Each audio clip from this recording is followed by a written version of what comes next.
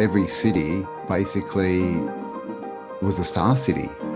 It had these stars around them, but they were all walled, but also somatic shapes. These are the moats we're told, right? Because we're all taught that castles and, you know, were these square buildings with a moat. But when we can see them from above, there's these intricate somatic patterns, and clearly you can see why we call them star forts, because they look like stars. So here's one in Portugal, one of the star forts, the huge amount of terraforming around it. Amazingly, this one is still in pretty much pristine condition compared to the destruction of most of the ones you find today. Piano notes. As you can see, these are all somatic. A sharp, B, C, and they're all these somatic shapes.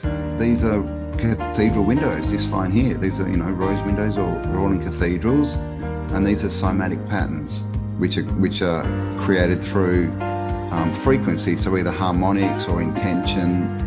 Down here we have, this is our DNA, so these are fractals or somatic patterns of our DNA. This is what we get when it's good intention. We get these perfect, you know, geometrical shapes, and when it's bad intention, we get this goo. So this is like a polluted river, and this is like a clean river.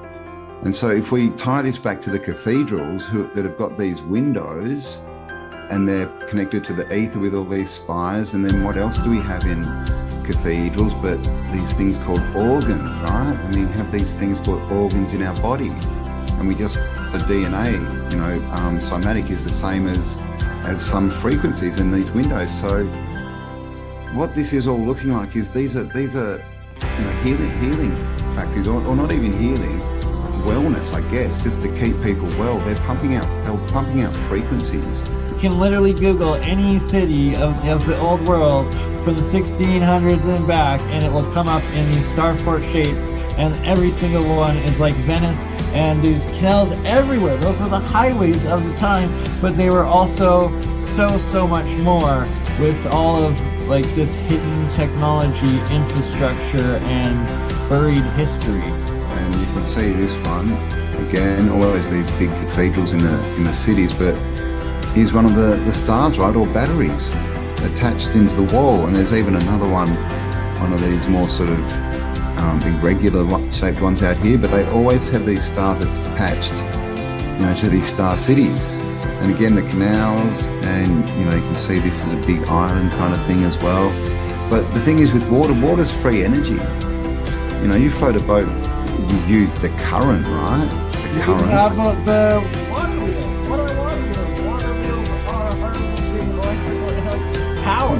Electricity just as much as it was the physical power and mechanical power that they used out of it. What's to say that windmills and water wheels weren't actually generating hydroelectric and wind power a few 500 years ago? This is a drawing. This is New York City, right? Battery Park is because this is what was there, a battery. We were on the screen. Hello. Merry Christmas. Hey, how's it going? And Andreas has got his hand up. He's all ready. And it looks like it's here on me, mate.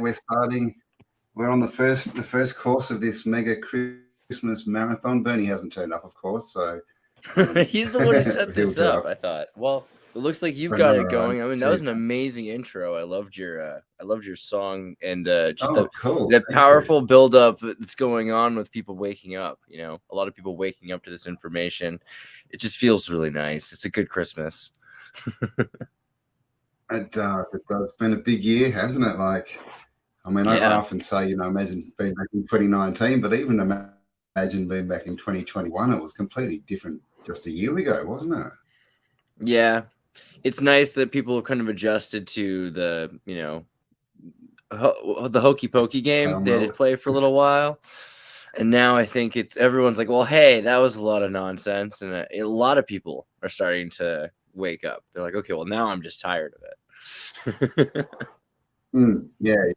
This second round is going to push people over, I think. So yeah, big Merry Christmas to everyone in the chat. Thank you all for joining us. Of course, it is, what is it? It's 2:30 p.m. where I am in Perth. So what is it, 2 a.m. where you are, is it, Andreas? No, it's midnight. It's 12:30. Yeah. Oh, But I took a okay. nap earlier. We went to a 12:30. family Okay, get cool. together. It was a good family get together, and they gave me these. So I've got rainbow glasses that I wear a lot, but they got these really nice Oh, plastic ones, and it makes you oh, can see the rainbow spectrum. It's great for Christmas yeah, lights. I wow. don't have I don't know if I can get. I have an idea here. Shine like Wow. It's like the LSD you have when you're not having LSD. right, and you can kind of like turn it on and off, which is nice. That's pretty sweet, right? Come on. Merry Wow, Christmas, everybody. that's And it has double, which is cool. So let's say you're doing it and you're like, oh, that's pretty good, but I need more, you know? Boom, double it up, right? That's the amount of rainbow I need in my life. wow. So it's pretty Wow. sweet. I like it. They help you drive, you Nice. know, because when you're driving, the rainbows they'll come apart a bit, and when you're getting closer, the rainbows come together, so it gives you extra depth perception because you have mathematically perfect fractions for how far green touches red. You know, it's amazing.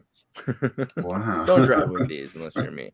I was going to say, gosh, this is not driving advice, please. Yes. Use prescription glasses only.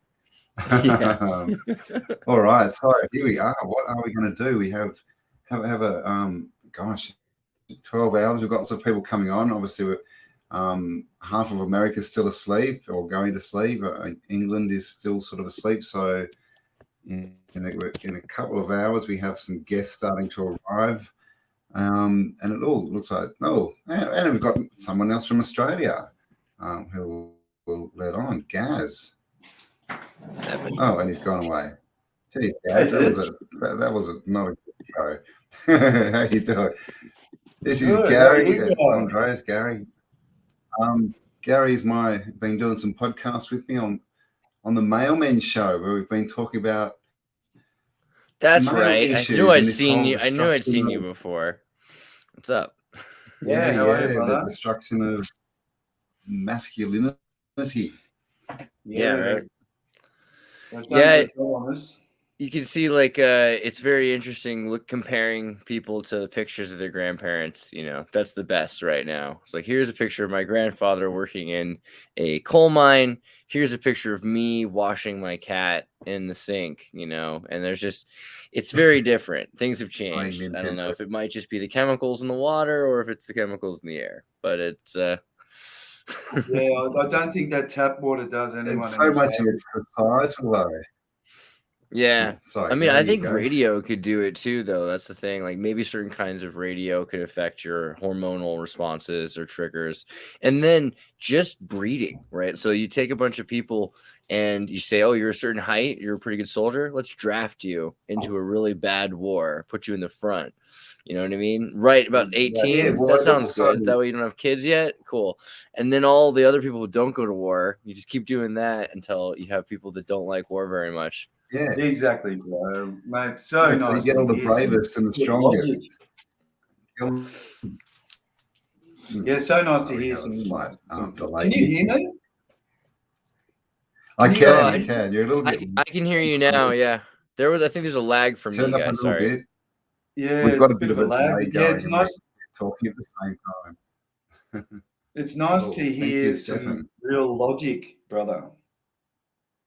You know? Well, you know, far be it for me to be accused of having logic. I have been noticing, you know, in my life, I think I've been noticing it does feel like a trend. My question's always, is it natural or an accident, or is it on purpose, strategic? The more and more you look at like these universities and sociologist professors, and, you know, the more that they're talking about what would we do if we had to get society to do something that it doesn't want to do, that it has to do, what would we do? The more I realize it's actually pretty probable that this could be on purpose, that they could be trying to use reverse Darwinism on purpose, right? Do you guys know Robert Anton Wilson? Yeah, you know who Robert Anton Wilson is? No. Yeah, no, go ahead, mate.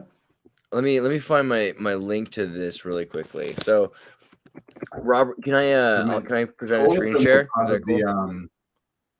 Yeah. Have you got access? Yeah. Oh, here you go. Robert Anton Wilson was the guy who wrote the Illuminatus trilogy. He was in charge of the editorial section of Playboy magazine back when Playboy did center covers. They had all these stories, right? The Beatles talking about how they took LSD and all this stuff that they released to the public. But he was also in charge of the conspiracy theory section of Playboy magazine, which is pretty interesting if you think about it. And you know, he said, "Hey, send in your craziest conspiracies," right? But so he's from my hometown, or I think he might have been from the East Coast, but he moved to Santa Cruz and lived there for most of the rest of his life. And you know, the Illuminati card game is the cards with all the predictions. That's based on the books by Robert Anton Wilson. You might have seen his face ever. It looks like that. But what I found recently, and someone had shown me this years ago, but I just hadn't really put two and two together or understood what it really meant. Is about this anti-discrimination law that took place in my hometown. A lot of people joke. They're like, oh, you know, and I think you guys have this also with sunshine or something. Like there's like some hippies in a certain area. I don't know what the deal is, but in Santa Cruz, California, basically, they say Santa Cruz is the weirdo. Santa Cruz is the hippy dippy part of you know, they make California look even more California than California, blah, blah, blah. And it's all because we have these anti-discrimination laws and hippies running it. But they're not really hippies, right? They're rich communists that were hipsters, but they were rich communists. And then you've got these anti-discrimination laws that say, you know, if you're eligible, there's really no reason for you to live here, right? If there's any way that you can pay your rent, if you've got a job, if you're standard in any way, you can get something elsewhere. That's no problem. Here, we want the people that can't get a place. We want people that have problems, that we want people that are treated poorly, discriminated against. And so what it does is it creates both a ghetto, but then because you own the ghetto, you know, you can continually educate and manipulate the populace to be the way you want them generation by generation, right? You're taking the parents away. They can't afford to be there with their kids. They're working, and you program them. And as time goes on, you're able to break the spirit of the personality in the family. That's like, okay, whatever happens, I'm going to hunter and gather.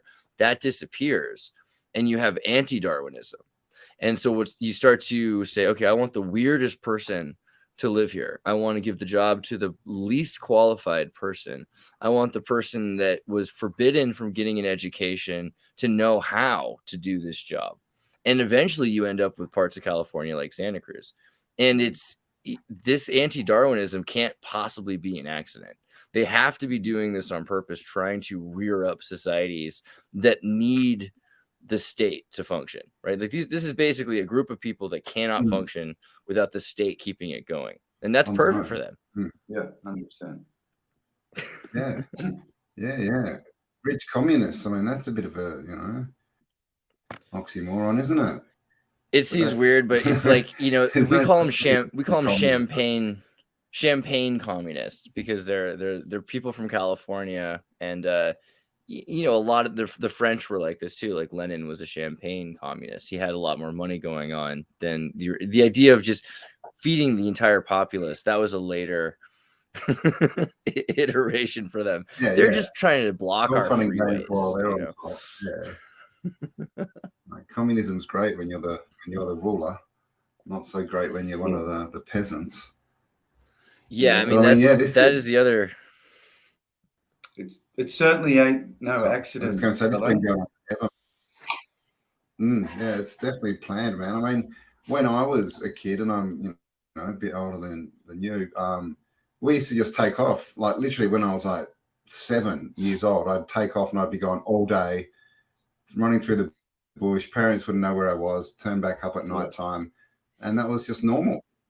Like, you know, so by the time you were 10, you know, you knew how to climb trees and make, you know, forts and you live on an island with, you know, dragons. I mean, you got to be careful. Everywhere, and you know, but now it's like there's so much more fear being injected that people are scared. They're scared of their neighbors these days. They don't even know their neighbors anymore. Yeah. Well, we've got a population of men being brought up in the street. Yeah. Well, we've got a population of men, you know, like being brought up by women. destroying the family unit was a big agenda, and it's worked a treat. You know, it's a lot for single mums to get take the on, household. to replace that role of a father. Like we said before, a lot of the men in jail now are a high percentage of them are from families where they've just had a mother, that father figure wasn't there. So yeah, this whole agenda, you know, sending all the strong men off to but it's war. even like, it's like, so could we think it's the women or something? But I think it's so diabolical because it's the person. You take a family unit and you're just like, after a family's destroyed, any movie, it's like the father or the mother, it doesn't really matter. It's going to be brutal because they're not able to work together. And you see that this is psychologically, you know, on one level, it's the hyper trauma, and you've seen what they did, for instance, to the persons of color, the Aboriginals, the natives of America, you know, people in the United States, Slavic people, Basques too. They would separate them from their families, and then they would and you can see like the what is it? I think you guys, did you just say this? The 80% of like the highest statistical observation to show that the likelihood of crime in a person's life is being raised by a single mother, right? Like if they don't have a father figure. So clearly this also has to do with masculinity and how we're targeting masculinity, because they're trying to get masculinity into jail so that they can keep it away from people so that no one can observe it. So, I mean, there's no way it's an accident. They're trying to emasculate masculinity and give you the Kermit the Frog man instead. Yeah, man. Yeah, it's but also look at who they put up as the heroes. You know, for boys that want to be masculine, and they've got no father in the house. The heroes are all these idiots on TV, and you know, Rambo and all this. I've got to go out and fight and destroy stuff, and that makes me a man. Man, it's been a long time though since I've seen a Rambo character. You know what I mean? And you think about Arnold Schwarzenegger, Rambo, they're up to like or something. Rambo was tough. Making him, and he's like 70 years old. Mate, he's still fit. It's really bad, actually. He's still smashing steroids. But think of how these role models, like that you just mentioned, these Hollywood role models, think of how much they've changed over the years too. We grew up on guys like Arnold Schwarzenegger, like you just mentioned, Sylvester Stallone, Van Damme. You know, these guys look muscly and strong and fit. Now, you know, Spider-Man, you know, they're all skinny, whatever. I know, right? Who expected this like adorable little Welshman to be like apex masculinity? Honestly, it works for me because I'm not like, you know what I mean? I'm not like an Adonis necessarily, but I feel hyper masculine compared to whatever the hell else is out there now. Like, I'm not wearing a dress. I'm a man. It's not hard. I think you just gotta. Well, that's a good start, man. Yeah, you just gotta wear like pants and like. It's pretty weird, right? But there's always some weird stuff there, right? So because Tartaria, we'll talk about how, you know, the kilts and the togas were, a man would wear a toga originally because you had to freeball it, you know, you had to have space, and now it's and the only persons who'd wear trousers were slaves and women, right? Because they were trying to keep their slaves from being raped. That was the official story. At least that's the way I was taught it in school. So probably worth reanalyzing. But the idea that pants were something that they used for Britons and Slavs, and then eventually all of the Britons started enforcing the idea of dressing like a slave, right? Which is why we wear, like, the highest form of a slave was the Slav, which because they could speak like 5 languages, so they had a cravat, so the tie is important. But maybe we're supposed to wear kilts. And so I mean, I think that's like all of the things that they're trying to push to, like, hey, you know, maybe you're trans because you want to wear a kilt. Like, I don't know if that's really you don't need to be trans just to not want to dress the way everyone else does. Yeah, but a kilt's not a dress. You can still be heady and weird and crazy and a man. There's no reason you can't be a man. Like that they've made it into this thing that a man is this thing you don't want to be, you know? Yeah. Look, well, the other thing is like caftans and that. When you go over into Asia, there's a lot of dress, like, you know, dress wear. Like honestly, like if David Bowie was allowed to exist right now, there would, like, think about what would happen if David Bowie was happening. He's like, I'm not going to be trans. I'm just going to be myself. Yeah, I'm a man and I wear what I want to wear. we're not allowed to do that anymore, because now they're just trying to create these gender roles, right? This is the weirdest thing about transgenderism. It's a right-wing ideology. It's the idea that you need to change to fit into society. The hell is that? That's not it's not changing gender to fit your needs, right? Which is the other. You could say, hey, I'm a man, I don't really feel like being the way my father was. That's fine. You can still be a man. Like, we've created these false stereotypes that it's crazy. Look, I think importantly, just to remember, we come from an advanced civilization. Yeah, like it's pretty clear, like with the buildings and so forth. Do you think that these advanced civilizations, right, were walking around wondering about fucking their underpants that they're wearing? And God, you know what? I'm gonna ask a you know Mormon. what I mean? I think they had bigger, better things to be doing with their time, mate. You know what I mean? Like, just even when we talk about the slaves wore this and the slave, like, really, from an advanced civilization, do you think they would have had slaves?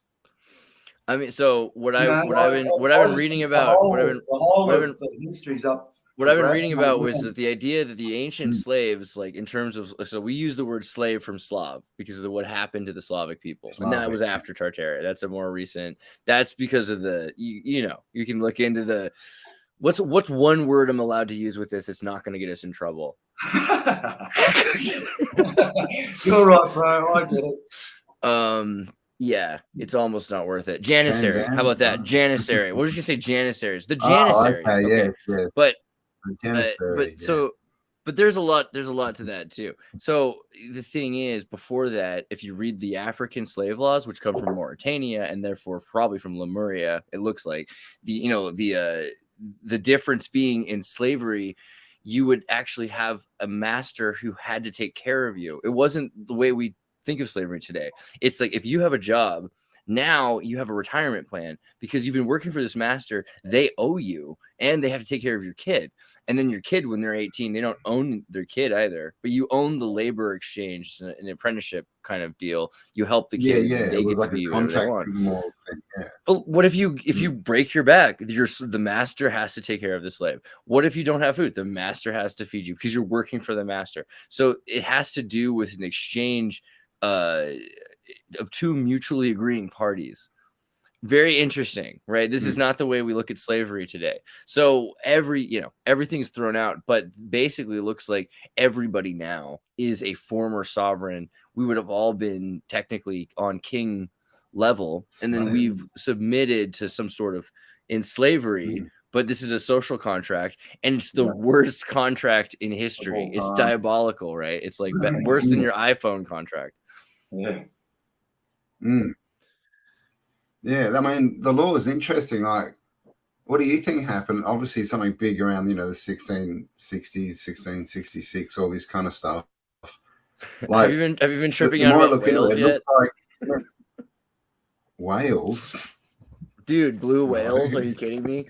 Blue whales have been freaking me out. Okay, let me pull up a thing for you really quick. So this has been freaking me out. All right, so blue whales. First off, here's a picture of a blue whale next to a person for size comparison. Is this to do with the pressure that they need to come up and down from the... You're already jumping on this. Whales are giants.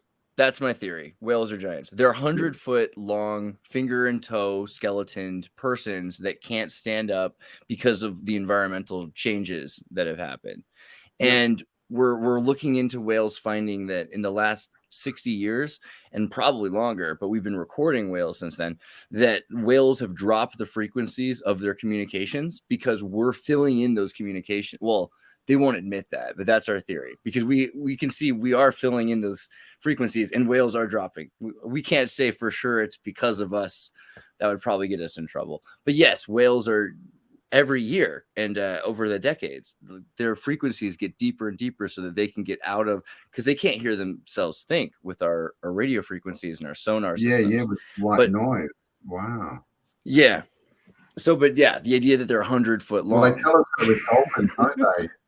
Well, and whales, when they beach themselves, they say it's, they got, misdirected. They can't even. I've seen people like a baby whale on the beach, and some people were trying to like roll it back to sea because they were like tourists and didn't know that you can't do that because a whale will, if you flip it on its stomach, its guts are so heavy they'll crack it, they'll crush its spine, right? So you cannot just roll a whale back to sea.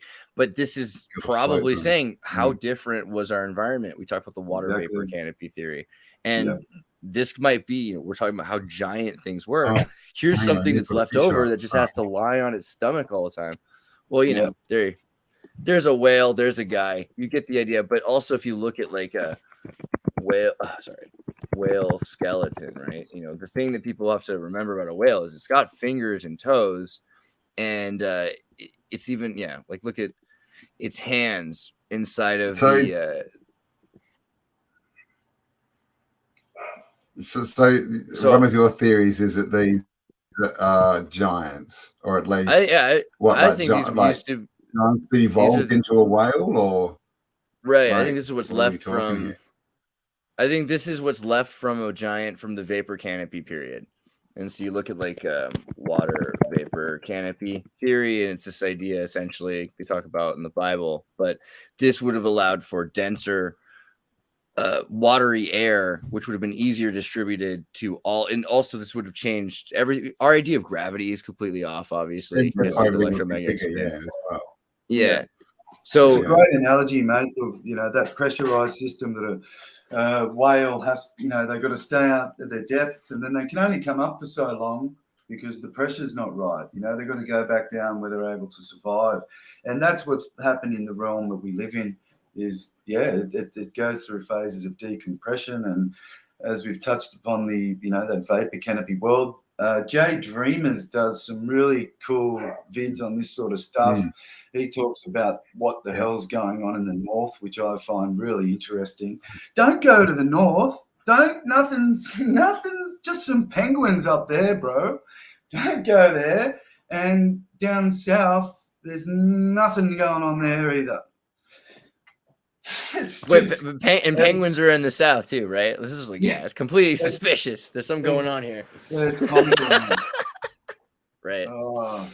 Man, and the South Pole, this is the other thing is the nuclear power plant in McMurdo, which was like the first mobile nuclear power plant. And they're like, oh, but then we decided not to use it anymore. You're like, sure you did. Yeah, that's believable. I don't know. Environmentally friendly oil canisters, and I don't know. So the entire also, have you ever seen the whales when they're coming up for air? Because they come up and they look like they're just like they're standing up, and it's like that's the most interesting because that's the point where their tail flares out the most, and you're like, okay, so there's just like a natural. This is the one moment when they stand, and then they go back and they have to just completely live on their stomachs. I wonder. I mean, I need to look into it. I just kind of started looking into it, but there's biblical and Quran narrative stuff about this too, like people that are on their stomachs. Some of the Apocrypha talks about it. Yeah, and then the Egyptians talk about how Egypt was covered with these giants, and now we're like looking at whales, whale skeletons all across the Chad. So it could be. It's like it is what it is, but it is 100-foot mammal with fingers and toes. So I gotta pursue it. Yeah, cool, man. Oh, it's a giant something. It's a giant dolphin, is what it is. Dolphins and humans, though, I mean, they're not that different, really. I mean, well, this is the thing. It's interesting that it's whales that you're violent talking people. About. Dolphins, are like they say they're the most intelligent creature. They've got more brain function than we do. Yeah, but people say that. You can't trust them. Yeah. The dolphins, that's what people. Yeah, no. How do they know, right? Because they reckon they sleep. They turn off one hemisphere and sleep, and then they turn the other hemisphere off. Like they sleep. That is true. They totally do. They don't sleep.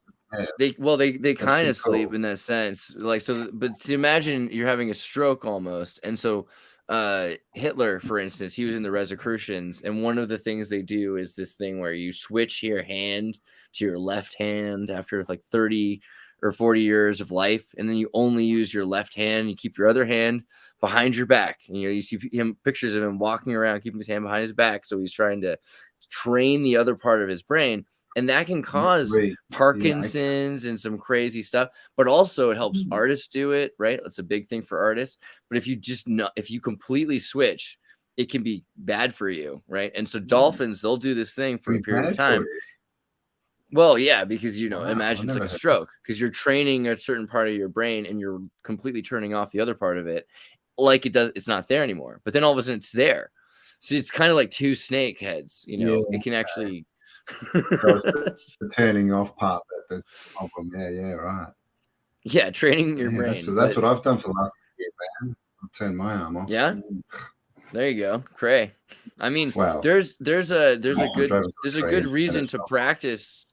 There's a good reason to practice with your other hand, because otherwise, what happens if part of your brain loses itself? So it's good to do it back and forth all your life. But if you're switching, if you focus for 30 years on one and then the other, that's what they do. Yeah. But yeah, dolphins they'll have like a stroke. Sorry, say again. I'll have a stroke. Dolphin. It's kind of. I was going to say, I still brush my teeth with both hands. Like when I was young, I heard that you should. So when I brush, I like use. Well, I don't, So you hold it like that. But yeah, this is both hands. Exactly right. Yeah. Just like leave the toothbrush on a tripod and then over-parenting. Like kids aren't cross-coordinating properly either anymore with all this, over-parenting that we see. Oops. Stefan, relatively good point. Yeah. I don't know if you'd be able to wank if you were a whale. You might have had to. It would have been like Paradise Lost or Found or something. Yeah, but they'd be good. They'd be good at finishing. They just run. That's why they spend so much time at the bottom of the ocean to rub their pinnacle on the sand. I think. Interesting. You ever seen whales? You ever seen whales make love though? It's like a plane in the sky filling another plane with fuel. It's completely freaking weird. Oh my god!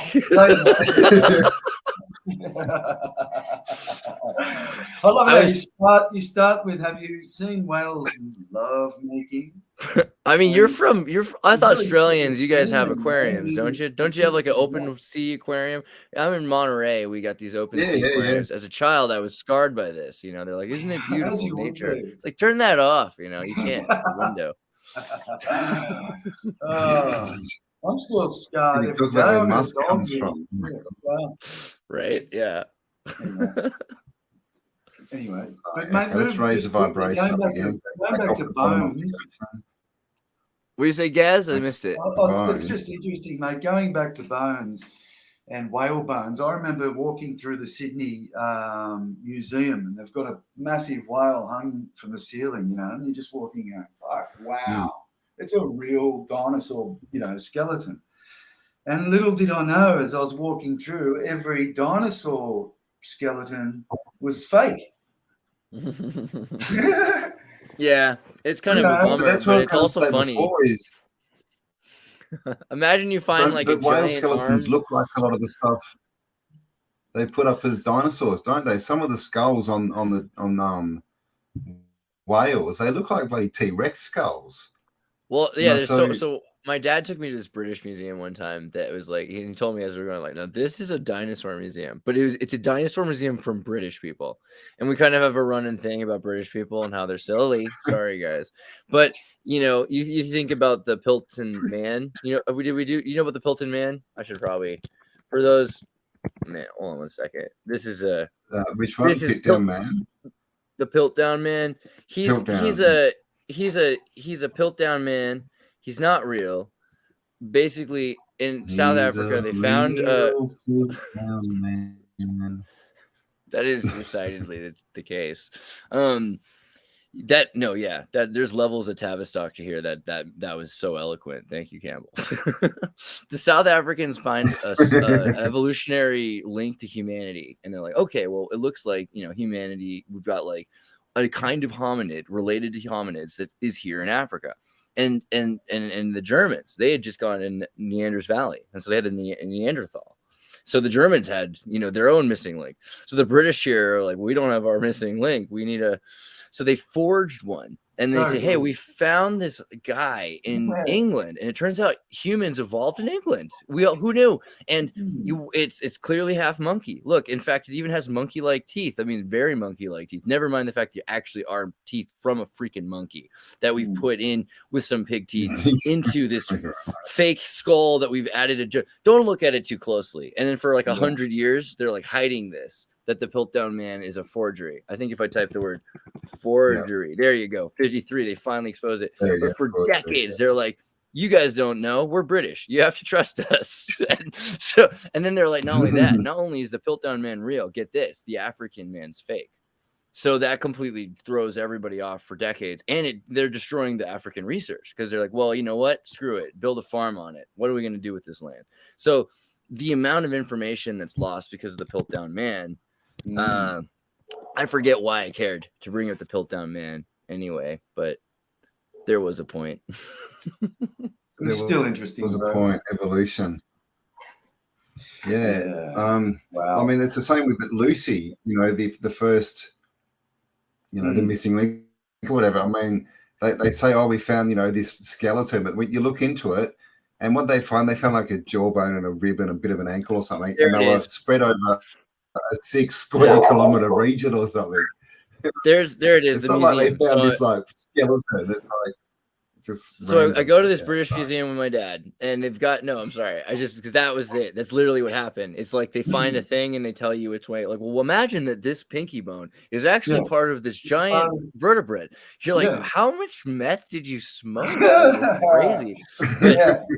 But this is weirder because you've seen the modern 1960s, 1970s dinosaur bones, you know, and again, there are drugs involved. But in the 19th century, British people would just take like a femur bone or something from something pretty decently large, let's say like a rhino, and they'd be like, this is not a femur, this is not part of a leg, this is must be the pinky finger of a giant.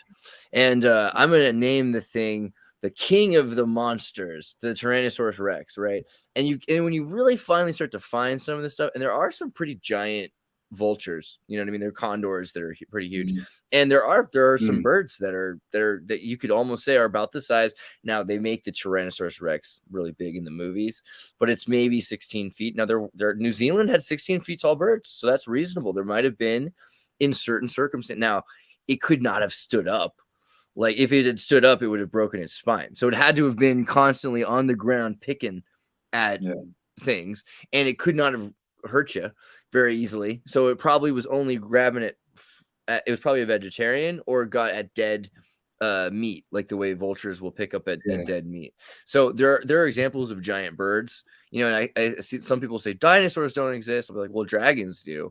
And then they'll be like, dinosaurs don't exist. I'll be like, well, yeah, they do. They're called flamingos now. I mean, there are all these birds, and you go to Wikipedia and it says birds are the last remaining dinosaur. So clearly we're rebranding, right? But it's interesting. The giant thing does come up over and over. And it's how long ago, right? We'll go to New Zealand and we'll say 400 years ago, there were moa that are 16 feet tall. So moa have razor sharp beaks. You know? I mean, you know, because like a T-Rex skeleton isn't that far off a giant bird, really, is it? I mean, it definitely doesn't have any arms or forelimbs. You know, it's not. Yeah, it's not as nearly as impressive. And now they're finding feathers. They're like, okay, well, the Tyrannosaurus Rex were covered in feathers. That's it. That's the official now. Wow. So. I mean, I think everything was bigger in the past. Like they tell us, right? Everything was bigger in the past. You know, you can imagine seeing a crocodile that's 20 meters long. That's pretty much a dinosaur, right? Yeah, or an iguana, anything, right? Yeah, and if we're living in different conditions of, like we touched upon before, this water vapor canopy world, everything's bigger. And except the humans. Except the humans. Well, I mean, and so that's the other thing. What if it looks like there's hominids, there's a lot of diversity in size. There's a lot of diversity in size of lizards and birds, a lot of diversity in size of insects. You know, you can find an ant that you can barely see. You can pick up an ant that's almost as big as your hand in some parts of Australia, I've heard. So there are some giant things still. I think humans are probably in that wave that there are probably up to 20, 30 foot, 20 it is more reasonable, 14, 13. And now we're stuck. But if you think about we're talking about the water vapor canopy theory and how things would have been different, especially if poles were flipping, there might be a point in between the switching of poles. And this is also interesting because of gender. But if it's in between, before the final polarity switch where man is man and woman is woman and positive and negative, there's an inversion, right? In between the inversion, there's a point where things probably are floating. They lose their magnetism, and that might also change everything we understand about gravity and size, and then we might be living in the remnants of that, right? Yeah, and not only that, there's been new info that we've touched upon through other channels that was there always a sun, and we might have lived in a darker period, where we think that you got to grow something, you got to get it in front of the sunlight. That's what I wonder a lot about the moon and the sun and Saturn, right? Like, because if radiation affects how big you get and the kinds of energy you have. I mean, what is the Superman myth, right? The Superman myth, you've got a kind of man who's very similar to us. He's from another world, which could be this world in a different time because it's the red sun versus the yellow sun. There's several Supermans where you find out it is Earth at a different time, in a reset. At least in Elseworlds. And where's his crystal castle, like his palace of power? Pretty brutal, isn't it? Yeah, he's so Superman is Santa Claus. That's nice. I like that. We should rename it Superman Day, I think. I think instead we should all be wearing red jocks over our jeans or over our board shorts. I got some blue too. I could see there's a little bit there. Just something. And you got the red on your head, so you're doing pretty well. Superman, I mean, it's like a Phrygian cap, but Superman's definitely, there's something about Superman. He, his name is Kal-El and Jor-El is his dad, right? And they're from Krypton. Yeah. I mean, if you look at like the mythology behind Superman, it's interesting because he could have been this blonde. Yeah, exactly. He's a Semitic superstar. He could have been a blonde, blue-eyed character, but no, because like he's supposed to represent the chosen people. He's the chosen people superhero. In a lot of ways, he's like the Messiah. He's the new mythology, Elohim, like you say. I mean, it's built into the character. He comes in a manger, right, through this Milky Way stream. It's like Suleiman.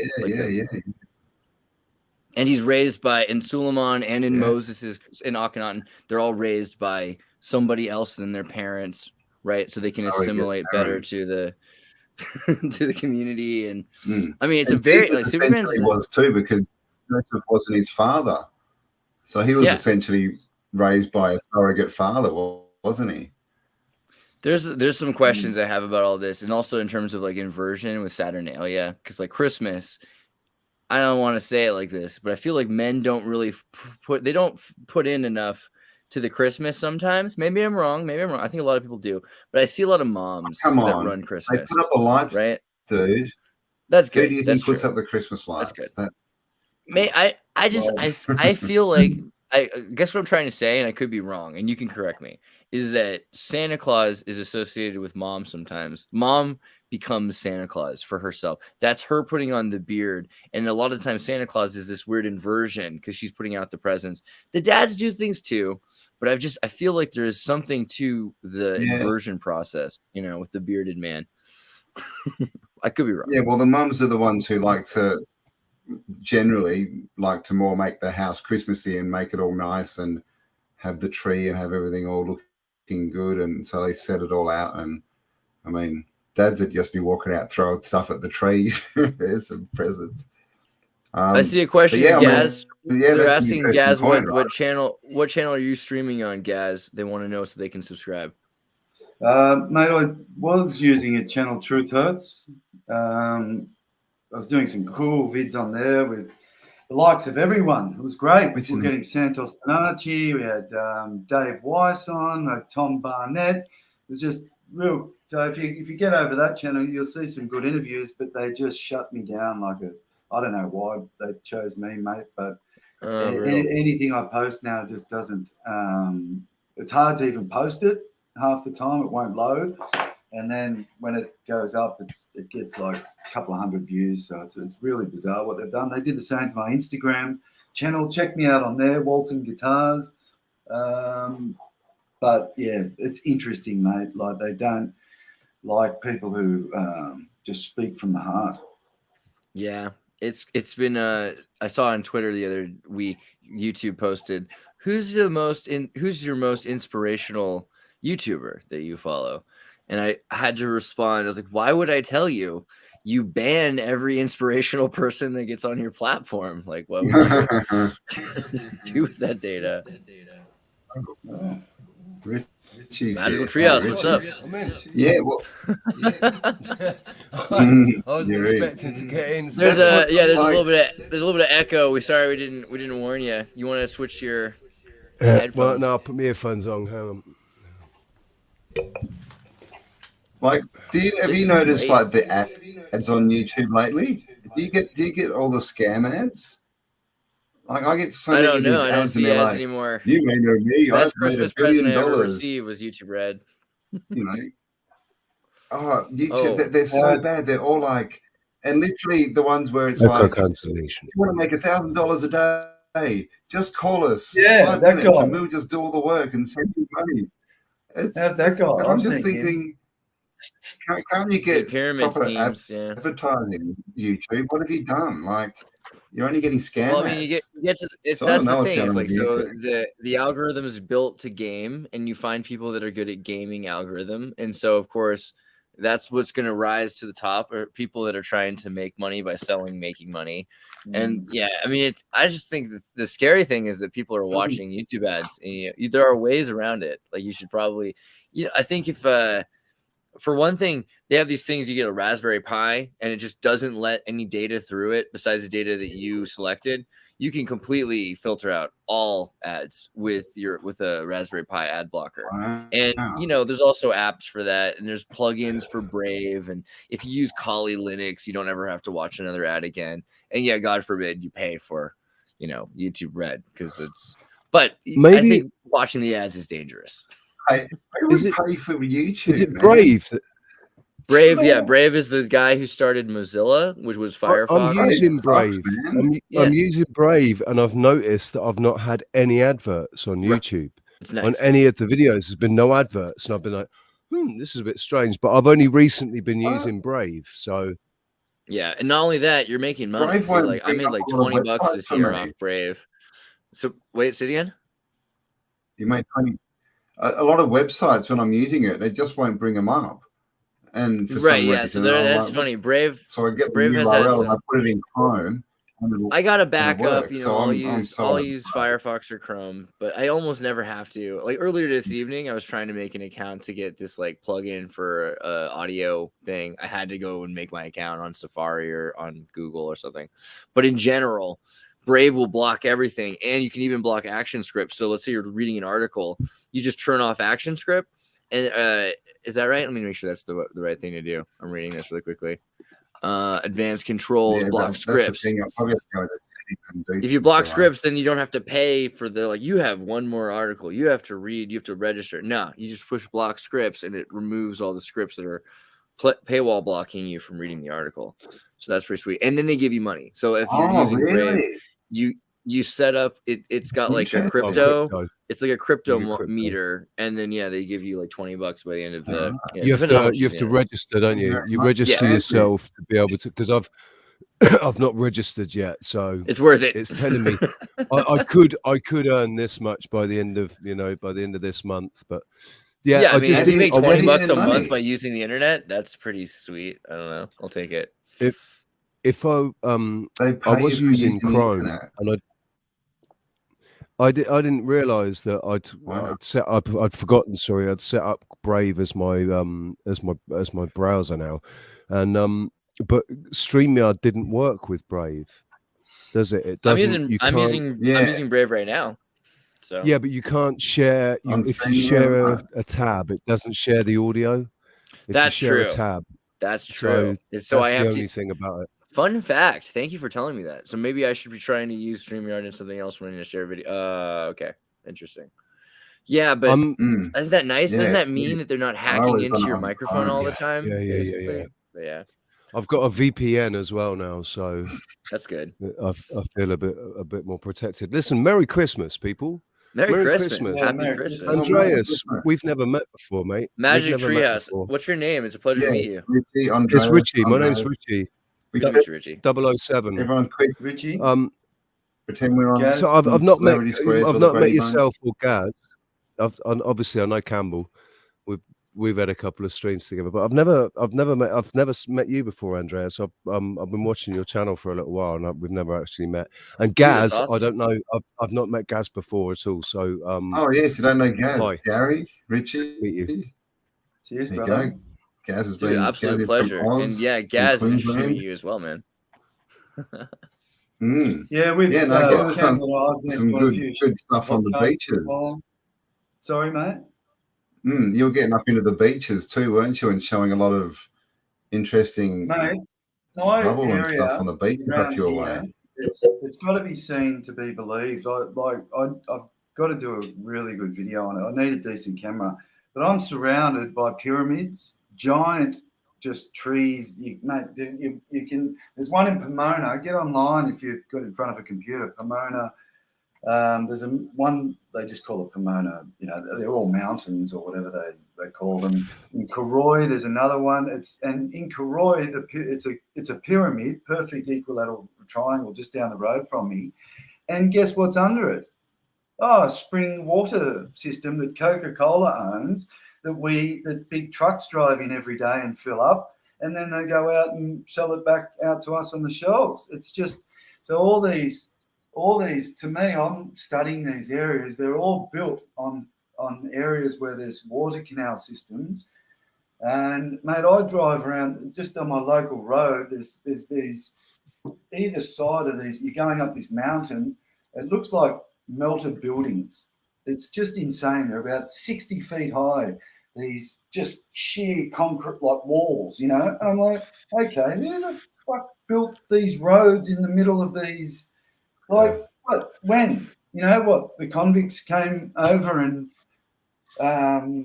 mate, it's right. Really it's so crazy. The idea that they, this is this fun one. They're very industrious. Did you not know? Convicts are very, very industrious. They can make alcohol and in toilet water and stuff. Why can't they build, these great big giant buildings as well? Well, I mean, what's beautiful is that was the reasonable thing to think. Because what are you going to say otherwise?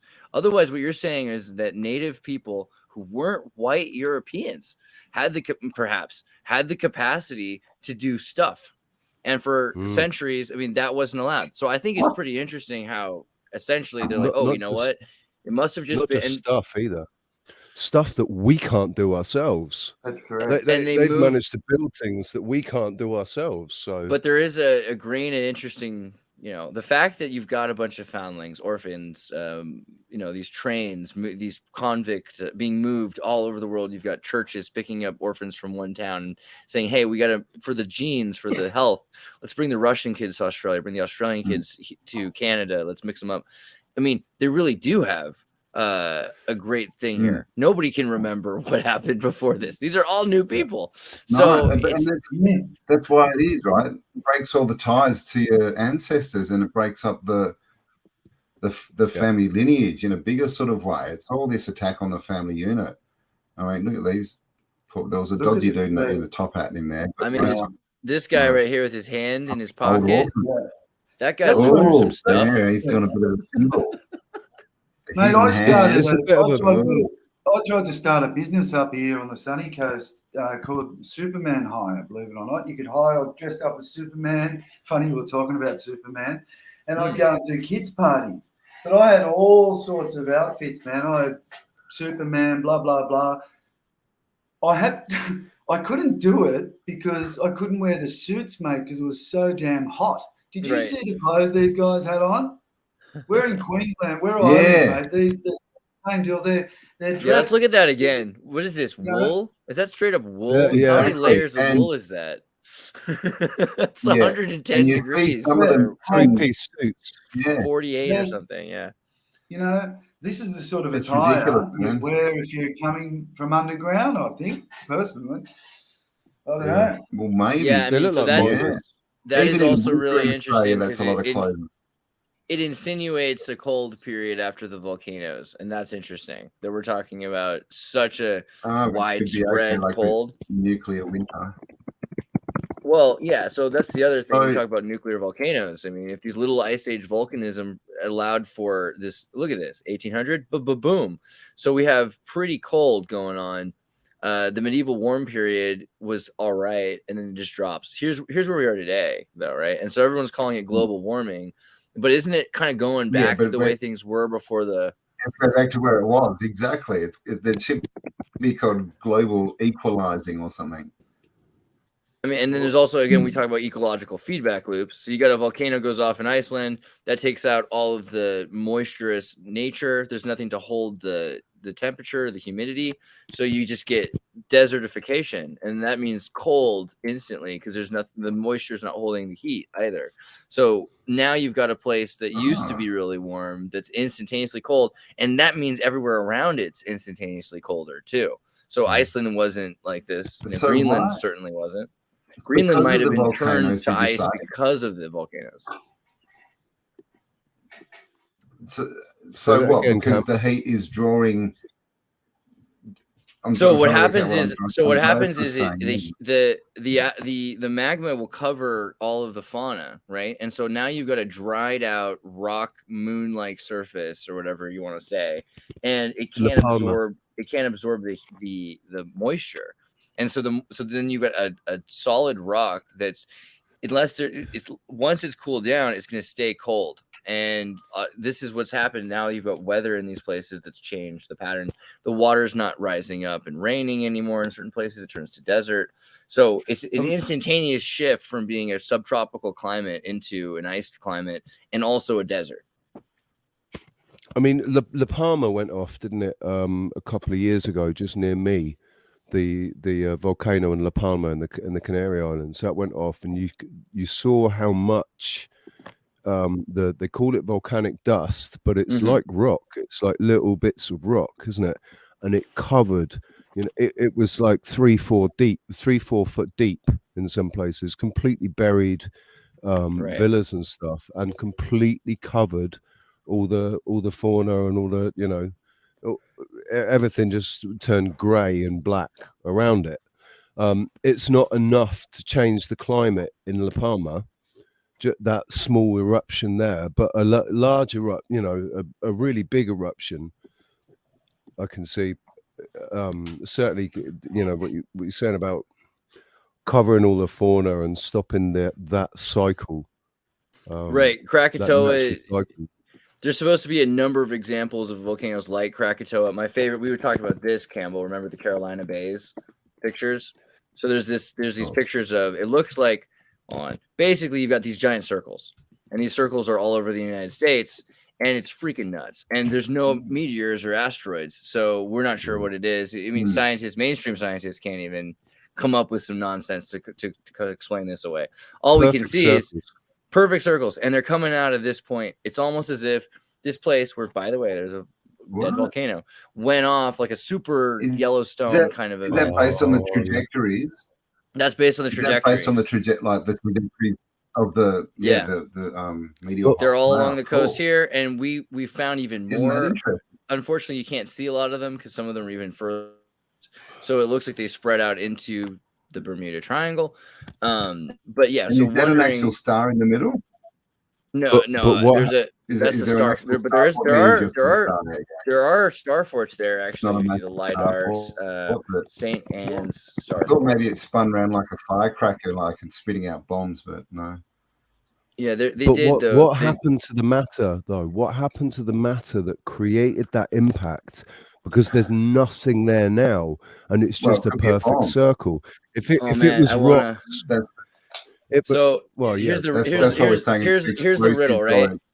Here's the riddle. So you walk into the building and you see Jack. Is a riddle. You walk in the building, you see Jack, and he's hanging there, above a wet floor. I know, right? I know. How did he hang himself? Ice. Ice. So Yeah. the glacial ice. Ice. Yes, glacial ice. Blocks of ice. Frozen volcanoes. If the entire thing is covered in water that freezes, and then when it freezes over, it pressurizes and it continues to build pressure because there's enough ice there that it just continues to glassify until eventually you have the biggest explosion ever. And it's so big, like the Krakatoa explosion is supposed to have been heard around every part of the world. People were like, what was that noise? For 7 times. Like you'd be in England and all of a sudden you'd be like, wait, what? And then again, over and over again because of the reverberations. So if this is it a reverberation that's causing that it's like an echo, or where there's 7? Well, so either it's going around the globe or it's bouncing off the ice wall. But if it's bouncing off the ice wall, all the more interesting because then you've got shattered ice, and there's a lot to that story too, and how that changed our climate. So we've got what caused the ice to what caused the freezing, do you think, like in the first place? Because we've got all these maps and it doesn't look like the poles were frozen, right? We've got everyone's heard the story of the woolly mammoth, with the tropical plants in its stomach and all this kind of stuff. So it looks like it was at least temperate, and then it froze, and it froze quickly. You look at places, so maybe like Ethiopia, right? Ethiopia, the Nile runs down from the mountains of Ethiopia and it freezes, and so you're used to the 3 seasons. And so in the old days there wasn't 4 seasons. You have a flood season, a dry season, and an awesome season where everything's growing from the flood that you've stored the water from. But the freezing season is the 4th season. That's the thing that happens only in the highest climates in the mountains. And there's the difference between salt water and fresh water. So if you're surrounded in an area that's super cold and it's still able to function because it's all the salt water, particularly in the North Atlantic, then ice can accumulate. And so there are, probably there were giant ice accumulations of fresh water, and that's a natural and awesome thing. However, it probably got out of control because of geoengineering or something. And that's where it's all hypothesis. If we look at the Tartarian stuff, it starts to look like humans were messing with nature, right? Even Grant Hancock kind of is like the starting story, isn't it? The Atlantic is supposed to have fallen because they were messing with stuff they shouldn't be messing with. The stuff that we're messing with now, yeah. Yeah, exactly. We're back there again, right? And I was going to mention it when you were talking about the orphans. Have you seen this? Ectolab, is it? Ecto. Oh God, you're right. The Ectolab. I love Ectolab. God, what a poignant video. That is I mean, some people see that business, and I was going to call it room for improvement. It took the shock out of it. I really want to wonder about who made the video. Was it really to try to stop it from happening? Because I think all that's going to do is encourage people. People looking at it, they're like, yeah, this is the thing. And you look at Raelianism, right? And they've already been doing this for 20 years. They've already had these human gestation clinics in the Caribbean. So this is just trying to make it more like, hey guys, like this. Are you talking about the baby things? Right, synthetic wombs. Yeah. The baby pod things. So it looks like the bloody Matrix. It's basically it's the Matrix. Yeah. I imagine it won't look like that. So I mean, it's interesting how they did it because they've got all the babies in separate vats, which is probably better. But I imagine them in a big horse trough or like one just giant pool, and they've just got all the babies growing like Cabbage Patch, all attached to right. World Fair style. Look at the World Fair incubators. Yeah. That tech there looks very. That's that real steampunkish tech. Maybe the emos and the youth of today wouldn't like that look. They have to change the look to suit these. The modern look of the fashion. So there's a video I saw a few years ago that's this AR video, and it's someone walking around and they're looking at this city, and it's got ads that are personalized for them, and they go into the store and the price is changed just for them, and it's very nice. But then the trial ends and then all the glasses turn off or glitch for a second, and you look around and it's just this empty, barren kind of steel and iron facade ready for QR codes, ready for your augmentation. So unless you have the augmentation, everything's ugly. But then from there, they project what you want to see. I think that might happen sooner than we expect. Oh, that's scary. That's like The store is Rowan your Atkinson, favorite man. color. He wasn't. Yeah. Oh God. Dude, when I was That's a couple, very I they live remember as well, isn't it? when Google Glasses came out, one of the things that you could do, and we did, was you have a QR code on your shirt. So if you're walking through San Francisco, all of a sudden somebody walking by you wearing the glasses, it projects an image above you. So you're walking and all of a sudden they see this giant freaking bear or like this Jaws shark that like, so you could kind of just freak people out as they're walking by because you could basically hack their system to project whatever image you wanted them. Google Glasses were these glasses that Google made. They would record everything you did, and people would get beat up for wearing them in Santa Cruz because they were like, we had signs in our bars that said no Google Glasses, because people would they'd smash your face. They didn't want to have anybody recording inside of a bar, but it recorded everything for Google, and it would also have a screen on the glasses, so you could check your emails while you're just talking to someone. I love that. Like, somebody's got Google Glasses on, and somebody goes, "Get a fucking bush, Google Glasses," and then right next to them, there's somebody with a fucking with a smartphone filming it. Right, exactly. Because like it's like we don't care. In certain situations, it's okay, but to walk around with glasses on that record everything, that's not okay. No. It's all this. It's Fabian steps, right? It's incremental. It'll get to the point where you're like, well, at least he's got glasses on. It's not a microchip, and then you'll be like, well, the microchip is safer, And then this will all become a video game very soon. It'll be some kid wearing his Oculus who's getting beat up, in the bar, right? Classic. Mate, I was having a little chuckle. I was watching it's a really tough time for like burglars and stuff now, like and robbers and and all those type. I feel for them. There was all these cameras because anybody can do it. Still, I mean, it proves that the police aren't doing their job, though, doesn't it? Sorry, mate.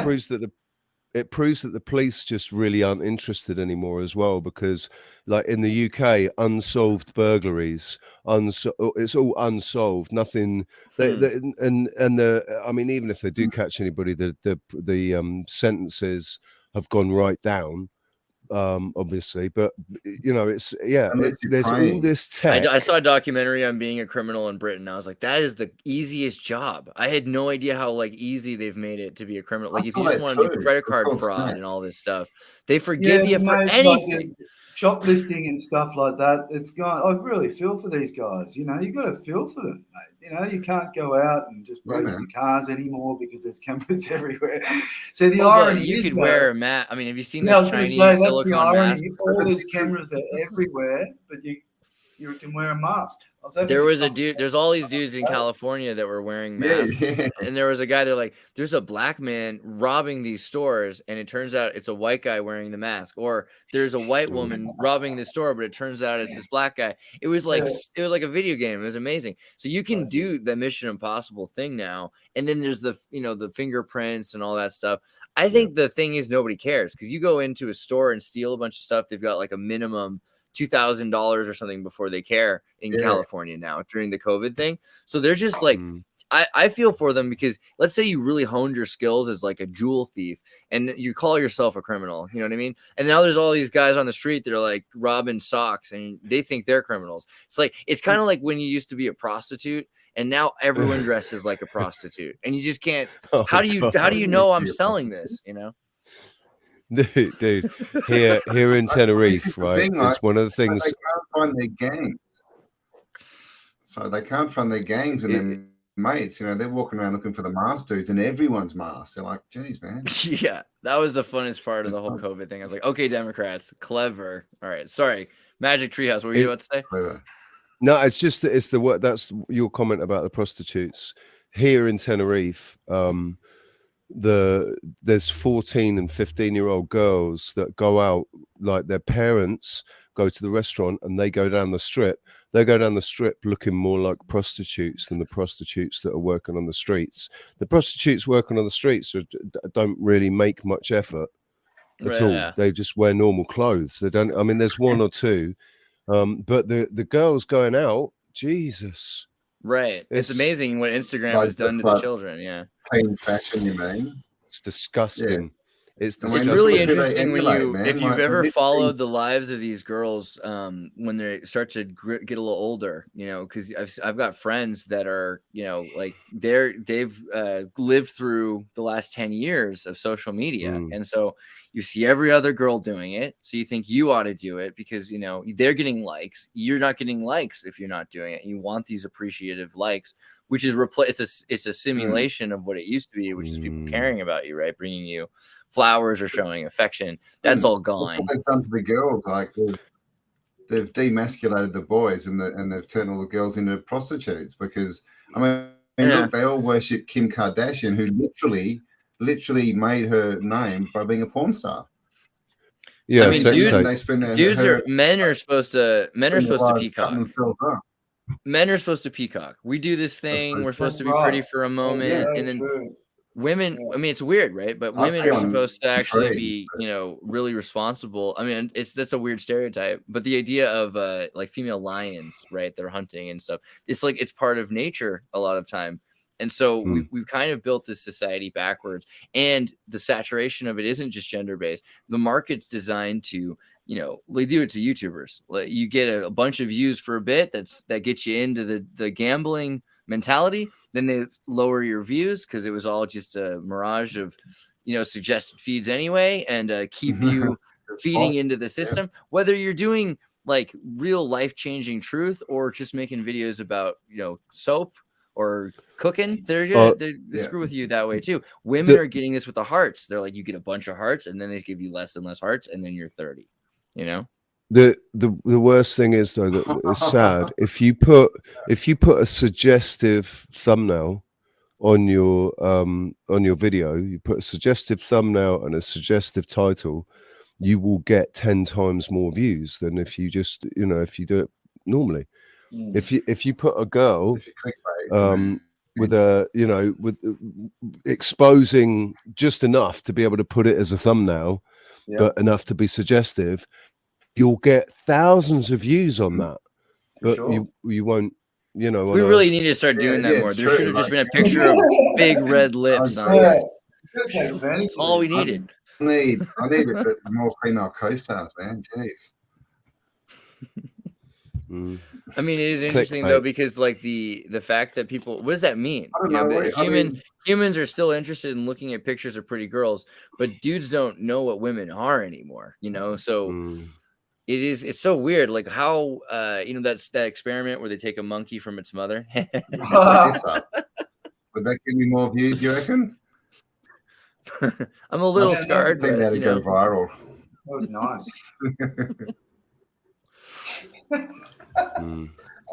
It's sad though. It's sad. It shows you how far society's fallen. Oh, doesn't it? You know, it's just very, very base, but I don't mean base in the way that it's been used recently. People are saying, "Oh, he's really base," like really basic. I thought base was bad. I didn't think it was a good thing, but isn't it interesting? I think so. Basic used to be bad, but there is a level where like alchemically base metal and things like that can be good. But I think basic can be bad. But I don't know. It depends on how you're using it. For me, I do a show base AF, and we talk about how it's good to be base. I think people need to be more base sometimes. People need to be more simple. People are often so complicated. And you look at a guy, you're like, that guy's got his stuff squared away. He's kind of got it. He's a basic guy. He owns his house. He loves his dog. He take care of his family. He's a basic guy. He's based. That comes from knowledge though, bro, I reckon. See, when you look at the chakra system and you start vibrating higher in the chakra system, and that comes through knowledge, eating well, eating all correctly and all that sort of stuff, you're vibrating higher.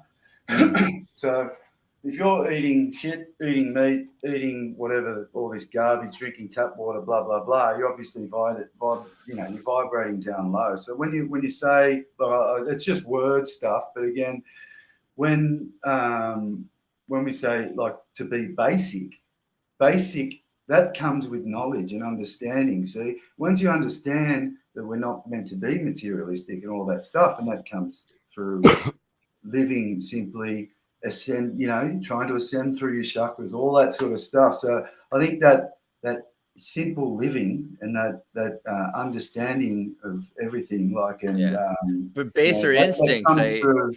being controlled by your baser instincts, that can be a thing too. And I think people that are controlled by baser instincts, the problem isn't necessarily listening to your instincts, it's doing what they say. You know, you can sometimes respond without, it's because it's guttural. Your gut might be like, you know, you really want some cheese, you need some cheese, you got to have some cheese. You don't have to always listen to your gut. And I've seen this too, like there's these psychedelic mushrooms that don't just mess with your brain, they mess with your gut fauna, because they get in there like, oh, this is what you've been using to mess with this guy, and they just turn stuff up and mess with it, and you're like, whoa, what's even happening? That's how important it is to understand that we're a bus full of you know, what did Jason Page call it, your gut bio girlfriend, because it's controlling your life, you know. And it's your biome, isn't it? Is it called your biome? That's a group, that's a political body, you know, and they're their own beliefs and their own what they want to eat. And so you think sometimes you want to eat things you have no interest in, and it's literally just because they're going to digest it in your gut. I mean, things like that are the least of your worries. But I mean, that this is the thing. We're controlled even to want to have sex, to reproduce, because of venereal gut biome. It's not even a sexually transmitted disease. It's literally gut biome. So, I mean, there's so much of us that we don't realize is controlled, and we're changed because of it. Like if you're a child and all of a sudden you're not the way you used to be, maybe you get really tired or something like that because of what's going on in your gut biome. Maybe you're waking up at 3 o'clock in the morning and you can't sleep, at all these different things that are happening because it's in charge of you. Yeah, right. And that's all the food and everything they're putting in the water. And then you've got the whole gut, blood-brain barrier connection too, haven't you? Like literally eating bad food and being fat makes you stupid. Are there gut DMT elves? There's got to be. We need gut biome elves. What's the equivalent? Because that's definitely happening. They talk about butterflies in your stomach, you know. Mate, if you guys like, it's funny, man. Like this perception of food, like, I'm like 94 kilo or something. I don't know what that is in, you know. That's what I used to be. Yeah, so it's like 194 kilos. So just quickly, man, like this, like all I'm saying is, like, I'm a bigger sort of guy, but mate, I eat probably, I reckon, like, mate, less than like a teenage girl who's suffering from anorexia. I don't know if anybody else has noticed. I don't eat a lot, mate. You don't have to eat a lot. We don't have to, because you don't have the appetite that you had for it before. Like I've noticed that a lot of truthers don't eat a lot anymore. They just don't get hungry. They're not even getting hungry. Like they forget to. I thought it was just me. That's an awesome point, bro. But people forget to eat. They're so, you know, we're getting. It hits 6 p.m. and you're like, oh, what's that in my stomach? Oh, I haven't eaten today. Yeah, right.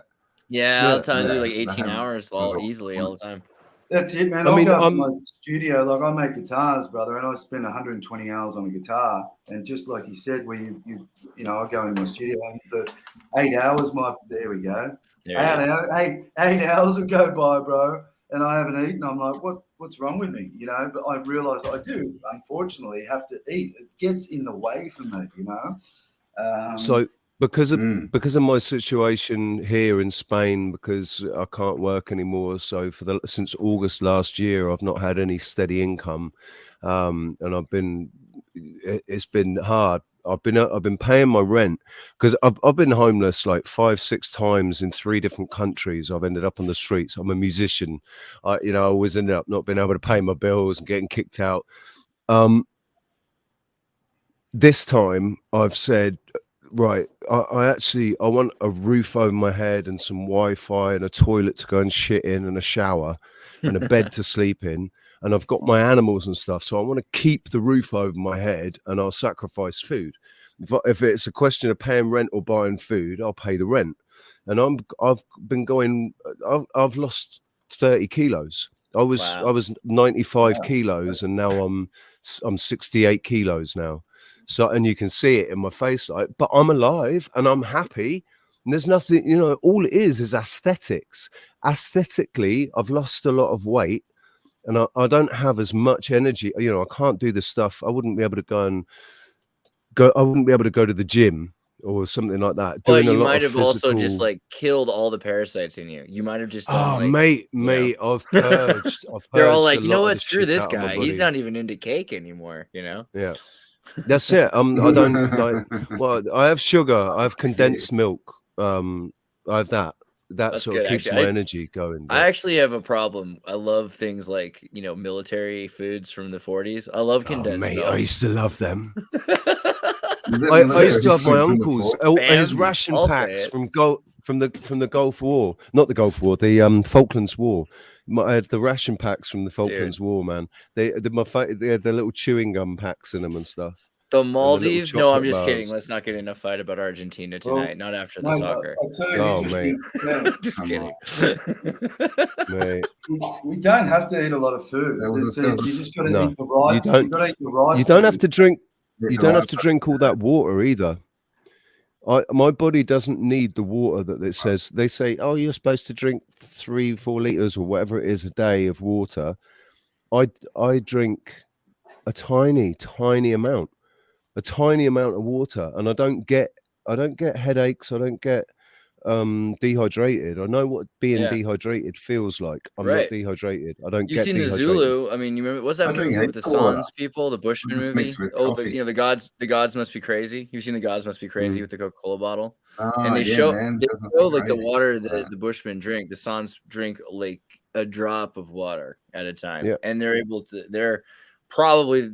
I mean.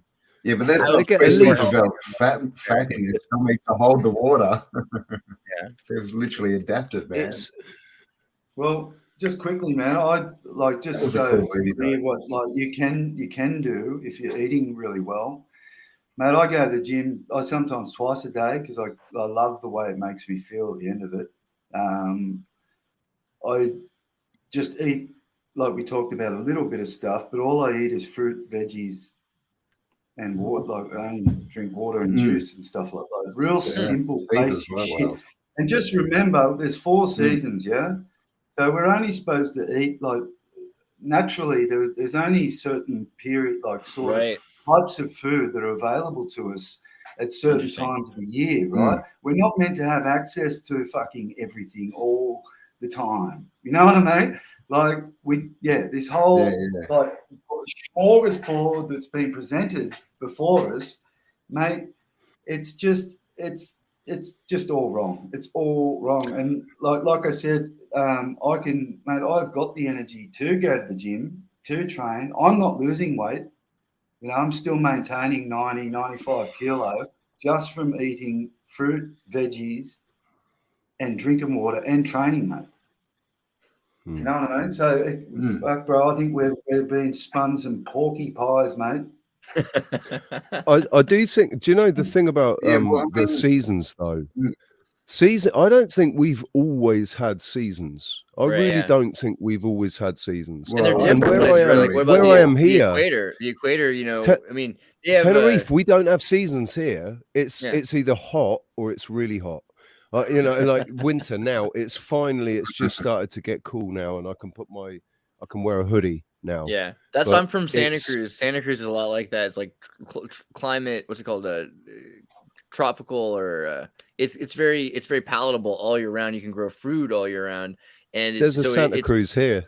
Santa Cruz and Tenerife. Yeah, man. That's right. I mean, what's weird also is we were talking the other day, like in places like England and in New England, you know, in America, places where there's weather, right? You've got the seasons, you got these acts of God everywhere else. So where you got a season you're preparing for, you're like, it's fall, it's going to be winter. We have to prepare because otherwise we'll die. You have to live for today. Seasons do that to you. But in places like California, and it sounds like, you know, where you're at, you're going to end up having acts of God. There's just a hurricane, a tsunami, you don't know when it's coming. You can't prepare. It's just God sometimes shakes up a volcano, and then your life, you just have to think about it and be humbled by God. And you can't ever prepare for that kind of thing. And that's a very different kind of life. And I think that kind of says humans have evolved, however you want to say that. They've changed based on they've created Based on their families even on surroundings. how to live, right? And so some people Mm. live in that. They live in insanity. And you think about the Polynesians, they have tsunamis and volcanoes. Like, how could you deal with that? But the people saying that are living in snow for half of the year. And you're like, that's insane. So like Bernie. It's completely insane. Well, mate, if we're coming Bernie from is a, insane. It's true. That doesn't anybody help my argument. If we're coming from a vapor canopy world in the past, obviously, which Richard said, there would have been no seasons. Mm. So we're electrical beings, and mate, as Andreas, you've probably aware of, as the Egyptians said, all is atom. Everything is atoms. We are made of atoms. That's where the term anatomy comes from. Right. And I think that's interesting too, because there's a point where they start to think of atoms as monads. And so when we look at atoms now, people get upset because, like, wait a second, now they're breaking down atoms even into smaller things. Well, that's what the Egyptians, the Adamu, it meant into many, it meant to like a collective or a milieu. It was this is all of it. We'll call that the universe of the atom. And then inside of that, there's more. So yeah, it's amazing how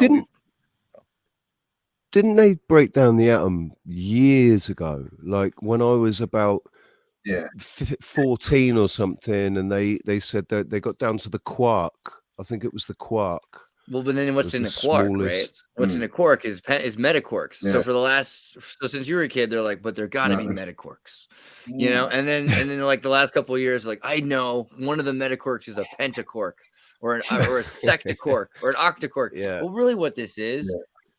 What the hell is a quark? Then you get inside of the things that make up a quark. It's these pieces. So things that Can you even say like how? Yeah. But basically what's interesting there is you have potentials. So potentials that are happening simultaneously. So it could be made up of multiple. And so that's where everybody freaks out, because then you're talking about particle versus wave. But it's still only theoretical, isn't it? It's still only theoretical because they're not able to actually in the sense that most things that you see evidence for are lies, but they do have they have said, we've actually been able to measure and observe pentaquarks. That's what whether that's true or not. But the way I think the interesting thing there is a lot of truth to science. It's just the way we're describing it. That is the lie.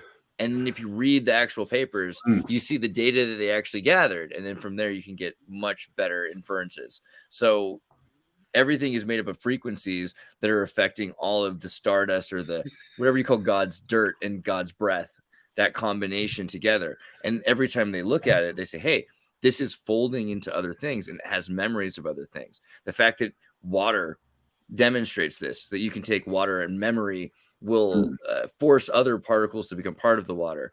That is essentially how frequency works, right? And frequencies will then cause things. And this is what scares people. Yesterday we were talking on the show about active denial systems, the ray guns they use on protesters.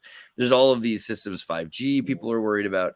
I mean, there's a lot to say about that, and people can get in trouble for it. But the bottom line is that radiation does affect us, and we would die without it. The sun, is very useful. So what's happening is we're harmonizing to whatever radiation's around us. And they've lied about radiation. They've lied to us about radiation, because when you say radiation, all I think of is those signs saying, danger, radiation, danger. British Petroleum and Beyond Petroleum, they didn't want anyone to switch to free energy, which is geothermal. A lot of the volcanoes are radiation, right? Geothermal radiation. And Cam, what did they used to use? What was in the old fireplaces they used to use? The peacock electric thing in the fireplace? No, there was a type of material. Campbell will know. You'll remember it, mate. Radium. Yeah, it was radium. Radium. Yeah, radium. Oh, they used to have adverts for that, didn't they? Yeah, fireplaces. How interesting. The fact that there's so many and now the fire. The fact that the fireplaces used to be. Right. Everyone's I mean, and looking. but the connection too with the the bricklaying, and the idea that babies are coming from the storks, and it's super lucky if a stork lands on your roof.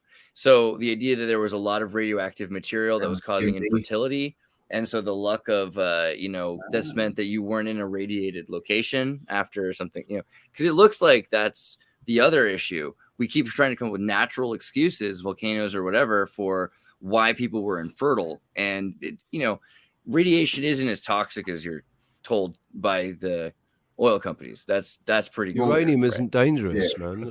I don't think uranium's dangerous. I mean, technically you could drown in water, but yeah, it's not what it's not what they're telling you.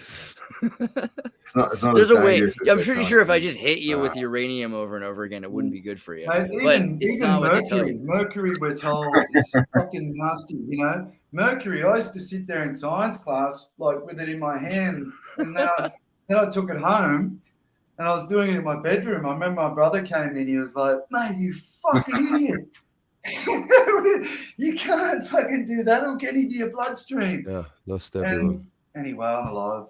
I mean, yeah, I don't know, 207 pounds, and I'm pretty sure I wouldn't want to fight you in a rugby match. Wait, we missed. I'm sorry, I should have read. What's it? Merry Christmas from Brittany.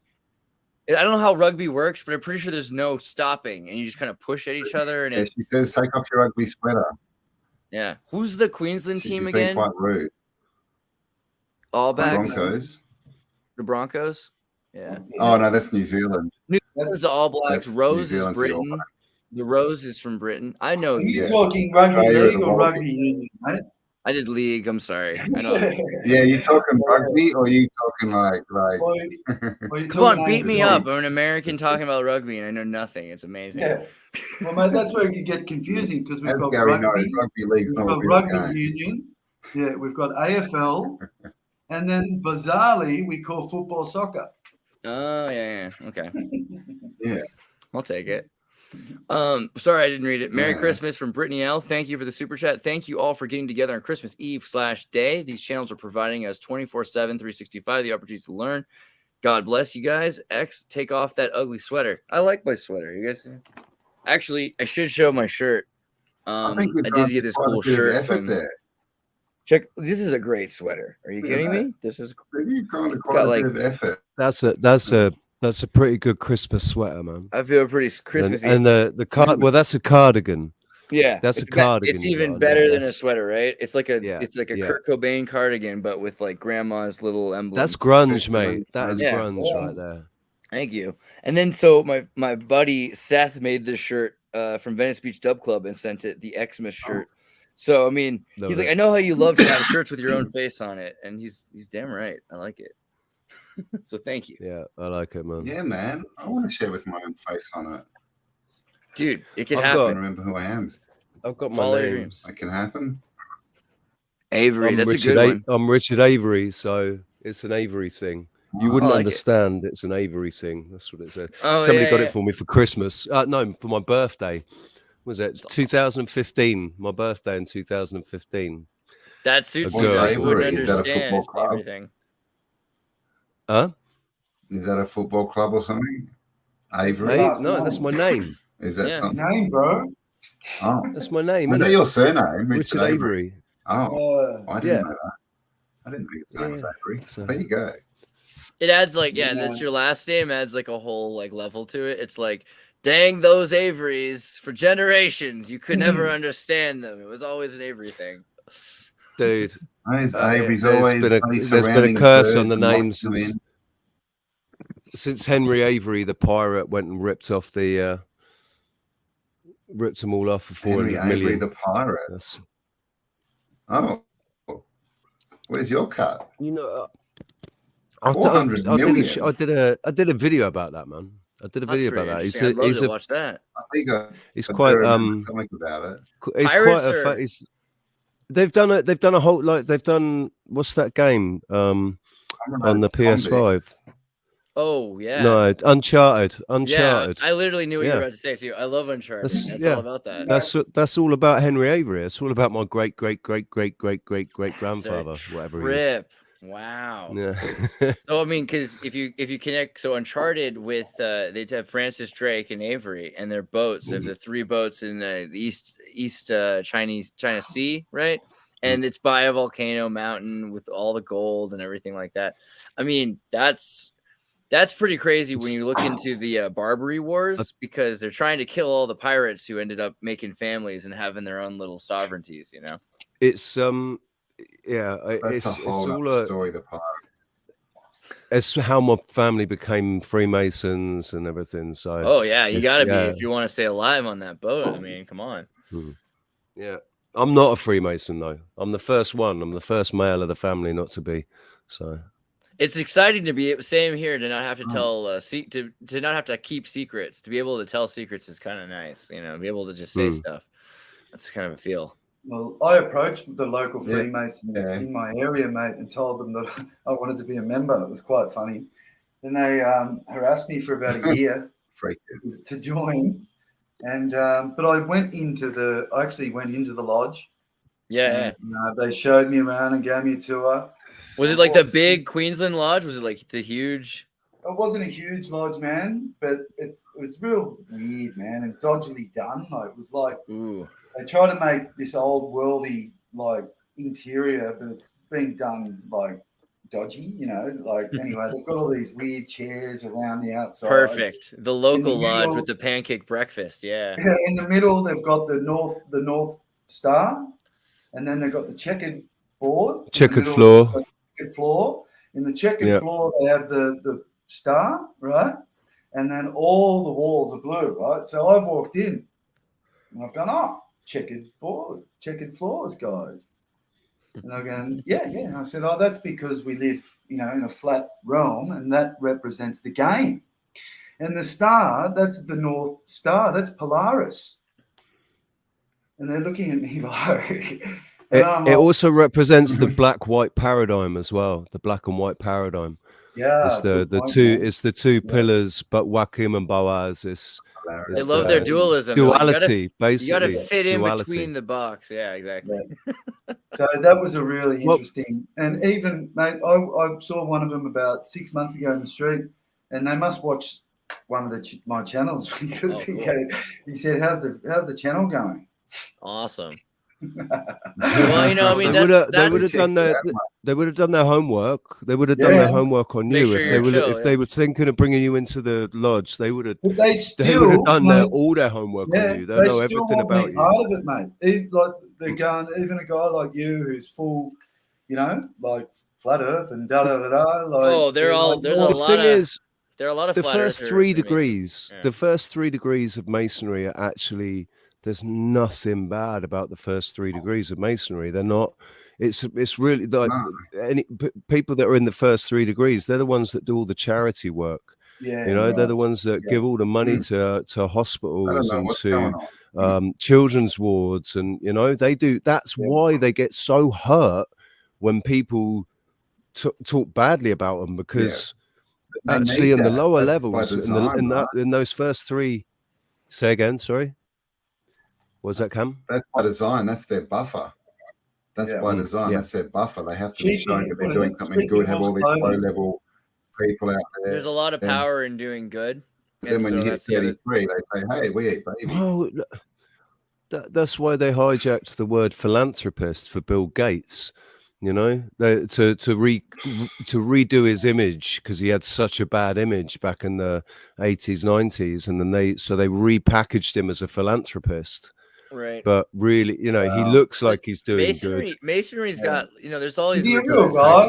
Is he a real guy? You know, or is he just like? I love trans. Not a guy, no. Go on, He's not a guy. Right. Yeah, he's definitely not a guy. I think though it's interesting to think about Freemasonry, because we're like basically aren't all of my grandfather was. My dad was the first, actually, not me. My dad was the first to quit D-Malay. He didn't want to be a member as a teenager. He's like, screw this, and. But most of us, right, we have family members that were Freemasons. And I think it's not that they were evil, obviously. And it's not even necessarily that they were trying to do super good. I mean, some of them were, but, you know, a lot of it is just you had no internet. You're standing up to your knees in crap in the middle of the street.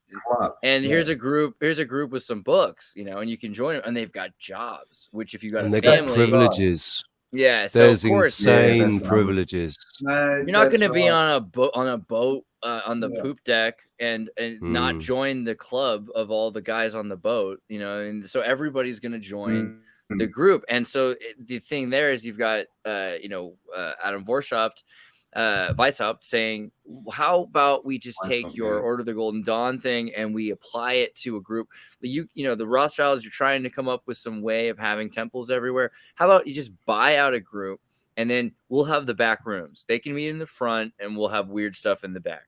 I mean, that makes the most sense, right? You take care of a YMCA. They're basically the YMCA. Up until they get bought out. And that's like the same with every major group. Once they put money into it, all of a sudden it's run by the same people who've run everything forever, This is what I and then they check out everyone. Absolutely everything. You don't get anything that has any merit or any substance to it, they'll get in front of it. They'll identify it and they'll get in front of it. They'll hijack it. Yep. And they'll take it in the direction that they want it to go. And it's happened with absolutely everything. I think that's what happened with the truckers back in, at the beginning of the year in Canada. That was a grassroots movement that started and they got out in front of it straight away.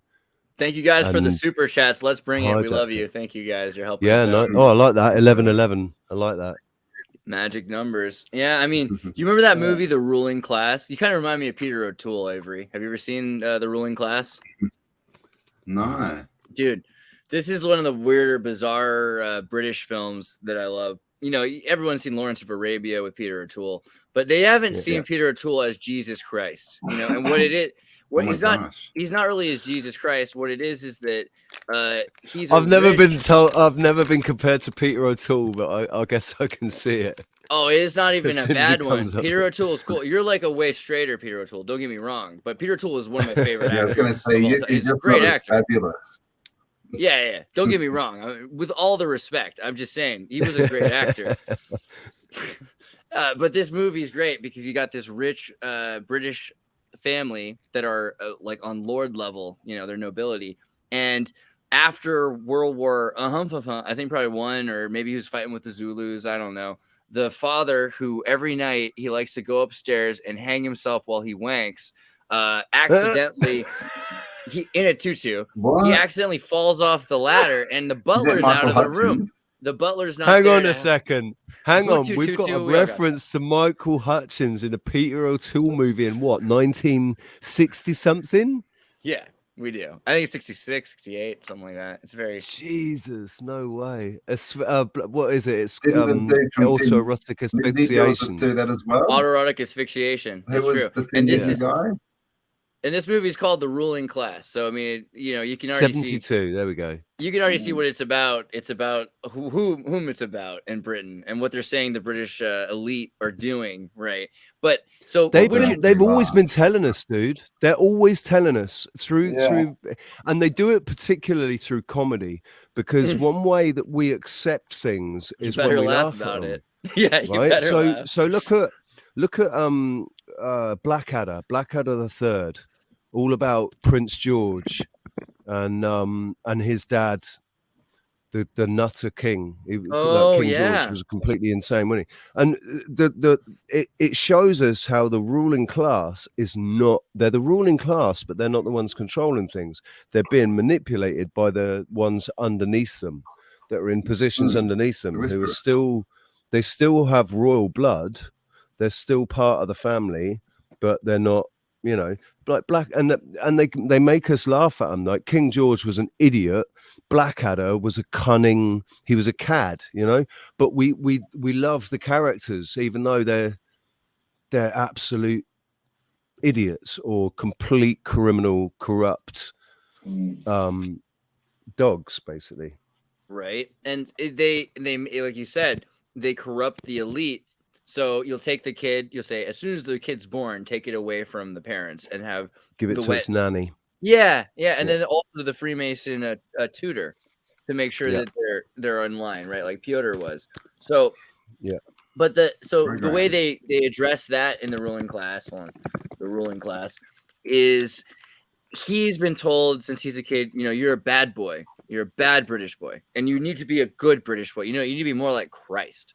And so he tries to be more like Christ. And so every night he crucifies himself. He likes to tie himself up to a cross and sleep on a cross and just imagine himself being Christ.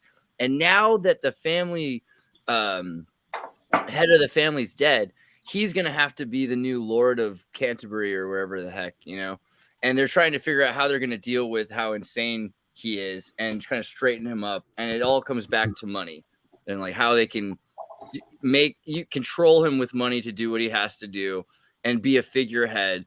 And like you said, they're all run by the department. The CEO is run by the department heads. They're the ones who are behind the throne that are controlling him. Oh, Elon Musk made reference to that, didn't he? CEO. Elon Musk. It's a nothing title. Interesting point. It's a nothing title. Elon the puppet. Wow. Just remember Elon, right? Just remember Werner von Braun. I've said this 100 times, but Werner von Braun wrote a lovely book about a boy called Elon who travels to Mars. Yeah. Here's this character. Thanks, Elon, you puppet. I mean, Wizard of Oz talks about emerald mines too. That's the other thing. I mean, the dude he comes from the Gnomes of Zurich card in the Illuminati card game. Gnomes of Zurich. Right, and the Gnomes of Zurich, there's a reference made to them in a British comedy. It's called The Green Wing. It's about hospitals, and there's an anaesthetist who's a complete asshole. Guy, his name's Guy, and his dad was one of the Gnomes of Zurich. The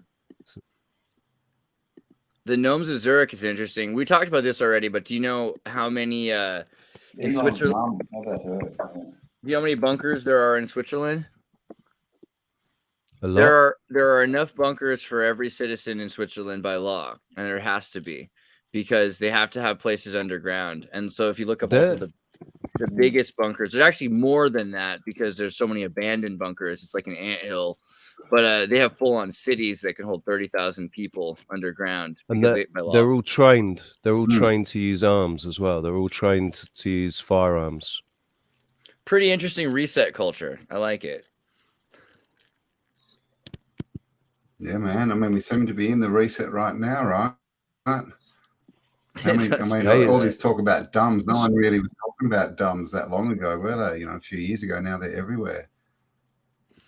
There was that movie. It's coming back to save us. So the Time Tunnel. Have you guys seen the Time Tunnel?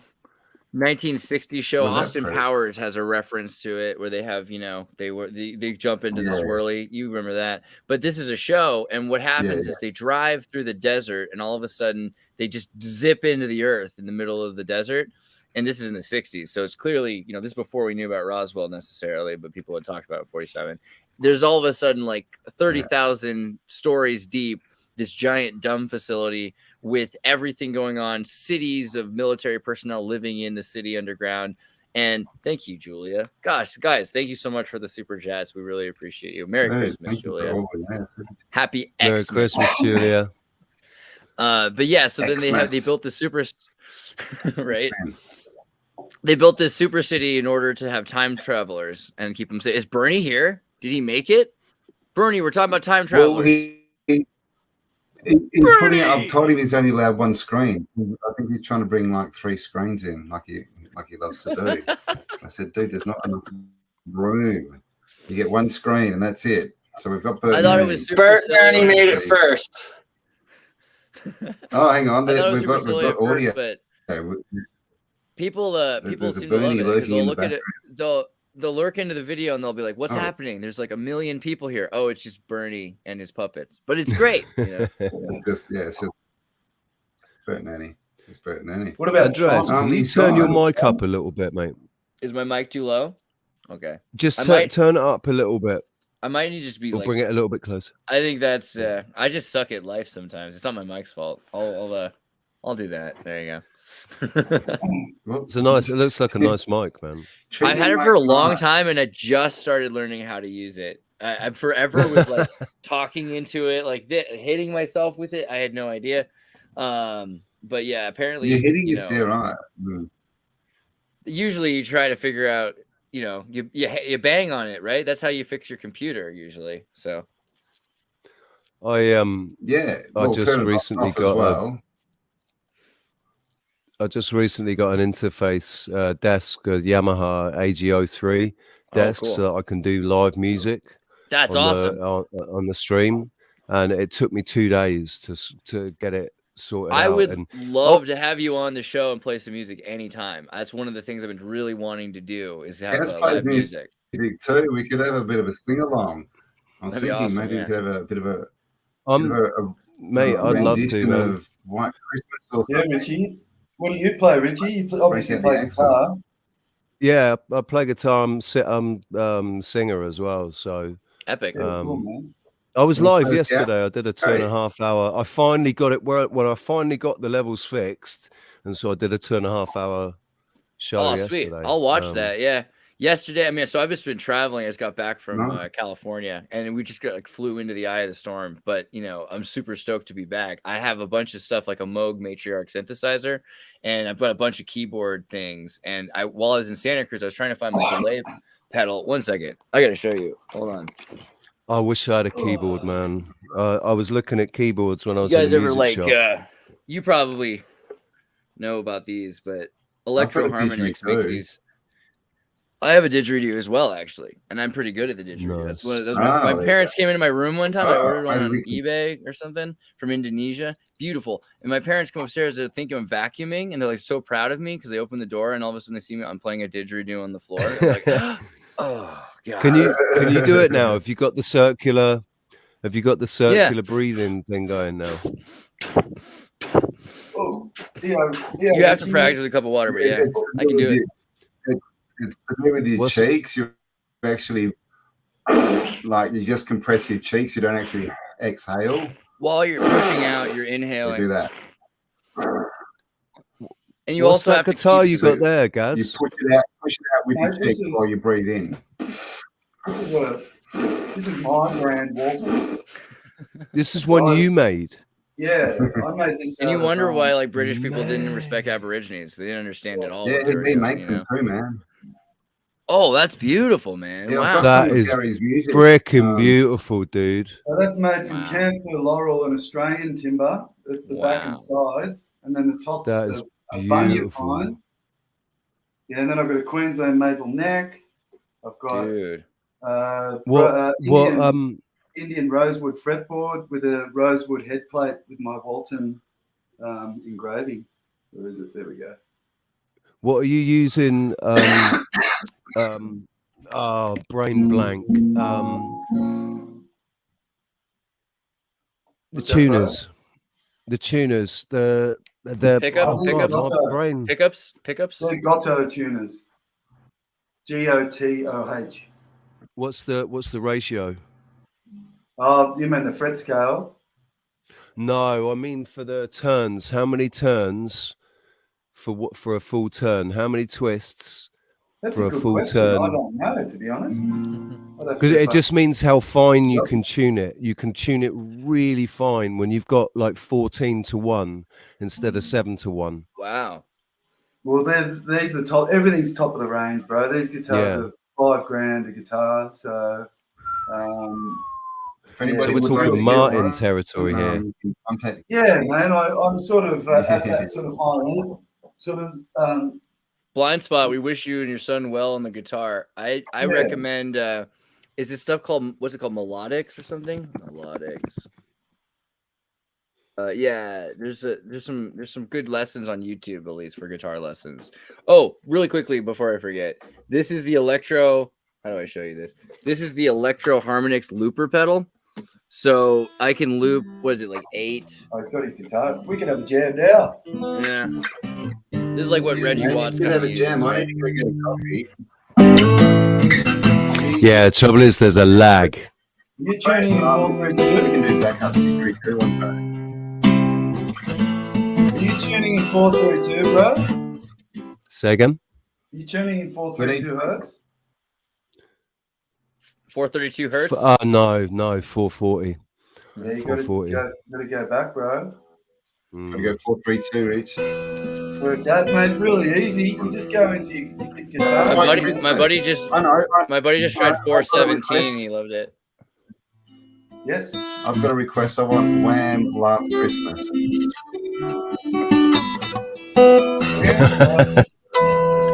I don't know that. Come on. I'll tell you. No, I'll tell you what I do. Right when it's a song that I don't know, when it's a song I don't know, or even just because I use backing tracks and I just use a karaoke backing track and just jam along to it. So if it's a song that I know but I don't know, like I know the song and I know how to sing along to it, then I'll do that and I'll just jam on the guitar while I don't know how to play it though. I mean, I like that.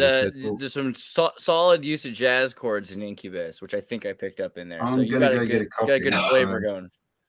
Yeah. I love Incubus, man. That's my favorite song. I surfed with Incubus before. They were my neighbors when I lived in Venice Beach. I lived on Navy Street. They lived right on Navy Street. Oh, did we lose Campbell? Did I just talk over him? I'm the worst. I love you, Campbell. Losing. He'll be back, I'm sure. No, I'm here. I'm going to get a coffee. I'll be back. That's right. I don't think he intended to. Sorry, my bad. But yeah, so when I was younger, I lived in Venice Beach, and I lived in the house that Jim Morrison would squat in, that Ray Mazurek from the Doors lived at, and that's where Ian Crossland from Tim Pool now lived. And our neighbor right across the street, it was the green house. I think it's 55 Navy or Rose Street. Is Incubus, because Navy and Rose are other sides of James Street. No way, man. So we got to surf a few times, and honestly, really cool, nice, like good people. You know what I mean? Which in LA, that's you kind of specifying a lot when you say all that. But no, seriously, like amazing people, and they had like the greatest, like the sound studio in this brick old 19th century kind of Tartarian building painted green, and you could just the music and the acoustics and everything. Amazing people. No. Yeah, cool, nice. Yeah, I've had some pretty cool, like, fortunate meetings. There's been one I'd managed to do a record years back with a heavy reggae band that I was the singer, and we did a record with Dave Nicholas, who did all In Excess's Kick albums. Nice. And not all In Excess's. He did that Kick album, and he did a lot of other work. But mate, he told us some stories like fuck. So Dave went and he went on tour, and he had a massive coke habit, right? And he was snorting like 3 bags of coke a day. Jeez. And when he came back from touring, his wife wasn't there, and he said he went around and knocked on the drug dealer's door to score, and his wife was in the kitchen, had moved in with the drug dealer. Oh wow.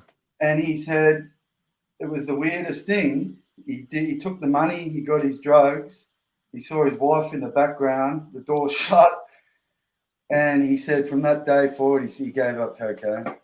Yeah, I mean, that sounds like human trafficking almost. I mean, it's amazing. I mean, granted, it's your choice, but it's so crazy what drugs do to people. Man, and the musicians are so easily controlled. A lot of these musicians are good kids that were in piano class or something. Yeah. And then they're like, you're going to be cool. You're going to be a rock star. You're going to have all the sex you want.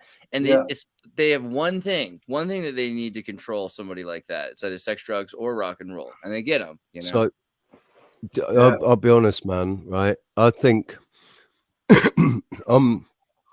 from whatever, you know, everybody says, oh, you know, I could have I'm more successful than I am because I'm not bad at what I do. And I think part of it is that I was kept from that because I still went the wrong way. Like my life went shit, and my answer to that was to turn to drugs. And so I would have been, they would have had full control over me if I'd been introduced to the music scene. I worked for, I used to work for Martin Rushent. He was one of the first members of the Human League, wrote Don't You Want Me, produced the Buzzcocks and the Stranglers, worked with Phil Collins. Some of my favorite stuff right there, right? Yeah. I used to work for him. Awesome. I was an assistant sound engineer for him.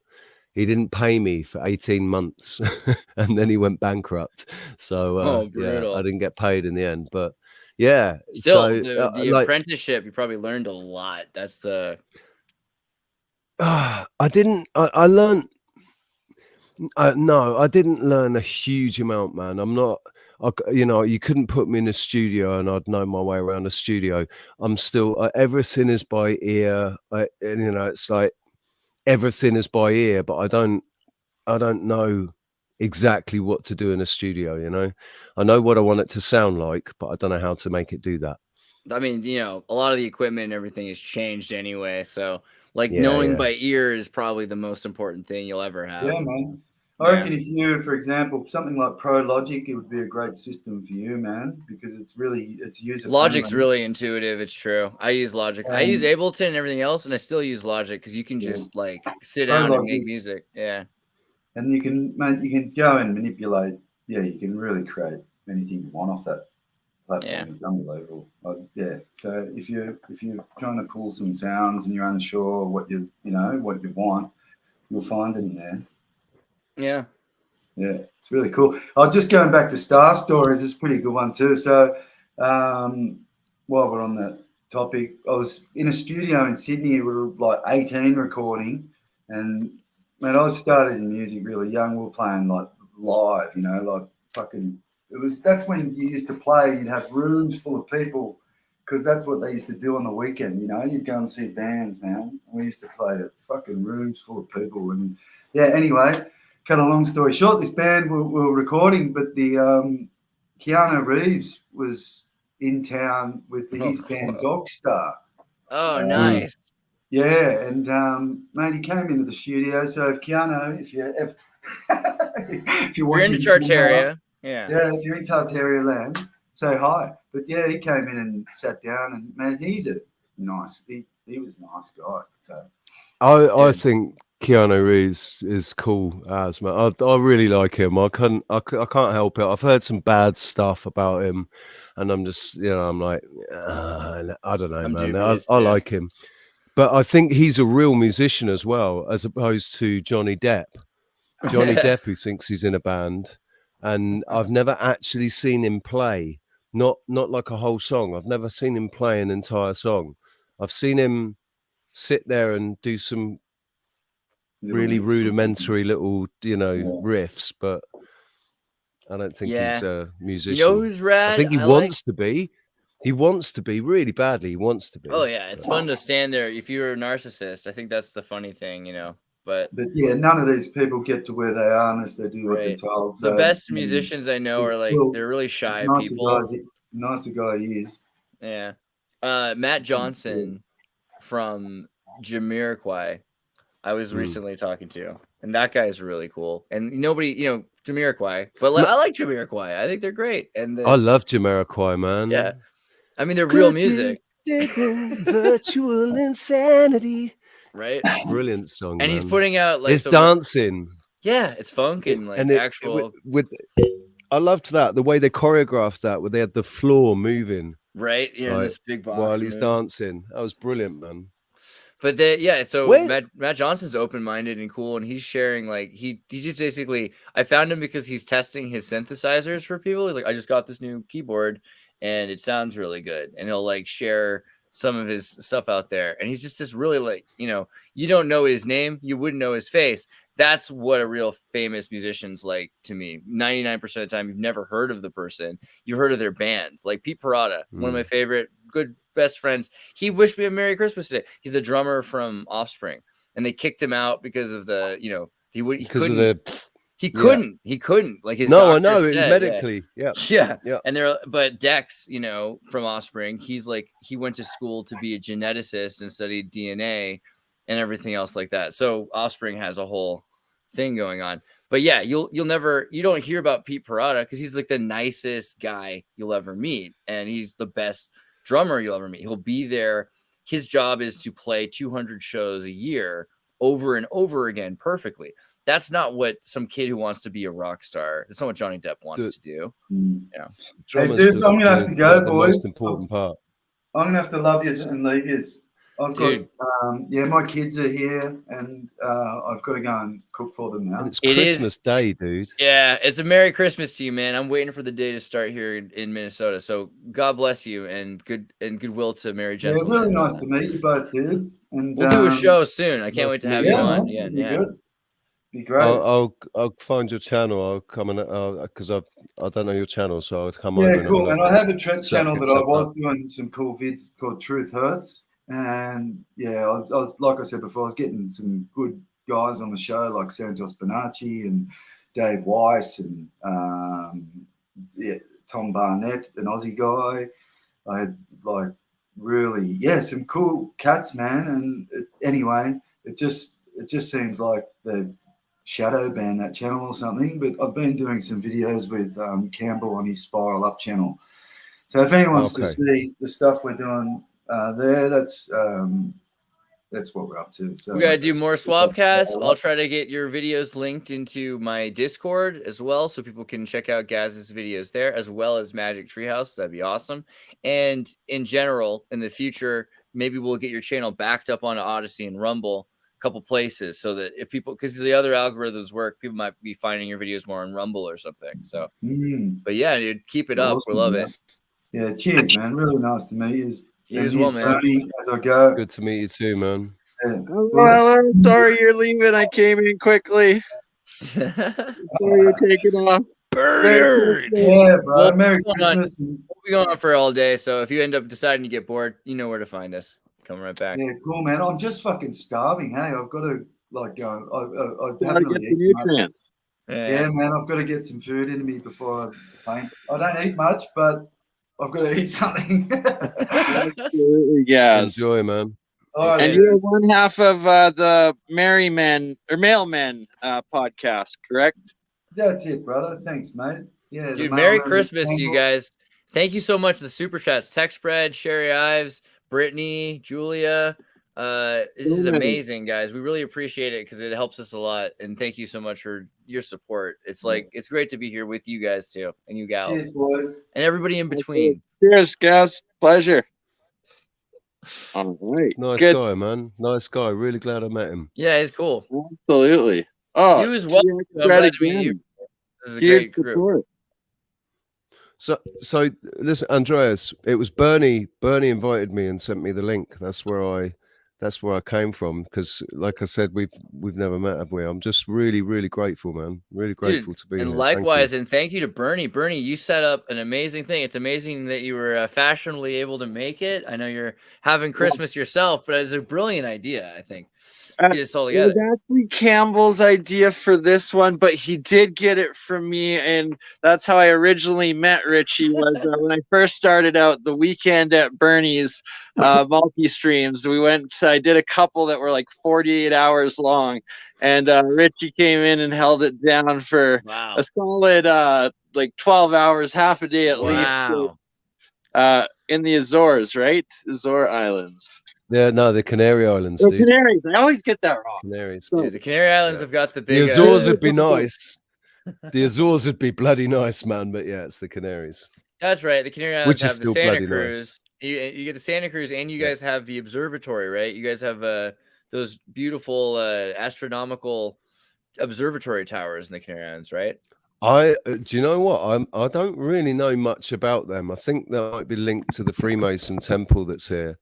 Because there's a temple here, but I mean, yeah, this island, the whole story of how I got here is crazy. I just ended up here.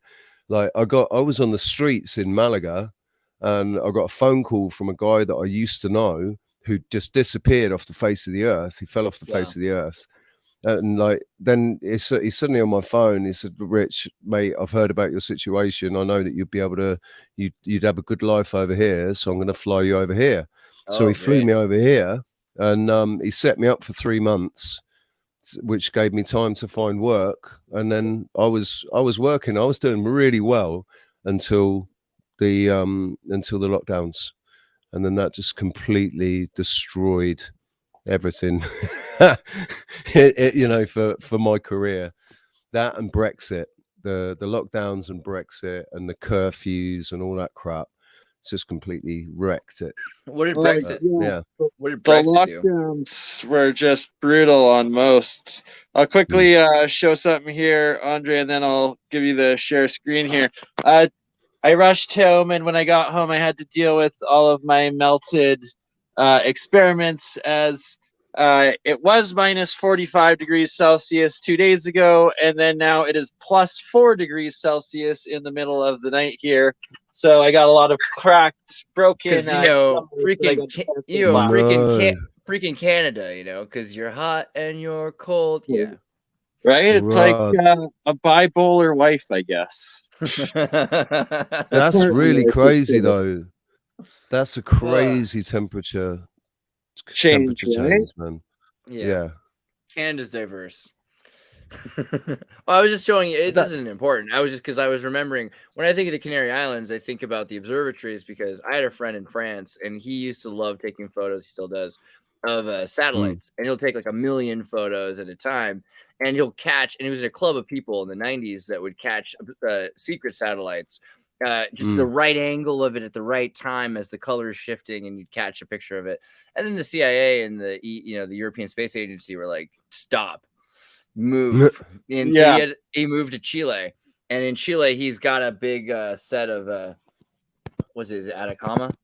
Atacama observatories. He's got these things going on here, which are freaking huge. You know, and you can just walk from one building to the other building. And there's no ozone over Chile, which is a whole other Tartarian reset question, right? Because there's all these volcanoes down there. And what do we know about ozone and its creation and its depletion? But basically, he's talking about like the other place to be. There's like 2 places to be if you want to look at stuff.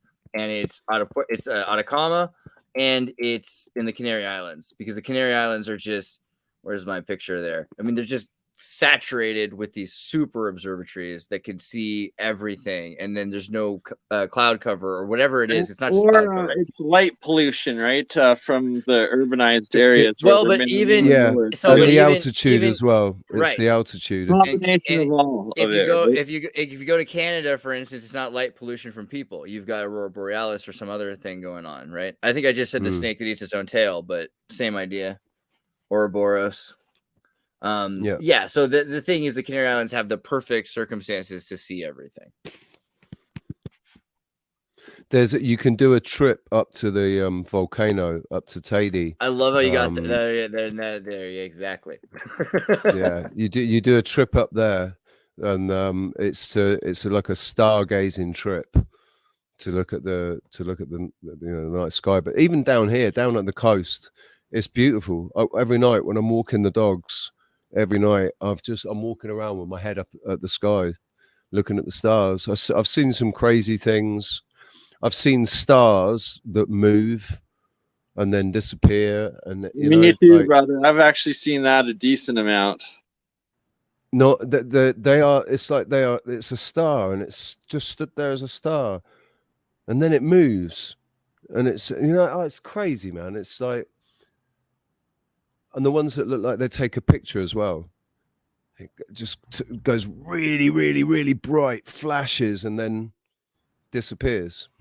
Right? Or some that will move in zigzags or do a U-turn all of a sudden. I've seen a lot of things that shouldn't have happened from either satellites or stars or whatever they claim they are in the late night skies driving through the mountains of Western Canada, where there's maybe not as good as on the islands, but better than the average settled place or country. Because of the lack of light pollution, though, you go anywhere where there's no light pollution, and it's still, you can see the Milky Way. Like in Greece, you can see the Milky Way when you're, on one of the islands, like Paros. It's just this little tiny island. It's not much ambient light there anyway. And I was we just lay there under the stars every night, and you'd see countless shooting stars and the Milky Way and everything. Hey, Cam's back.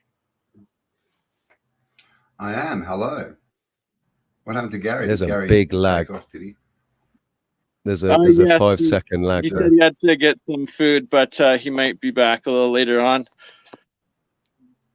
Cool. What's time? It's 7:30 there now.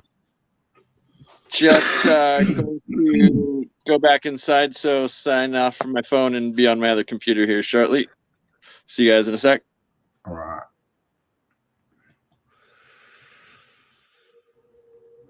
I've been ranting. You couldn't hear me. It's funny. I was saying it's kind of funny how we're all over the world. We could easily be doing the Santa Claus observatory that NORAD never does, right? Because by now, I mean, you've got kids getting their presents in Australia, and so this would be a perfect chance to check out where things are really happening. But it's kind of nice because like the sun never sets on Tartaria. We're having this day and night thing. Canary Islands, Australia, and the sun's just coming up now. Yeah, the sun's just coming up now here. It's nice because here we get we either get like 11 hours of sunlight or we get 13 hours of sunlight, but that's it. The band doesn't shift that much. Like in the UK, right? In the UK on the 21st of December, it was getting dark at 4 o'clock in the afternoon, and it wasn't getting light until 8 o'clock in the morning. So you got hours, man, hours of darkness. Used to depress me, but here it doesn't ever get dark earlier than 6:30. But it does. But then it's never any later than about 9:30. That the sun goes down. So it's just this 3-hour window. It's nice. Yeah, I think consistency can be pretty good for nature. I mean, in certain circumstances, it seems to work pretty well. What I like is that you think about the equatorial climate, and it's kind of like a big city, and only because everything can make it, only everything can make it. Whereas you go to the extreme places where it's super hot, super cold, and it's nothing else can live there. Therefore, the only things that live there are really unique. They're things that couldn't live in the big city, so things evolve near the sulfur geysers or the salt flats or something like that are very special. And then you have humans that interact with other humans to get that weird plant at the top of the mountain that they need for a medicine that only grows there, back to the equatorial place where they have a bunch of other stuff that just needs the one thing to activate it,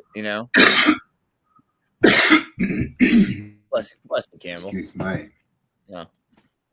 Oh, bloody cough. All right. So yes, what are we doing? I was thinking actually, should we I was thinking we could have a look at Analog's channel on Twitter. Oh, cool. That'd be fun. And go through some of that stuff, like waking up with Analog. To work out how to get Twitter. Yeah, Ben's got some great stuff. I'm really stoked. Yeah, it was a good chat we had with him, wasn't it?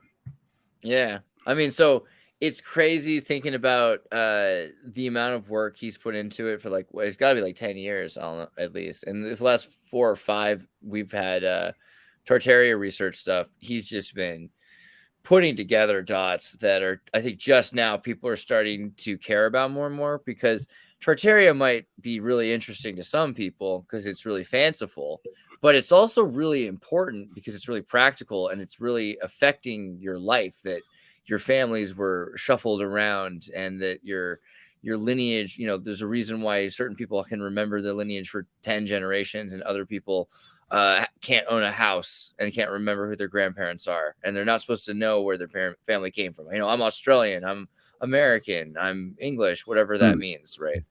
So these things are starting to come up, and Ben's got all the data showing they've taken your land, they've taken your homes, and they've taken your society and your culture, and they've created this entirely new, what is English other than this weird Swahili concocted to control us, right? It takes all the different kinds of love and puts them into one word, right? We have English is such a weird way to control our thoughts.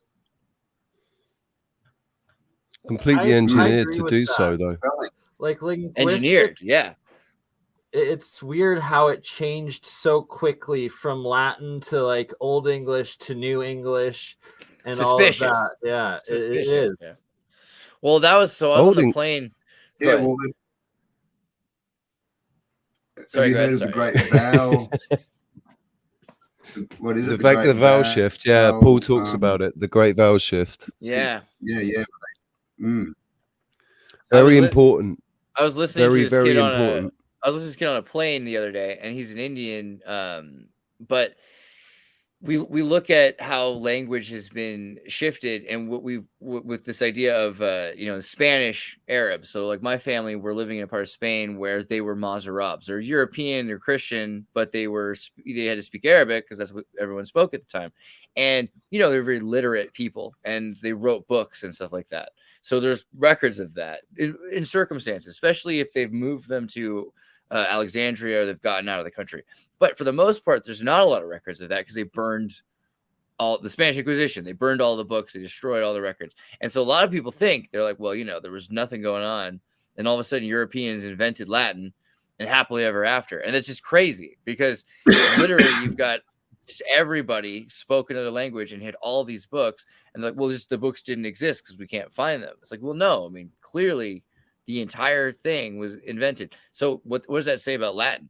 And I don't know if you've seen David Ewing Jr. on our channel. We're going to do a video probably tomorrow, I think, actually, another one about this. But Ladino people, which is what they call Mazarabs who've come to the West, Spanish backwards and writing on the postcards. We have all this evidence of Arabic turning into Latin. And so it looks like Etruscan. If you look at Etruscan, is the exact same script, but mirrored backwards, because these guys were looking at something that was designed to be photocopied or to be duplicated. You put a press of ink and you have the backside of it, and you can make 1,000 copies and you can give it to 1,000 different troops. But instead, they don't share it.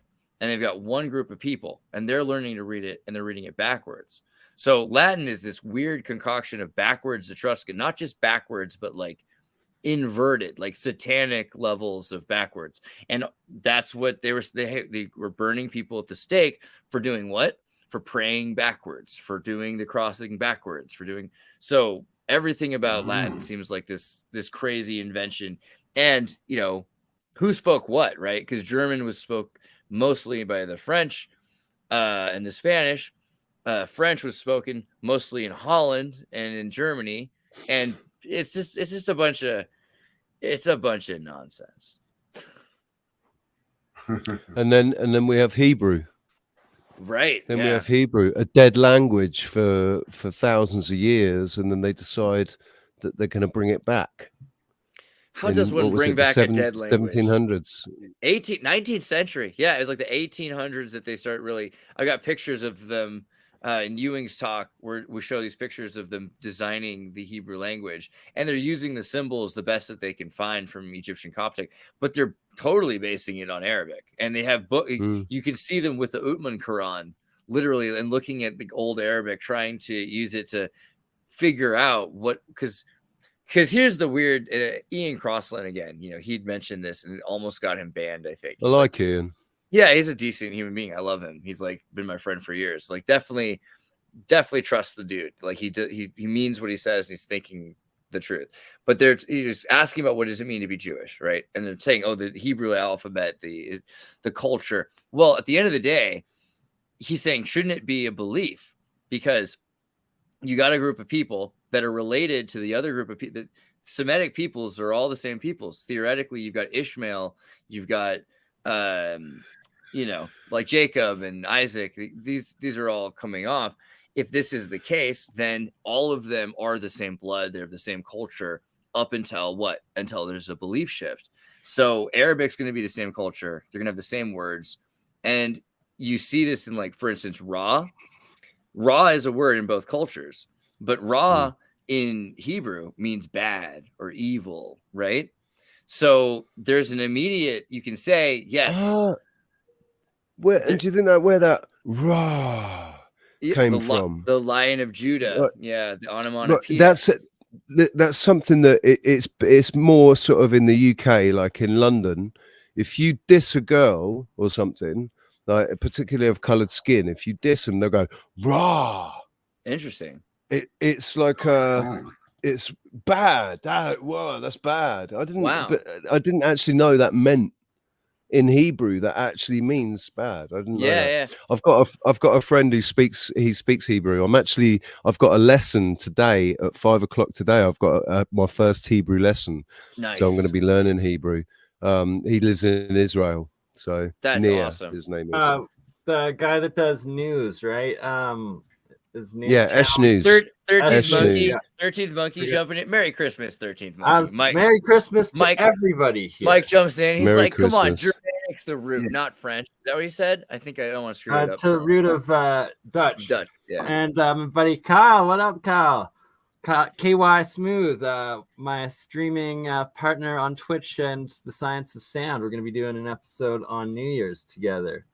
And what you're talking about right now, Xirtus, is absolutely crucial and key, and like blew my mind the first time you showed a lot of that. I saw you talking about it, especially the like pictographic language of Arabic, where it looks like barcodes and it literally looks like it's something that should be mirrored, and that it's essentially all backwards meanings from the older. Kufic is crazy. Yeah. If you look at Kufic, so let's go down a bit to, if you look at some of the older Kufic, so this is, more recent, arguably, and you're seeing it in the swirls.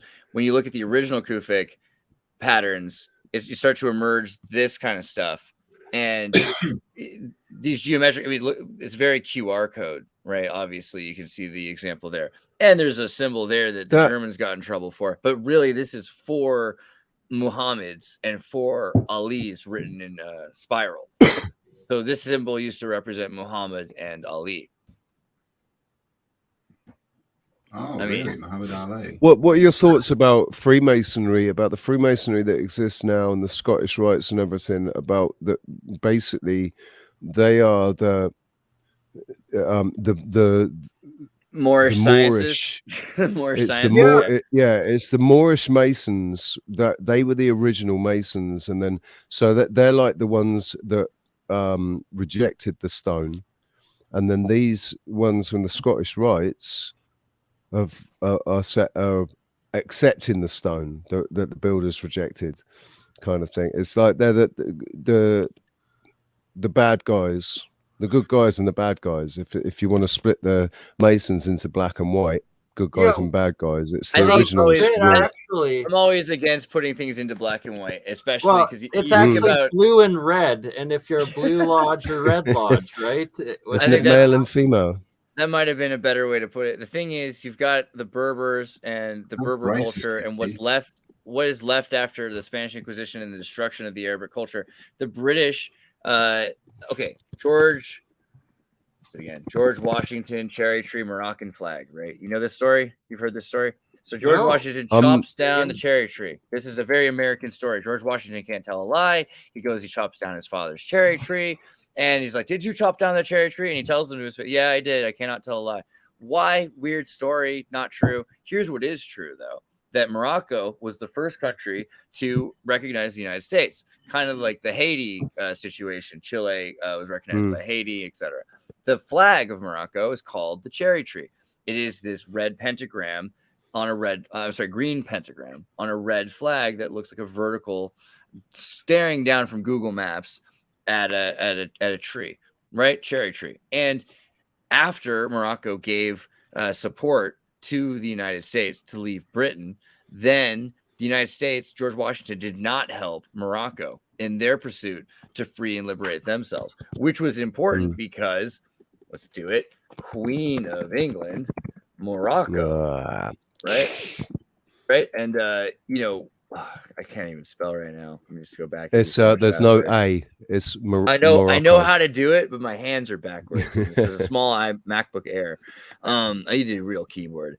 So, not this Queen of England. We're talking about Queen Elizabeth. Queen Victoria. Elizabeth the First. The first, yeah. So the offer from the Moroccan Sultan, basically, this dude shows up. He says, "Hey, you don't have to worry anymore. Britain's going to work with the Arabs. We'll have Muslims and then we'll take over Spain and stop this Aragon kingdom problem you're having. And you have a bunch of people converting to Islam. you've heard the story. The Queen of England is descended from Muhammad. Here's why. And yeah, all of a sudden there's a major push to take over the lands controlled by the Berbers. This leads to the Barbary War, which is then right back to the Averys, because you've got the captains of, as soon as they finish the battles in Africa with the Berbers and they start the Barbary Wars, they go looking for any of the families. These are fusions of Europeans and Berber Africans and Arabs and Asians and North Americans that have built these little empires. So do you want to hear the crazy thing that kind of links me to this even more? My granddad on my mum's side, he was from Morocco. He was born in Algeria, so he was Algerian, but he grew up in Morocco, and then he fought for Hitler. He flew for the German army in the Second World War. Quite a resume. He's got that. My blue eyes and blonde hair is because of him, basically because of the recessive gene. He was black. He was a black man, but because of the recessive gene on my mum's side, which is a Berber, whatever that gene is, and my dad had blue eyes. So I ended up with blue eyes because my mum's got really brown eyes. So I should have had really brown eyes, but I didn't because of this recessive gene. So yeah, it's like all the way on my dad's side with the Averys, and the Freemasons, and also Gramps was a Freemason as well. Obviously, he spoke 11 languages. He was like really, really well educated for a guy from Morocco. Well, a lot of the people I've met from Morocco are very well educated. So that's the other funny thing. We're taught to kind of believe, and Algiers, for the love of God. I mean, you look at the Battle of Algiers and you see what happened to that place because of the French. I mean, it's changed a lot. If you go there, you don't like when you go to Morocco though, it's like it's like being in Iraq or something. It's dirt streets and you don't see any women anywhere, and if you do, they're completely covered up. Like all you see is their eyes. And it's Morocco, just men everywhere on all the corners.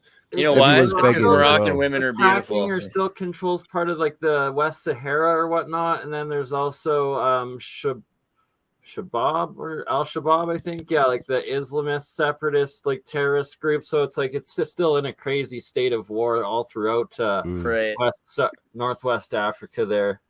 Yeah, I mean, if you consider the battle of Algiers.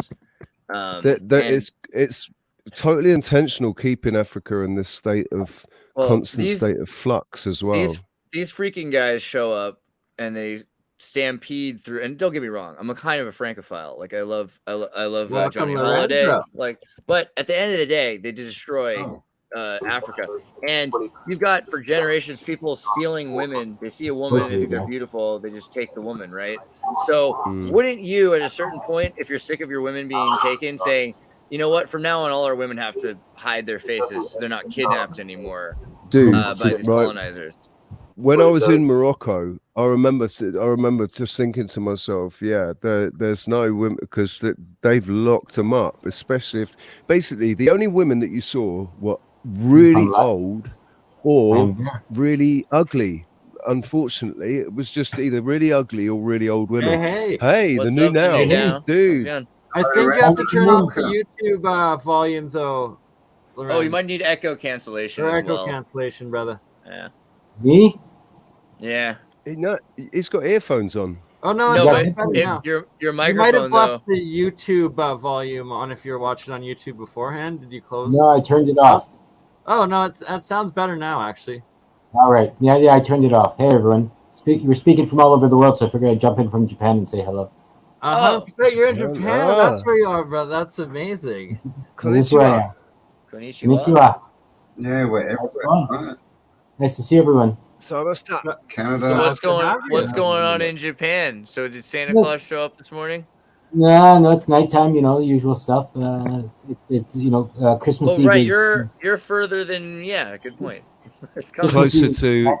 They eat chicken one day. I made a meme about Japanese Santa Claus. I'm gonna pull up. What's the time? Is it Christmas Day where you are, Lorenzo, or is it Christmas Eve? Yeah, it's the 25th. Is it Christmas Day or Christmas Eve? It's like 6 p.m. to 25th here right now. Oh, so it is. You guys are okay. It's Santa Claus prayed and prayed. Christmas dinner-ish time right now there. Santa Claus prayed and prayed. Santa would meditate every day until he achieved immortality.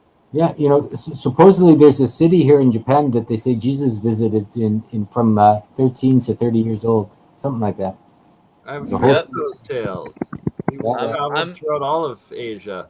So the Kakuri Krishitans, like, they keep me up at night. I can't help but worry about it. The idea that they were still in 2008 doing mumbled Portuguese prayers while performing the Eucharist with sake and rice bowls, it's pretty interesting. And there's the mound, right?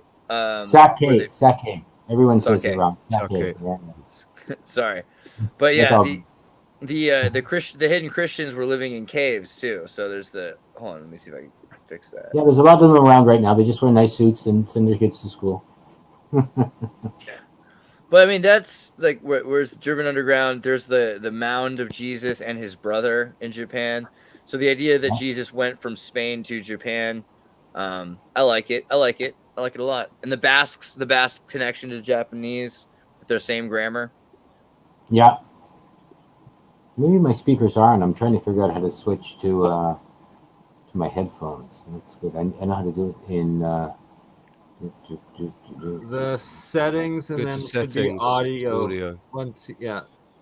Settings at the bottom. All the sun is wrong. There is a Santa. I mean, Santa's in all of us, at least. But I like the idea of, like, you got Odin, and Odin's throwing the Saturnalia for his baby boy, and then Saturn gets out of control because he's like, "Where's my present?" And so every year Saturnalia gets more and more out of control until Odin finally dies, getting a present for Saturn, and then Saturn has to redeem himself, kills all the goats. What are they called? The Jewel Balkan.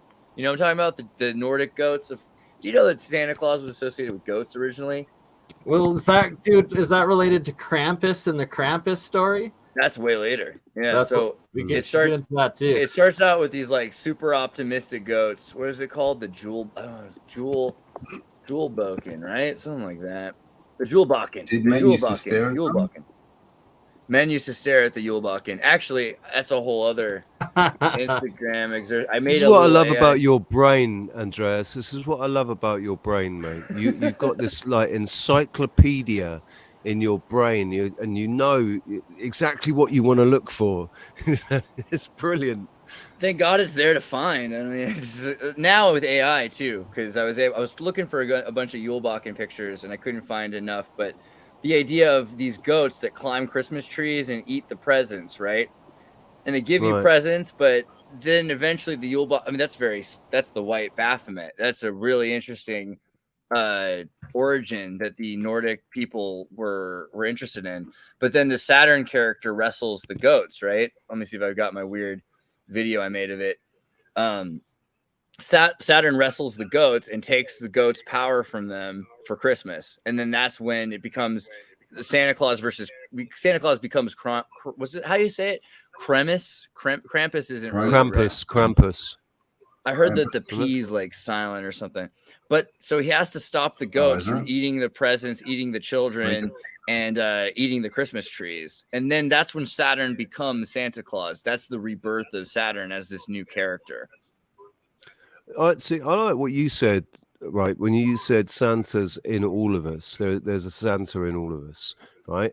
That, I think, because if you think of Santa and they say, "Oh, Santa is Satan," right? I think that's we've all got the dark side in us. We've all got the light and the dark inside of us. We're all capable of really. Well, that's an echo. This could be a song. Somebody sample this and let's make a beat. Well, there's Saint Nick as well, right? But we get this problem called Lucifer is a mistranslation, right? Lucifer used to be Phosphore, which was Venus, and we've turned Venus, this cute Venus character was misliterated into Satan. And there are demon characters, but Satan wasn't the demon character originally. And Santa Claus wasn't the demon either. Santa Claus was more like, Saturn. Saturn was like the father. Actually, Dead Moroz, which is the blue hat like Bernie's been wearing, is the father of winter, which is the Slavic version. And the red comes from brown furs. And then they had this, people think it's Coca-Cola. Technically not. It turns out that they had brown bronze ink printing systems, and the brown turned red. And so the red color was more popular. And yeah, that's originally how the West got more obsessed with a red Santa instead of a blue Santa. But Santa Claus didn't used to be evil. No, it was before Coca-Cola, actually. I forget which is the, was the night before Christmas. What is called? When all through the house, not a creature was stirring, not even a mouse. I used to love that when I was a kid. We got to sample you. You can do Nights in White Satin. Yeah. Clement Clark Moore. Where's the echo coming from? Whoa, there's an echo going on somewhere. Where's that echo? That's a crazy echo. Hello. From Japan. Oh. There's an echo in Japan. Yeah. It was the Japanese Oh. echo. Oh, where's he gone? He'll come He'll back. be back. Yeah. He's He'll be back. dropped off. Maybe his internet was getting bad or something. I was My wondering whether grandfather, it though, was frozen there for a minute, so my Freemason hopefully he'll grandfather jump back said, on. Also, Mike 13th Monkey was trying to join there and couldn't get the audio to work. 13th Monkey, if you want tech support, I'm here I for saw you it anytime. as well. Yeah. What were There you you go, saying just then, call up Andres, about Andreas. your grandfather? My grandfather was a off. 32nd degree Scotch Rite Freemason as well, and he's the one who told me that Santa Claus, the spirit of Santa was in all of us when I was like 6 years old. See, So it that's was like a Russian saying never as lied well. to me, Yeah, it's a So- Russian So saying. what's the spirit of Santa? Well, The so spirit like of Christmas, of like giving, and that it's like the energy that is alive, and that is what makes it magical and special. and there's manifestation. Like the Masons love to wear outfits, and they're like, hey, if you walk through this ritual and you wear this outfit, it might help you rekindle some of the energy or the significance that was going through the actual moment it happened, which is very not Taoist. You know what I mean? It's the opposite in a lot of ways. Mhm. But Very good. That makes me think of Gurdjieff, right? Have you read any Gurdjieff? I love, I can't say his name right. I was going to say Gurdjieff, but I do love his books. I love the Enneagram. So the fourth way, part of the fourth way is movement. There's dances that Right, that this they do whirling in the fourth dervish way. is right? definitely And it's- Tartarian, right? But the thing is, it's not about the dance. It's like, I forget who it was I was listening to, and he said, yeah, if 20 years down the road you're still doing the dances and it's all still about the dances, then you've lost the point. But it's about the movement. It's about locking the movement to something, like you say, like it rekindles energy or something, or creates energy by doing that, by going through these motions in a ceremonial way. Is the audio better? Working for Yeah, you? no, I seem to have I got the speaker going, but the auto seems to be on back speaker. Not sure why. You might want to turn Sounds down your very loud. audio. It's really loud. a little bit too, yeah. Yeah, very loud. It's really loud now. Sorry about that. Audio. No, There that's should also cool. be automatic adjust mic volume option that could also help.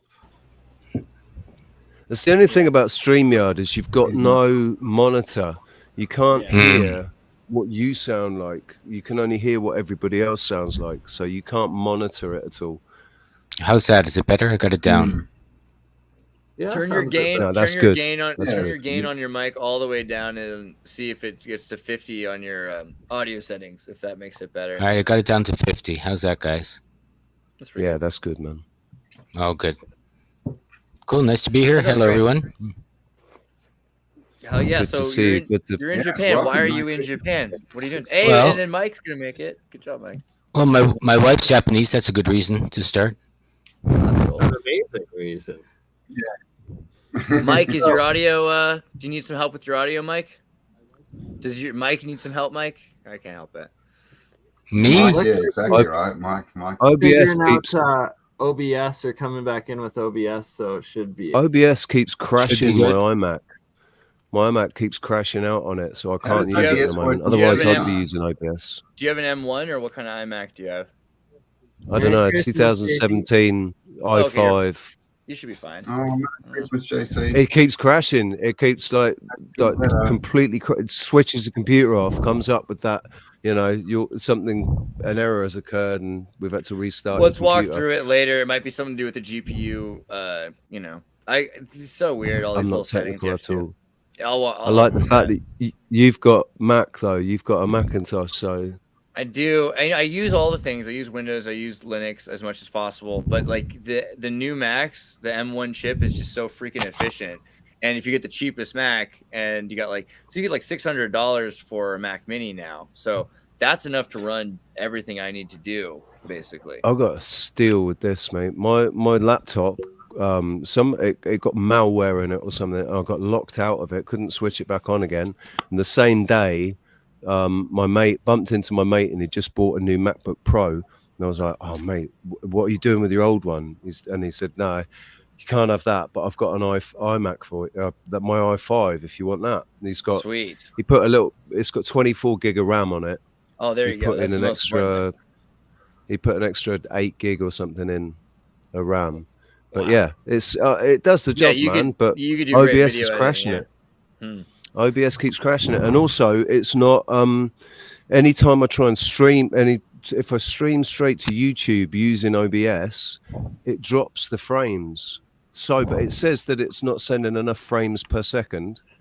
But it is. It's 60 frames per second. But I look, and it's going from 600 to 4,000. They're getting caught in your buffer. It might be that you're not using your GPU. So I'll show you a button you have to click on that says use your GPU instead of virtual memory, something like that. Okay.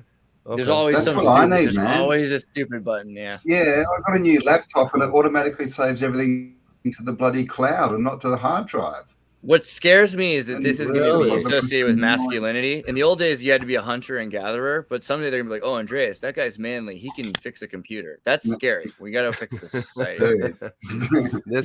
Dude. Dude, soak it up, man. Soak it up. For the 5 minutes before it all crashes, yeah. I was raised in Y2K in Silicon Valley. It's like some of my first memories. It's all fun and games. First memories until there's no are. internet. I'm born in 1989. Okay, so the first memories I have are the 1989 Oh San my Andreas God. earthquake. Well, 1989. well, it is what it is. But the 1989 earthquake, the earthquake was. So you're, well, you're I just 33. made it. I just made it into the Matrix. You know what I Hey, mean? But yeah, I'm Guess Christ what year I age. left Hopefully, I make school? it. You're 33.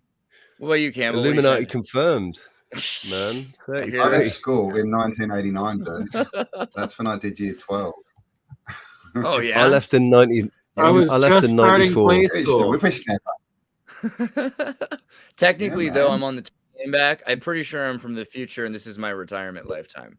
You know, I worked on Saturn or something. Who knows? Ah, Yeah. But the way Ah. things are going, I think we're about to hit a point where entire society collapses. And as a child, the first memories are the San Andreas earthquake, which was all of Santa Cruz collapsed. And we used to have 1890s style Santa Cruz. It looked like Victorian. It was a beach, a vacation town in the 1800s, and you would take the train to Santa Cruz, and we have the boardwalk, and it's like the oldest roller coaster in America. Pretty clearly, like the lumberjack rides, like the entire thing is built on a mining rig above Atlantis or Talos. Yeah. I reckon. Yeah, mine's got something to do with these. But so my first memories are the entire place falling down, and then geodesic inflatable domes. The entire city was replaced with domes. So all we had, you'd walk around, you'd go into Burning Man for like domes. they didn't have any buildings, and Santa Cruz was collapsed, and there's an earthquake zone. So they took years. I think I was in my 20s before they finally rebuilt downtown Santa Cruz properly, where there's like the Paulie Shore must have loved it, man.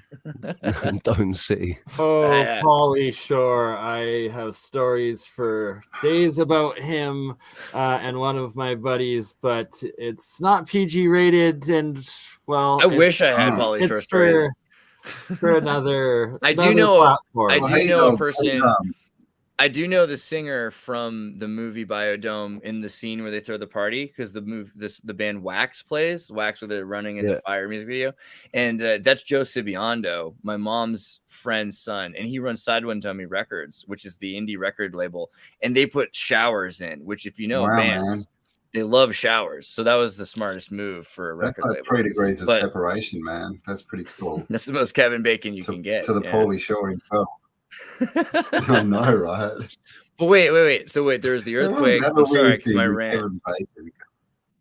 my rants always go so bad. I'm sorry. There was the earthquake and then Y2K. So I grew up in earthquakes, and then Y2K happened. I'm like, what's Y2K? They're like, the entire world's gonna end. All our fault.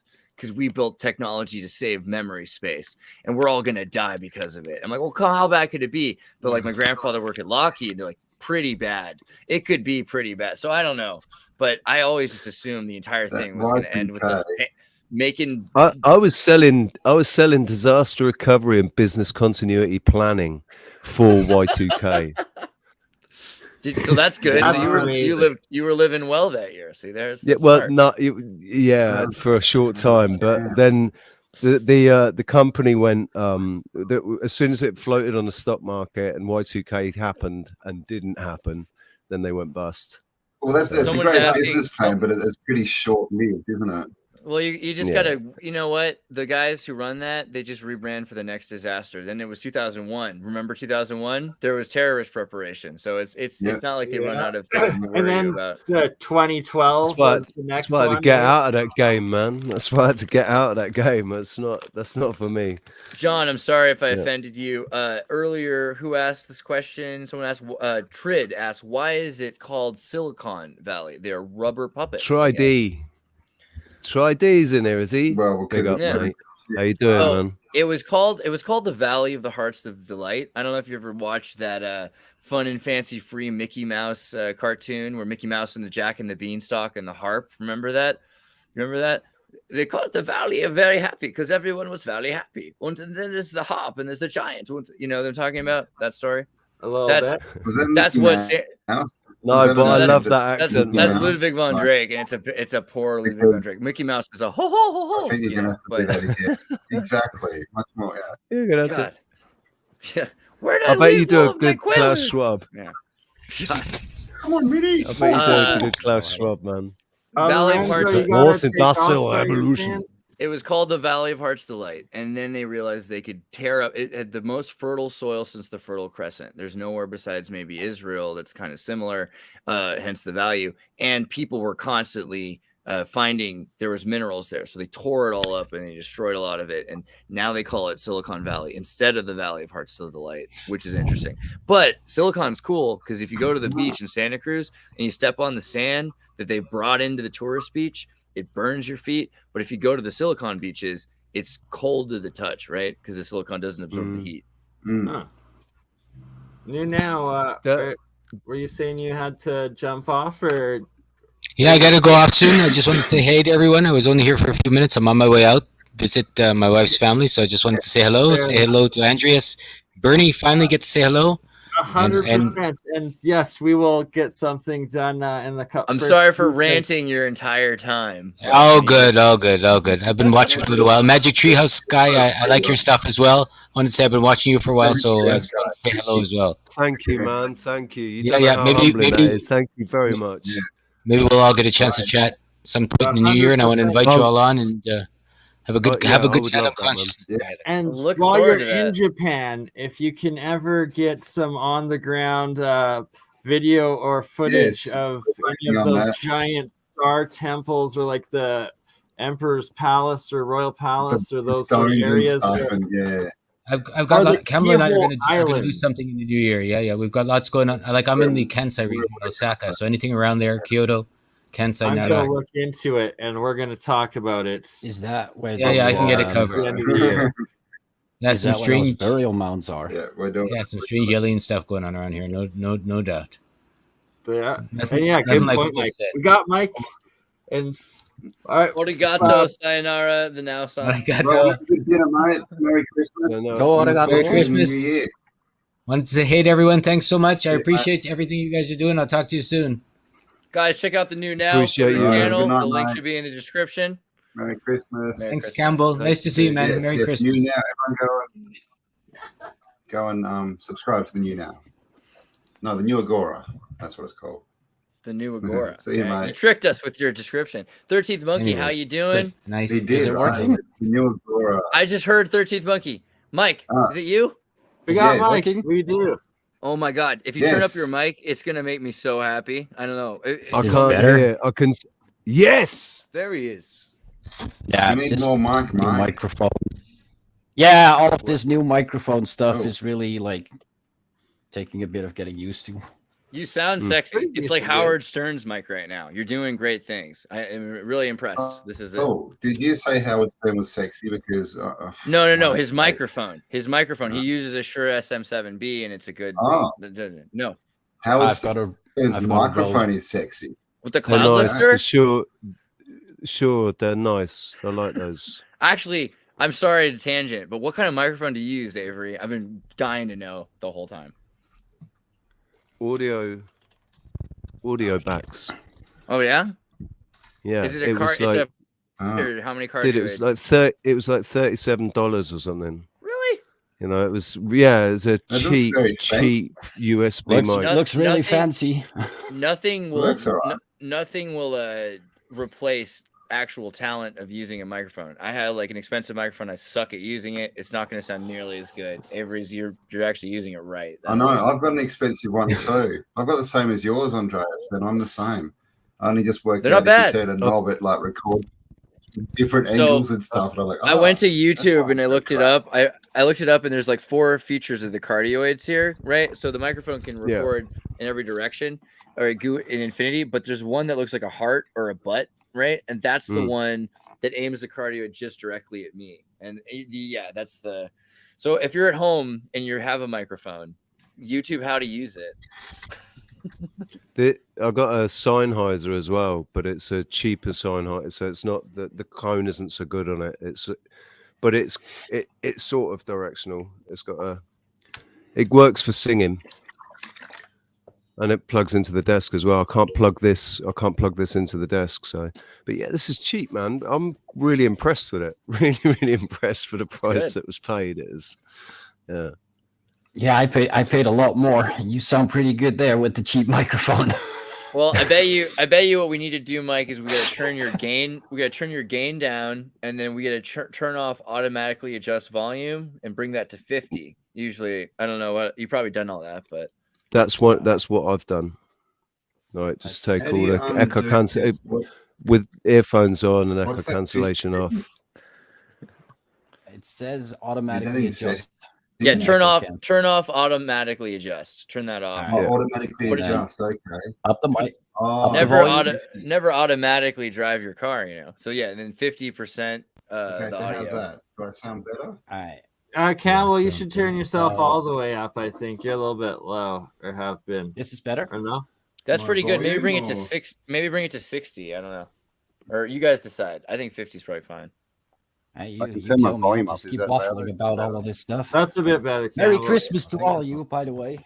Oh, Mike, this still- is Merry Christmas. Right? Feliz Navidad. Thank you, Mark. Merry this Christmas. is the Feliz biggest. Navidad. This is the biggest Christmas ever. This is so wonderful. I'm so glad we're all here. It This is is. beautiful. And I have a Absolutely. sad Or announcement. happy- Paul Cook was going to come on about this time, but he's ill. He's sick. He's in bed, Oh, not feeling well. let's Oh, wish yeah, Paul too well. much. We do have another. Get well soon, Paul. We do have another Sending guest coming Paul. on. A bit of a I'm secret urging guest, so urging you'll- Did he Stellium. have too many beers? The Mike Tinuum. The Mike Tinuum might expand. I don't want to Probably. give too much of a spoiler, but there's some exciting stuff. So, 13th Monkey, do you want There to? might be another mic coming on. Yeah. Do you want to tell us? Do you want to tell us a bit about some of the stuff you've been, you've been digging and you've been processing gigabytes and gigabytes of Yes, years and years of data? That's a lot of star so forts. feel free to share and show us Hey images Mike, of what's that. a star fort? Do you have Starforts, Twitter? huh? So I want to post on your Twitter. Hey Mike, what's a star fort? Do you have a Twitter so I can do that? I don't have a Twitter. All I have right. a Facebook that I don't use. I don't use it. I don't do social media All right, very well, at all. This should be this segment is called Hey Mike, what's a star fort? Go for it. Show us pictures. Or tell us. Absolutely. Or just Okay. we can close Do our an intro eyes and for you us, can just tell us. Andreas. That Everybody should together. work. Hey Mike, what's a star fort? Hey Mike, There you what's go. a star fort? Campbell, we're gonna sample that and make that into a little jingle. I think that was good. There. Oh, I can That. hear the disco version in my head now. Right Andreas. there. What? It's a What- star what- fort. what- That'd be a star Wait. fort. What the heck? Where is this one? That's cool. In the Netherlands. Dude, the Dutch Oh, do am I star still forts low? right. I want to see Is that my on a. volume still low? No, you sound good. Or no, A maybe little not. bit, but Okay. you sound better. No? I turned Someone said my turn it up. my I guess that was headphones. old. I turned my headphones all the way up, and so I don't know if that changes everything. Oh. Oh wow, where is that? Is that Netherlands. Is that where do they? Netherlands? Is that Oh, near? wow, man. What part of the? What part is that? What do they like there? Do they speak Friesland? They speak cheeses. Cheeses. What's Cheese-ish? cheese? We speak like cheese. Like cheese. Nah, it's Dutch. So Gouda or Hvarte. Nice man made canals too. Beemster. You want Beemster cheese? It's the best. Really, Gouda is not all that much as they hype it up to be. Beemster cheese is much better. Comes from close to Amsterdam, right there. But happy cows come from California. Do they? Just on the signs. I don't know. I don't know. If it's true. I wouldn't be happy if I was a Dutch cow. I've So- never seen a California cow jumping out of a window. How old is this seawall along here, the coastline? Is that new or is that admitted to be ancient? Because No, new-ish. that is newish. it's- That's what I it's thought. Dunes and dikes. Yeah. I'm not sure if I can say that word, but it is the word. Yeah. No. Yeah. He's talking about I think- dikes, not like Not bad. they Like call them that anymore. no, Like, dike. this, Like this You just this can't talk concrete about putting your and- finger and in what I this think is wall. what it's no, about. that's the little boy who put his finger It's in a the dike geological Yes. term. and saved Holland. Dike is a So geological hard, term. exactly. Your geographic term, the dike, and each one will Dikes and spike canals. out off of it. Are there geological? Are there natural dikes? Are there dikes that just in nature happen? Do dikes happen in nature on their own? In some areas of different types of erosion, but not too often. But Like a usually then- glacier, like a Mhm. glacial dike, like a dike made of Yes, ice. exactly. you know? You got it. Or so they claim. Who knows? Although it seems like it from the great glaciers I've seen around my glacial area dike. and them receding. I'm not gonna A comment. glacial dike. Wow, That is this one this cold big woman. dike. It's one cold dike. Yeah. Exactly right.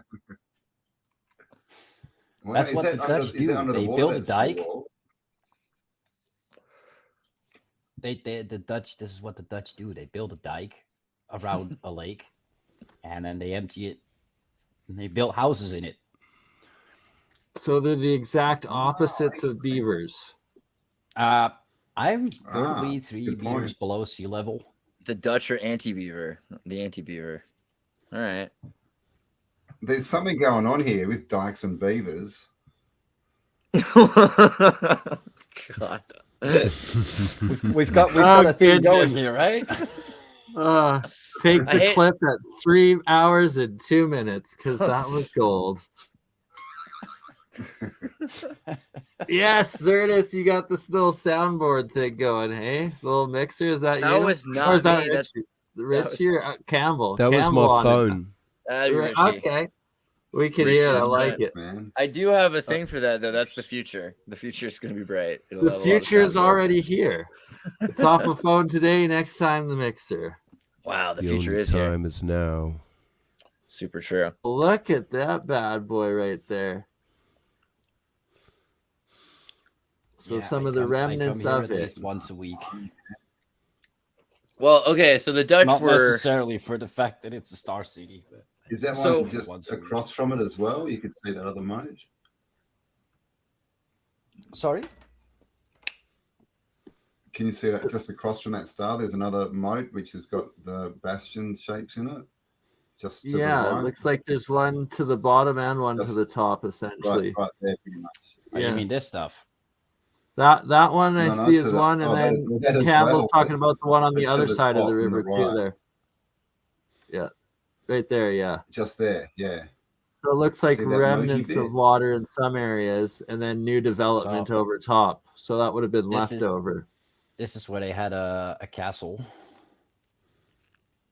So I Okay, use so and then I so use a then color that's You the can system. remnants just of see the moat. footprint. You can just about see the footprint. I had a Oh, castle look at here. that. I use Yeah. Just about see a that color footprint. system to indicate True. what's what and what's where. Because a lot of this development, like this is new Oh wow. and it's inspired by starforts. Yeah. This isn't completely new. Yeah, right. When I Really? got to live in this, I live in this city. Fibonacci spiral and everything. That's fascinating. Yeah, this is they call this the city of the sun. And this is where you can see it. Oh, purely do in the they? It's Oh, look at very- the pyramid on top of it. Yeah. Eye right. of there's the Eye of Horus kind of It's all in all there. of it there, man. It's all in there. Fibonacci. And then this thing is called the Bastion. You can see why. There's a Bastion Yeah, here. because it's There's a literally a Bastion bastion here. yeah. There's a Bastion there. There's a bastion everywhere. They have development projects inspired by starforts as well. I'm glad, you know, Oh wow. heritage, you know. Look at that. That's a full Like point it- with bastion. So that's new. That's interesting. Wow. Yeah, this is absolutely new. But is This- the this moat used to new, be or nothing but- is No, everything in here is new. really? You can pretty much Fascinating. assume that most of the stuff that you see in the Netherlands came out of a field. It's all it used to be a swamp.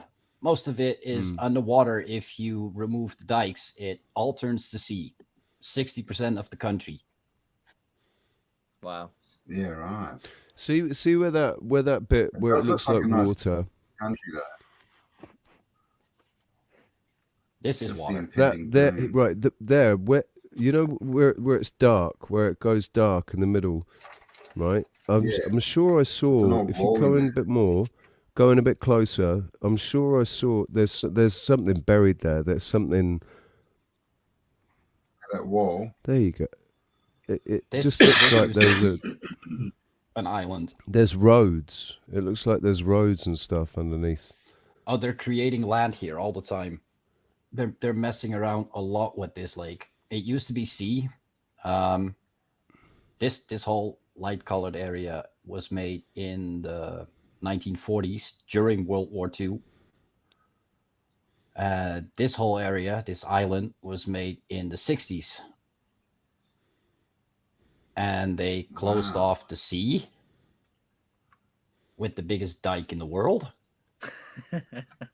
Roseanne. I'm Barr. not making it up. I think that was early 1900s or late 1800s that they closed off. They turned the whole sea into a lake. Interesting. So when you say lake, is it a salt lake? Nope, Wow. it's No. fresh water by now. Wow. It's now fresh water. How- Wow.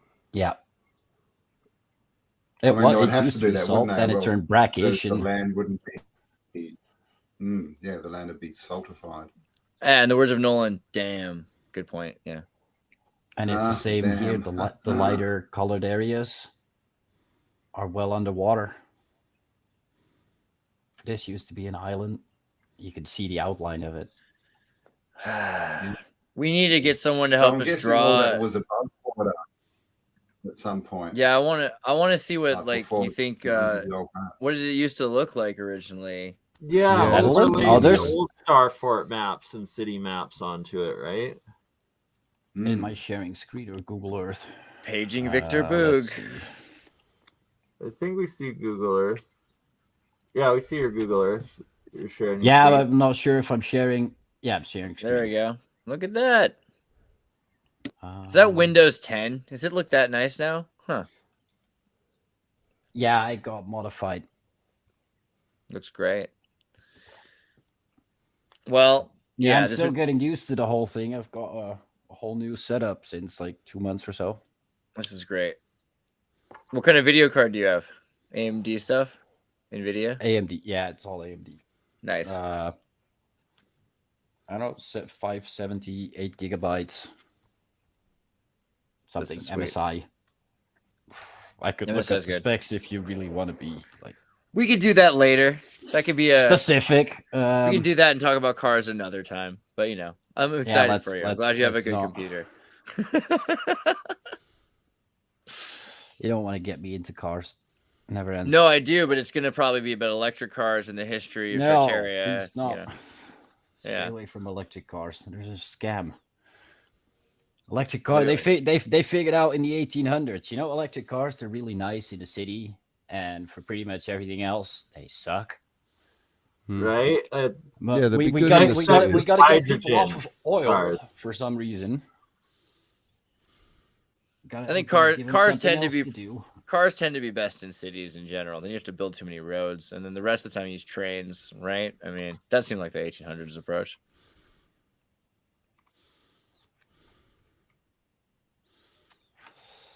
How do you feel about this idea of not having a car, man? Having that taken away, having that freedom, that independence taken away by the state, not being allowed to drive.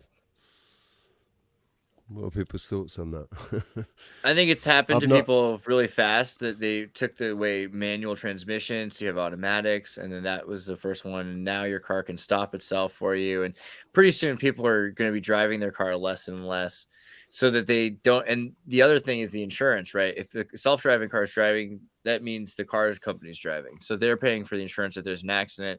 You have to pay for it if you're responsible. So they're going to make it so expensive to make your own choices. And that's been my main thing. We were talking about whales earlier. My main thing is I think they're forcing us out of the frequencies because those frequencies are also thoughts, and they're keeping whales and birds and humans all within a range of restriction of frequency that allows us to think. And yeah, it's good. Imagine how people used to fly. People used to be able to drive cars. Kids used to run machines. We're becoming simpler because we don't have the ability to think in those ways. Do you think that can be connected to tinnitus or tinnitus or to the ringing? In the Jay Dreamers just did a video. I noticed Jay Dreamers was in the chat. I think I saw his name. What's up, Jay Dreamers? And he did one just recently about ringing in the ears because loads of people are experiencing it. I'd love to watch that. I have a whole thing on that. My thoughts on tinnitus a lot of time were associated with CERN experiments, Mandela effect, Schumann resonance, when something is reality shifting. And this is not from science. This is from as a child. I used to just have this intuition. I was like, something just shifted in reality. That's the only logical explanation to me for why I'm hearing this ringing. You know, I don't know, as like an 8 to 10-year-old. And I remember thinking like, oh, wow, I turned on the TV and they're talking about Paris Hilton. And it was like the Back to the Future 2, where they're talking about Biff Tannen. I'm like, this girl just clearly sold her soul yesterday. And she was in a trailer park and she said, I want to have all the houses in the world and my dad to be rich. And here he is. They're making a fake show. Like, this is a reality shift. And they got, so I don't know. Is tinnitus associated with that, or what do you think? I don't know, man. I mean, I've had it since I had a car accident in 2000 and I was in a coma. When I came out of the coma, I felt like I'd shifted realities, and I put it down to the car accident. I put it totally down to the car accident. It was a really big deal. Somebody died. I was nearly killed. It was massive, and but I thought I was in a different universe. Like, I was having Mandela effects in 2001, and it's been since then. But I don't know. I just thought it was just because a combination of listening to loud music in clubs and having a really serious head injury. What's that movie? It's All Gone, Pete Tong. Yeah, I always thought that. I love that one, man. And I actually know like a majority deaf DJ myself, good friend of mine, and it's just fascinating how they're able to resonate and feel. Oh, ladies and gentlemen, you got a Mad Echo Stellium. Wait. Hey, yeah, mute yourself for a second. Put on your headphones. Still, thank God. We got Mike squared. It is truly a Christmas present. Mike. I was pretty excited, and I was trying really hard not. I was trying hard not to say Takayo because it's not my word. You know, it's your word. It's their word. So they get to say Takayo, but we don't. It's the M's word. Go to your settings. I'm on my phone and I can't see shit even with my glasses here. Oh, I see. Yeah, there's a little sidebar I'm trying to get rid of, and it's making everything really small. But anyway, I guess I don't have to see it. Oh, but you figure do it have out as I go. Sideways. I've just had to start wearing glasses. So just a disclaimer, this is not an advertisement for recent Tartarians. I was actually sleeping in this shirt, and when I woke up this morning, I thought, well, there's no need to change it. That's base, bro. Super base. That's you're a man after my own heart. That's exactly. Hey, Sherry. Hi, Sherry. I'm so glad. Well, it kind of covers everything, really. I love this shirt. It's from Brittany. Or actually, I kind of stole it. It's from Brittany. It was meant to be. No, Brittany. Brittany. The Secretarian. She's right there. You know, she's it's Christmas time. We were talking about. She's over. What do you think? Okay, guys, it's Christmas Eve, and Santa Claus is about to come. You know. Right. Hey, wait. There she is. There's Brittany. Right Are they there. still doing that scam NORAD Santa tracking? Yeah, there is. If you guys want, we could pull it up. We could also look at starforts. It's probably more interesting. But yeah, NORAD is constantly telling us where Santa Claus is. It's also interesting that right before Santa Claus this year, there was this huge storm, right above everything, which is in that area. I don't know, but wait. NORAD is capable of continuously telling us where Santa is, yet they were incapable of downing 4 planes September 11, 2001. I would argue they did down 4 planes. Am I right, fam? Merry Christmas.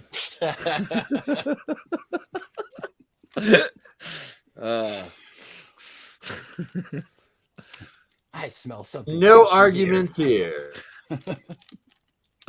Man, I'm not a denialist. I love this map of stars. It just reminds me of the Mario Brothers game crossed with the new Zelda.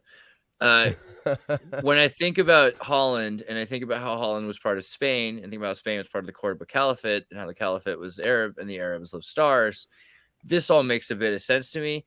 Do you think that way? Like, what do you think? It makes no sense to me at all. Okay, so yeah, like when you think of this, what's so startling? How is Netherlands part of Spain with France in between? Well, France was part of Spain, right? The Spanish took their boats from Bilbao and they sailed all the way to the Netherlands, and then we're like, hey man, it's now ours. No, also the river boats too. So you got all these river paths and you got all these cities along the way. Starforts. Pull out again. Show us your map of Starforts. There's no rivers from Spain to Netherlands. There are rivers the Slovenians ever. I'm pointing at my screen right here, which is hilarious. There are Slovenian rivers. There are Swiss rivers. France definitely has river systems and cities that were broken off during the, supposedly during the last 600 years. There are ways to get through directly. And especially if you have city by city, you can stop, right? You got each one of these is dammed up. Yeah, but you have to cross the Pyrenees. No, you don't. I mean, that's the thing. Song of Roland. You don't cross the Pyrenees. You let the people at the Pyrenees exist, which is why they still speak Basque. You avoid the mountains entirely, right? You go through San Sebastian, which is down south there. You go from Aragon into San Sebastian. And otherwise, you get to go around it, which is why Aragon becomes so powerful, which is the end of the destruction of the Cordoba Caliphate. And also, the Cordoba Caliphate could have been coming through the it could have been coming through the Austrians, right? Because you got Vienna, and Vienna is the Janissaries.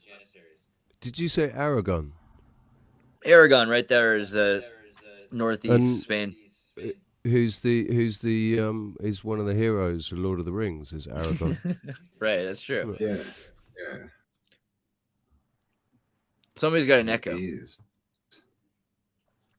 it me? Can I echo? Oh, it's gone. I don't hear echoes. Hello? Yeah, maybe I'm just. I temporarily heard one for half a sec, but Yeah, it's gone. Oh. Well, okay, so you're saying it's weird, but pull out a bit to the map for a second. But I say the whole history is weird. But I'm not a historian. I'm just a dude that knows how to work Google Earth particularly well. How far east do these? I haven't studied. Go? I'm a former trucker with no qualifications other than that. Really, I just do maps pretty well. IMDb I just have my thoughts about the whole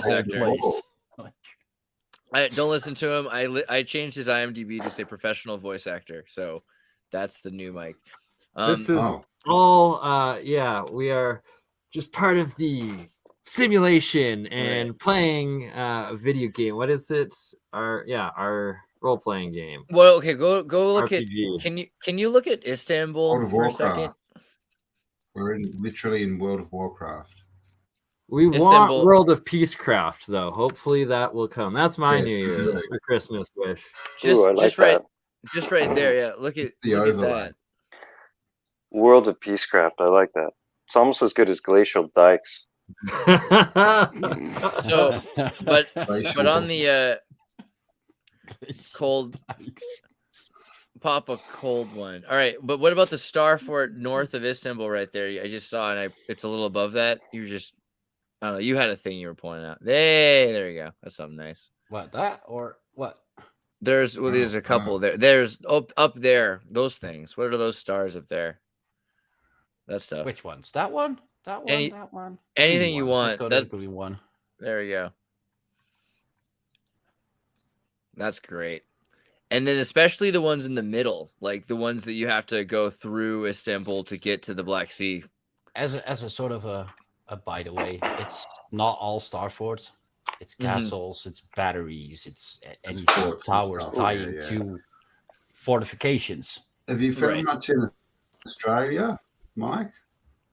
No, Australia's weird, Campbell. No. Sorry. There's a few. I've found we've got. I'm up to like 7 or 8. It's such an anomaly because even New Zealand has a bunch. Literal star forts, and like all we have in. There's one at the tip in Hobart, at the bottom of Tasmania. There's one. Right. So is it possible to get a LiDAR? There we go. Is it possible to get a LiDAR over Australia? Because that. Oh, okay. Those are batteries. That's interesting. Yeah. You see them a lot. In Australia, those. Just for battery alone, they're interesting. Why do you call such a thing a battery? With all the stuff LiDAR is revealing, they should change the name to TruthDAR. Yeah. That was good. Thank you. Yeah, I know, right? Dude, sometimes people use dad jokes for good instead of evil. Thank you, Mike. You're welcome. Well, with great you're familiar with this one. Comes great responsibility. Yeah, that's in Perth where I am. This is a bit of double whammy, right? Because you were like, hey, you don't know me, Dad, Mike, a second ago. You're saying, hey, they're not all star forts. Some of these are castles. And that was like 4 castles in a star fort square. And a partridge in a pear tree. Oh, that's so Christmassy, right? Yeah, that's Rottnest Island. Have you got the roundhouse on there in Fremantle? Is someone roasting a chipmunk over an open fire? No, it's a clocker. Just its nuts. Just the Christmas nuts. I'll meet up. Because I was like, I know that sound. If you go I'm down, sorry, Campbell. What was that? The roundhouse. Go across to the mainland again. Yeah, if you go The across to the mainland. mainland, or even if you type it straight down, pretty yeah, much I got it there where marked you as a are. yeah. I Yeah. gave it a black Yeah, star that. because I I'm pretty sure that's didn't the remnants necessarily of know what like it a was. satellite as well. It's got a big tunnel I that use goes a underneath it as well. I use a coloring system to try and indicate what's what. If it's a black star, it's just a good guess. I don't have any Albany, what further have you found there? information. Okay. It's a guess. So it's a black star. This could be. Oh, there it is. It is a battery. Yeah. Look at that. It is. Yeah, look at that. Huh? There's tons of things like that in Australia. Guaranteed to find more every time we go looking. David, go peacefully and David, go said, how do you peacefully change and all the cheer colours? on politicians captain just sent a tweet for us, which is pretty funny here. And it says, people talk a lot of S about Macs. During the raid on Jeffrey Epstein's island, Macs were everywhere. When one has the insane money necessary for running a worldwide elite child sex trafficking ring, they go with Mac. Which is a weird advertisement, but nice. Yeah, that's a good one. I've got that one too.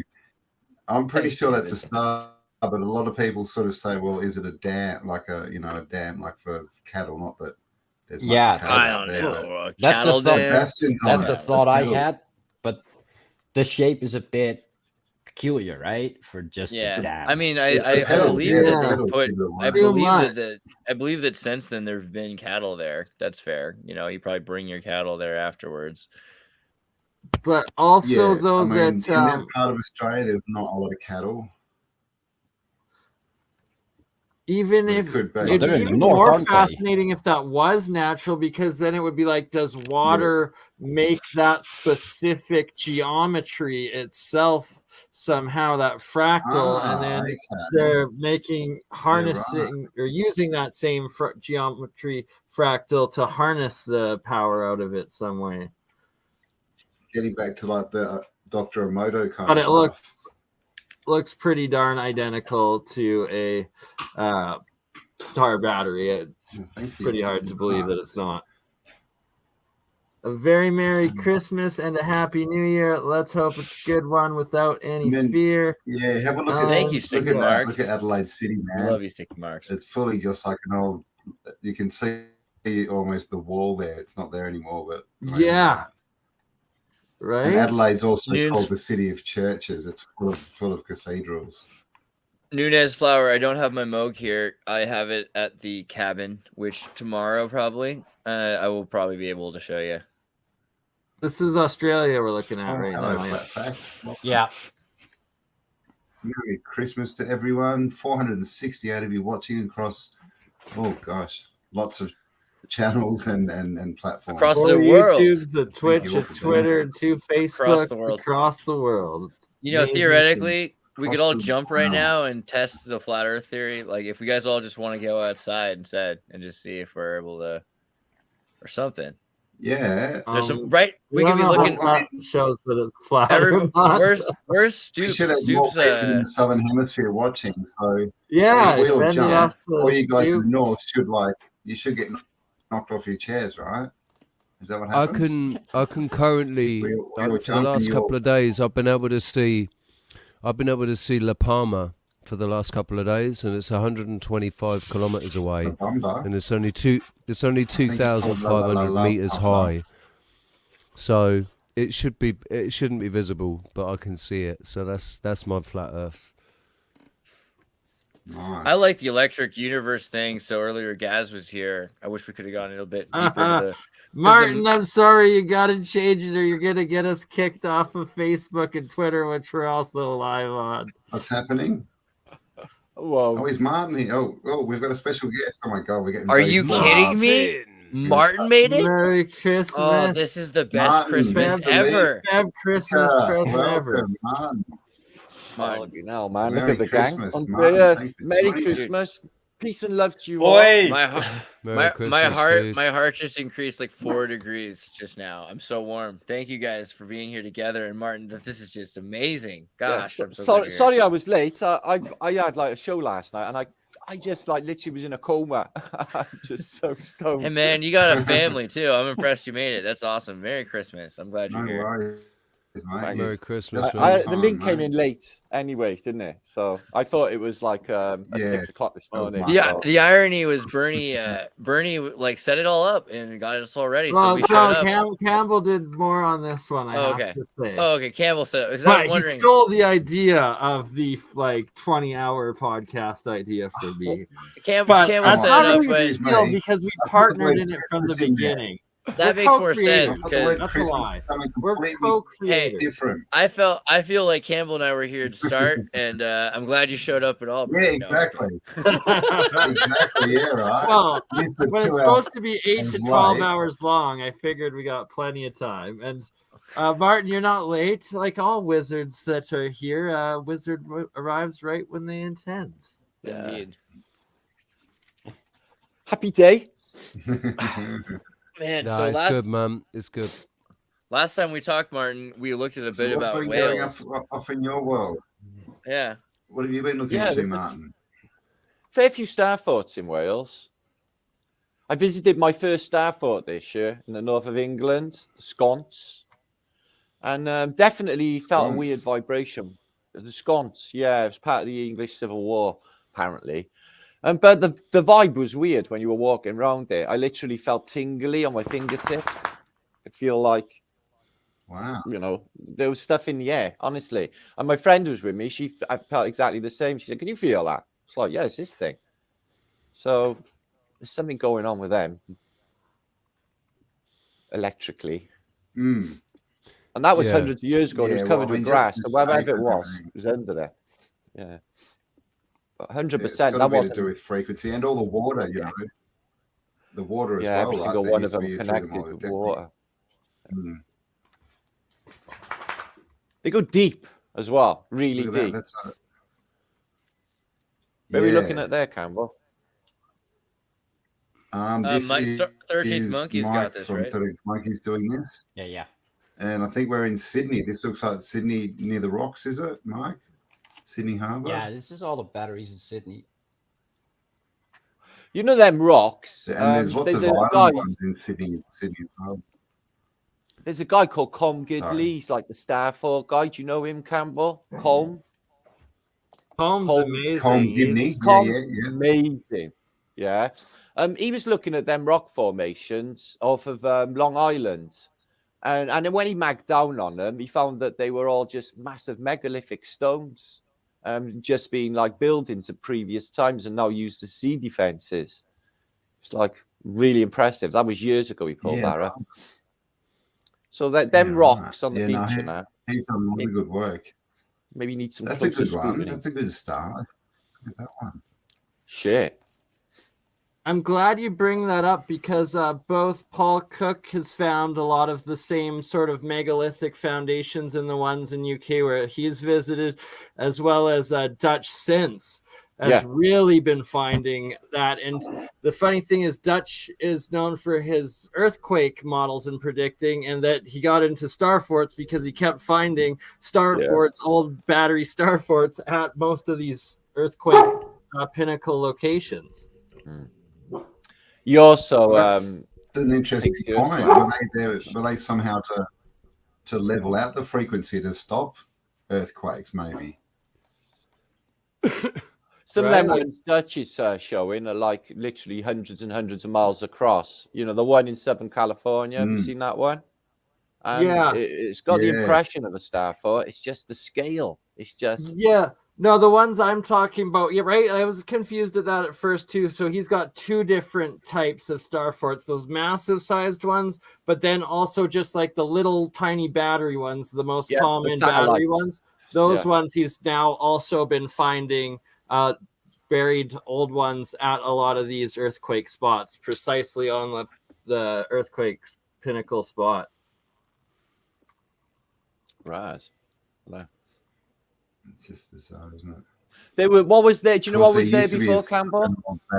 Yeah. Is that that like weird pile of dishes in Australia? Macquarie, wasn't it? Yeah. Mm. Something more going on with its transport system. Apparently. Dude, note to self. Sorry. And is Bernie here? Is Bernie here still? Yes, I am. Bernie, remind me later. We need to get Scott Onstott from Secrets in Plain Sight. You know what I'm talking about? Yes, you've mentioned before. I haven't seen his work yet, but I definitely will remember. Help me reach out to him, because like this keeps pulling me back to the idea of if everything is set up. I mean, remember these coasts and volcanoes are producing islands. You look at China producing islands. These things could change day and night. You go look, all of a sudden the coast is gone and there's a new coast there. The ocean rises and falls, unless, like Holland, they have these cold dikes set up with these boys putting fingers in them in order to save society. And so these coastlines are basically built, and they're Masonic, esoteric, hermetic, whatever you want to call it. They're geometric. They have some sort of sacred geometry that's deciding where they want to keep the coast. It seems like in a lot of places. Yeah, that's a good point, especially spot like the entire. Seems like at least the majority of the coasts of like Alaska, Siberia, Northwest Territories of Canada up to the mainland, they all seem like these giant artificially shaped coasts with the breakwaters, the dikes already in them. And then also along the east side of North America, the U.S. And then I've seen a couple videos showing people going down to these what look like artificial barriers and coastlines, and that it was broken up megalithic carving stones of like castle rock and like what looked like Slavic or Viking style figurines and faces and whatnot. It was really fascinating. I gotta find those I can't wait. I can't wait until we have better LiDAR scans for the public release. Is it Bernie? Yeah, I think New York or New Jersey coastline, somewhere around there. We need submarine LiDAR. I hear a church bell. That's amazing. Oh, wow. Submarine LiDARs. Who's doing this? I'm gonna feel this moment. Campbell, why so many starforts in Australia? Like they're meant to be defensive positions. Defend against who exactly? They never put them in World War II against the Japanese. Yeah, well, exactly. There's one in Hobart. There's one in Hobart at the bottom of Tasmania. Exactly right. Exactly. So it's like the Polynesians coming down. It was from World War II. Yeah. Okay. I need Martin to weigh in on this. Like someone's going to sail the way around Australia and attack us from below. It makes no fucking sense. I'm super sorry. I know we did this already, but Martin, I gotta get you to weigh in. What do you think about the giants being these and also Mike Stellium? What do you guys think? The blue whale is a giant. It's got fingers and toes. It's this giant 100-foot titan, and it's from the water vapor canopy period, and now it has to lie on its stomach basically, unless it's coming up for air for a second when it stands up. Otherwise, this is a giant. I love it. Every time you say this, it might be the clue. Someone say Titan. I didn't mean to take away anything from Mike. I'm sorry, Sally. 13 Monkey, get your screen back up. I'll be right back. It might be true. It might be true. Have you ever seen Douglas Adams, Hitchhiker's Guide to the Galaxy? Amazing. Might be true. I mean, wars with giants and everything like that, it starts to kind of come together a bit to me that maybe we're talking about war. Were we fighting the Japanese? Probably not. Speaking of Titan, I think it was a completely different world. Forget the world we're in now. It was nothing like this. Right. But I keep hearing that bell, and I feel like it's God trying to tell me something. You know what I mean? Yeah. Like that's because we're talking about the Liberty Bell, the idea that they destroyed all the bells in 1812 because they were keeping the world safe and harmonized and the frequencies in line.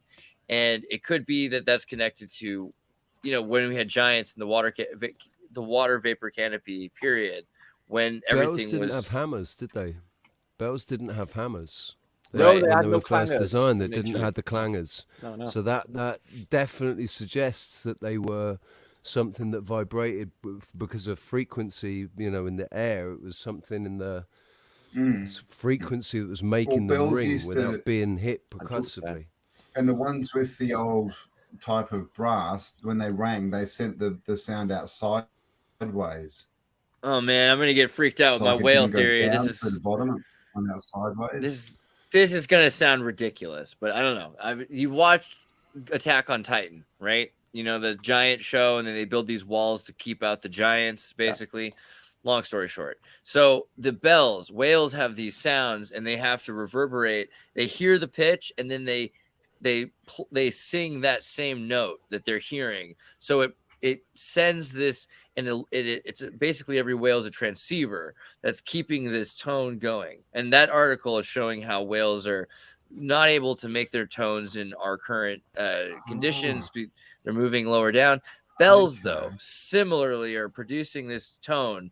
And then if you have another church, it's ringing the same tone, and it's carrying this resonance. So maybe this was some system to keep giants or some, who knows what, but like away from the land, some kind of thing. Yeah. Anybody wants to see something specific?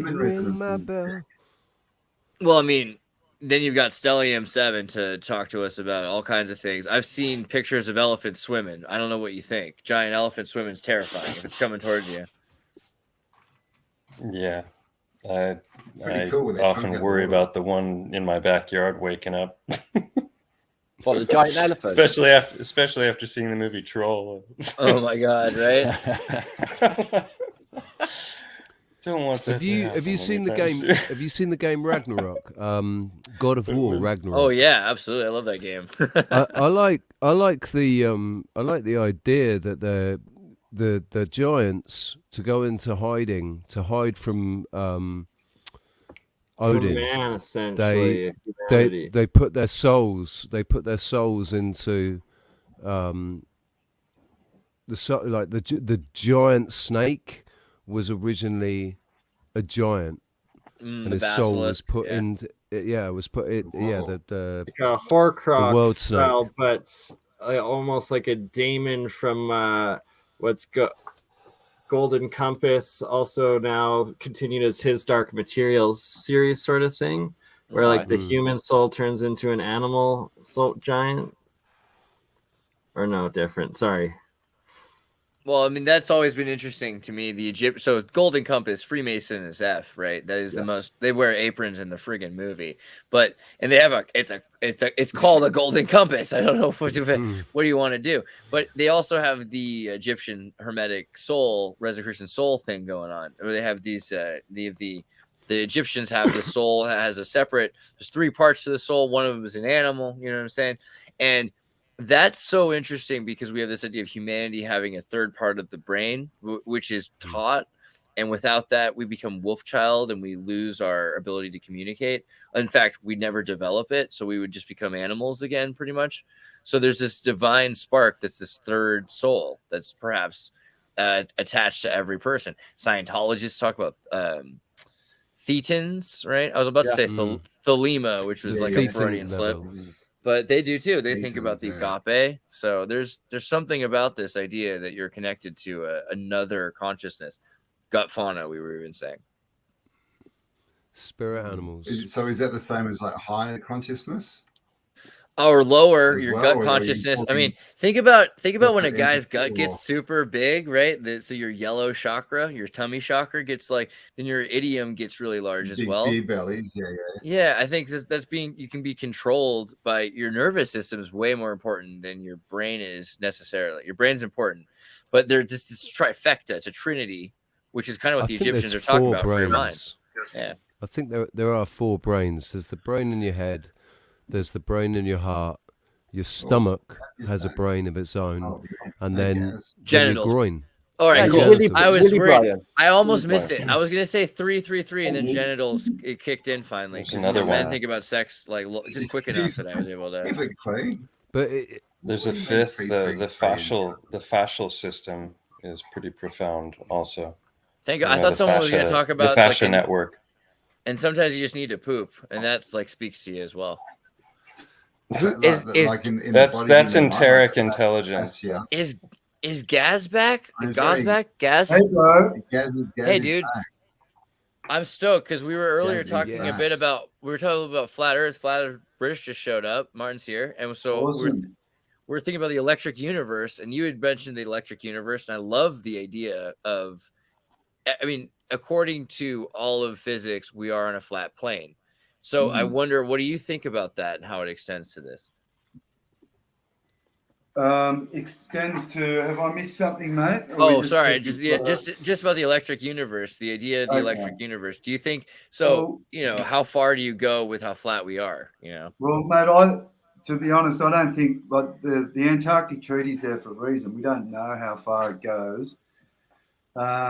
Who's the treaty with? They're talking about breaking that, aren't they? Yeah. Russia's talking about dropping out of it. Yeah, they are. But within, I think when we look at it, we're in a big version. I think we're in a big atom, a big version of ourselves. That's it. Like, I think the Egyptians were onto it, mate. Like with the double toroid and the inertia plane and things like that. Yeah, Santos Panacci goes into it a fair bit with the dielectricity, electricity, magnetism, and his presentations. I suggest if you haven't already, have a look at all his Atum, and that's a real that'll give you an idea of what wow, but really also we gotta look. You're right, 13th Monkey. Checking out the Knights of the Golden Circles Caribbean area here. This is this is the Masonic cradle of civilization. There's the Mesoamerica, the Mesopotamia, right? And we've heard from Old World Florida talk about this as well. This idea that in this zone there are tons of. I mean, this is where they wanted to build their new capital. Well, they were saying, this is why the JFK papers are so important this last week because of the Bay of Pigs and how Cuba was supposed to be the new Atlantis capital. Yeah. Well, hold on. How about just because I was the ranting bar doesn't mean on you have Q? to Did move you away. see that? Go back. Show us it. Show us the Star Force. You want to Did you see when he showed the Q, like that there's a letter Q in the ocean, and Cuba is literally the bar on the Q, like the Q bar. Oh, Q bar. Yeah, okay. That's pretty Yeah, good. man. I was just like, oh, what the hell? And he might be joining us hopefully later today, tonight, tomorrow, wherever you are. It is really weird. Like I'm not a Florida. Oh, that'd be awesome. I'm not a big I'm not like the Q guy or anything, but I did when I was at DC and I went to JFK's grave, like it is a giant Q and that is weird. Yeah. There's some weird stuff I don't know a lot about it. I only heard about it, when Paging Victor Boog, Q goes Victor, back actually, before October 17th. I found some old interviews I might have to put back up that I did with Victor.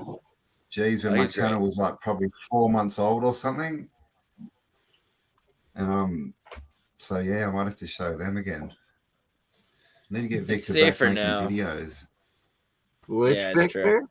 Victor Boog, man, the Boog. Oh, I thought you were saying Bout. I'm like, you got an interview with Victor Bout, the Lord of War, who was just released. No, Victor Boog, talking about the Boogeyman. The Boogeyman, yeah. Yeah, the great. That almost sounds better. Victorious the Great, Victor Boog, yeah. Victor's awesome. Martin, shout out to you, man. First time I've ever shared. Shout out Zal Moxis. I don't know exactly who's here because I can only see little tiny pictures. Oh yeah, I'm pretty sure some of them are puppets. I couldn't see a damn thing on my phone. Even Mike, Richie above you, Martin. How you doing, Martin? Gaz. I love that. Biggest diggest. How you doing, buddy? Mike as well. I saw Jay Dreamers was in the chat, and I just wanted to send a shout out to Jay Dreamers because Jay Dreamers, man. Yeah, if it wasn't for his Petrified Titans video, I don't think I'd ever would have gotten onto the scent of Montgo. So, thanks for that, dude. It was amazing. I've been watching Jay. There might be some ladies coming by the end. Jay, I love Jay. He's amazing. He's brilliant, man. I've been watching him for about 5 years. I've known him years. Reviews. I've known him since the get-go. Martin, watch some awesome. Just want to say a quick shout out to Martin. Over the years, seen some awesome presentations of yours, mate. I love the one of the old. Remember the old knights who used to run with the big head on with each other. Yeah, man. The just running horse to horse, dead fucking set. That's the game we're taught. And then Martin produced these beautiful old images of what's really going inside. They look like they're pneumatic weapons. It was just absolutely fascinating stuff. I noticed the older stuff was cooler than the newer stuff early on. Yeah, truly a brilliant flatness party right now. It's absolutely amazing. Thank you all for being here and being a part of this. Oh, thanks, Mike. Much love to you, brother. Yeah, I feel Christmassy now, and I don't get that buzz. That's because you lot are here. That's really good. Do you know this is the most Christmassy I've felt in about 20 years, man. Fucking It's same, weird, brother. yeah. It's weird. It's right. really I stopped true. saying Xmas and actually has been writing Christmas all night. It's just so joyful. I don't mind the Well, Xmas because of the I have an Xirtus bias. I don't mind it, but yeah, you know what I mean. The other thing is X gets a bad rap. X-Men need Christmas too, man. I mean, we true. don't want Wolverine sitting around crying because he's got no presents because there's no Xmas. So, I think that's fair enough. look It's at inclusive. let's just remember that they need X a comes. flag. Xmas doesn't just mean Xmas. That's just a misalliteration of Greek for the Chi Rho, right? Chi Rho is like Christos. Yeah, so it's not like the X doesn't mean the X still does mean Christ, and it's a that's how It I also that's means how by I hand, like chiropractor. that's how I reconciled it when I was younger. When I was young, I reconciled it in my mind that the X it still meant because it's like crisscross. Yeah. Christmas. I included that in my book about the Zyro, and I just said it was basically a map of Earth because you got the inertia plane in you got the inertia plane in the middle, and you got the X, which is because this place is a 10 torus system, and you get so many examples, especially with the X code. You have the 3 axes also. Yeah, of the 4 angels. So. Yeah, I think it's. And I was thinking about the Bach saga and the whole idea of the peephole as well. Like also an anchor. I think an Oh, anchor. the Bach saga, man. So you get the Alpha and Omega, and it's got the anchor included as well. See, you turn an anchor upside down, you got the inertia plane, you got the dome, you got the whole thing all in one thing with the anchor. So. Yeah, it's like like the umbrella. Oh my God, paging Old World Florida. Guys, you remember his ancient stone anchors? Oh yeah, thing? The Atlantis shipstones there. My God, life changing. Imagine having to pull that in. How'd you pull that in on ropes? Giants, easy. Yeah, it would have literally had to been tightened. We are. I personally think some of them might be more likely astrological, like megalith alignment or usage than anchors. But at the same time, though, it's all those rope or what looked like rope marks erosions on them. That's burns and that. Pretty good, pretty good evidence towards them being just unbelievably massive anchors. Oh, like absolutely. It'd be for a ship like the size of our modern aircraft carriers or oil tankers. But hey, no, they're natural, right? I mean, these are just seashells. Tell them, Mike. Tell them, Stellium 7. These are just seashells that made holes in the right. That's what they're natural. Oh, they're worms. I don't know if they're natural or not. They could be polymer. They could.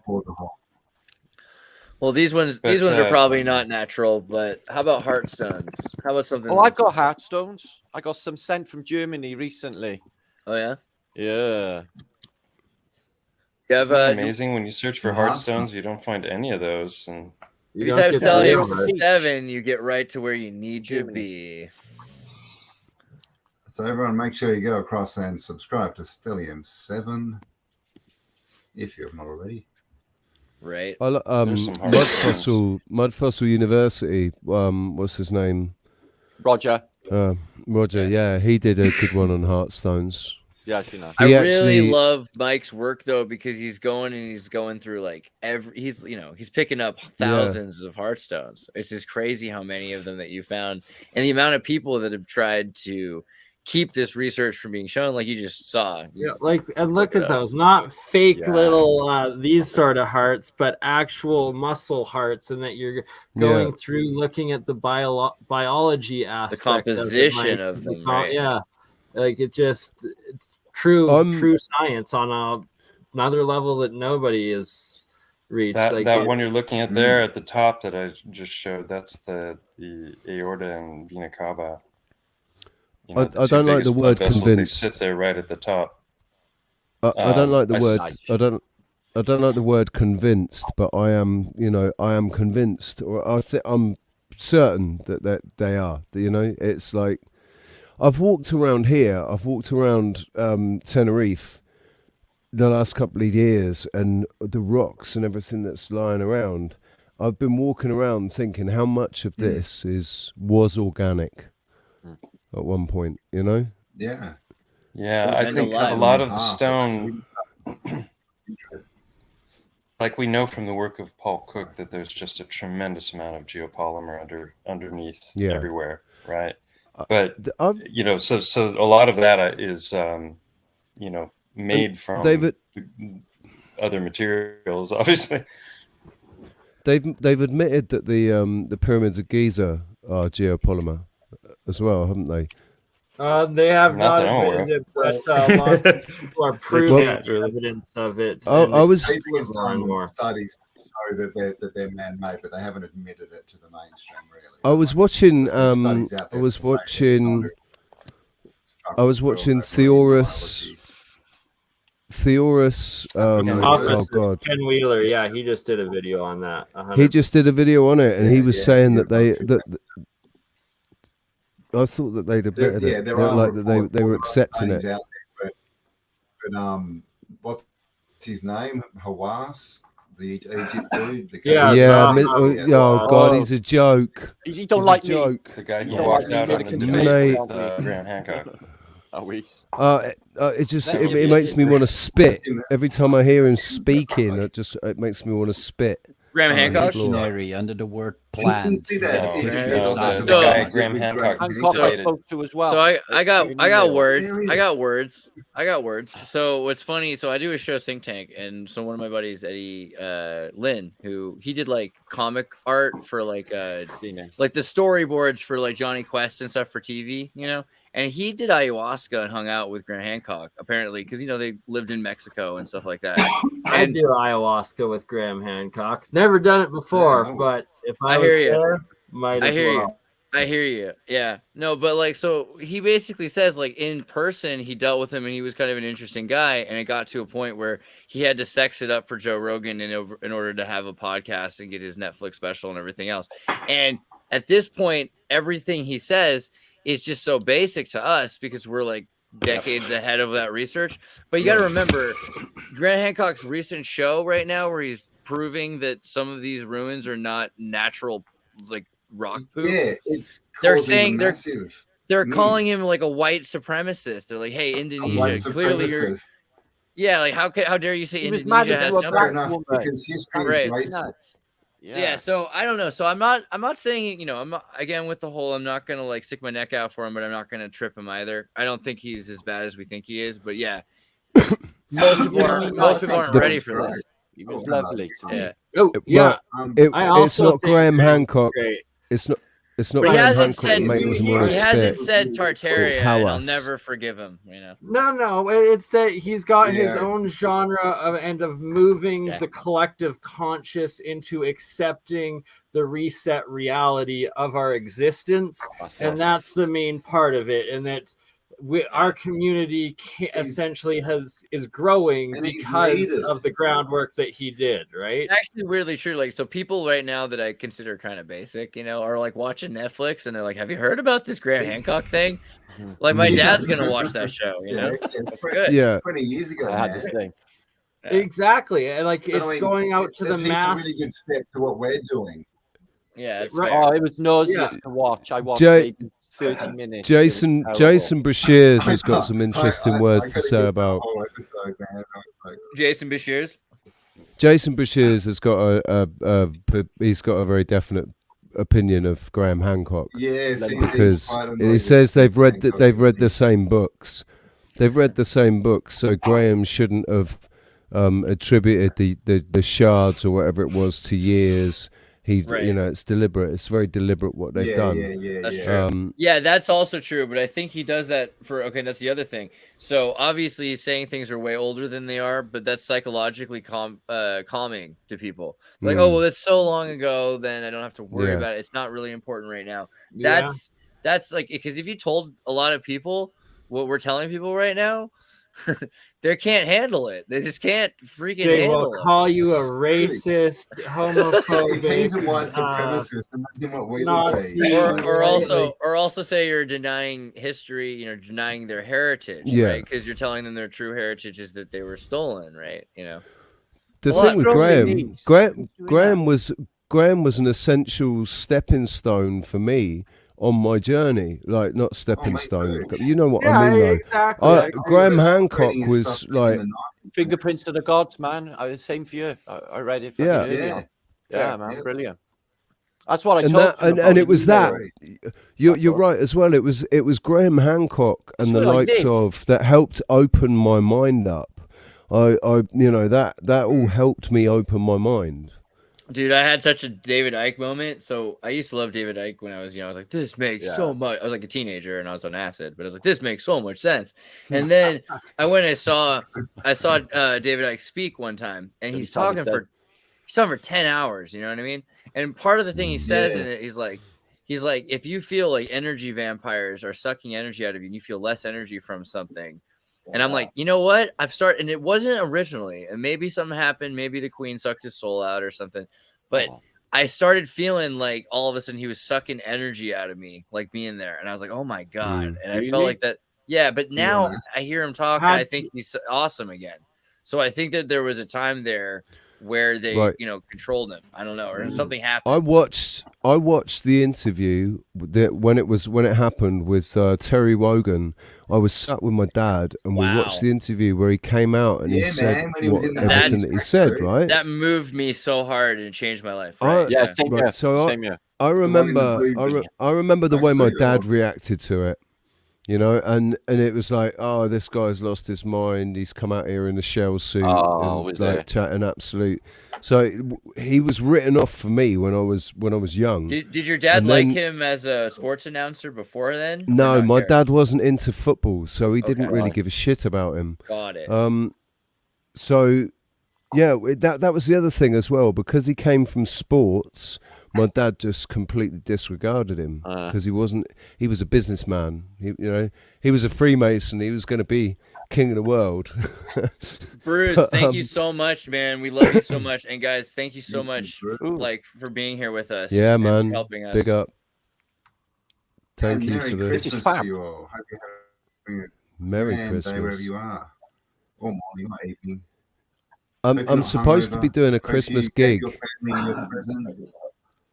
Like a music gig, or I'm gonna do a little. I'm planning to do a little Christmas gig where I'll sing some the songs that I sing, but I'll put some Christmassy songs in there as well. Dude, awesome. I thought you and Gaz were going to do a bit of a concert for us. I'm still waiting for your rendition of White Christmas. I'd love to do that if there was no lag. If there was no lag. Yeah, it's the biggest issue with internet. You know what? You could do on the internet, right? You could do a blues thing though. I could probably figure. We played the song. Guess he's going for it. Yeah. This last Christmas. Welcome to the Last Christmas.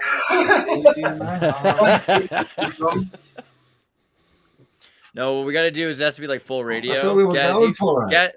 Guys, you play guitar, and then we'll just whisper sweet somethings into the radio, you know? You can, What about Santa Claus? Welcome to the Christmas Bash. How Grandma got run over by a reindeer. Do y'all know that one? If you're just tuning in, Starfort Mike, 13th Monkey, is showing us the world.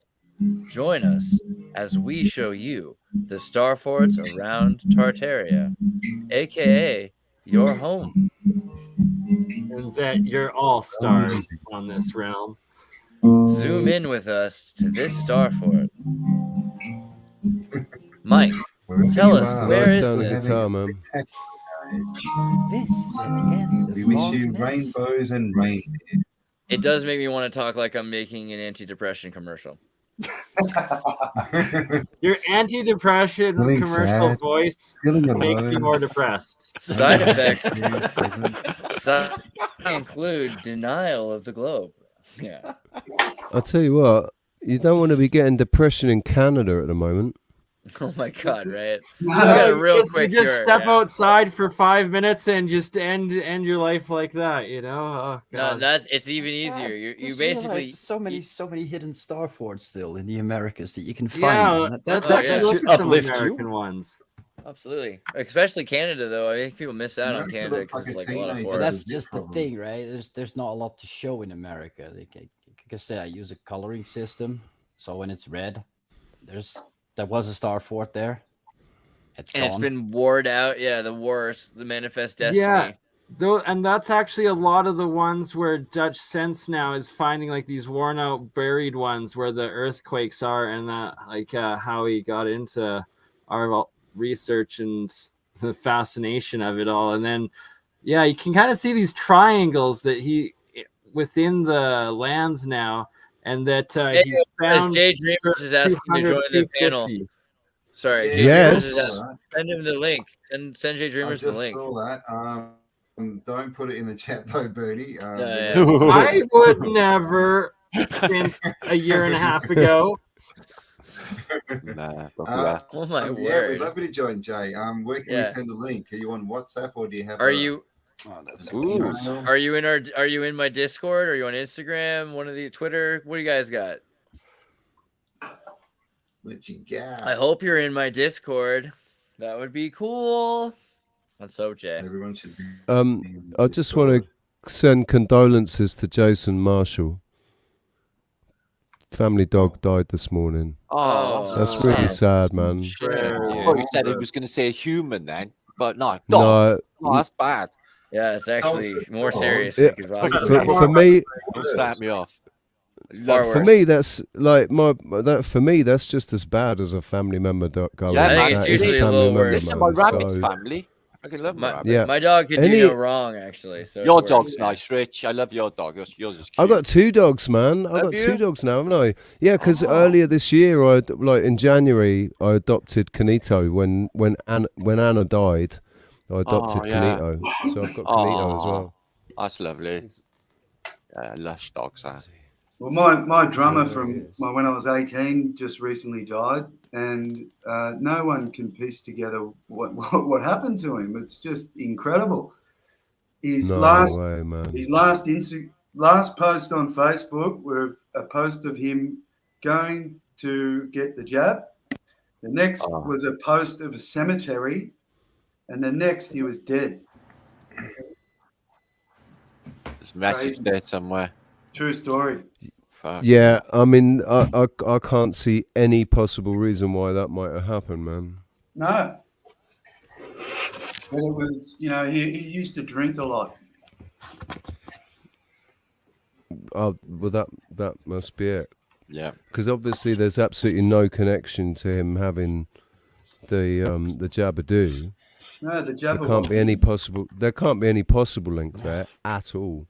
Mate, it's incredible. They can't piece it together. I work in an environment where I'm surrounded by, the average bears, you might say, and that husbands are dying, bloody people are dropped at the dinner table, and no one can piece it together.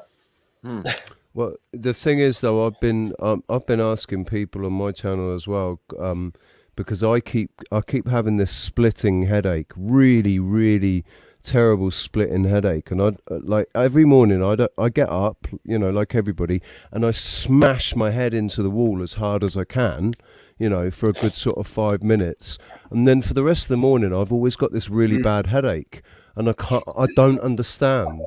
I don't know why. I can't work out what it is.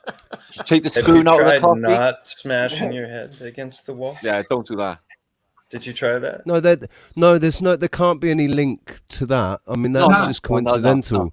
That's a coincidence. There can't be any link to that. I'm sorry.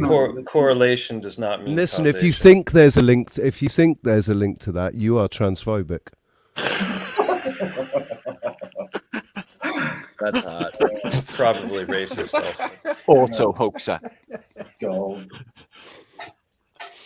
Just got my Facebook account back from 3 months of ban, and you're totally gonna get me out again. But that's dude, okay. I completely, mate. I Boo. didn't even think about that. I didn't. Hey, even Jay, think I about sent- that. I'm joking. Like, Jay, I if they just want to sent you a go 4 link. hours in, that's Take it their back. business. Jay Dreamers, check your Instagram. I sent you a link there. You should be able to get in from that. Take it all back. Hey, Jay just Dreamers, mentioning stuff. It's good. mentioning Facebook because I used all my hours on StreamYard, my 3 hours, 20 hours. So I did some streaming from Restream, and with Restream on the free one, there's no limit. There's no 20-hour limit, and you can stream to 2 platforms, and you can pre-record a stream as well if you want. You have a maximum number, but they give you a lot more with the free, and you can animated backgrounds and stuff. But doing the live music thing, it doesn't work with my desk.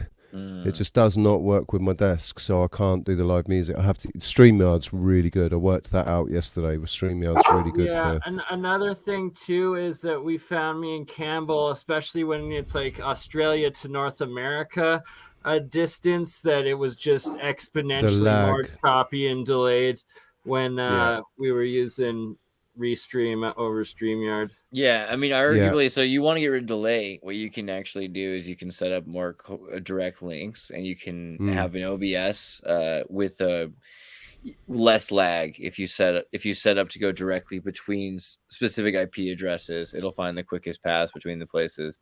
So the problem is the problem is it's super complicated. But once you get it set up and you got your IP in, then yes, it's easy because you've got your favorite people. That should be like welcome, snappy. Daydreamers. Yeah. Hey, you're here. Wow. Welcome. Daydreamers, dude. Yeah. Wicked. Merry Christmas. Hey, Merry good to see Christmas everybody. to everybody here and everybody watching. That was so great. It was like the coldest, like, welcome to the bar. We all like turned our head and we're like, oh, Jay Dreams. Yeah. So we meet at last. How you doing? Good. I'm still trying to figure out how to like see everybody. Are you guys watching on YouTube or are you just watching on? I just watch on StreamYard because the StreamYard has the chat as there as well, so should be fine. Oh, sweet. Okay, cool. That helps out. Thanks. It does look like this when we're not looking like this. So yeah, Right we're on. looking Yeah, at good to see 13th Monkey's everybody. map. Good to see you too, man. What have you been up to? I was gonna go to sleep, but I couldn't, and so I checked YouTube and saw what was live, and I saw Autodidactic was live. Real. So I just started watching, and I was like, "Man, this is good." And then more people are jumping in, and there's like a lot of good vibes going on in the chat and stuff. I was like, "This is sweet, man. I like this Christmas feeling of all these like-minded people getting together." Well, I keep giving Bernie credit, but it's time to give Autodidactic some credit. Thank you, Autodidactic, for setting this up. Yeah, we're all co-creators. Yeah. And yeah, we're live on Autodidactic, on my CryptoAlchemist channel, on my Burn Eye, Mind Third Eye Science Guy channel, and on Xirtus's Andreas Xirtus YouTube channel right now. And by the next time we do this, we should be able to be live on everybody's YouTube channel all at once. So we're gonna have a giant mushroom that's just spreading. Yeah, and everybody watching, please subscribe to all the other channels, whichever channel you're watching from. Exactly what Xirtus said. I'm gonna shut up and quickly run to the bathroom and let all of you amazing panelists and beautiful souls tell your research and stuff. Yeah, Jay, actually, we were talking about some of your research ourselves earlier. Yeah, Jay, you're fantastic. You really had to get hold of, though, Jay. I have tried to reach out to you. I watched you a couple of weeks ago. Oh, you did? I love Jay. Oh, shoot. And I have done for years. And I try to reach out, but you're like, because you don't leave like emails or anything. Super chats from Julia. Thank you again, Julia. Jay Dreamers, Merry Xmas, Good Vibe Tribe. Guys, thank you again for all the super chats. It's really awesome. Yeah, that's awesome. Yeah, Martin, remember whenever, like, you know, a while ago and we were all in this little group together and everyone was literally doing videos addressing each other. You know what I mean? Like Yeah, it wasn't just a general like, here's my presentation to everyone in the world. No, there more was like, some like psychos in this the is crew for back then. Martin, like to answer your question about yesterday. You know? Yeah, Jay. Yeah, it was good days though. I love the early days of Flat Earth. It was absolutely always. It's still euphoric now, you know. But I mean, then it was so exciting. It was like a kid with new eyes in a new world, and everything was like looking at everything for the first time. Yeah. You know, exciting. it was really exciting. Still get that now, but, though. Still like it now. But completely dumbfounded as to why nobody else could see it. No. Well, that's the whole point, I think. There's two separate worlds going on, yeah. There's the world of the woke and the world of the asleep, and they just don't seem to want to wake up. Whatever, spell, hypnotism, whatever it is. And they will address the truth, and you can see that they know it's true, but they will fight you to protect the Matrix. They're like, you know, the agents. It just isn't their time. It's not their time yet, man. That's the way I see I it. think there's a thinker with some sort of test going on, and I think they failed, and they just like fill in space until this thing's run its course, which is like happening now, isn't it? Real time. So, you know, people say they're NCPs, they're without feeling, they're narcissistic, they're greedy. You know, it's the MO is for the majority of the people. You know, and like sociopathic narcissism. Yeah, exactly. You know, our sorts, you know, we've all banded together because instinctively we know there's something down the road. Oh, so, I just keep wondering about like how much they can really control you with that, because if you think about how much of your choice is based on, you know, the energy of thoughts, and that they can control energy to a level, I mean, this is what the FCC is all about, then it could get to the point where, you know, everything about us, even we're talking about earlier, whales, you know, what if humans are, Oh, yeah, that was awesome. yeah, I'm thinking like pretty weird stuff can happen with humans just through thoughts and evolution, even whatever we're calling that, just like your life is an evolution as you change throughout life. The augmentation that's going on right now is going to be even more critical, because we can have even more say over what's going on in our lifetime. We have less say than we used to, because it used to be that you fall in love, and then every generation you're selecting and producing your children, you know, and God bless every one of you, because a lot of you have been able to do that. Martin, Mike, you know, I think, you know, you got Avery. Did you get in on that one? Daddies. Yeah. Yeah. I haven't done that yet. So I'm always interested, and I think we're so excited about the idea. But I think a lot of people don't, you know, we don't have the control that we used to have over our destiny through being able to have, you know, a say in our children. Right. And that they're telling you, okay, well, now what you can do is you can change yourself, you know, through your lifetime. I see it as an evolution of consciousness, man. I think the whole thing is about the evolution of consciousness and rising out of this realm, you know, as in our consciousness. Oh yeah, frequency. Yeah, the clairvoyance is picking up. There you go. Yeah, telepathy. Yeah, definitely a part of this, which they wouldn't talk about. But I noticed my dreams again last night, and you know, the psychic connections, syncs all the time, number frequencies. It's just. Do you think we signed up for this, guys? Say that again, guys. Do you think we signed up to this? Yeah, probably. Feels like we might have signed a contract before we come in. The meat bags. I hope so, but then again, do I hope I was that stupid? I mean, well, you know, the other place was though, Campbell. Might have done anything to get into the physical realm. Yeah. Yeah, exactly right. This meat bag option sounds all right. It has good stuff down there. They'll show you pictures of beaches and women and stuff. Angle the carrot.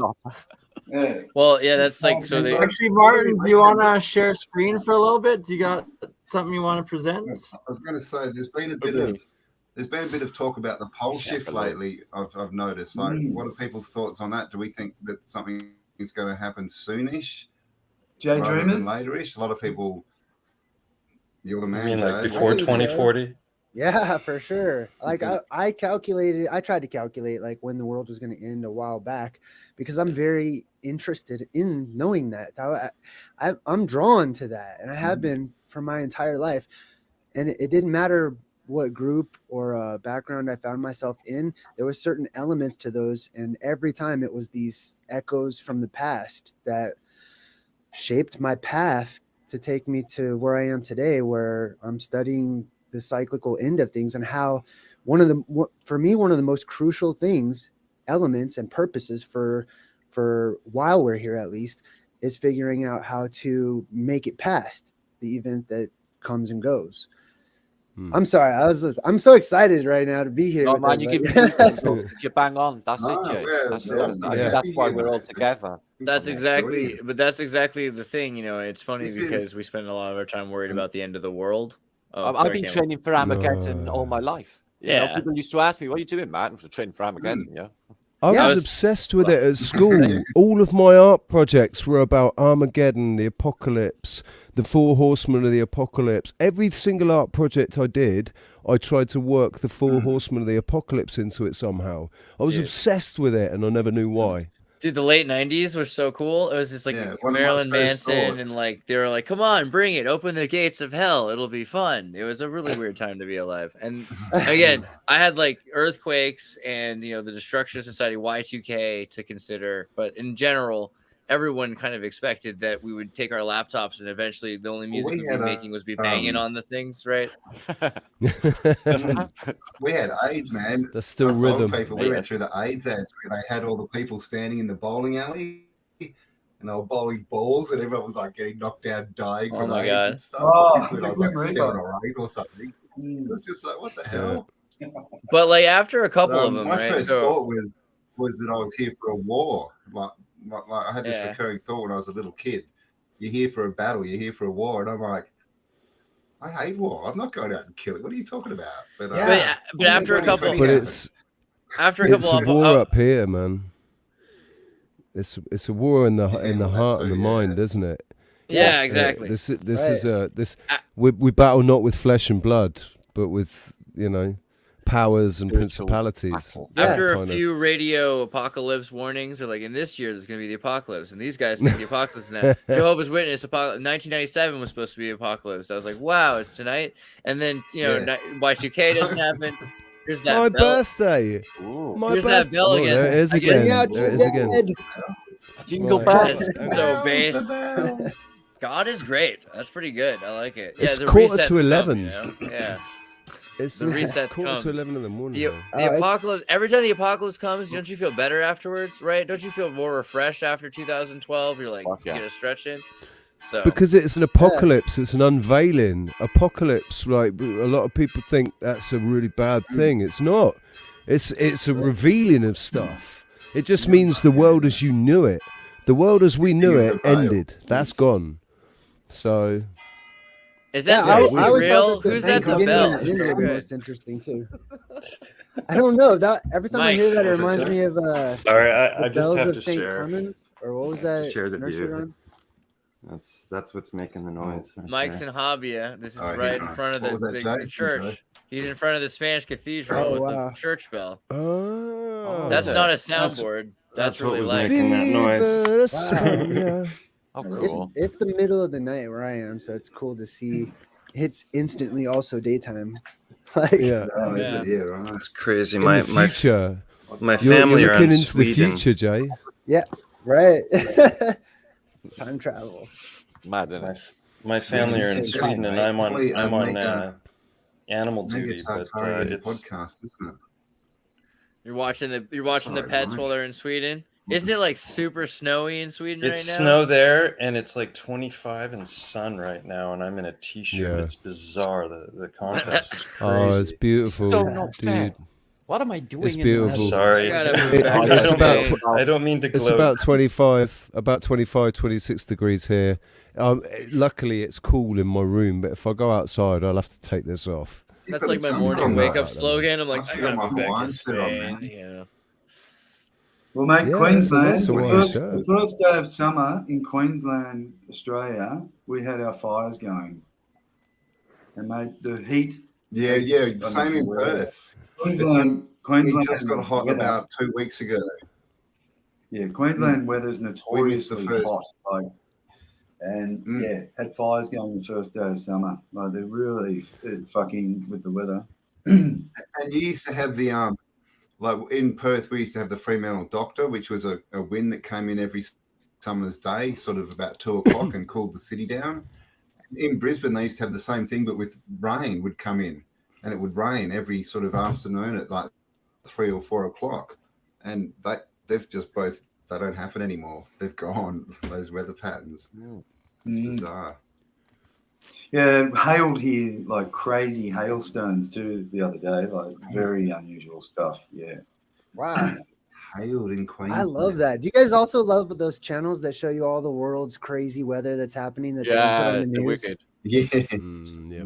I love it. They're like showing you stuff. They're like, pretty look at these hailstones this big. And you're like, oh my God, this is all happening. They don't show it on the news anywhere. The earth is opening up in places and sucking things in, and ice. It's insane how much cool stuff's happening. You're excited. And whenever we see all of it more and more, it just paints it paints a more convincing picture of how close things are. Hey, some of these videos are so convincing for the mud flood theory. Like you see mountains coming down. Like, what the fuck is happening? Oh yeah. Oh, I wanted to also throw something in real quick too. With the, you know how like there was the mud floods, right? I kind of started with like mud fossils, and then mud floods came next, and then Tartaria kind of came after that. But then somewhere in there was like the melted building stuff or whatnot, and then I also started. There was a piece of me that's like, that sounds very hard to grasp, is like buildings just melting or whatever. Like my old self side that just wants to say that sounds ridiculous. Yeah, hey, steel can't melt beams, or I heard that. Right, yeah, that sounds right. You guys familiar with Wise Up's work? Sorry. Yeah, no. Yeah, I liked watching him because that's a puzzle bit a long time ago. You got the melt, but I think what he's saying is also accurate. What does he say about it? I missed it. Well, he's talking about like volcanic ash mixing with water, and then if that surrounds, say, wood, for example, then it's going to turn the wood to stone. And so all over England, for example, there are these things that look like, oh, it's Viking. It's like a boat, but it's made of stone. It's like no. It was a boat that turned to stone. That's Occam's razor explanation, actually. Richie in the Canary Islands, you were talking about the volcano and the volcanic dust, and you look at La Palma. You look at they talk about Roman concrete, and they're like, hey, they lost the recipe, and then they have all these people in Polynesia that have essentially Roman concrete, but it's in Slavs too, and Berbers made with seashells. Bottom line, right? So you've got volcanic ash and seashell in line. So. That's part of the reason. That's the evidence that goes to the pyramids being geopolymer, isn't it? Because they found like fibers and stuff in the I like seashells. I like the other side of that too, though, right? So you've got the Ethiopian River, the water's coming through. That's to the Nile, all right, and so that's coming from the south going north, which is funny, and where the Giza plateau is, there's a geyser that it's built on top of, and there's an area where there was a reservoir. So what it looks like is you had papyrus reeds, and they're made into like spongy buoys, and they're wrapped around stones, and then they're using stones.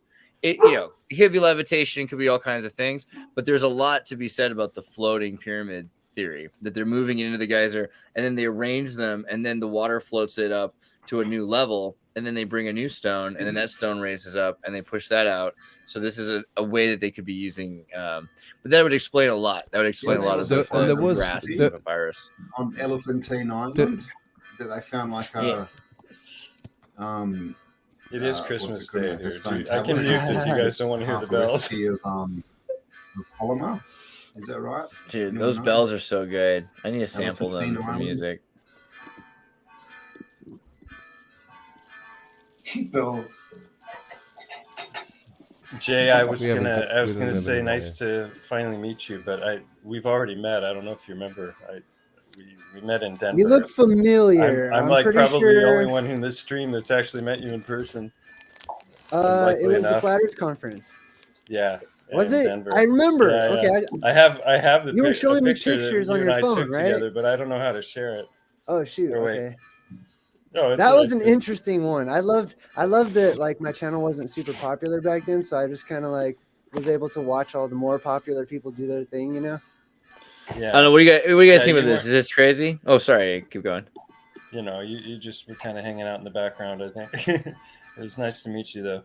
Yeah. Oh, you know who else I met there was that Logan Paul dude in the bathroom. Oh, I ran into that. Did you speak to guy. him? That's funny. I got a picture. Yeah, of I was both of you. kind. Don't you hate it when Logan Paul like Would tries you to shake your hand and apologize? he hasn't washed his hands yet? I hate that. What a liar! Ugh. Yeah, I mean, he struck me as just a douchey jock that like. Well, yeah, I mean, he he's- told me in That's front of exactly what me, it was. like I was retarded Exactly. and I didn't get that they had these inside jokes with each. Like he was like buddy with his little football buddy or whatever. Yeah, I know. And they were like making fun of me, like were they? Like, I mean, not like directly, but in like, you know, with undertones. Like I love inside jokes with one douchey another, jocks you though. know? Douchey jocks are really underrated because they're just like plastic. I love people that don't have feelings that are super cry extreme. easy, easy to make Like, cry. I wonder about how it's possible to go through your day and not like wonder about things. You know what I mean? To Like, I have think no that's real amazing. substance. Do you mean to have no real substance? Yeah. I think it's beautiful. I think it's a beautiful enigma. It's simple. I think it's got to be simple. It's what we all You want. got to be a lot happier.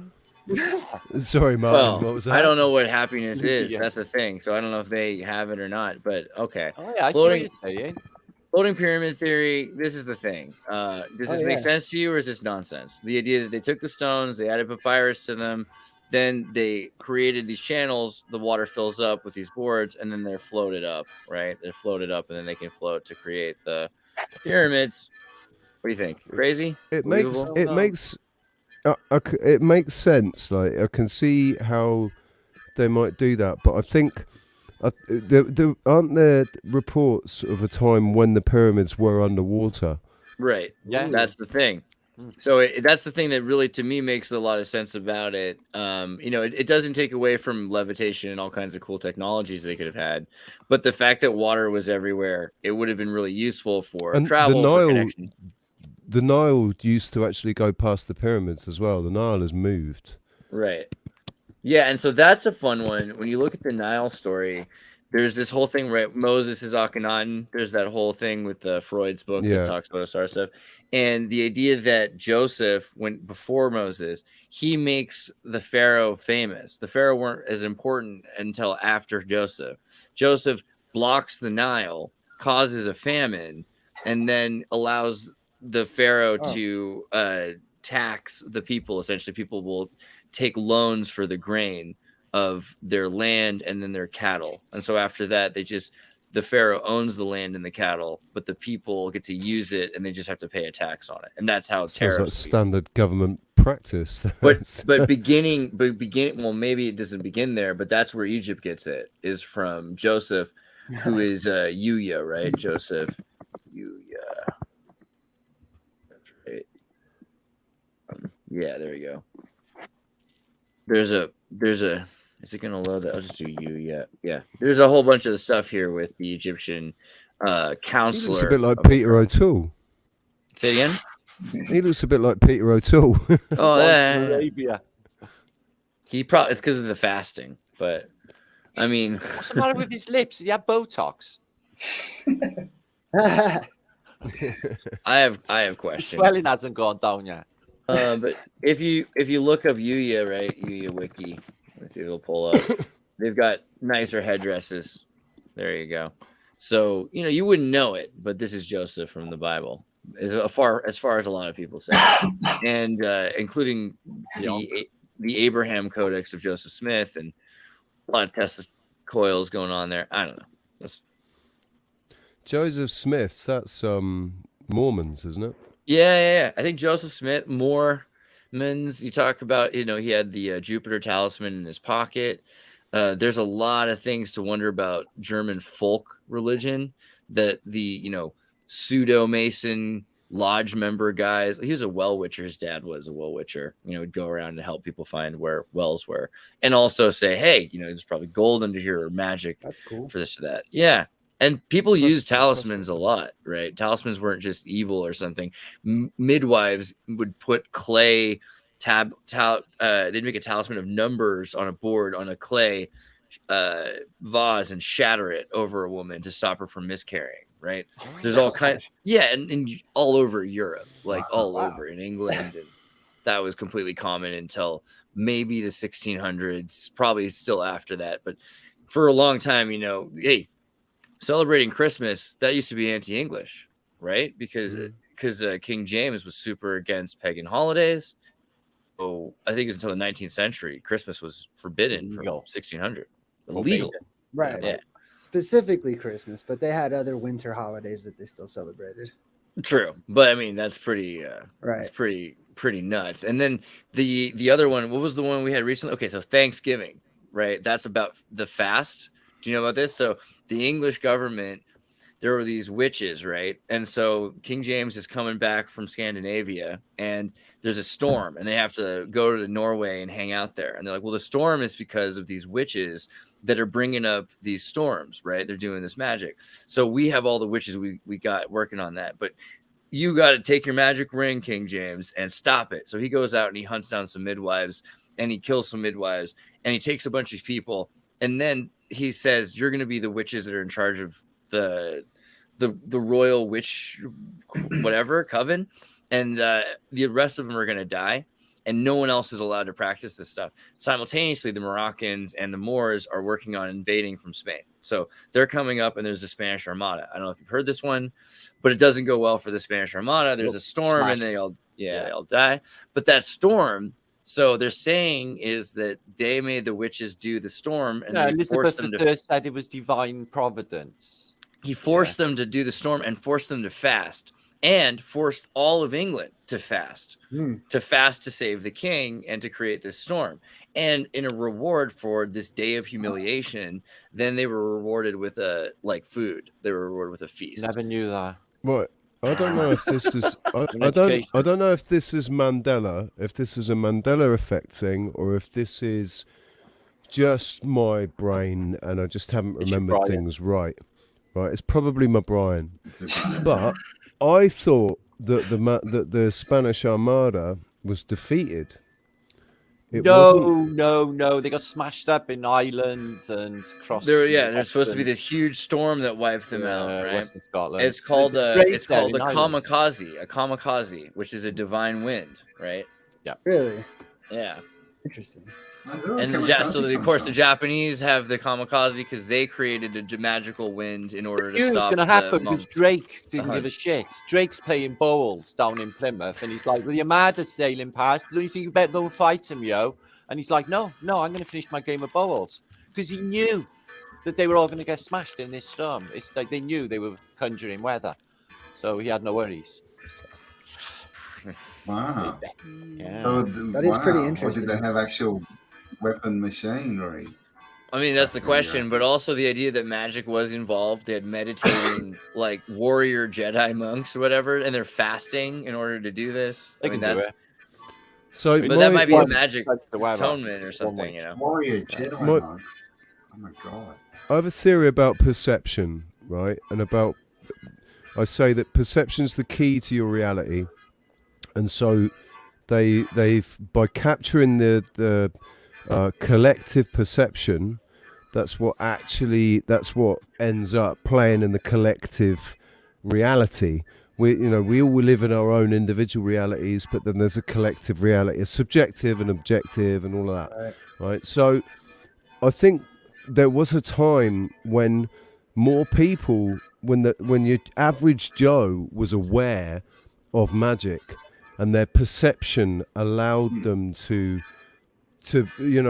allowed that energy, basically. It allowed that energy much better. So I believe in magic, man. I absolutely believe in magic. I don't think it's quite how they show us in Hollywood. There's not all the sparks and all of that. There's none of that. You can't see what's happening except for the after, the effect, what it's done. You can't, there's no lightning coming out of somebody's hands, but then they might build a machine that does it. CJDV from New Zealand, by the way, thank you so much for the super chat, and much love to you and to the All Blacks. I super feel like we're on Hollywood Squares right now. It is. Hey, Jay. Dude, I'm honored to be on this panel. I've got to tell you, man, I'm really honored to be. I love to be here with you guys. I'm honored too, man. It's great Christmas. It's really the Christmas We all spirit. With the bell just feels like bell. I can Ringing just it show in. some bells. I'll show some bells. We'll get Christmas. we need more cowbell, but no, it feels right. You know, Need more cathedral bell. yeah, I thought cathedral about bell is. wearing a hat. I but really thought it was new wave. It is Ultravox meets Modern English and Human League. Yeah, it's the Human League would definitely work with some cathedral bell. You know what? That's another one too. Is the gong, right? Wasn't that to also ward off evil yeah. spirits? Absolutely. Yeah, definitely. Right. Yeah. So they used the bell against the ogres and Yeah. whatnot. The They used the company- gong. pointed- the pipe organ. The pointed roofs in the Chinese buildings are interesting too, because the pointed. This is amazing. Oh my God, what's that? Sleigh bells ring. Got bells on your dog. Having a wonderful Christmas time. Just wanted to make it feel a bit more Christmassy. That's adorable. But the pointed roofs for the Chinese are supposed to pierce the demons and catch them. When they kind of remind me of aerial antennas as well, right? Like, so maybe they're what's left over of that idea. But you have bells, and so you have resonance, and you've got aerial antennas. Pretty connected. Right. Yeah, I mean, look at this. The destruction of the bells, the fact that they had to take down and dismantle all the bells really tells you the bells are more than we... I mean, when we say more than these we were were taken told... away in the First World War. I mean, remember the Thule Society and the Pennsylvania the Glockenspiel, and, you know, all right, like, come on. The bell is always associated with time travel, Why they put 2 clocks electromagnetism. on that building? Well, I That's like the weird. idea that the bell is so. You remember the heart? What's it called? The Oxford bell? Is that right? The Oxford Eternity bell. I think so. Oxford bell. Let me see. Forever bell, something like that. Here, I'll send you a link to it just to save time in the private chat. The Oxford electric bell is a bell that's been ringing nonstop for 200 years. Right. And so they have a battery that's a coil, and I think this might be like the answer. Like, really, is that these bells ringing for eternity, that is also free energy. So these are associated probably with these coils that are stacks of metal, and those are the pissed off the trolls apparently. I mean, like, all of that it, right? movie, I just thought of you nonstop, Stelly. Yeah. I'm not kidding. I actually it was think so some of them- cheesy, but I just had to like absorb it all. And what's under those king's palaces, right? Like the royal palaces. There's got to be at least some elongated skulls, if not eight. Felt like some soft disclosure there. Totally. Yeah, and then also in the what was it, the King Kong Godzilla movie, the recent one, the total inner Earth, you know. And then there's another. I haven't seen the old version of the what was it, Troll Hunter. I haven't seen that yet, but a bunch of people in the comments were saying that was even better. So yeah, it's interesting. I just always thought of it all as fantasy before 5 years ago. Here, let me. I'll pull this up just really quick, just in betwixt this. In between. I love that word. Bells are more electric or more See this harmonic, thing? like frequency. Well, so check this out. So they're both, right? So the Oxford bell, you've got electrostatic clock bell principle set up in 1840, and Brittany's got better data on this actually, because there's a bell. Apparently, it was set up in 1812 or 18 something, and then they took it apart or something, or they just hid it. But there's several of them, and someone's actually figured out by now what it actually is. But it's a dry pile form of battery, which is a series of connected coins, essentially, of different kinds of metals. So the idea is that you have all the coins from all the different kingdoms. You've got the Lord of the Rings or something, and this charge by these two piles. Sorry, I got to interject. Just like mixing, stacking, like a gold coin, a silver coin, and a copper coin, repeating in each other. That is a dry stack battery that are for these almost forever batteries as well. Wow. Yeah, and so Brittany, what is it? You got the narrative is hijacked on this. So you have these metal coils that have like literally what you're saying on the checker floor is talking about this, but you have the two pillars, right? So the two pillars are the two pillars that create the energy that allow for this flow, and that's what's been. So they put this thing together, and it's been running nonstop, and they won't take it apart, and it's covered in wax. So they're supposed to hide what's in it, but what it supposedly is the Zamboni pile.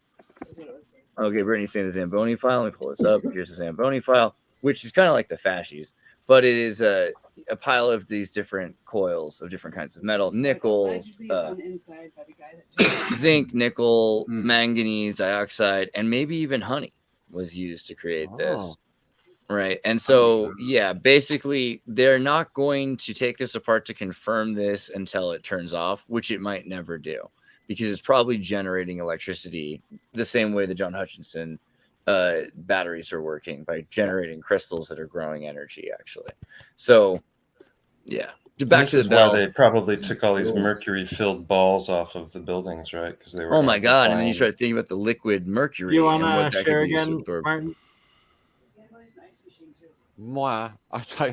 Oh, I'm sorry, Martin. If you don't want to, you can always go back to discovering more starforts. That is Chinese walls.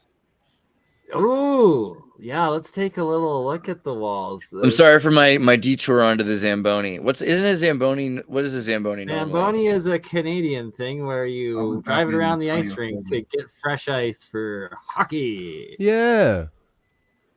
The Zamboni pile, man. Ice. Or figure skating. I used to love watching those going around the ice rink. And then it's like a nice sheet of glass. If that bell is ringing, producing the right resonance, so it's continually telling the crystal how to grow, then it's probably never going to die, because it's producing more power in a vacuum, which might actually be over unity, like the literal over unity that we keep talking about. It's not just like field energy, but in a freaking vacuum, which is the craziest thing about bells. Exactly, and I'm glad you bring that up. Like, never a straight answer, or not a space agency. One thing they have admitted or came out with was their little warp drive thing, and it's like this big hunk of metal that is an exact shape of a bell, and it's like it puts out just a little bit more. I think it's like the ionic wind drive or something they call it, but the point being, it's putting out just a bit more energy out of the empty side than you're putting in or out of the 0 point or something. It's essentially an over unity device, just the bell shape or geometry. You've got the Nazi bell back in World War II. The Glockenspiel, yeah, Glockenspiel. No, just die Glocke. The Glockenspiel is a plural. That makes it more clocks.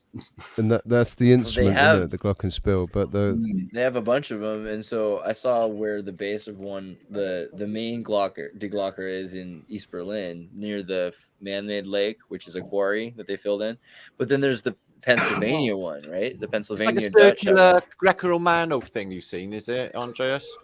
Like a circle. It's so in East Berlin, there's actually a giant octagonal square of concrete that's near a quarry. That's where their Glocker was. But there's another set of those, because NIMSA, the non-Prussian, Germanish, nationalist-ish group from the 19th century, they've been working for air flight, UFO, etc. stuff, like flying saucers in Argentina and Sonoma County. They have bells too, and they have landing pads too. So in Pennsylvania, they have this giant one, and it's been taken supposedly and replaced with this giant figurine of it. But everyone talks about the other bells. And then you go to Indonesia, right? And what do you see? These giant things that look like bells that are made of concrete all around the temple. Yeah, for sure. An upside down bell just resting. They look exactly like it. I mean, there's definitely something to the shape and to the material. I bet you that those bells do exactly what they're supposed to do. Technology, like you just like an expanded version of what you just showed us. Like what Jay was saying, when they're stacking 2 Ps, something like that going on. And it ever decreasing, all of them, same as the pyramids. It's always ever decreasing.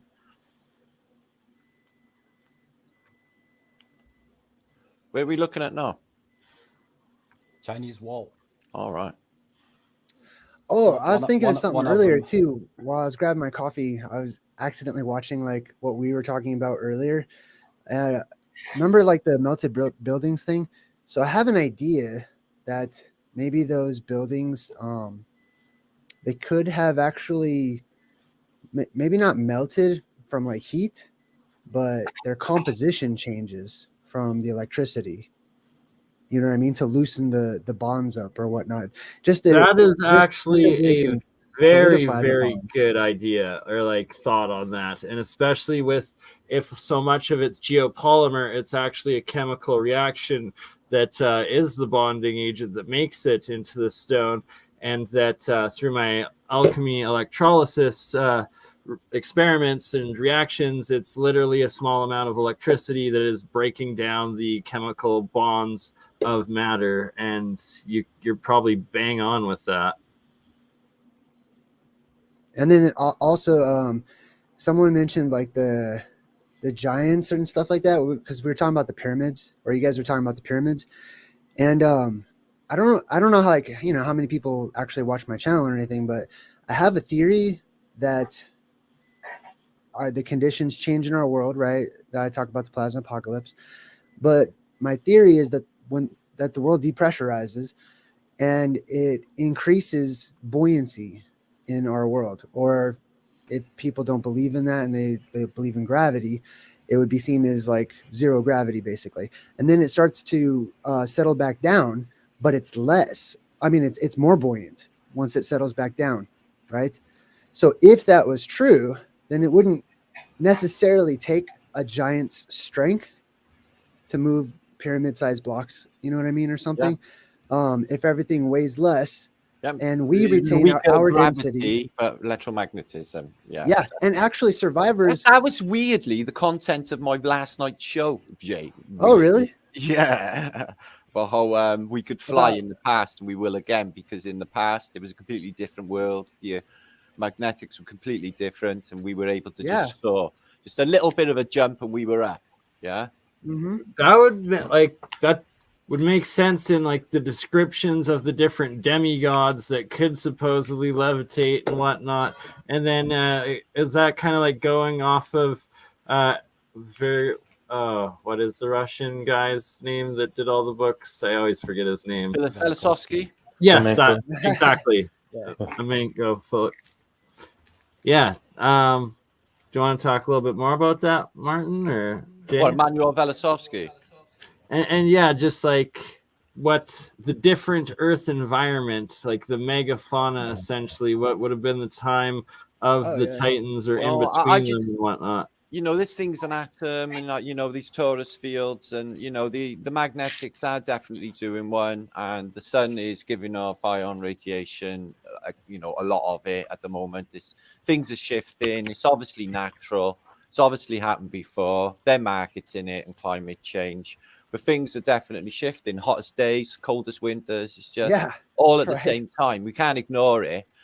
And the magnetics, the declinations, you know, they report that the North Pole is supposed to be on the move, and you know, the geomagnetic North Pole apparently is on the move.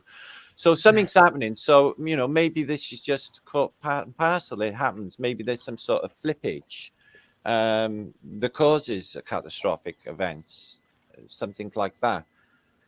Some sort of but like the of the torus fields, sort of thing, maybe. Well, the plasma apocalypse. Go ahead. That's my best guess for compression. My findings. Right. So yeah, plasma is key to everything. Yeah, for sure. The survivors, like if the world were to depressurize, like I was talking about, the survivors would retain our strength, but those born into that world, while they would increase in size, because there's less pressure and whatnot, they would not be exercising as much rolling weight around as on their we are belly. exercising I agree. That's it. I reckon they'd be whales. I'm sorry, no, I mean they'd be whales flipping on the beach. I would not be surprised if whales drop down out of the sky. I mean, that is back to Hitchhiker's Guide to the Galaxy, right? Yeah, man. The quantum drive changed into a bowl of geraniums or a whale. Yeah. Coincidentally. Honestly, though, that's kind of what I'm starting to feel. I think Jay, you're probability drive. Anything can happen daily. I know. It's mad. Another, do you know a synonym for whale is monster? Oh, I live really? in Wales as well. Dinosaur means land monster, right? So saurus is monster, right? So it could be like a marinosaurus or something. That's interesting. Kind of. Soar traces its root back to just two letters. It's S and R, and together they meant like well, the S is teeth, and the R is the head. So teeth on the head equated to like royalty, basically. Or having, you know, pointy. My, how far we've come, right? Yeah. So that's why people would be called sir or senor. I thought it was Saurus. No, yeah, dude. So Paging Dr. Longo, he's gonna love this part too. Yeah. I mean, the more I think about it, the more interesting it is how much language adopts new meanings over time, right? And how we kind of change our understanding. But yeah, somebody at the beginning said, hey, this is going to be a dragon. They're going to say this is going to be a dinosaur. And the idea of Jonah being eaten by the whale, you know, that's coming up in my mind a lot tonight as well. And Arthur C. Clarke, right? Because he talks about his science and he's got his ideas. But 2001 A Space Odyssey, 2010 A Space Final Odyssey is 3001 A Final Odyssey. It's the last book he wrote about the series. And the guy who is created in the upper city, which is like some sort of it's like a Tower of Babel that he's living at the top. He cannot stand on the surface of the earth. It's part of the deal. Like when if he visits, it has to be like once in his lifetime, and they have to give him air pressure because he just can't deal with the pressure of being on the surface of the earth. Yeah, so, me neither. I can feel it, man. The pressure. I know we can feel it collectively, man. Yeah, people are that's huge. But so I don't know if everyone has a good grasp on like this theory, right? But it's tied into like the whole rapture concept and people getting sucked up into the sky and Kronos eating his children and whatnot, right?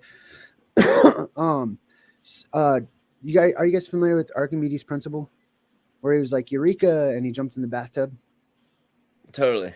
Okay, so our world buoyancy. You thought about buoyancy. Is everybody here like a dome person?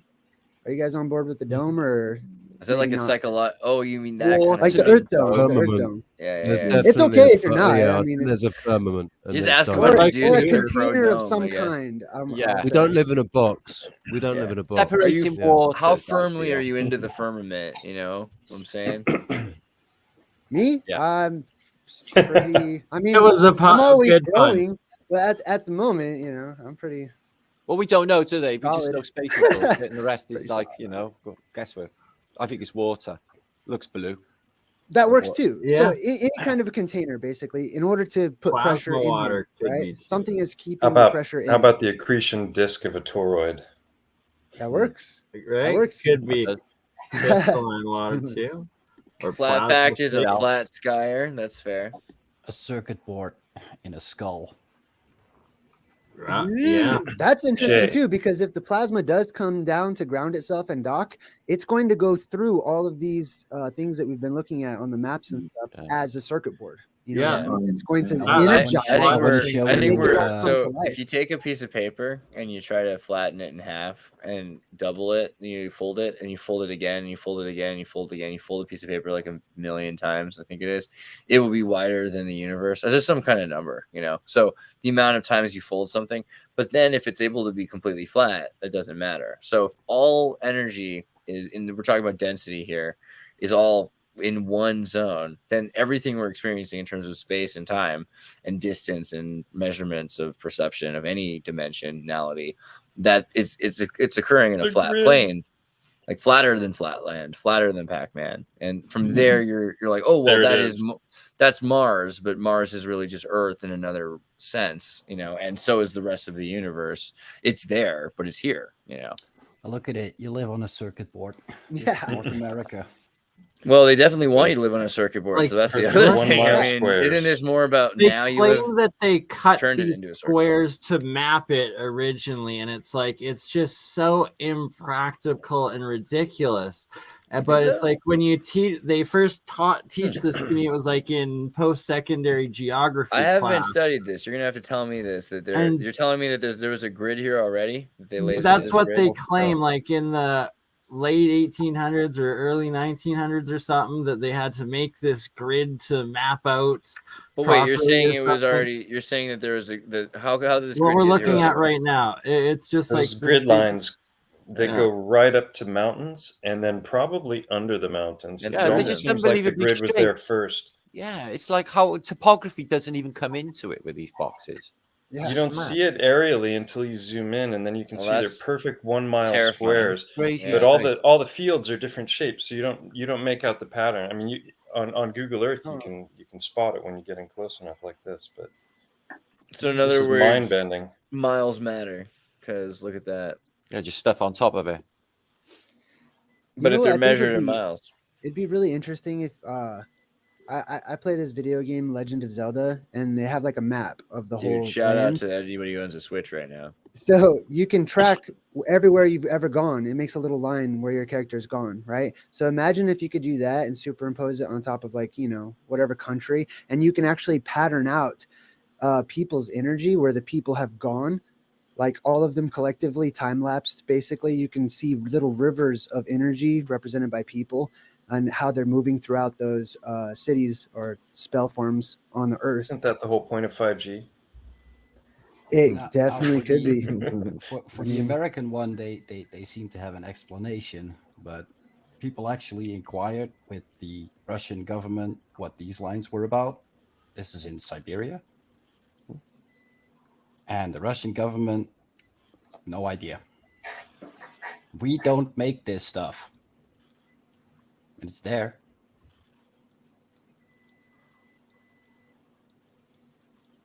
Running straight through lakes, forests, hills, the whole shebang, this whole grid pattern. Right, and what I really look forward to after I finally get my first interview done with Dutch Sense Michael and everything he's found is to set up a second one where we'll have the 3 mics of Stellium 13th Monkey and Dutch Sense together to go over to combine the 3 of yours because someday I'd love to get information will Hangman. really go in depth with what you guys are going, and I think it'll make some major like leaps and connections of real undisputable evidence for all sides of the theories here. Well, Kim says I sound like a drunk Rex Bear, which is pretty funny. And shout out to League Project. We do love his spiel. Yeah, League Project's cool. Jay, are you familiar? Have you gone into Hangman 1128's work? That sounds familiar. Let me double check it here. He's like Colorado based, and he's presented the best. Oh, the tree guy, best right? data. Yeah. Okay, the tree yeah, guy. I totally have. Yeah, he's also named Mike. I just want to say we're 5 hours in, and I'm pretty impressed with you guys. Merry Christmas. Okay, yeah, I totally remember this. Dude. Merry Christmas, man. I was going to ask Jay. I don't know how familiar you are with my research or. Oh, is that you? Me who? What? Are you him? Sorry. No, I can't tell who's the talking tree right now guy. 'cause it's all tiny. Oh, it's me, Stellium. Okay, 7. sorry. Yeah, no, Mike from Hangman 1128's channel is just amazing. His footage is self-evident. It's undeniable in my opinion. But I just, your plasma apocalypse theories, obviously they dovetail with Archaix's, Phoenix events and so many other mythological tales. I think you've done incredible work, but I mean the findings that I've found, I mean your research and your theories, those are some of my best explanations for how I'm finding the things that I've found. Good, awesome. Yeah, I feel like it helps to plug in a lot of missing pieces to the puzzle.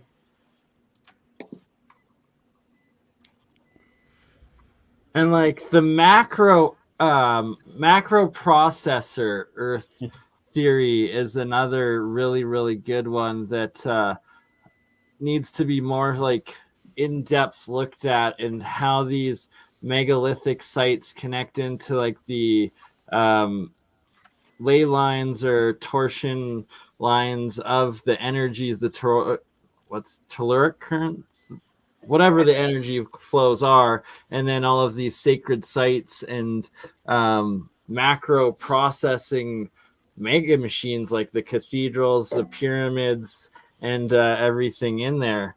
And especially now that we are starting to understand geopolymer and the nanotechnologies that are mixed into it, and that these things are essentially just giant macro processing boards and radio waveguide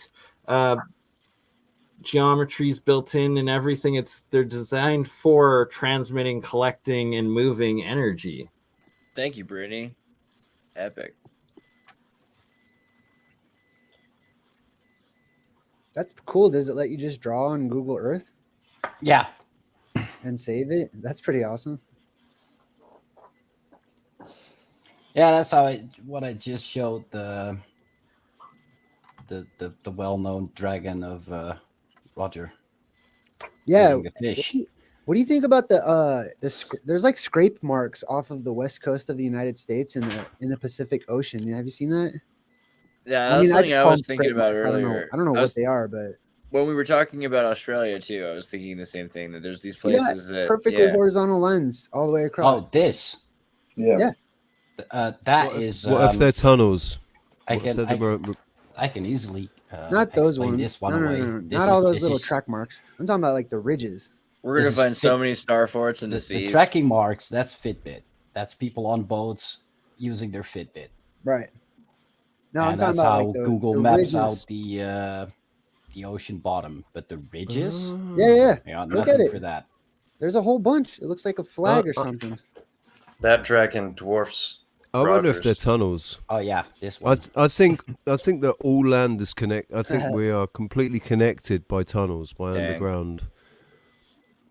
Yeah. Yeah. So that means floating around on the ocean, just bumping into each other. Andreas, did you know there's 1,600 kilometers of tunnels under Valencia? I haven't gotten to see them yet, but I believe it. You were there digging around, and I don't think you went underground at all. Not at all. No, I have to go back. I found an article about it. Makes perfect sense. Makes perfect sense. I mean, I got to see a lot of it in France, but that's the thing, and also in South Spain, Atapuerca, and what's the name, Alhambra, and a couple. I got to see some tunnels in Majorca.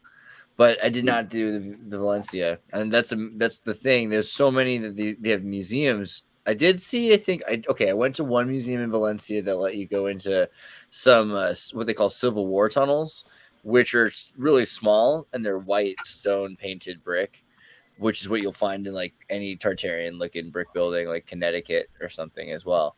But it gets it got really crazy in Majorca. I wonder what they have in Valencia. And I bought a pub in England when I was 26. I moved over there from Sydney, and I had this pub in the middle of the Cotswolds outside of a town called Banbury in Oxfordshire. No, Banbury. I lived in Banbury for a bit. Yeah, man. This was a little country in Roxton, not far from Banbury. But the rumour was, man, there was a massive abbey just down across the road from my pub, actually. And the rumour was that all these underground tunnels existed, that they used to travel from the pub right down to the abbey, and then from the abbey you could go right back into town. Yep. And stuff that Paul Cook has been showing, like in Nottingham and just all over. I mean, it's everywhere. Right. It goes down deep, and the further down you go, the more you get this undeniable geopolymer, stuff going on. A couple of videos that he's done lately, though, he's been talking a lot about sandstone. I think what he's potentially looking at there is the red layer, the great cedar trees. Yeah, I had some correspondence with Hangman about that, and he watched a couple of the videos, and he was he was very convinced that you know, it makes sense if it's from tree, then they could Like carve those tunnels a lot easier, right? Yeah. So I think that's a fascinating angle. I think I want to find out if Paul Cook is familiar with Hangman's work and has reviewed it. Paul was going to be on tonight, but he's a bit under Paul the weather. just uploaded or went live. I don't think he went just live. gone live. He went live. I'm gonna freaking scream at him because Jim Dillinger said he went live. He's supposed to be. Oh yeah, I just saw the notification. So I'm gonna go outside for a cigarette, hop into his live chat, and scold him for give him a talking to. Yeah, and make sure that he joins in here shortly as soon as he's done his own. So I'll be right back, and I'm gonna make Forced sure Christmas labor. it comes on, because what a cop out, claiming he's too sick to come on but does his own. He's coming on here for a jolly holly Christmas with us. I know. I also, because earlier, Bernie, I dropped a couple things, so hopefully somebody, you know, maybe Stoops might show up, and then I got a friend who has been doing some Tartarian research that, you know, hopefully in maybe a bit might show up as well. So and throughout the night, there's some interesting guests that might emerge. Well, in the morning, North America side, Old World, Florida. I'll also email again. Selzer Stalin, aka Global Vision, and Russian dude. What about Ben? Waking What up is with this? Analog. This Ben is might come on in the a morning as well as Tartarian Global. filibuster going on right here. We're just taking over the airwaves. Yeah, man. Well, I'll also send it to Michelle Gibson, and if she wakes up, But I in thought time, maybe I thought join. Tartaria was a psyop. Yeah, Isn't it a Chinese psyop? Apparently. Yeah, bro. I'm surprised they haven't claimed that it's a Russian one yet. Yeah, thank God. It's like the most Russian Chinese, the most universal psyop. It's like an all-inclusive package deal. You know, the truth is we're all just Russian bots, right? So we may as well tell everyone. Yes, the operation to get people to look into the world and see where they're from. Exactly right. The operation to get people to think for themselves. Find out your own heritage. You must be racist. You can see why it's not very popular. Yeah, I know, right? Look into history. You're a white supreme pizza. All right, what are we looking at here? A map. An old map. If you look at his live now, Paul Cook doesn't look good. I'm pointing this out. Nobody go and watch map Paul's makers stream. really Everyone's didn't have the faintest clue of what was happening in Siberia. Well, we have all those stories about. What is that? Look, Tartar. This guys? So I've been reading in Gurdjieff in his book Meeting of Remarkable Men. He talks about the Tartars. Gungwoo made it. What's up, Gungwoo? What's good? Oh man, I didn't know what to expect. Like all my family's asleep, so I can't really talk too loud. But man, like I'm so glad like this is actually happening. Like finally. Dude, super glad that you're here. We gotta start doing stuff all the time. But dude. You're gonna have to introduce some of the stuff that you've been researching as well. It's cool. Like we're about to talk about Siberia. Maybe actually 13th Monkey, continue to show Siberia and then you can jump in. Yeah, go ahead. I'll just like pretty much popcorn information that I know from like what's related to all this. So he got Kara Korin. It's crazy because you look at all these volcanoes across there. Is here. This is the old city. Karakarari. And if that is indicated as being pretty far north on the map, and Mare Tartaria too, right? The what's now the Siberian Sea was always known as the Tartar Sea. But look at the amount of land north of. Oh, because this is where it sits. So, do you think and there is that was all of this? It's just not on maps. Wow, man. It only starts appearing on maps up in somewhere in Korea? the late 1700s, 1800s. That's when this whole part of Siberia starts showing up all of a sudden. And then Gung-Woo, you're from Korea, right? Yeah, I was born there. So Immigrated to the U.S. in 2002. So check out Korea, like, and then look at Siberia and look at the coastline going up, right, following it all the way up the coast to Siberia, right? So, I mean, what do you think about some of these things? Because you've been looking into Tartarian connections in Eurasia, right? What do you think about this whole idea? Communication, connected culture, all the way up there, and even to Korea. Well, I know the Koreans are direct descendants of Scythians, and like that's pretty much mainstream information at this point. But yeah, like I haven't really looked into like the maps and whatnot in relation to this whole Tartarian stuff. But I'm more like like my research is more on the history of everything, the documentation, that the evidence in terms of legitimizing the Tartarian existence, Tartarian existence. But I've also noticed previously, before it was like even mentioned as Tartaria, that like it was in Western sources, it was called the Scythian Alliance. And then you also have the Pannonian Avars and all that stuff like that, adding more credence to the idea that the Scythian tribes were once allied into like one coalition. Right. Wow. And then, so the other thing that's interesting is this idea that the sun and the moon symbol are so important to these kingdoms, and they switched it to being Sunday when it was maybe Moon Day or Saturn Day, you know, depending on what was important. Yeah, all these cultures that celebrate lunar New Years and stuff like that. I mean, so what's the deal with the Korean? Isn't like the moon? I remember this movie as a kid from Korea that talked about like ancient Koreans worshiping the moon, or the Koreans come from the moon or something. Is there something to that? I don't know too much about that. Like I'm personally having to research like the cultural context of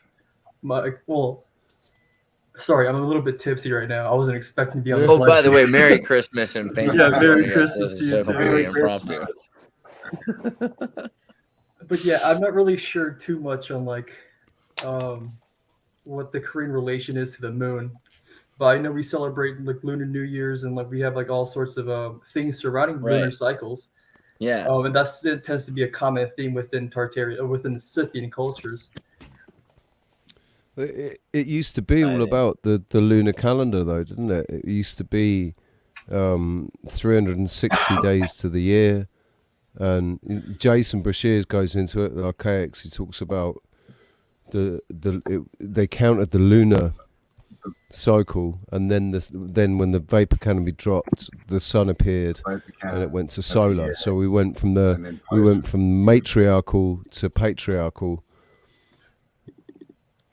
Yeah, and 360. And the moon is associated with the feminine as well. Moon is associated with the divine feminine because women's cycles have something to do with the like the menstrual cycle has something to do with the moon, doesn't it? So yeah, it's the same 28 day. All the stories say that the moon was, you know, artificial, right? It was either brought in, or it was rolled across the sky, or it was an egg, you know. All these stories, they say it wasn't there at the start, basically. So, you know, it's interesting what if that's a psyop? Exactly. Perhaps it's the other way around. Who knows? Well, yeah, if that sounds like their classic MO is to turn the good bad and the bad good. So lunatics, right? Lunatics. Yeah. I like it because the idea that the moon was the thing that kept our not just our menstrual cycles, but kept our nature in line, our human gestation period. You know, the amount of time for plants to grow. The Kundalini is all the whole thing about the sacred oil and the. That's all linked directly to the lunar cycle. You start on the new moon, and you go through the whole cycle, and then by the end of it, the oils travel back up your spine, and you're anointed by the sacred oil and that's all about the lunar cycle. So we're physically connected to it. I mean, the idea of lunar resonance too. So you got radiation from the sun, and then there's the idea of cold light. That there's cold radiation or some sort of inverse radiation coming from the moon, and that there's an entire other frequency. And there's the story of vampires and werewolves and everything. The idea that the moon is associated with evil has been really pushed. This idea that there's good and evil, and one is going with the polation flow of the church, and the other is anything in its way, right? But every other culture seems to celebrate, like the lunar cycle. The moon's very important, and we're now told, they were sacrificing people. David Icke is under the impression that the moon is an alien satellite that like inhibits telepathic communication with humans or whatever. Yeah, absolutely. That's what the Zulus believe. Right? It was an egg hollowed out. The Soviet Union have all these books talking about who built the moon because the moon's hollow. Everyone seems to say it rang like a bell. Wait, what was that? Yeah, what was that Apollo mission that like the moon actually rang like a bell because like they crashed a satellite onto it. Somebody commented on my channel yesterday that the moon was made of selenite. I thought that was kind of interesting. I have a lamp in my office that has, it shines through the selenite, and it has a glow like the moon. So. It's self-illuminating. Right. Luminescent. Oh. I mean, have you seen the video? The guy that puts a thing into water, puts that sort of, he's got that sort of moon, and he lays it into water, and it shows the phases. Yeah, it's a convex sort of plate with that looks like a moon. Yeah, and he turns it and it shows you all, the ones. Yeah. If you like right next to where you're scrolling into, it says Oceania Scythicus, the Scythian Ocean. I don't know if people pointed out earlier, but like before Tartaria was conceptualized, it was called Scythia. Or Scythia, right? Yeah. Oh, I guess I'm gonna hop out for a minute as there's one more Gleb to come in. We are maxed out at 10, and Paul Cook did say that he will join when he's done his stream, but I'll be watching from YouTube, and I'll hop back in a minute. Okay. Campbell, you're gonna have to let Gleb in though. Don't go on Paul Cook's stream. And Bernie, we love you. Yeah, let him in. Yeah. So bring me up to speed. What are you guys all talking about exactly? And yeah, actually, I was gonna say, Gung Wu, if you've got some stuff, I know you're, and no pressure. But if you've got some stuff you want to share as well. Hey, what's up? Oh no, I'm just greetings from Tartaria. Oh man, right at the bell too. Perfect time. Merry Christmas to all of you, and to all a wonderful Christmas. We talked about giants a bit. We talked about the idea that whales might be giants. Yeah, sorry. Can I just ask Jay Dreamers a concept question with regards to Jay? Sorry, Gung Wu, we woke your parents, and my fault. Yeah, it's my sister. She's right next door. Can you hear me? Sorry. Yeah, I'm a big fan of yours, Jay. I like your stuff, mate. You've been talking a lot about what goes on in the North Pole. Once Mike's bells stop ringing. Bells. So we talked about giants. We talked about the idea that whales might be leftover giants. We talked about the wall theory, the idea of pressure changes. We didn't really go too deep into like multiple kinds of hominids yet. We didn't really talk about the idea of gene flow, but there's different kinds of simultaneous hominids that have interbred. We didn't yet go into the Scythians versus the Tartarians, or as an alliance, or what that means. We did talk a little bit about energy and the reset. We did not yet look at too many architectural building pictures or anything like that. Gotcha. I'm more familiar with the Arabic connection with the Koreans than I am with the lunar connection. That's interesting. Yeah. Yeah, because it's my interest in that started with David Ewing talking about that on your show, and I haven't even considered that until he brought it up, and then I watched your video and. Oh my God, just looking at the Korean language script, and it's like ones and zeros sideways, right? Essentially, yeah. But I've noticed the square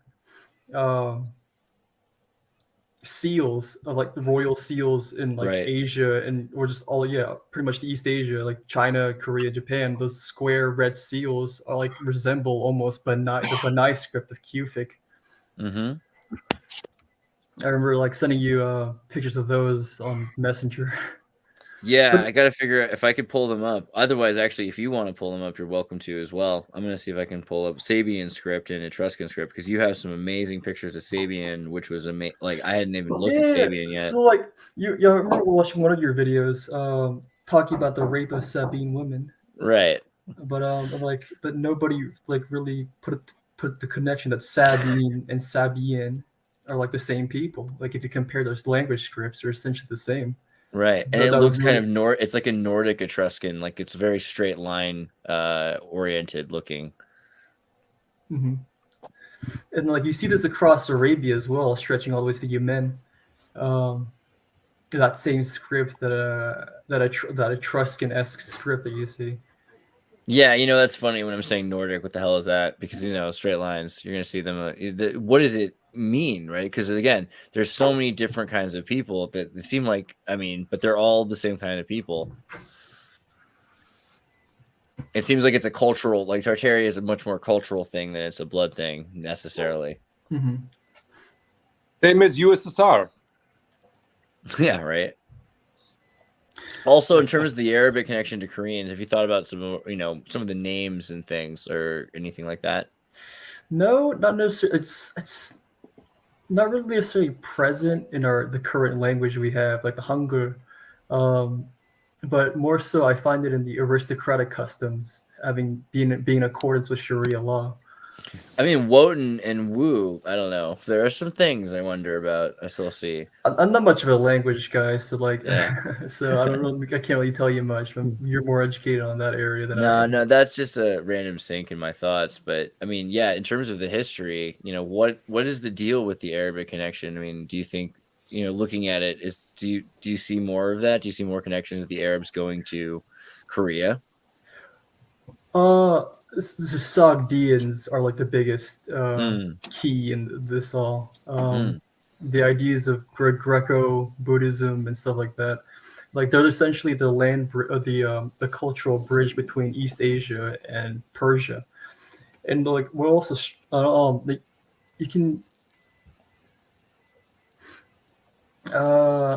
the Arabic, one of the key smoking guns that I found is that the Quranic depictions of snakes is identical to what East Asians interpret as dragons. Like give me a second, pulling this one image up. With like legs and stuff. Yeah, and feel free to share and we'll bounce back and forth. And thank you, 13th Monkey, for sharing all these maps of exactly where we need to see. This is just perfect. Yeah, I can do that. Wait, how do I share my screen? King 13th Monkey. I just want to say, well, how do you share your screen? To share your Gungwoo, to share your screen, you click on present, and then from present, you click share screen, and it should pull up. Oh yeah, this image is what I wanted to. Did you notice when they changed that? Because it used to say share, and now it says present. Yeah. That's a Matt Dollar effect right there. It's a microaggression if there's ever been one. Yeah. Trying to change us. I was offended. I was offended. They change everything all the time, I've noticed. Brittany again. Brittany, wow. Guys, thank you so much for the super chat. Autodidactic. Thank you for sharing the stream and audience with the group. Everyone, please like, subscribe, super chat. Burneye, Xirtus, Stellium7, 13th Monkey, Martin, Flatters, British, Mary, etc., etc., etc. There's a few more people here, actually. Jay should be included in that. And Gungwoo, you're next. We keep growing and growing. Autodidactic. Yeah, you're there. Okay, good. But yeah, I just DM'd you the image instead. Oh, yeah? You couldn't get the screen share won't work for you? I mean, like, I'd rather not just interrupt the flow of the process, Oh, that's why I brought you in. I was like, I'm going to make this guy interrupt flow of process. It's the only way to get him to change the world, make it dent. I don't know if I can stay for long because my family's trying to sleep. Yeah, it's evil of me. Hold on. Let me see if I can pull it up. Here we go. Here, I'll pull it up for a second. Here's a picture from the man. This is from the man. What do you think was Manny book? The size of Tartaria? Sorry. Like I've heard, like, because we know Africa was barbarian, and is it Turkey? They were saying everything east of Turkey or something was Tartaria. Has anyone got any thoughts on that? On how big it was? Was it the whole? Oh, you mentioned Barbaria. I figured out that's just another name for Tartaria, like barbar and tartar, essentially Same the word. same. Yeah, same word. Same vibration. Essentially the Yeah, same on thing. all the old maps though, they have Africa as Barbaria, and then the but it's only North Africa. is Tartaria. So no, it must be everywhere. The agitates the same everywhere. Pretty much the Sahara, yeah. Yeah, it might have been Cha. It might have been Cha or Za or Ja. Like there could have been the Sha sound, but like we've often this is what Kek and Ha. Yeah, I like. And the R is apostrophe a lot of the time. It could be Tataya or something like that. So are you thinking? I like how does Babar the elephant fit more in? region? You got Barbaria here in the north. Yeah. And then from Tartaria. The thing is, they tell us the barbarians came from the east, don't they? Yeah. You got Barbary Coast in Australia, haven't you? Have you got a Barbary Coast there?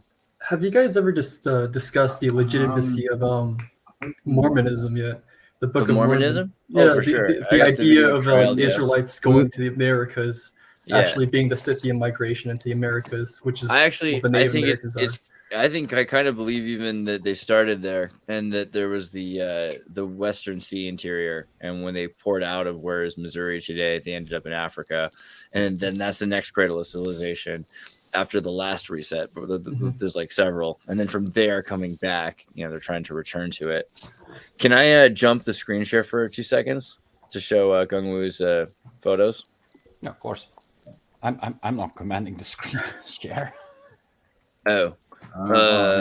Bernie's not here. Is Auto? There we go. Yeah. I Thank have you, control. Haha. Ultimate control. I can make The power is yours. The power. Haha. But yeah, pretty much just like screen share everything that I sent you on Messenger. Like that's the majority of the ammo that like. Yeah, I got it open as soon as Campbell finds the. Right, I got to bounce, guys. I much love you all. Martin, I'm just like, I got to go and do some dinner. Merry Christmas, dude. Does everybody know about this news that? Does everybody knows this? That Russian Academy of Science has accepted Tartaria on official level. Right, oh, really? No. Yeah. Jay, just is 2 that days Gleb? ago. Yep, that's Gleb. Gleb. Sorry, I'm going out because I was painting, and now it's a bit. Gleb is in Russia right now. I'm in St. Petersburg. I wanted to show St. Petersburg. I'm just going out for the walk. I have to drop a few presents home, and what happened recently 3 days ago. They had held a seminar, international, and the Russian all the cities and everything from the Russian Academy of Science. So it's a governmental level accepted that officially Tartaria is declared existed. That it existed. Like we cannot deny in 100 years that Soviet Union didn't exist because like it's obvious. Yeah. So this is obvious too. So for example, that through 2 generations later in the books for the kids, it will be that and once there was the Tartaria, and then the Anglo-Saxon army came and all over the world and set up a new order and built all these triumph arcs and stuff, and so on. So amazing, but this is coming all over your and my and everyone here all over the world. Attention to this and mental noospheric kind of unity, bringing this to life. Imagine this one moment, but in this political situation in the world right now, at the moment. So what's happening now with this China thing, with the Ukrainian thing, and in the US with this South American and everything all together, and with this thing now, Russia comes out like, hey, stop, guys. We just, had this Tartaria thing in the first place, and now we will hustling with all this Fauci and the rest, Rothschild stuff, and come on, get lost. Like we're getting back to Tartaria moments. Yeah. Just, that's so great. I hope it doesn't turn out bad, you know, for everybody. Well, I know Gungwu, you gotta get to bed because I know your family's gonna get you. So I want to share your stuff before. I want to show the most recent picture that I sent you on Messenger was the. Oh my God! Your whole life flashed before my eyes. Here's the book of Manny. There you go. Yeah, it's the image of this is apparently Moses and confronting Pharaoh and like the snake eating like something, whatever that scene. But like you see that serpent imagery that you see all across like the walking serpent with the legs and it's all across Asia. And there's a heck of demons going on here too. The goat man going on some Baphomet stuff. Yeah. But earlier you pulled up the picture of the Shinto shrine being buried. Yeah, let me jump. I gotta go. Well, this is so good. I mean, there's a lot of stuff here. Let's go. Okay, this is the one. Yeah. Yeah, and like that's just particularly due to a volcanic eruption in 1920s or somewhere there. Boaz. All right. Gonna watch that video again, but yeah, it's a video by this guy named Tokyo Lens, where he looks into like a village that lives in Japan that lives right next to like an active volcano, and like their most recent eruption has caused pretty much the land level elevation to rise up to that point. And then like digging further deep into this, I was discussing this with the guy named Hedy Busan or whatever his name was on one of the Tartaria groups. We figured out the mud flood wasn't necessarily a deluge, but like rather a simultaneous volcanic eruption across the world around the same era or same, like the same. The consequences of the eruption. Yeah. Okay. Eruptions. Right.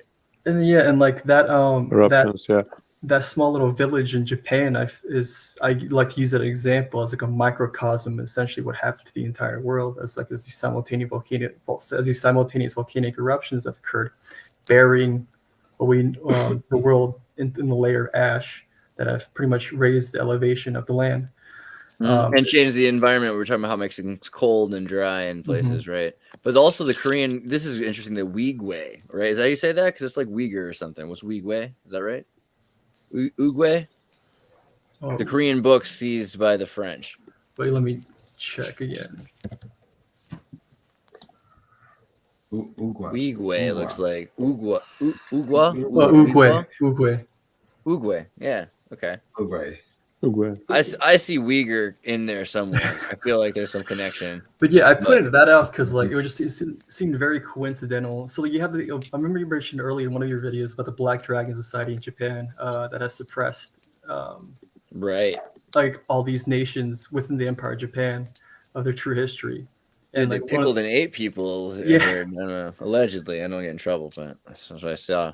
But yeah, they particularly made the effort of pretty much burning every evidence of Hwanguk, the Korean syncretic of Tartaria, that is evident within our origin lore. But yeah, that little article, that snippet I sent you, essentially is I don't know how true it is, but I pointed it out because Tartarian within Western sources is mentioned within the 14th and 19th centuries. And then it is just very coincidental when the French came into Korea that they seized all these books from the 14th and 19th century. Right. And you've got there's Netflix shows now about the Korea. It's like Lord of the Rings about the Korean, romantic period of the. But yeah, also that Catan caves I was pointing out is pretty much exactly what you see in Turkey. Yeah, exactly. It's that alien ant farm again. Wow. The Khitan nobles. Wow. But then this is interesting because looking at the old script, because the Manchu script. Oh, this is one of the very interesting. The script. This is one of the most interesting. That's what I recently saw. This was so amazing. It looks a lot like beautiful script. Tibetan, like Tibetan. It looks a lot like my abstract writing when my painting practice, because I used to, but now I understand where it's coming from. Maybe it's a genetic. It looks a bit Arabic. In the small window. Yeah, Julia, again, thank you. It looks a bit Arabic. Thank you so much. Merry Christmas. if you look into the Manchu Well, this is a script, it very clearly interesting. states that it says the Manchu script is a Semitic script from the Aramaic group of Semitic scripts and is written vertically from left to right. That's like the opening line on the wiki books. The alphabet of Tartaria. I mean, I see Crim Tartar, so I'm thinking Crimea right there, you know. And then you've got Tongut, so Tongguk or something. So here's the that's link pretty clear about the Manchu script. And then, oh yeah, alphabet of Tartars. Let me just jump also to this one. Wow.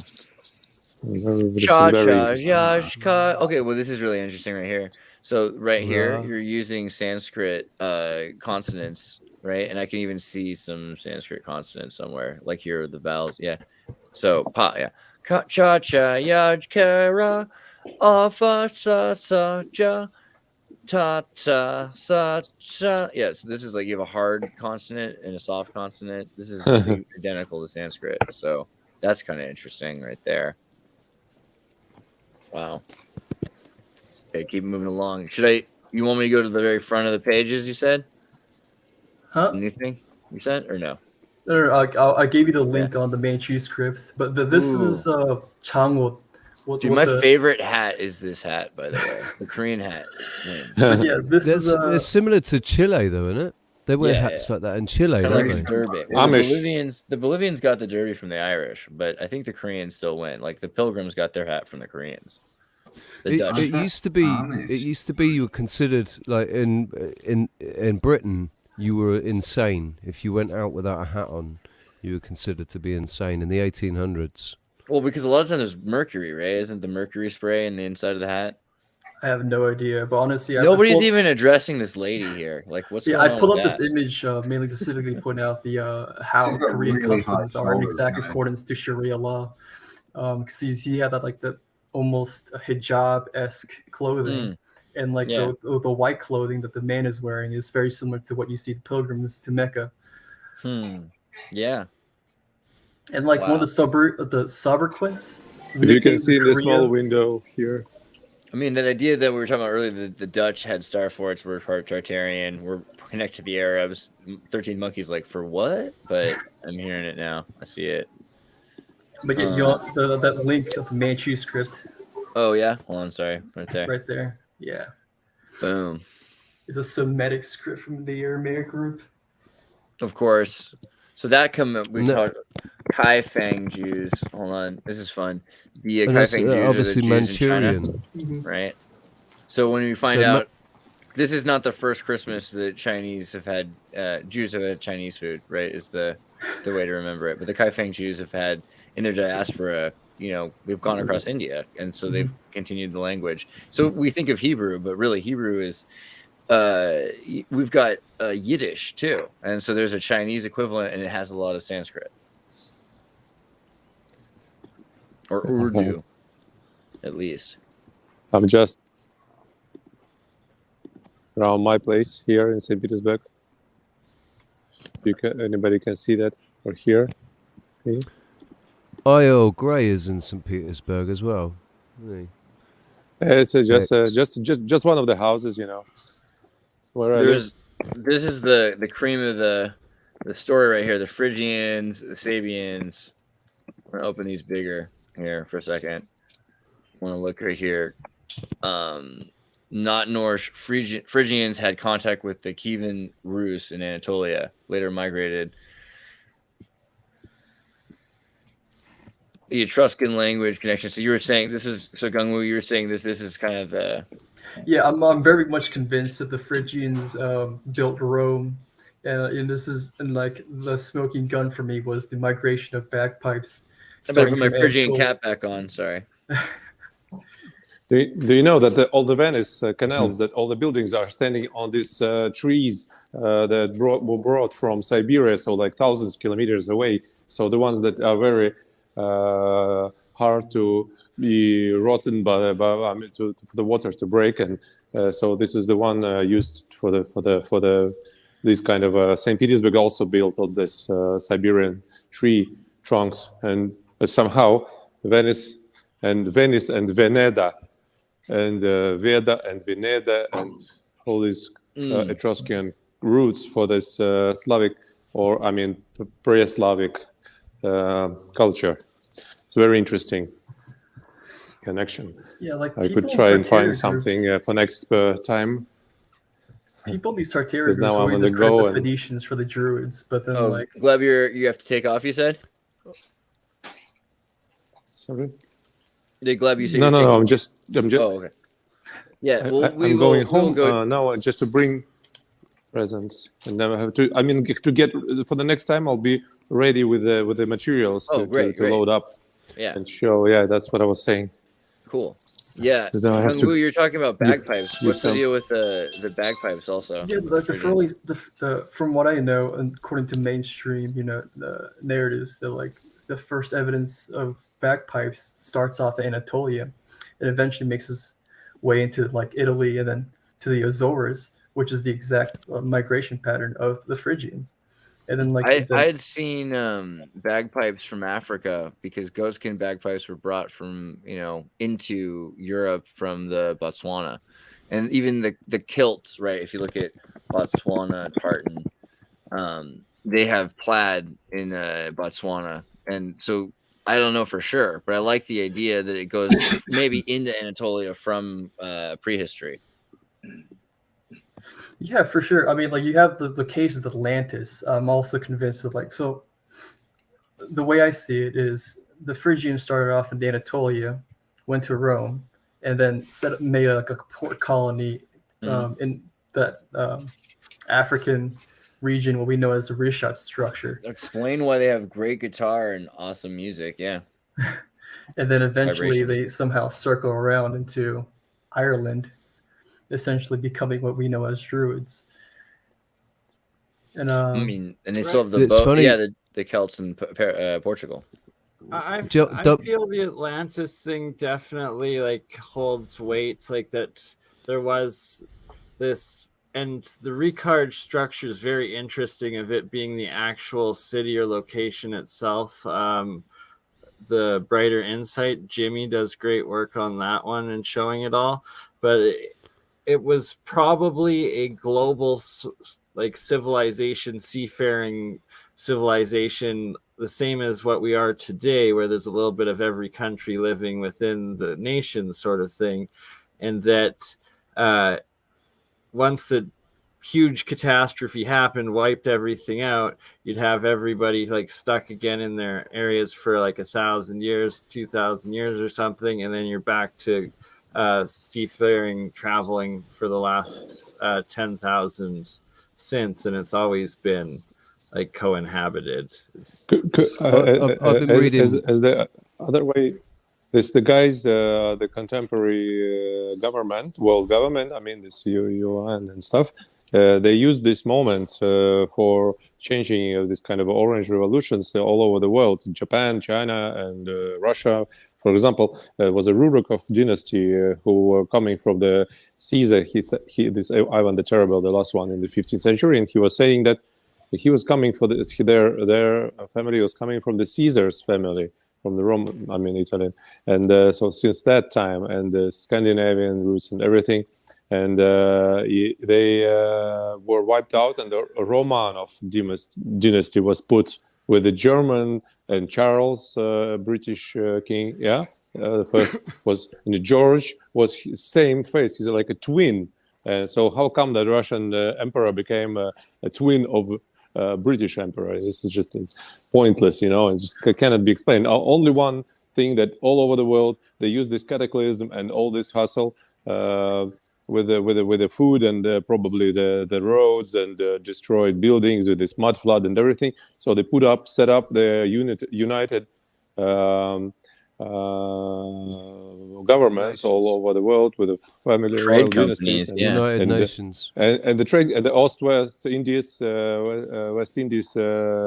They use where the money were coming from. They were already pretty rich for this exact moment. So they had accumulated enough sums of money that they can deploy their troops all over the world and quickly overthrow the government, because the peasants were unhappy with the moment happening, and nobody I mean, the connections were lost between the cities and countries, and they established Destroyed a the union bells, governments all right? over the world.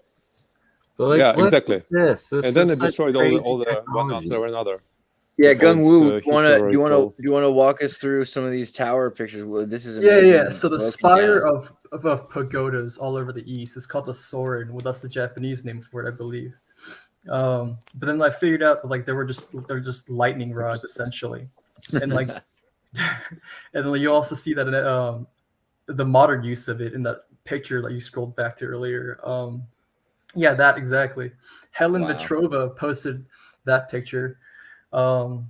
It's from like some German book about architecture, but then like as soon as I saw that, it's like, holy shit, that's exactly what's on top of these pagodas, giving more evidence to the idea that like that the ancients have utilized these low atmospheric clouds, these storm clouds, for electricity, because the ionized particles in these low atmospheric clouds that create lightnings also give off coronal discharges. Right? Like, there's just no doubt about it. And if you find a science book from like 300-400 years ago in Germanic or French, and probably also throughout like Asian and Slavic, but they have the diagrams and show the entire science of their atmospheric electricity energy harvesting. Wow, look at these people dancing around under the moonlight or the electric lights. Like, yeah, the maypole. Maypole with yeah. Electric maypole.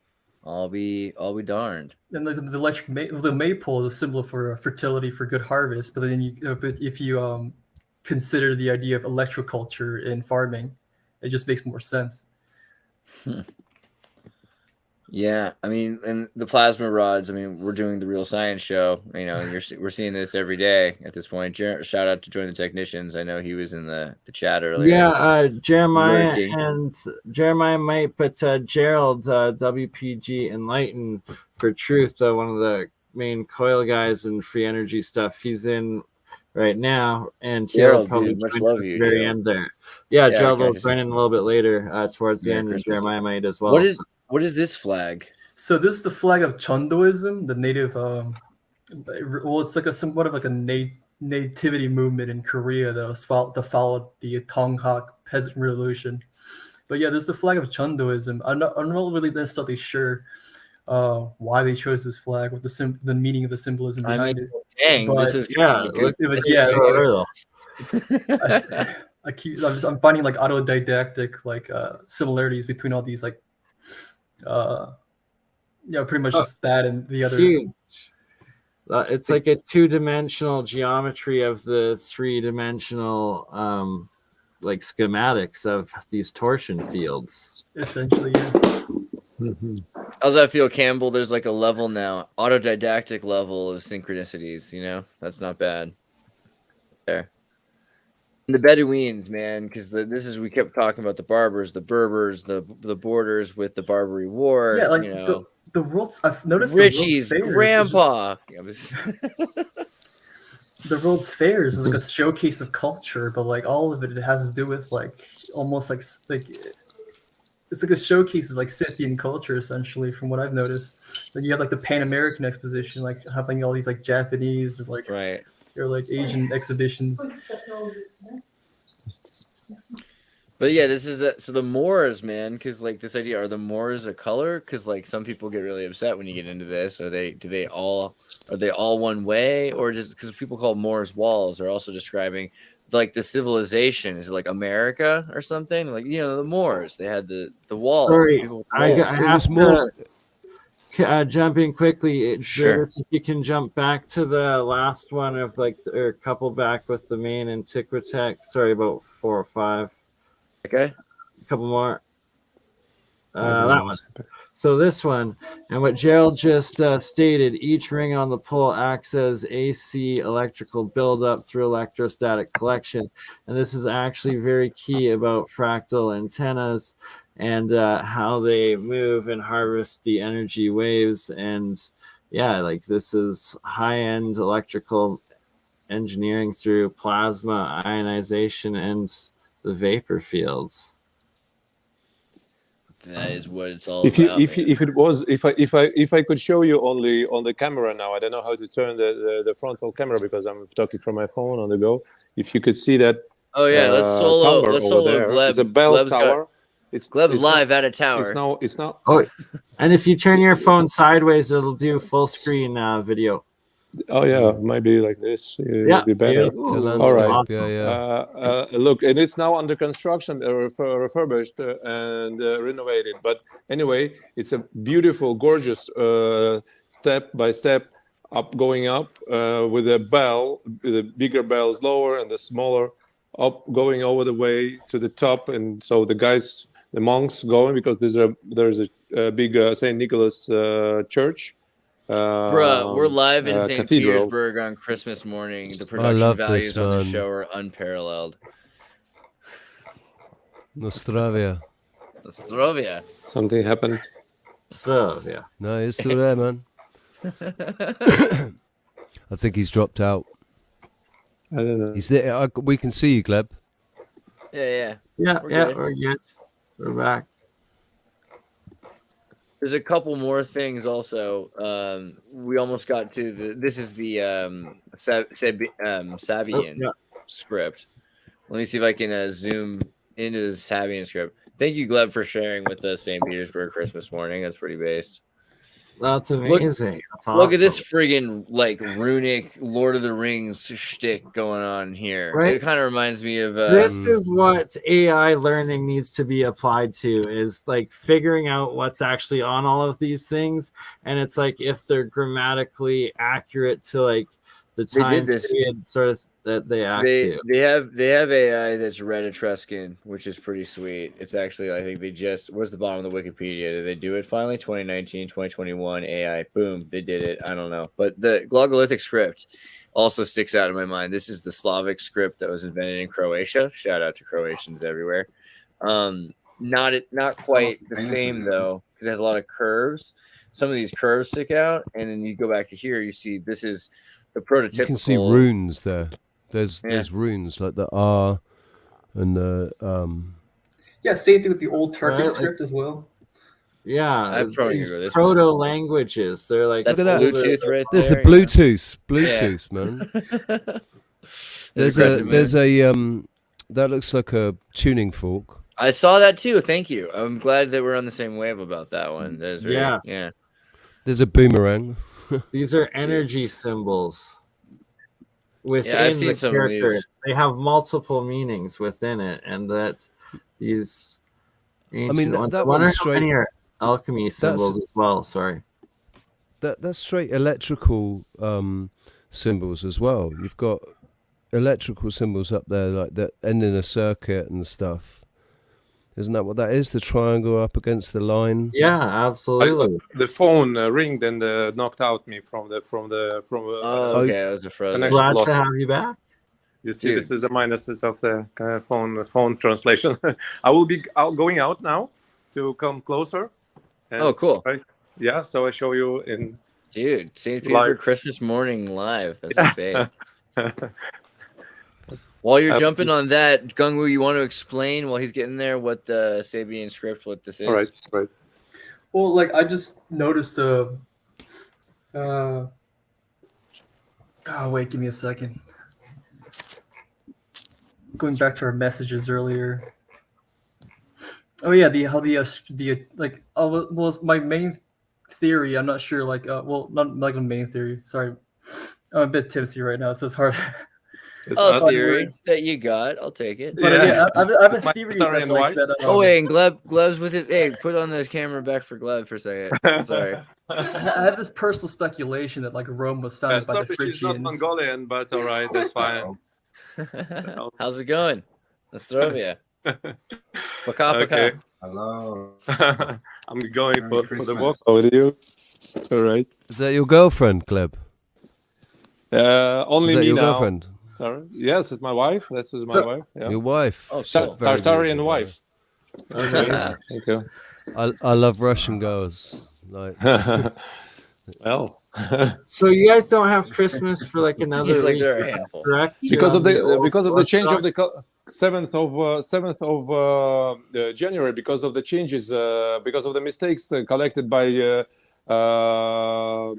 calendar. They decided to, I mean, for the 2000 years, they added all this extra year, every 100 years to get 1 day. So for the 2000 years, they collected this kind of change to the 7th of January. So the Gregorian calendar. Yeah, so we celebrate on the other date, but I mean everybody celebrates both. So wow, we finally got so many people. We have to do the horizontal preamble. I love it. Gurdjieff talks about in his book that New Year's Day, New Year used to be on the 13th of January. Mm-hmm. He talks about that. In Russia, New Year used to be the 13th of January. Yeah, we've been looking at also like noon is 9, right? The idea that noon is in the morning, it used to be dawn, and then so now it's all out of whack. We're like 6 o'clock in the morning you get up. Why not just get up at 12 and then go to bed at 12? Like the sun cycle, we've shifted. Okay, trying to go into more the Sabian script. I have this personal speculation that like Rome was founded by the Phrygians, like they were the original inhabitants of it. And Anatoly Fomenko goes about how Etruscan is actually Cyrillic.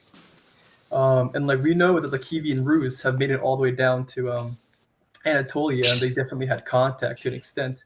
So with the 3 images that I sent you in regards to those runic alphabets, the Phrygians, the Etruscans, and the Sabaeans all share pretty much an identical script. Giving credence to the idea that Rome wasn't an isolated civilization, rather like an overall, like a part of a much bigger Phrygian civilization. Yeah, right, so I wanted to show you something interesting here in this I mean, I live in the next door, but in that after the war it was destroyed. But here is they kept it. So these are the marble benches in the entrance. But the thing is that here you see these people and the kids. So, but you see the cows, and very small, and the lion is very small. This is a very interesting thing. So you see the kids. The kids are standing just aside. Of course, this is kind of a mythology, you know. And you see the fine bloody naked. And you see the fine. Freaking live museum tour of St. Petersburg. Beat this. Come on, I dare you. Amazing. It was warm here. Probably it was warm here. Ozzy, thank period. You. This is the same that you're just talking about. That this is shift about the shift of the poles, and this is warm here, and you know, so you could the shift of the poles, and then you've got Pan with the flute. Look at that. So you see these are very small, because you see these giants, and the kids are bigger than the my god, it's like Bacchus, because he's got the grapes, and then you got these 2 guys. That's what I was thinking of, was Bacchus. Wow. We got cramp. So oh my god, I want to sit on this bench so bad. Every day for me. Like to lay on the bench. It's really welcoming and inviting. It's as inviting as like the Ronald McDonald statue seats that they have right now. Ronald McDonald seats. The exact opposite of Ronald That's McDonald amazing. seats. I don't know, man. They're both pretty freaky, but the idea that the polar shift is really interesting, because we talk about Persephone and Hades, and the idea of the seasons. Persephone was originally always above the land, and then Persephone's brought into the Hades. Oh, what about if the polar shift? What if the polar shift is a shift in consciousness? It's a shift in energy. Just as much, well, I mean, so I think it's both. We're talking about the whales. I think that we're shifting it all. You know, when when the 5G comes out, it's probably frequency. So yeah, exactly. It's honestly insane to me how much of Russian antiquity has survived the Bolshevik revolutions. Yeah, well, it seems like it wasn't them that were destroying it. You know. Here we are in Tartaria. So when you're showing the new one that's being rebuilt, do you think that they're actively incorporating the old Antiquitech atmospheric energy or energy. Oh my God, the St Petersburg River. Engineering into it and like the functionality of it today. Or this is like watching GoldenEye. This is amazing. Oh wait, and you see this the Gorgona, Medusa Gorgona, yeah, this with the dragons over there. Wow. And all, I mean, this whole city is built only zero Slavic kind of gods, you know, zero. Yeah, none. All Roman. Only Roman, only Greek. But this is this is why I believe the Romans were actually Phrygians, and like the people that call themselves Romans are actually the Romani gypsies. When you ask them, they say, "Oh, this was the fashion, you know." This is a fashion to build in the swamps for 100 years. A whole walking onto a giant palace right now. Yeah. I recognise that walk because I'm sure that IL Grey does that walk. You know, this is incredible. Oh, they're getting a signal for a second. Again, he's coming back. Oh, sorry. You should pull up the image of that screen cap I sent you about the from the Freemason Gazette, where it specifically mentions how like that the political objective of the Freemasons was the overthrow of the Tartars. Oh wow. Yeah, like, this is in plain text. Is the thing. It's written in Morals and Dogma. I'm glad that you've got this. Let me find the Freemason Gazette. That's amazing because that's a double whammy. But I'll pull it up for you just to make it easier. So unfortunately, the tower is being rebuilt, so you can see it. But every day, every morning, so you get the time or the exact time. You know, you get this ringing the bells. And the thing is that there's a kind of a legend that, I don't know, Christian dogma that if you live, one must live between the three range of the three bells, where you can hear the three churches bell. So between this. This is the right spot to live. So if you hear the three from the three sides, enough distance, so not too far, so you can hear it. This is very good for your health and everything, and well-being and energy or something. And so this is until now. So you live, so you get the three churches bell ringing at the same moment, and this is the one when you get the good spot. So acoustically, that reminds me of in London. You're only a true Cockney if you're born within earshot of Bow Bells. As someone who's been watching Mighty Boosh recently, thank you. Oh, Mighty Boosh. No okay. Way, yeah. No, so you see, there's another. Hey, doesn't Bernie remind you a little bit of Noel Fielding? Absolutely. Yeah, it's one of the reasons he's like a more bearable Martin Fielding. That's exactly what I was thinking. More bearable. He's like Martin Fielding and like Luke Rudkowski like mixed together. It's great. It's a whole new. Luke Rudkowski. Hey, let's bring it. Thank you so much. Also, we appreciate you. Oh, you see this the windows are mud flood. 11:11 on top of it all. Always mud flood. I wanted to show you all the bridges. All the bridges got these pine cones, little pine cones on the tops. If you can see, I'm come closer at the moment. So after I will go from this side to the cathedral, if you want to. Is there normally more snow than this? Yeah, is there normally more snow than this? Yeah, it was just a few days ago. The temperature jumped up, and so you see this. There is a small pine cone on and all these creatures everywhere.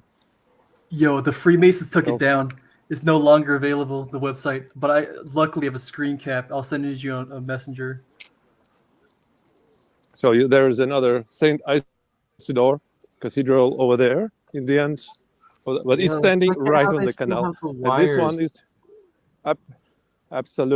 absolutely surely built as a structure, because this is one of the monolith kind of a granite. And granite is a piezo thing, yeah, so she gets the electricity conducted, and so you get all this thing put down on the granite base, and you get all this structure with the four symmetrical smaller and the bigger one on the top, and now you get the cross, you know. And I see what you're saying, and like they have like the metal wire like going around them and up them and stuff, and it's like that's what's collecting and transferring it off of it. And then you get all the canals running to this with a wire. Oh, The bringing the wires. mist and the iron. Dude, I would go makes so insane much living in sense. St. Petersburg. It's all right there. It's so Understandable. insane.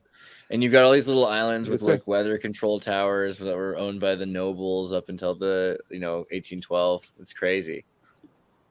You see, so it's all here. So you get this down here, go down the canal, and I don't know, just use it as a source of energy and transfer it somewhere. But you get this And the gold, granite the gold to roofs. stop it. Or, yeah, and the gold gilded roofs. Yeah, Just only. like a circuit. But- Just like a circuit board, right? and the bell standing, and of course this is always directed northwest and so I mean all the directions. And in St. Petersburg there's two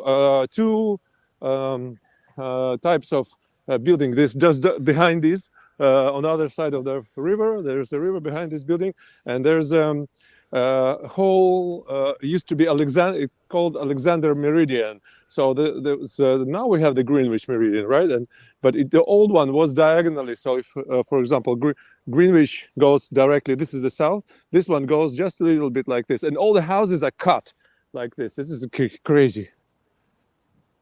Even so, you don't get the square room. You get this triangle room because it's fashionable. Maybe. Man, that lady was just on YouTube. Think about it. Sorry. Look at that, man. Okay, I'm coming closer, and then that's it. Oh my God, it's so beautiful. If you want to,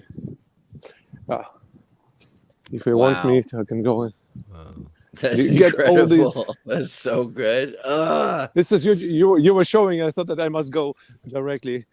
This is the and most you beautiful also thing. very interesting. this. You see all the colors. You get this kind of a leaf, but it's not a leaf. So maybe it's like a a shell, seashell? but it's not a shell. What? Maybe and you don't know what the hell is this. It's a Georgia spiral Keep going painting. in.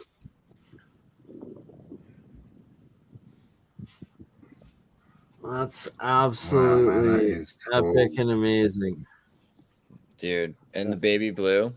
It's just like Yeah. I know, right? So you see the directly tower for the entrance. Pointing, God, the it's like, tower. it's like the Hey, inverse color Nicholas. of the gold, right? Yeah, it's beautiful. If I could only turn the frontal God. camera, I don't know how to do it. Okay, because it's a church. It'd be settings at the bottom. Look my at God. that stuff, just amazing. Thank you for sharing. That's beautiful. Absolutely. Wow. Golden. I'll be quiet. I'll be going for my favorite part. So, because in this church you can look at the behind because you get this area. Wow.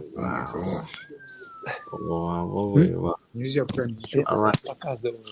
It's stuff like this that convinces me the Asians have alchemical methods of actually creating gold. Because there's so much gold artifacts all across the world, and like there's not enough quarries to compensate for it. Well, and the stories that was the first thing the conquerors would steal and take off of like the pyramids or like the cathedrals or the local temples and stuff. Yeah, like you see a lot of these pagodas and like these temples across Southeast Asia and India, where it just looks barren. Like these, fuck. Being stripped. I was talking with a friend of mine, like how you had that one case where this, that pagoda in Notice Thailand. the irons still hanging down, and looks like there was a couple from the roof, or no? That was a big part. Yeah, the pagodas are definitely connected to the bells. The more I see the Indonesian bells, the Sorry, guys. see. The guard didn't let me shoot. Good. That's totally reasonable. I feel like we absolutely totally invaded people upon Christmas. It's awesome. I'm so There's grateful.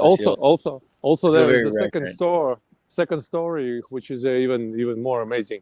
They both are, but anyways, We'll do a more planned, quiet, professional tour with you coming up one day if possible. All right. Oh yeah. We I should go definitely for the love same. this and appreciate There's the it. same. Yeah, thank you very much and for inviting me. And I would be glad to go once for the, if I know in advance, for the colonnade of St Isaac's Cathedral. It's amazing, absolutely amazing, because this is one of the kind. Because when you have this multi-tonned columns standing like 100 meters. Above, 100 of them, and just understand this is freaking impossible to bring all this granite one and even cut them and bring it next yard, not bringing it upstairs over there. It's just absolutely nonsense even now, because I'm 40 now and I haven't seen anything built like this in my life, and they can't even clean it, not that refurbish it, Right? Like, This is Philip's always going around in Moscow, and seeing similarly, like you find a building and half of the building's underground and it's just the entire thing, they just put some stucco on it hoping to hide it, right?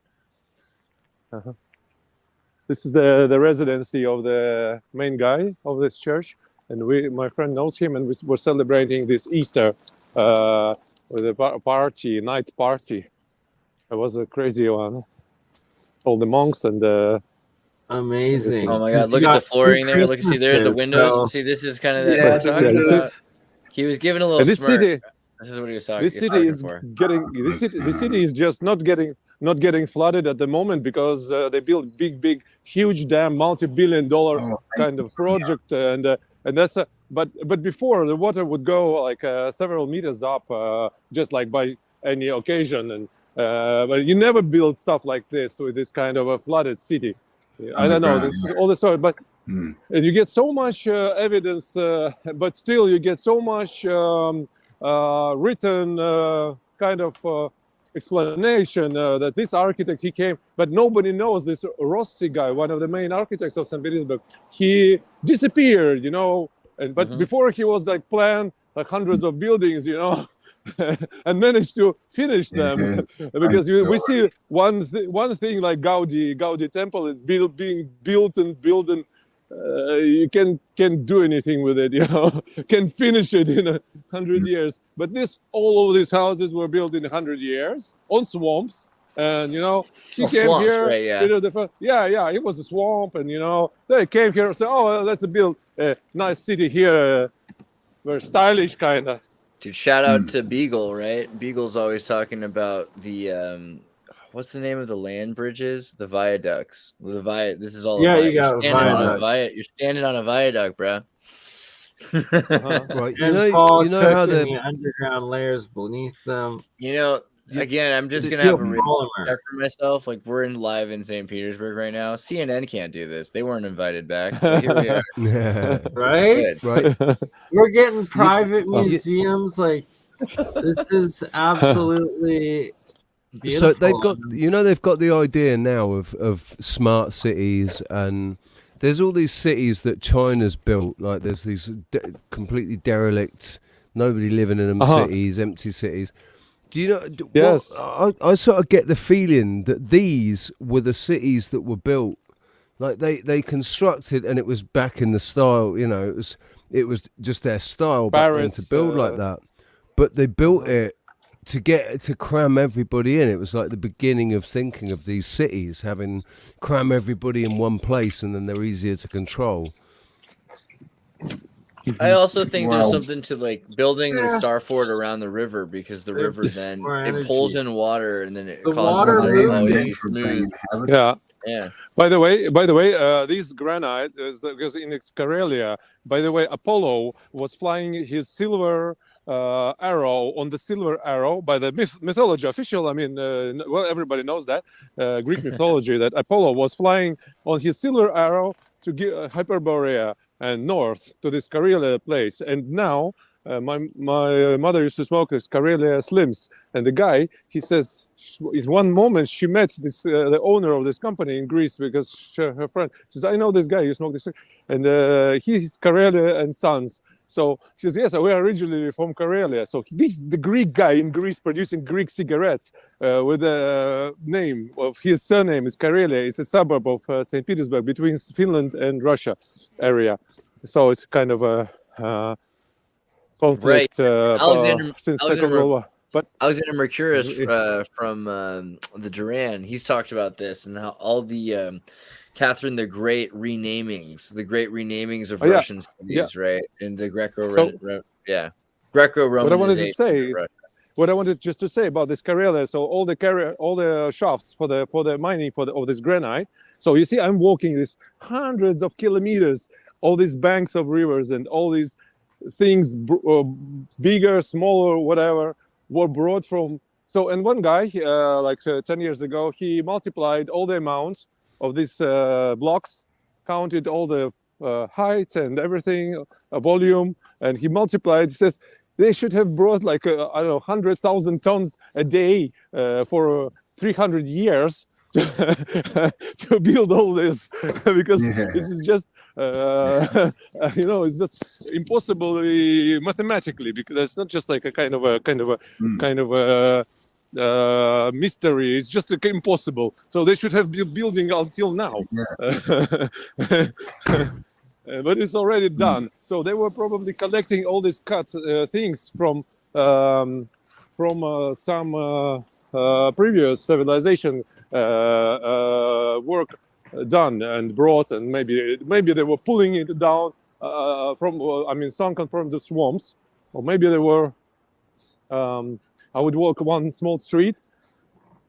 This one street is I like it because there's lots of architecture, not very not very St. Petersburg like, but it is. But still, it's very. You're looking at those windows and now they're halfway cut. Like you got every window one size except for the bottom one. It's like, okay, and all right, all everywhere. Then you build it and then you cover it. Yeah, this is the way to do it. This is fun.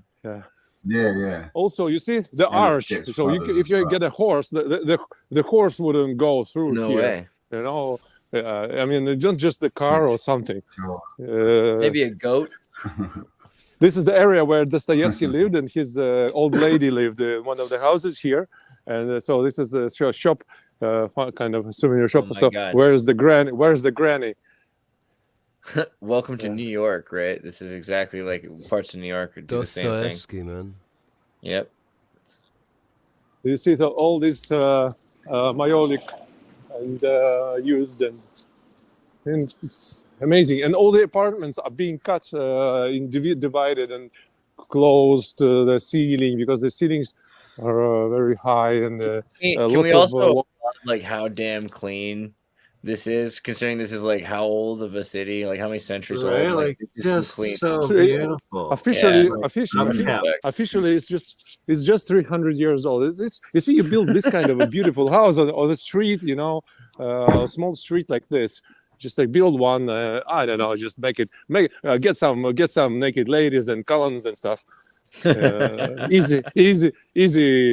How many are there? Maybe 20. Well, that's actually an interesting thing too. So when I was in Peru and I've been to parts of like Arcadia in France and Louisiana, they have wooden facade. Thailand, Vietnam, they have wooden facades they put in the front of a concrete or a stone building like this. They build this entire front and they build a top to it, and they have these weird art, Victorian looking things. So any of these buildings might have had into the street. A front like with the balconies that were wooden set up, right? Yeah. So there is some kind of a story about some kind of a feast or something smaller scale.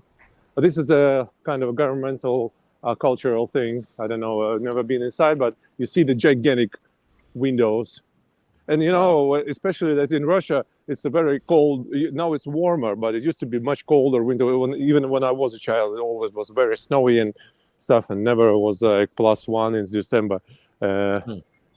So if you could see this, so you don't build these. Imagine being able when to it's blow cold, that kind of because glass. and the glass too, and the cold you get in these gigantic rooms. Right? Yeah, that'd be insane. Yeah, the super cold. So it's pointless. So you get like lots of wood and stuff, and just to keep it. And you see always the meander. Meander is the Greek, swastika kind of thing, and the pine cone. Was it super symmetrical? You see, this guy was getting the mushroom for sure. I love the camera underneath it. It really adds something. Yeah. Banksy kind of thing. See, but the guys have the Roman style everywhere. The naked titties. Oh yeah, somebody. My favorite. My favorite is that there is a big Tsar's brother Vladimir near the Hermitage, and it has the gryphons on the doorknobs, and the gryphons are like small, beautiful titties, and like so you anyway when you open like the door, Shakira. you touch it, you just it's maybe one day I'll check it. But they are polished because anyway, opening the door you get to touch this, and the tits are polished. So this guy was a kind of a funny guy, the Tsar's brother, and he was, by the way, he left one of the first when the revolution coming in 1917s. He was all safe and left. So I'm going for another round. You see those white lions. This is so awesome. We appreciate this, Gleb. Like, thank you for giving us one heck of a Christmas present. That's amazing. Any day. I try to walk more and enjoy. And there's so many years I live in this area. 15 or 17 years I live in this area, and I used to live near the fortress, Star Fortress, before. And every time I was walking on the Star Fortress, Peter and Paul's Cathedral is called, Peter and Paul's Fortress. So it's originally a Star Fortress, which was just built after Peter the First came and decided to, Speaking of star forts, Paul Cook did an amazing video about it, how the Cistercians and like whatnot, like how essentially cathedrals were water towers placed in the center of these star forts that run underwater. And the people that kept the sources of water was called Cistercians. Interesting. Yeah, I'll actually message you that video by Paul Cook. And you keep water in a cistern. Mm-hmm. That's what they call Cistercians. Yeah. Right, and it's interesting when you think about make a wish. The aquameters, right? That they have. We wish for primal water. Look at those peace lions! in Wow. the new year. Global peace. Yeah, that global peace.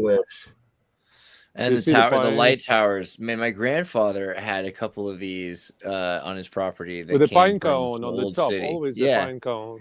He had some that were from like the old 19th century middle of town that had ended up in like the dump or something, and he set them up in his garden. Wow. Yeah, make a wish and touch it, and then it can come true. Wow. The Lions of Judah. What do you know? Yeah. So I'm going down this other side, but it's just a small area. I was walking by. Actually, I can join if you want to. We can speak. We can discuss something else until I get down to the St. Isaac's Cathedral. Yeah, while you're walking, actually, I can show on my screen if you want to split to the side. I have the magazine article from Gung Wu, which is from the Freemasons magazine and Masonic Mirror, and yeah, it gets weirder than I thought. I thought you were just gonna throw a little bit of reiteration of what we already knew, because Albert Pike does say that the Masons were against the Tartars about 13 times. He calls them lazy and etc. But I didn't see the Korean connection coming, I'll admit. So you want to elaborate? Triad. Oh yeah, the Korean connection into Tartaria is our origin lore. It's brutal. Called the Hwandan Gogi. So in our language, we call Tartaria as Hwanguk. That's the biggest key evidence in proving the legitimacy of Tartaria ever existing. Is our stories about Hwanguk, and then how the Black Dragon Society pretty much try to burn every evidence of this mention. And then but yeah, no, but going into the Freemason involvement in Korea, it starts off, I believe, 1832 was when the first Protestant missionaries were entering Korea from the West, especially the U.S. But then you also, 1832 was a significant year because that was also the same time the America was going under the bank wars. And one of the required prerequisites to join the Freemasons that you had is that the fact that you have to be religious to an extent. So a lot of these Protestant these missionaries were under the guise of as Protestants or Catholics or whatever. Like they called themselves Christian, but in reality, they were trying to set up a Freemason network within Korea to kickstart the Donghak Peasant Revolution. So the Donghak Peasant Revolution, just like the Taiping Rebellion mentioned here, if you go a little bit above, mentions how like how the Freemasons are speculating whether or not Huang Xiuquan was part of it all, or whether he was if you go to the left a little bit, Hong Xiuquan's name is it says Hong Xiu Swan, but it's a different romanization of his name. Right, yeah. But they're speculating on whether or not the Taiping Revolution was their doing or not. But you see the same, but like a similar case with the Donghak Peasant Revolution. Definitely connecting triads to the Masonic movement's interesting because California Masonry and the triads in California. Yeah, there's a lot there. So with the Donghak Peasant Revolution is is one of the key events that destabilized the Joseon Empire, leading us to its demise, and what the reason why the King of Joseon signed the Korea-Japan Treaty of what year was it? The Japan-Korea Treaty. Oh yeah, of 1905. And right. Oh my God. Yeah. You remember that movie 2105? Korean movie. It's like 2105 Lost Memories. I haven't seen it, but I remember you sending me the link to it. Dude, this movie 2009 Lost Memories. This movie is so based. Oh my God. So it's a failed assassin attempts in Harbin, China in 1909 changes the course of history. Now two JBI agents must find the connections between an ancient Korean artifact. So this is like the unravel of the whole thing, but they're talking about Hwanguk. And I'm sorry if I don't say anything right, but so they're basically, they find out that, ancient, and they find out in a parallel timeline this, because they're in a timeline where Japan has taken over Korea and is like this evil empire. And then they realize, hey, actually, there's another timeline where Korea is free, and it's been that way since forever, and you just have to get to that timeline. And it's there's blimps and zeppelins, and I have to rewatch this because I forgot how Tartarian it was. But yeah. But the main connection with Korea and in U.S. interests has to do with the trying to make Korea into accepting the international bank, essentially, which is why 1832 was so significant, because that's the same year as the bank wars in America. So when the Rothschilds were trying to seize America, they were also doing the same thing across all of Asia as well. Places where had significant Scythian ancestry, Ukraine being one of them. And like the first lodge in Korea was called the Harry S. Truman Lodge, which he was a significant key character in Operation Blacksite and eventually Operation Gladio. Where was I going with this? Yeah. The Operation Gladio. The predecessor to that, I forgot what the name was. But yeah, it all starts in 1947, really. That's when things starts getting solidified, when the Korea's border gets split in two. But 1947 is also a very significant year internationally, because you also have the Arab Levant War that created Israel. You also have the usurpation of the ecumenical patriarchate in Ukraine through Harry Truman. And there's a bunch of things like that. You see 1947 being the year when like pretty much every Tartarian nation was destabilized. Yeah, and the Bush family all along the way. And like they've just been destroying the major sites of like Antiquitech first, wherever they bomb, like Indonesia, Vietnam, Burma, over in those areas, Cambodia, throughout Iraq, Syria. It's crazy. Like they just, I don't know. It was pretty cool. We saw in Russia. From Gleb. Well, I'm back, guys. But I saw that if you only saw this, can you see that? Windows they go down, bro. Yeah, you know, when the horse shit, you know, if you like it a lot, you build windows like this. maybe you grow mushrooms inside, you know. Great way. Then to you say we need snow. some horse stuff. So this is the say I'm heading for St. Isaac's Square. If the phone will run off because I have only 20% and it's cold. They're super great at building buildings. They're great at doing all of it except for the bottom part. But you know what? You start with a bad foundation, no big deal, right? Just ignore it. Don't worry about it.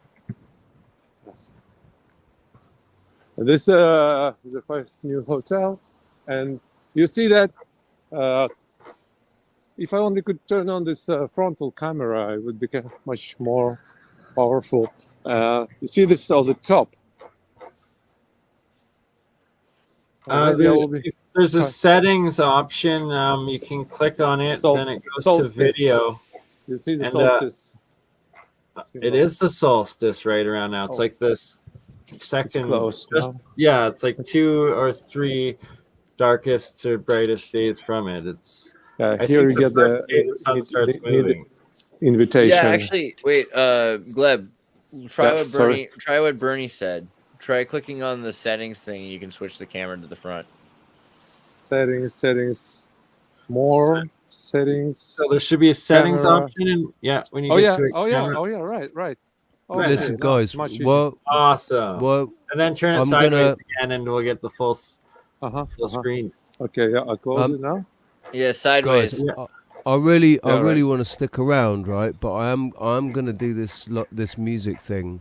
So I have a hotel in the center, small kind of rooms. Richie, we love you. And one day. Sorry, Gleb, one second, Gleb. Just Richie's taking off here. Feel free. From the Canary Islands. Richie, it's a fabulous pleasure to meet you, man. It's awesome. I'm gonna go live with the music at about 2:00. So feel free to come over and have a little listen and request a song. But brother, it's been awesome, man. I've been really honoured to be part of this stream. I'm gonna go back and get some clips of it now, and we're later this afternoon. Thank you very much, guys. Much love, brother. Great to meet you. See you. Guys, let's check out his music too. After this, I'm gonna go listen to it. We will play 2:00. 2:00. I'll go live on my channel. All right. We'll see you there, Richie. Thanks, guys. See you later. This is the Nabokov's mansion, where the guy, the writer Nabokov, everybody knows, the Lolita, this pedophilic kind of book, novel favorites, where he gets this young girl. And he was picked up from this mansion and brought by Mercedes from his family house. Of course, he wrote this about shagging little girls. He was probably depicting something happening in that time. So you see these gigantic windows and. Guys, people are asking about Gunwoo and Gleb's channels. Do you guys have channels yet? Oh no, I don't have a channel. Where I'm just researching as a personal hobby, and I just found you on Facebook and decided to just DM you all my findings. But you will, and we're gonna have some social media things, and you can get in touch with them through me for sure. Definitely in the Tartaria Discord. And this is the first of many things. We're gonna be doing many things coming soon. So, but yeah, the thing is, it troubles me how much Korea is involved with all this overall Tartarian agenda stuff. It makes me feel way better, honestly, because ever since I saw that movie way too long ago, I've had questions. So specifically that part, when DM'd you that meme that I made, how like U.S. interests from 1866 have somehow led into MK Ultra and Fort Detrick. Yeah. I mean, you look at K-pop, you can't stop. The K-pop is a direct byproduct of Soros. Yeah, and Tavistock, but also, you look at the South Korean military base and the kids in Berkeley and San Diego, and the connection to Berkeley and San Diego to the Freemasons and Blink-182. Yeah. And it doesn't take long to see how, K-pop happens. It's amazing, really. I mean, a lot of those guys went to school in Berkeley. Yeah, it's just much like how the Great Depression happened. Certain key investors into the Korean economy collapsed the Korean stock market in 1997, seeing that like the Korean won was almost surpassed the U.S. dollar or leading up to it. Yeah. So they crashed the stock market, and then the only way they recovered was receiving a bailout from George Soros at a 20% stake in the Korean economy, and through that is how K-pop was created. Essentially, which is why like K-pop contracts are essentially slave contracts. They're all debt contracts. And why K-pop always worships 1997. And and very interesting because I was just thinking that a few K-pop cafes opened in St. Petersburg, but it's of course more of a stupid trend, I guess, in Russia. It's not that deep. Don't get me wrong. There's some pretty amazing Korean music out there, and I have questions about GD and Top, and 21. Niga che chalaka. But I was trying to invent K-pop back in 2001. I remember because I was in school and I was saying, "How do you say Ice Ice Baby?" The Korean immigrant student. Like, Oran Agi. I'm pretty sure Oran Agi is the way to go. Agi, yeah. All right, we're now going to the St. Isaac's Cathedral, and you see these are crashes from the bombshells in the Second World War.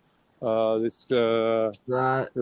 you see this gigantic staircase over there, and here. I mean, all of this is for me is big. I'm a tall man, and but this one is like, one is like 1 meter footstep. So it's as big as a redwood. I'll tell you that. Wow, people are just like walking around. Oh, it's beautiful. Okay, put some more of those over there. Oh yeah, like put some more over there. Yeah.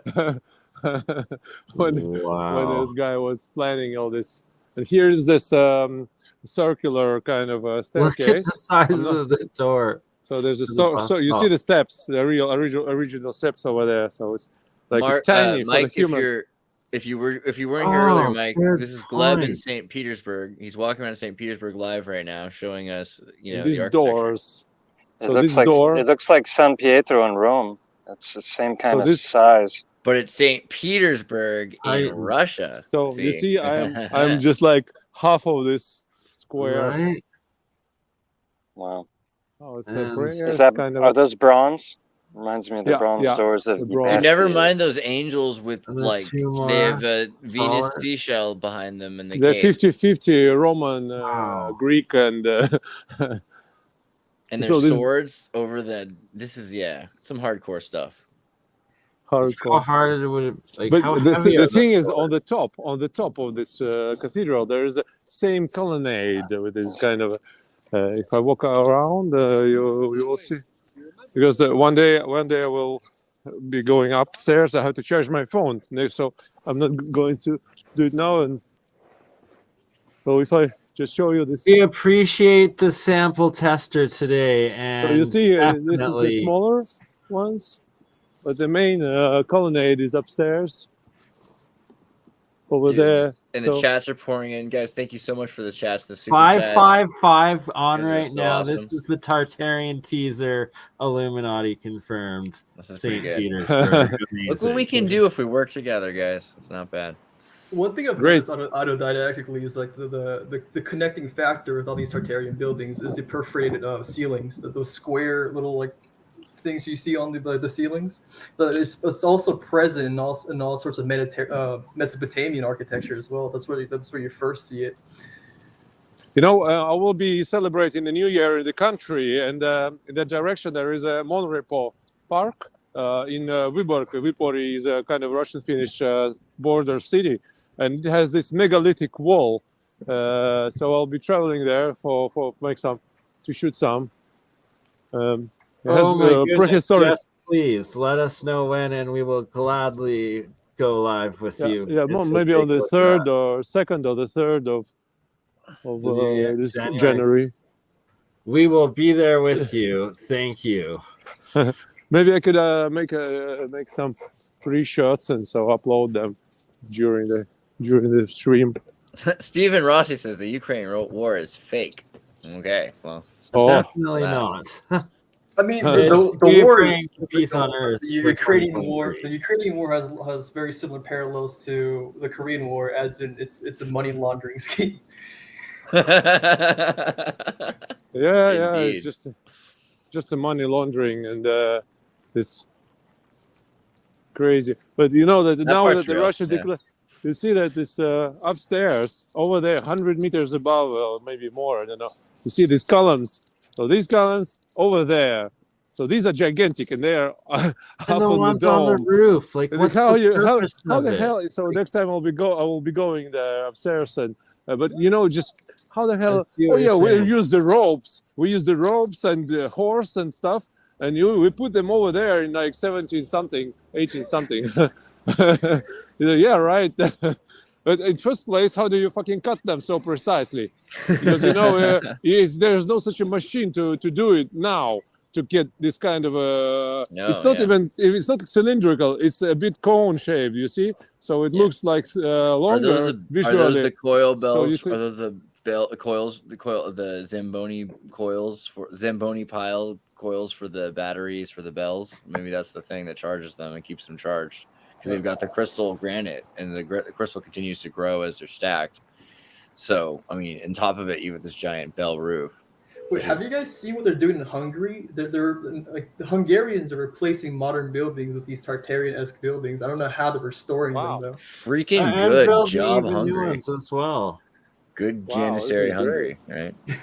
as has Moscow, or maybe it's in St. Petersburg. There's a couple of new cathedrals within Russia, but it's like they're made the exact, like, to the balling standards of like the gold foil on roofs and everything, just like the ancients, where it's like, are the Antiquitect still active?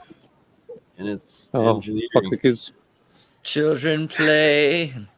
Sleigh bells glisten. Yeah, this is nice. I put on my run away from the hat kids. for this live stream. If you haven't noticed, Diego Garcia right here. Unfortunately, I have only 10% left because of the cold. It's killing the battery probably. But although I have the new that happens, so. man. Yeah, it's like minus something. Thank you for walking around in like subthermal for us. Yeah, I wish I could make it to the river now, to the Neva River. Never again. I mean, never. Neva.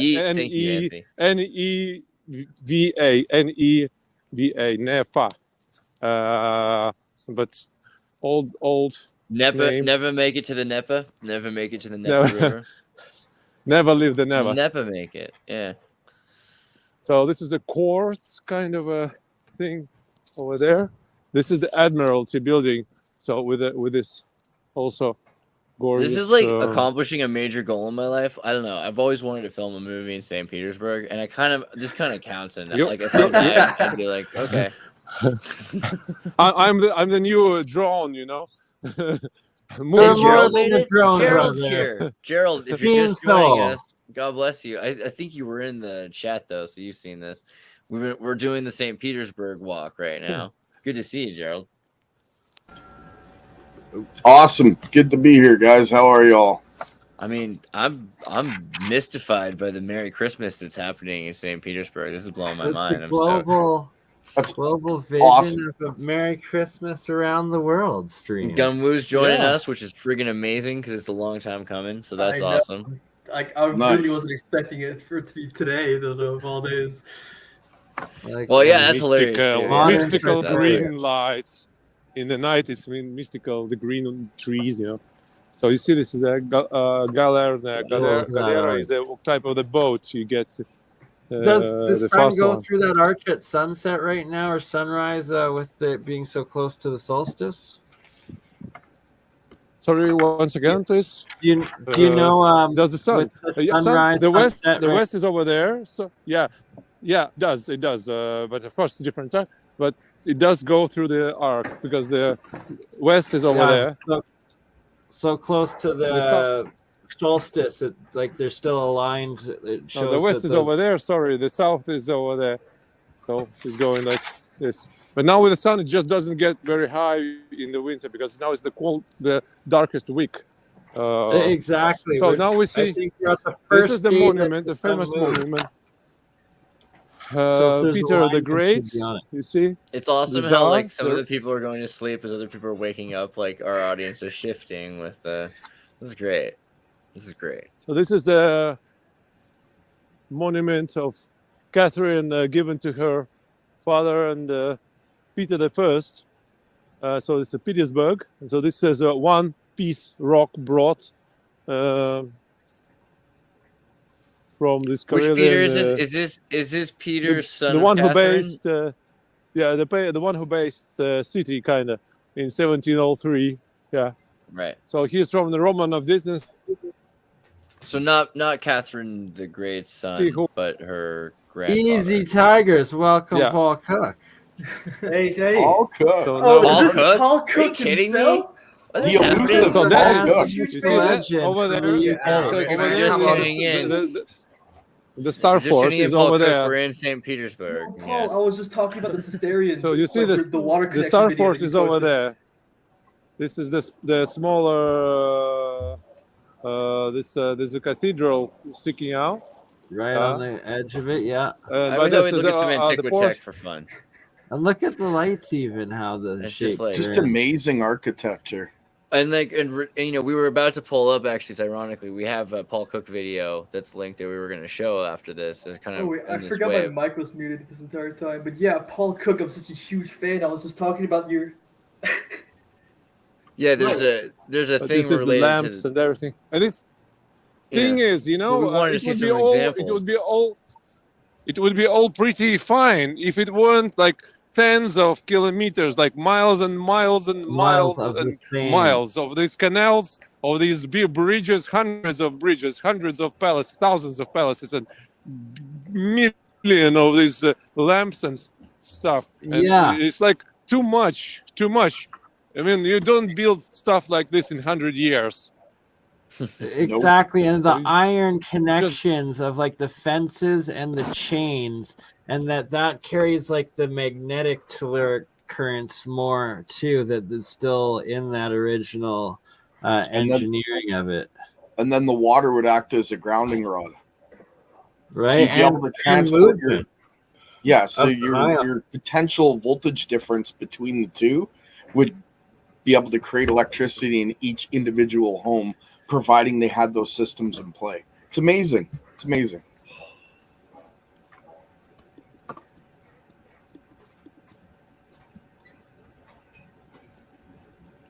I was trying to remember Grand Duke fascinated Grand Duke Mikhail Pavlovich, right? He had he has his own castle on an island in St. Petersburg, and it has the same situation where it has a gold orb on top of the Antiquitech Tower. Yeah, gold is it's significant. It collects electricity really easily, very conductive. So that grounding. Go ahead. No, go ahead. Sorry. I was just gonna say that ball on top would just allow more of a flow of electricity to hit it, and as it's going down the grounding rod, the pictures that we saw earlier with those plates, or yeah, I guess it'd be sort of like plates, more like bowls. They would be like an AC current as that electricity goes down the grounding rod through the center. It's electrostatically connecting each plate and acting as an AC current, allowing you to use that energy. It comes into your home through a step-down transformer, and that transformer is what powers your lights or whatever else you're using. So it's amazing tech. I'm surprised we're not using it today. It's the same thing that I Tesla figure we are, right? I mean, and also Gleb here is showing us some interesting stuff, to be honest. Right as he was it opening, looks like the in Russians might still be in some ways, and some a lot of the other Eastern the Pavlovich countries. Tower is still functional, and in the last week the Russians have accepted, I think actually in the last couple of years they've been saying it, but in the last week they've fully said Tartaria, they accepted Tartaria is real, you know, and that it's like a international state that existed that was made up of a confederacy of places, and they've associated with Turan, which, you know, we've talked about before with Dugan, but awesome. This technology is clearly coming out. The one thing I was going to say though is, Paul, you've got some stuff on, you know, cathedrals and water, right? Mhm. And a lot of this stuff, this is kind of reminding me of that, the water power. When I was for instance, in Spain, you see these water wheels everywhere, and that's connected to the idea that, you know, the Dutch have water wheels. What do you think about this idea of energy and water and cathedrals in these St. Petersburg? All right, I just want to make this crystal clear quickly. I'm not well at the minute, so I may be a bit crispy. All right. So, by the way, Merry Christmas and thanks for joining us in the middle of. Merry Christmas to everyone as well, by the way. I'm such a huge I've fan got a of number Paul one Cook. fan in here called Knuckles. I just want to big this geezer up. Big up, mate. I know you love me. But I thought I'd just say hello to him because he's watching. But what do I think? I think that was the. I think that's what's happened. I think the churches and cathedrals, because obviously you know about the monastery of disillusion. You aware of that? The monastery of disillusion. What's that? Wow, wow! This is going to knock your socks off. This is going to knock red your pill us, socks Paul. off, mate. Right, I'm sorry, I'm not too good at the Red minute. pill really, for Christmas I'm Day. sweating. I'm Paul, right. you are a champ, Tiger. Thank you so much for like powering through and being with us, and we are all wishing you. I'll pull up a healing picture really energy. quickly of the monastery of disillusion for you. Here's what it looks like. I guess is the ruins of Glassbury. Yep. Dissolved Right. in So 1539. yeah, this is pretty much what happened to all of the cathedrals and monasteries in the United Kingdom. Oh yeah. I'm not sure. I'm not sure if it was Henry VIII or someone. Basically put a stop to everything. I said, obviously, we know that when you look at what do you call it, monasteries or cathedrals, if you look at them on the LiDAR, you can tell that they're designed. Not all of them. The older ones are designed for water to pass through and go around. Mm-hmm. But with that being said, Even pyramid. Yeah, definitely. So they're obviously using the water for power. And to live and stuff like that. But my point is, these monasteries, these cathedrals were either generating power or doing something with the water, right? And then Henry VIII come along in the 15th, 16th century when it was, and said, no, get rid of all of the monasteries. So that's why when we look at the cathedrals and that, there's only one or two left, and they're like, they're not really as good. If you go and look at the older ones that Like triple the height, and then mate, like the one you just pulled up then in Glastonbury, they're phenomenal. And when you look at them places on the LiDAR, you can literally see like little islands that have been made. You can see channels for water going in places. Yeah. So going back to that, I think that was how we got power back in the day, and I believe that we worshipped water back in the day, like because we need it. It's number one, really. If we haven't got that, you're knackered.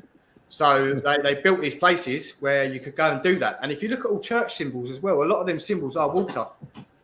There we go. Yeah, right. And again, like looking at the vaults, they look like places where you'd store water underneath as well. The And these true are abundant holy everywhere. water.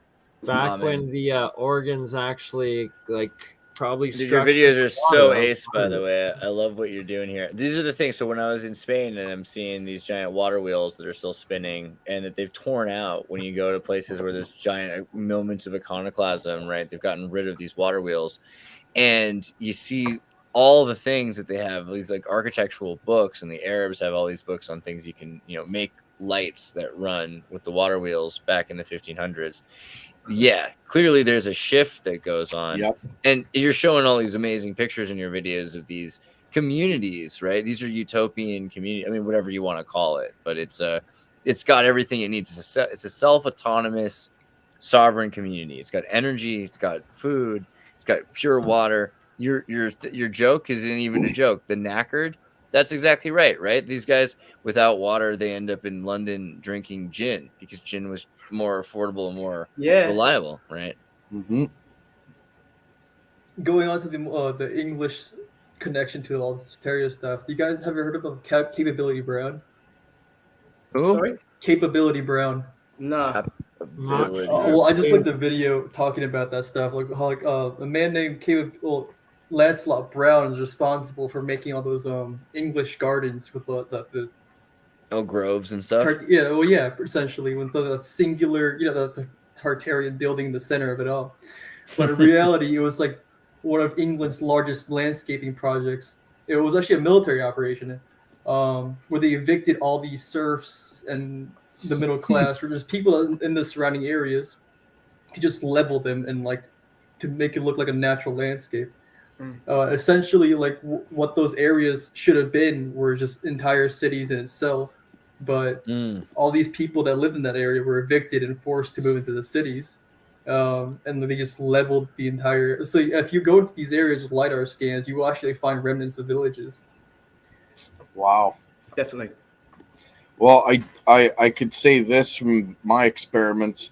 Water being used as a grounding rod, negative potential.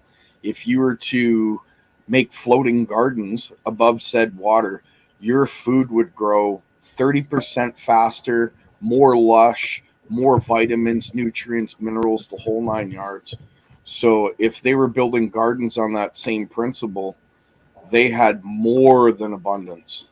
A lot. I am positive of it. So, I mean, if this tech is truly out there and it's working, we shouldn't have food issues whatsoever. just putting it out there. Right. Well, that's actually a really good point. And like I've heard a lot of around Chichen Itza pyramid in is it Mazatlan, like Mexico there, area that the locals would talk about how their like forefathers used to farm right around that pyramid, and they get like 2 to 3 times the yield and like crop, and like it was all about that. And they think it was well, the Hoagland or Dan Winters that explains the science of it through the geometry of the pyramids. Y'all know about the San Francisco dunes, right? The San Francisco Park, Golden Gate Park, was built on the dunes, and so it was this crazy, unlivable, untamable area. And the Masons were like, "Nah, we can tame it," and they turned it into the Golden Gate Park.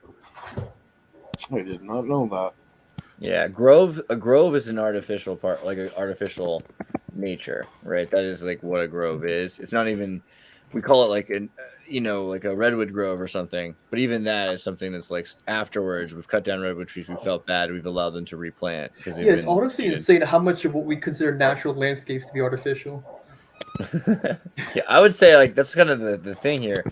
I think all of it is, maybe not all, but like pretty much. So majority, looking at the coastline, right? So Scott Onstad's got his Secrets in Plain Sight, and we talked about that. And he's got a great series that shows you all of the amazing Masonic architecture and how they do the Google Maps. Okay, we got that. It's like 2009 Illuminati research. But it is. He did this back in like 2001 probably. But now you go deep. Now you go deeper, and his later stuff, even back then though, he's talking about nature, groves, the earth itself, the distance between places.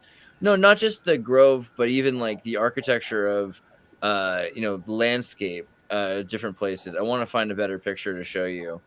But like the distance between, for instance, like the river to the Ishtar Gate of Babylon, the actual coastlines themselves, the idea that coastlines are kept on sacred geometric values. Like these are probably moving land masses. We're looking at China making a bunch of new islands. It's not impossible to think that places are placed where they want them to be, and that the coastline has to be protected, or else it would just disappear, or a new coastline would develop, right? Which would explain Australia's lack of star forts, because they're probably there. There's just at sea a bit or inland. Well, star forts have something directly connected to Australia's sea. shape energy. Where did you say Australia's sea? Because Campbell literally has a couple episodes showing how the sea, inland sea in Australia, dried up. And sorry, Right. Gerald, please continue. Oh no worries. I was Baltimore and just saying, Baalbek, that's too screwed up. Sorry, keep going. I'm sorry. well, star forts and those old ancient structures are usually made out of granite, which, as we all know, is piezoelectric. But if you were using water as a conduit for negative potential, your different voltages in every one of those systems would be astronomical, especially if they were all connected through ley lines. So I'm just putting it out there as a thought. If those ley lines were part of that water connection, perhaps the whole system was connected, not just 100% they would be. Yeah. That's a huge part of it. And as the current moves the energy lines as every morning or something, it's like as the sun comes up, the energy, or an hour beforehand, the wave of energy goes through. So that's ionizing plasma energy that would then ionize any of the mist or fog of the water channel that's moving. Well, and then that's where you get two sources of natural waves going through, which is then the energy you'd essentially be using or able to harness, or what would be creating it.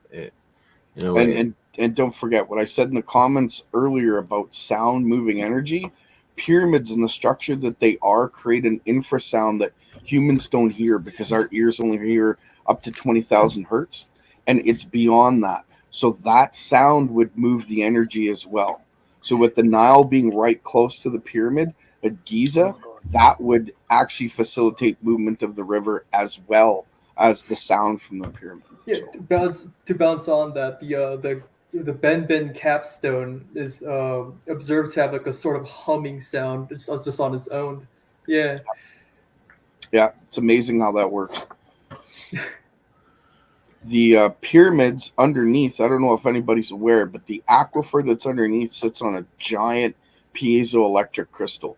The pyramid itself pushes down on it, and as that water increases from, say, the moon waning or waxing, and the water goes up and down, it puts more pressure on that piezoelectric crystal, breaking the water, turning it to hydrogen and oxygen, and as that electrostatically through sound gets brought up into the rest of the pyramid, because the pyramid was insulated, it acted somewhat of a power generation system.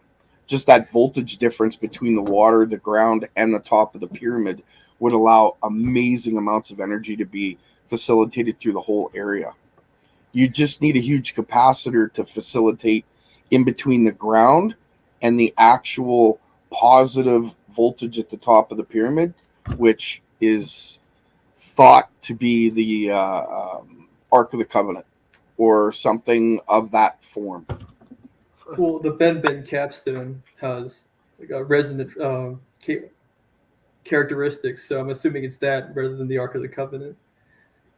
I wonder. Also, the Bosnian pyramids are the same as well, where they've got the stone over the water.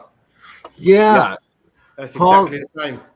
Do you want to? You've actually talked to a couple of guys that have gone there and been boots on the ground and like studied it a bit and stuff, if I'm correct, or you've got a couple episodes on that, right? Yeah, the Bosnian pyramids. Well, that's a very good episode. I sold that episode to the Sky Channel. Really? Yeah. Congratulations. It's like actually quality science and like amazing video and interview for those that haven't seen it. But the Bosnian pyramids, like it's a prime case of both geopolymer as well as them using water within like different layers and tunnels in the pyramid geometry, and the connection between the two, and then the different energy waves that come out of it or whatnot, right? It's like just the movement of water through tunnels, moving the air as well, would create an amazing sound. Plus, it's geopolymer, the echoes and resonance from that. Oh, it'd be incredible. Yeah, I've noticed this a lot in Malta, especially on that island called Manuel. It's riddled with tunnels that lead into the sea. And when you get closer to the outside of the, well, not the outside of the island, because you're inside underground. I don't know what it is, but you can hear the water coming in and you can feel it, and you can. It's like you're getting charged up. It's a beautiful negative ions. I think it is, isn't it? Yeah, Exactly. Yeah. Absolutely. My point is, there's a certain island, Manuel, you can walk around there underground and you'll feel that. You get to certain points and you can feel the air coming through. And I didn't know what it was when I made a video on it, and then someone told me it was a natural airflow. It's to how they push air around and keep it at a nice temperature underground. Yeah, it also has to do with that water flow, eh? So like when you're, say if you're on the ocean and you're closer to the water, you're feeling that breeze, right? That sort of movement. It almost feels like its own wind source. It's not, though. It's just the movement of the water itself. It's unreal. I love it. I love science. Right. I also was under the impression that the pyramids were actually nuclear reactors, and partially they were used to make cold fusion nuclear reaction is the difference. It's not the hot fusion. And cold fusion, it's about using water electrolysis, which is electricity into water, which then gives you all sorts of different plasmoid or particle combinations, whether it's water in a mist or just hydrogen gas and pure oxygen gas, or atomic hydrogen, or hydrogen 4, and that these different clusters, you combine them back together and you have like the perfect fuel. And the ionization, or connecting the ion of the earth energies, the sky energy, atmospheric, and just it seems like they were able to use and tap nature's natural exchanges of electricity, like we see with the lightning bolts, one going up, one going down. Essentially, that's what these massive structures. Well, they were using like about 4 or 5 different scientific principles to make that work. They were using ground pumping. So basically, the pressure from all that electricity, it would pulse because your capacitor would fill up and then it would release. And as it's doing, your pressure is building up underneath the aquifer and then releasing.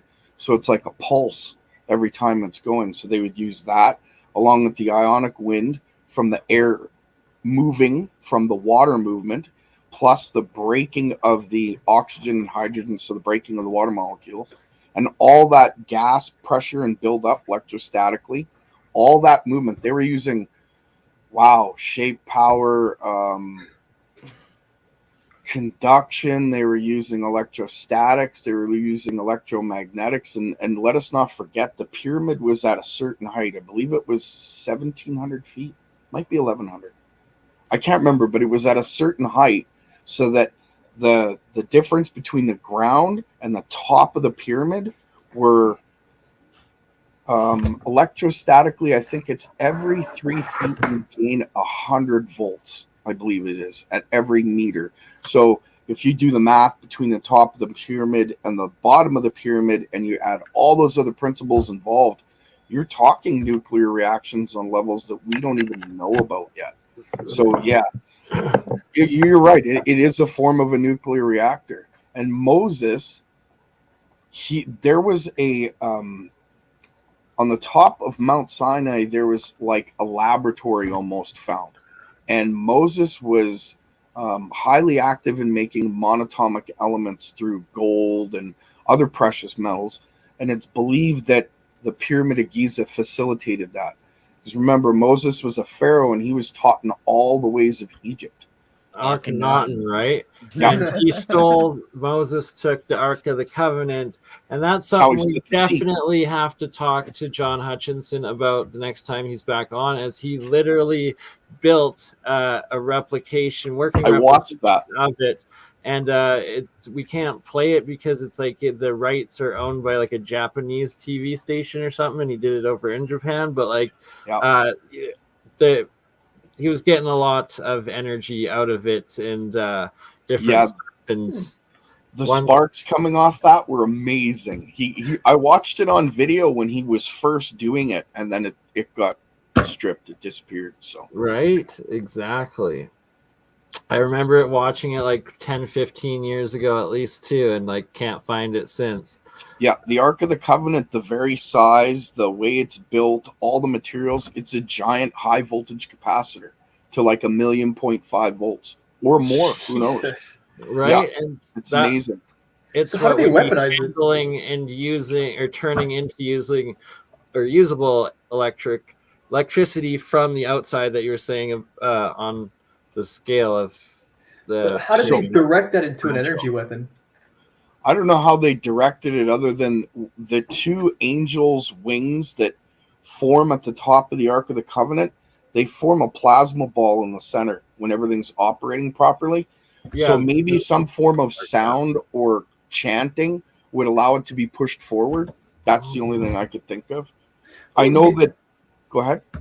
Oh yeah, sorry to interrupt you, but like there's that one biblical story of how they circled the that one city like several times using horns. So I'm assuming they used horns to direct the energy.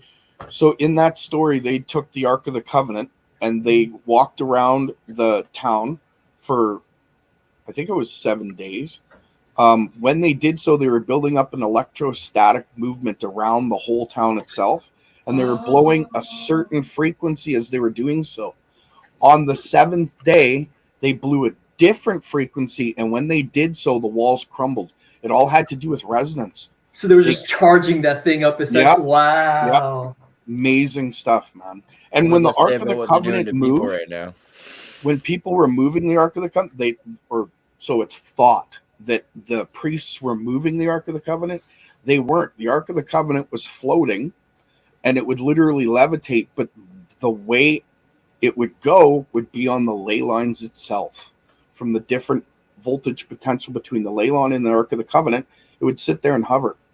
That's why there's stories of priests that have been wiped out and turned to ash because they stepped over the line and grabbed literally the gold part of the capacitor and whap, done. That makes so much more sense, like analyzing that context and applying that to actual biblical stories. It's even more brutal when you look at a map and you realize they had to like go west to go into Jericho. You know, it's not like Jericho was in the middle of the walk. They actually had to decide to go just destroy it on principle. Yep. There's a lot to those. There's a lot of science to the story of the past, for sure. Think about how much power the Ark of the Covenant must have contained or been able to direct etherically through God, through which way you decide to call it, in order to split the sea. Because you're talking hydrogen and oxygen splitting to the point where there's a vast line right through it so that it opens up so that you can walk through the bottom. That's just amazing. It must have been trillions of volts. Gerald, just because Paul is I'm sorry, off a horrible illness to be here. I know that you really had some questions you wanted to ask Paul about the geopolymer aspects that you want to try making them with and encasing your toroid coils with. So yes. now would be the time to ask the good man. I apologize. We will have a go. I apologize. That was amazing stuff.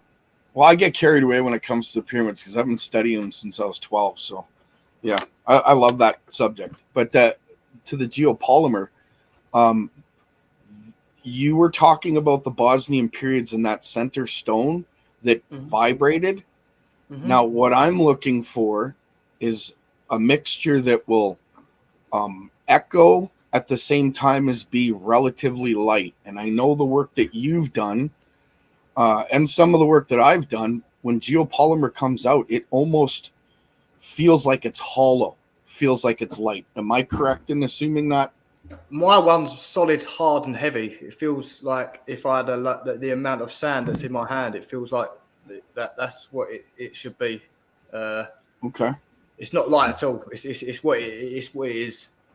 Okay. So maybe I'm doing something a little different. It's literally the weight of the sand. So if I was to use 500 grams of sand, the end product will weigh 501, 502 grams of sand. Yeah, because of the mixture of water, glass, and reaction. Okay, so my other question would be, do you know of a mixture that is conductive? Yes. You do? Yes. Yes. Okay, because I think that's the next step in me encasing my coil in a geopolymer. And after that, the next stage would be something that somebody else has already shown on YouTube, but on a larger version. I want to make a platform that people could stand on during earthquakes so that it doesn't affect them. Yeah. Very good. And that's idea, the mate. geopolymer I'm looking for. So I don't know if you want to connect through an email and work on a formula. I'll give you all the credit. There's no issues. No, that's all good, mate. It's all good. Yeah, it's not about that for me either. I just want to get it done, man. I've seen too many people go through some crazy stuff that, hey, if I can help, that's what I want to do. Have you heard of something called PDOT? No, I have not. So yeah, that's a chemical that you can lace something. Say if I had, I ain't got a brick or block. Normally I've got stones around me, but yeah, if you had a stone, you could lace that. You have to buy two chemicals. Can't remember the name of the first chemical, but it's a primer basically. Okay. And then you can put the PDOT over the primer, which is over the. So we just say a stone, for instance. Yeah, actually, Okay. I've got something in here. So this, not that one.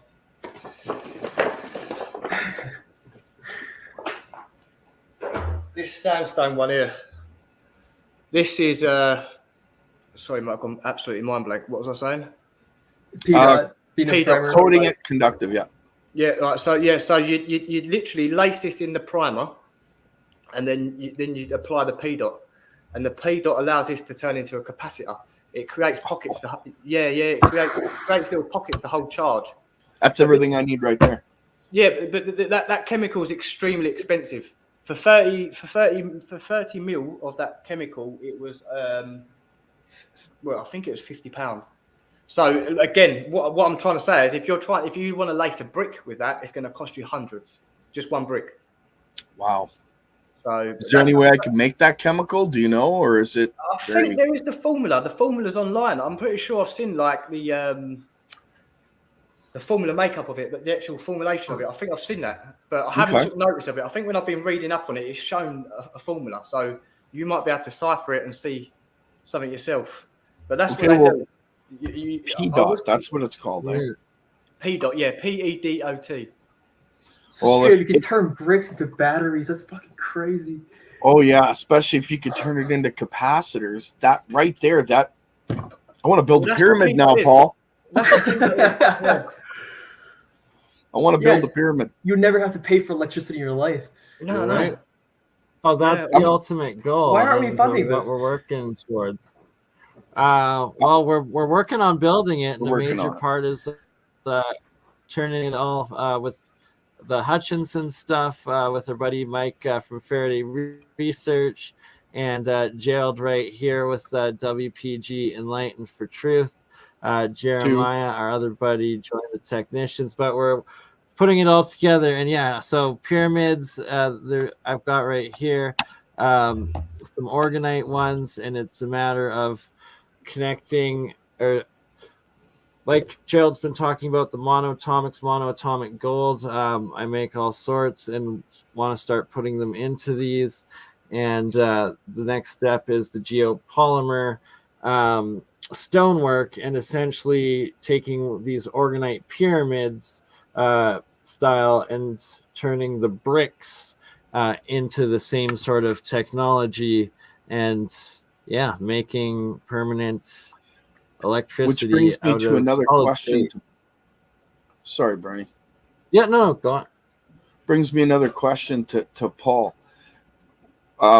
When you cover the brick with PDOT, does it matter what configuration of that geopolymer is that made it? I don't think so. I don't think so. I think there has to be a metal element in there, like iron oxide or something like that. That has to be in there. But that's as far as I know. I've never touched the stuff. I've never looked at it. This is all a lot of research. So I haven't perfect. had to play with it myself yet. I nearly bought it about 3 months ago. But the guy told me not to buy it. He was a nice guy. He said, "Look, what you're trying to do is going to cost you hundreds." So yeah, I didn't bother doing it in the end, and that was going to be one of my experiments on the live show.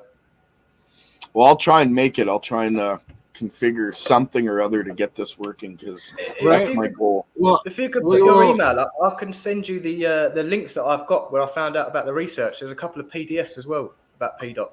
Oh, that'd be awesome.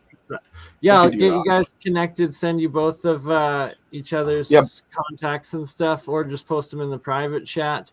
But regardless, we will be bringing you together in one of many of our future Real Science episodes, and that will be there'll be a few of us trying to make these together and teaching everybody else who wants to do it too. And it's just a matter of community coming together, doing arts and crafts, but it's towards free energy for all and for ourselves first.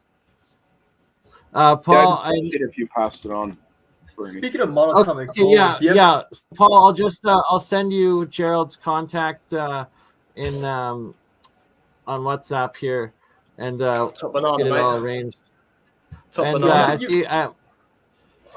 I know you're suffering hard, battling through a heck of a sickness. So quickly, if you're up for it, we'll play your video on water and cathedrals. Crack on, man. Crack on. A few questions. Cool. Before we play this video, you say you make monatomic gold. Do you have anything for human consumption?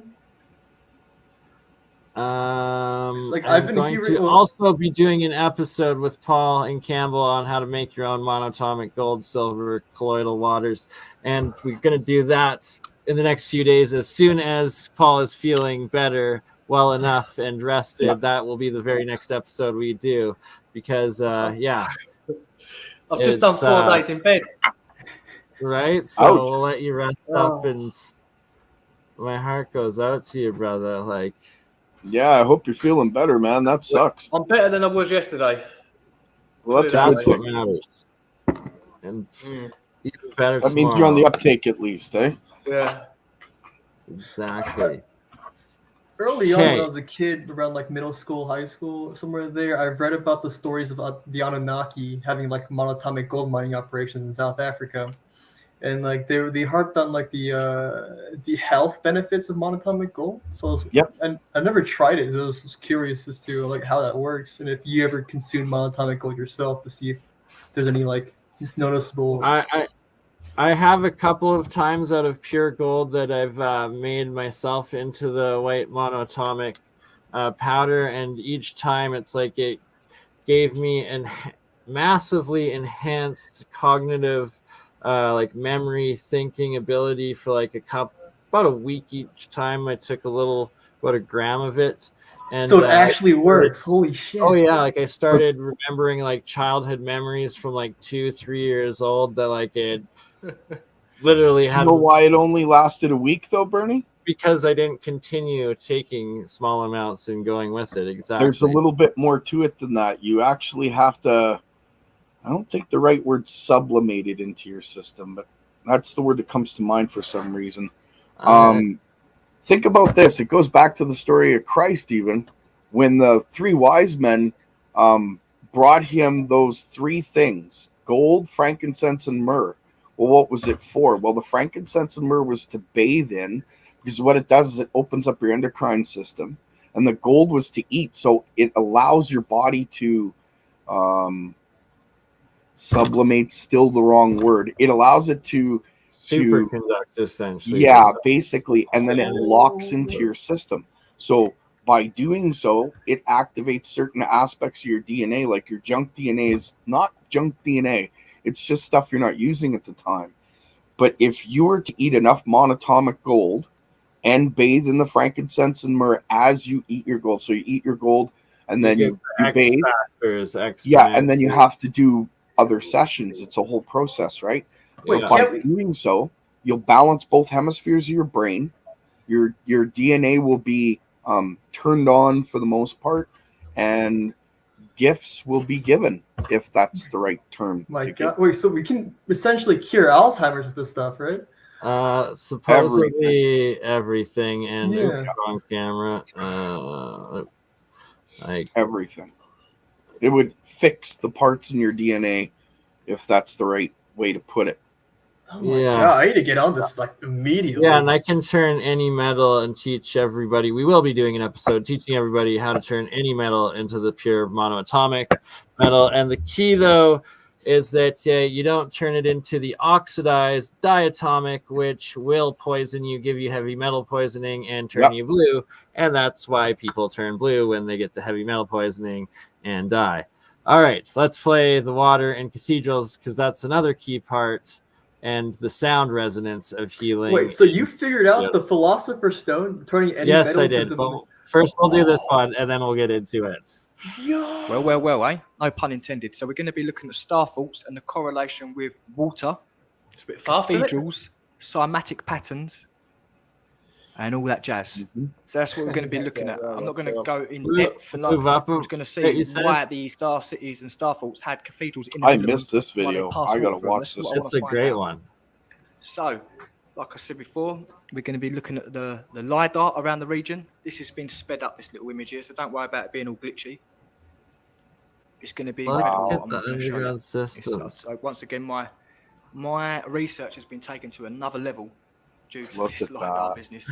And we're going to be looking at this guy here, which is live poll reaction video. This is an old video story. So, oh yeah, do you want me to saved Winchester skip it ahead a bit, or what part do you want? The story. You really want, mate. It's all good. It's a complete load of BS. Really, the cathedral flooded with its underground water system.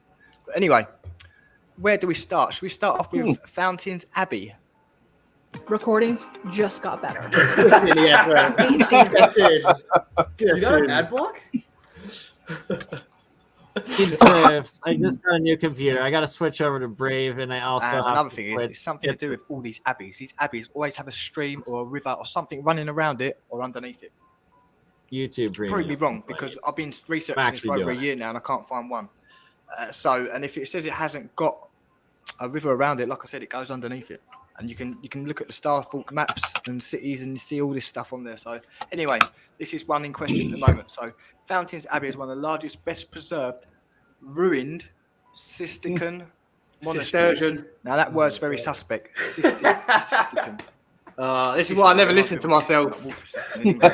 It's located approximately 3 miles southwest of Ripon in North Yorkshire, near to the village of Adfield. Founded in 1132, the abbey operated for 407 years, becoming one of the wealthiest monasteries in England until its dissolution by the order I love this, considering the fact that I'm such a huge fan of you. Henry VIII, or this story has something to do with this. Live reaction to your own video. That's the key, right? Exactly. It's even better, and it's like if you can't laugh at yourself, like it's the best Christmas ever. You did something wrong. It's amazing, and we always sound funny listening to our own videos. It's wild. The year in review. I should watch it back, then I can check myself and say what I can do and what not to do. But I sound like such a all these places. Oh, it's be all of you, Paul. It's fine. No, I think he must have been like right now. They're not having all this powerful water or healing centers or anything like that. It was down to that. Like I've had a couple of or should we say he was the face that ushered in these restrictions and stuff like that. A report stated that the abbey is at risk of being irreparable damage by flooding, with several instances in recent years, particularly in 2007, when the 12th century.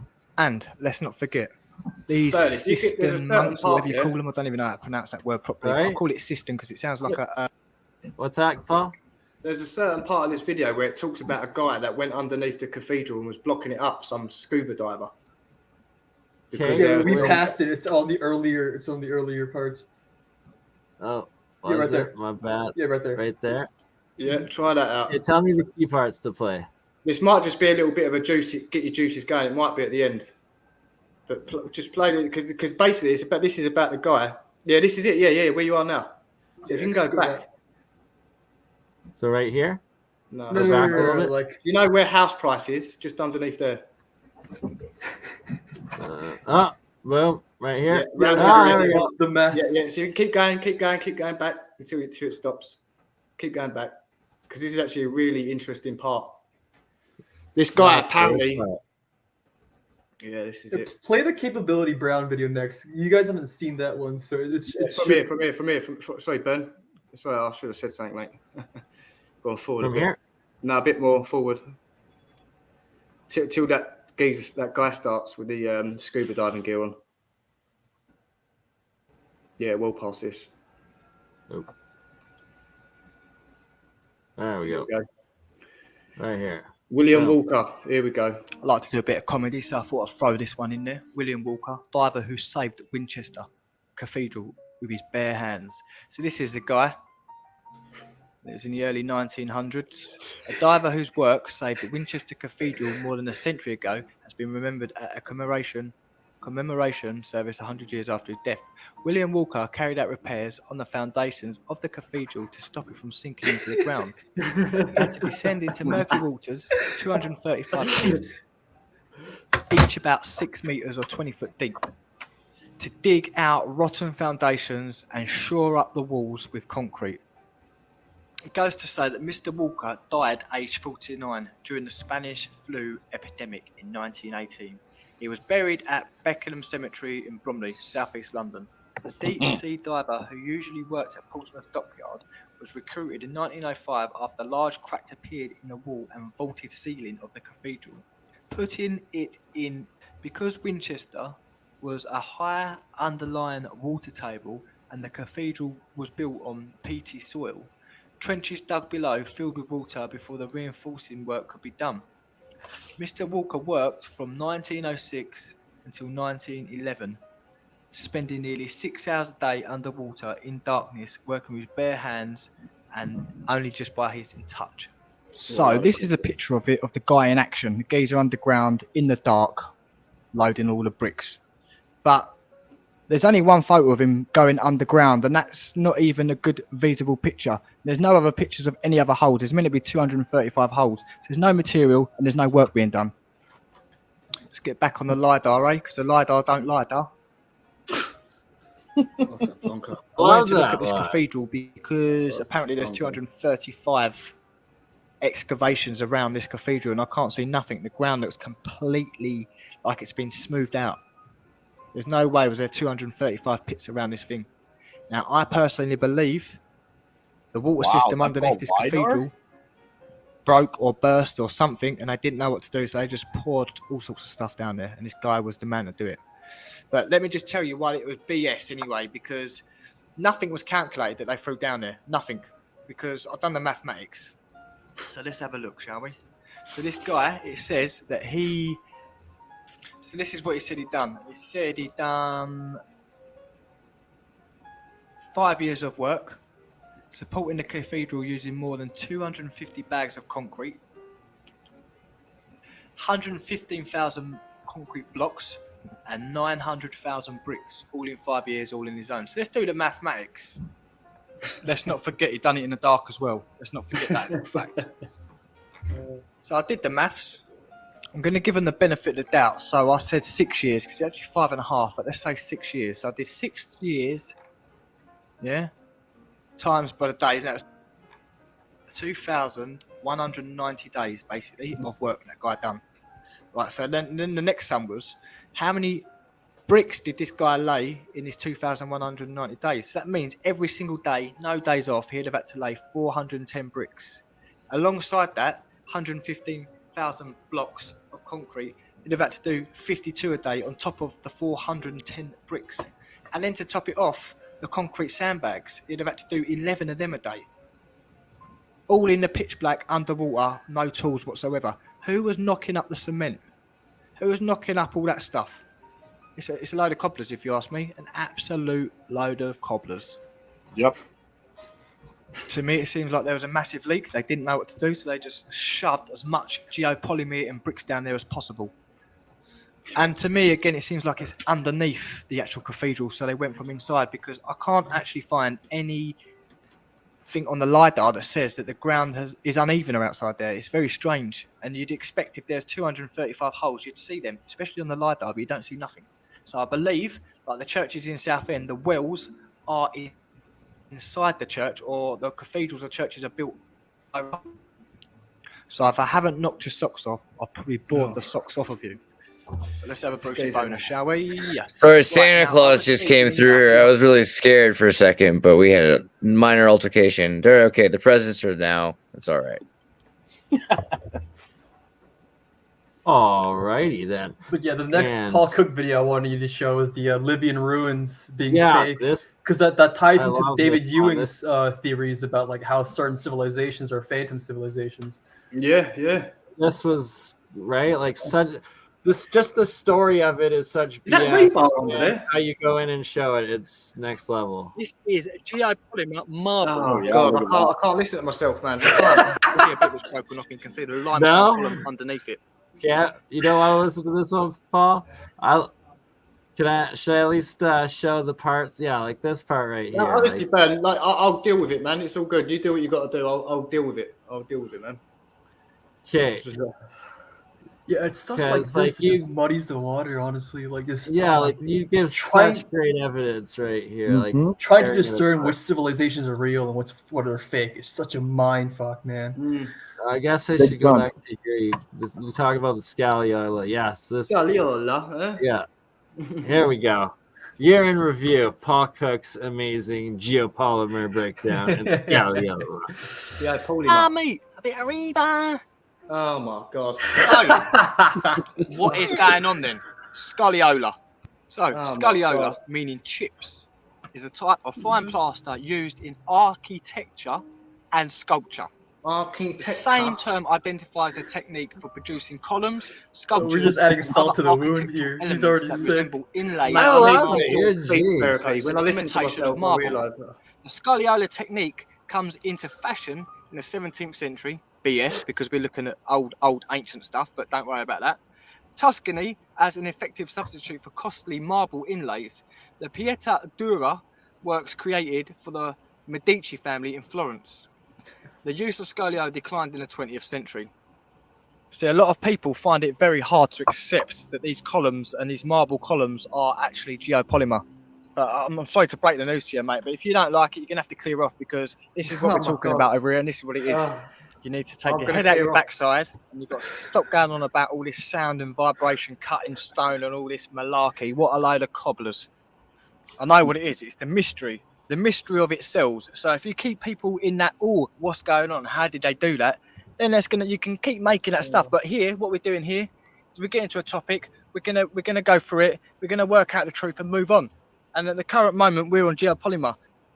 Pardon me, let's get back to it, sorry. Scaliola is a composite substance made from selenite, glue, and natural pigments, imitating marble and other hard stones. The material may be veined with colours and applied to a core, i.e. the limestone column.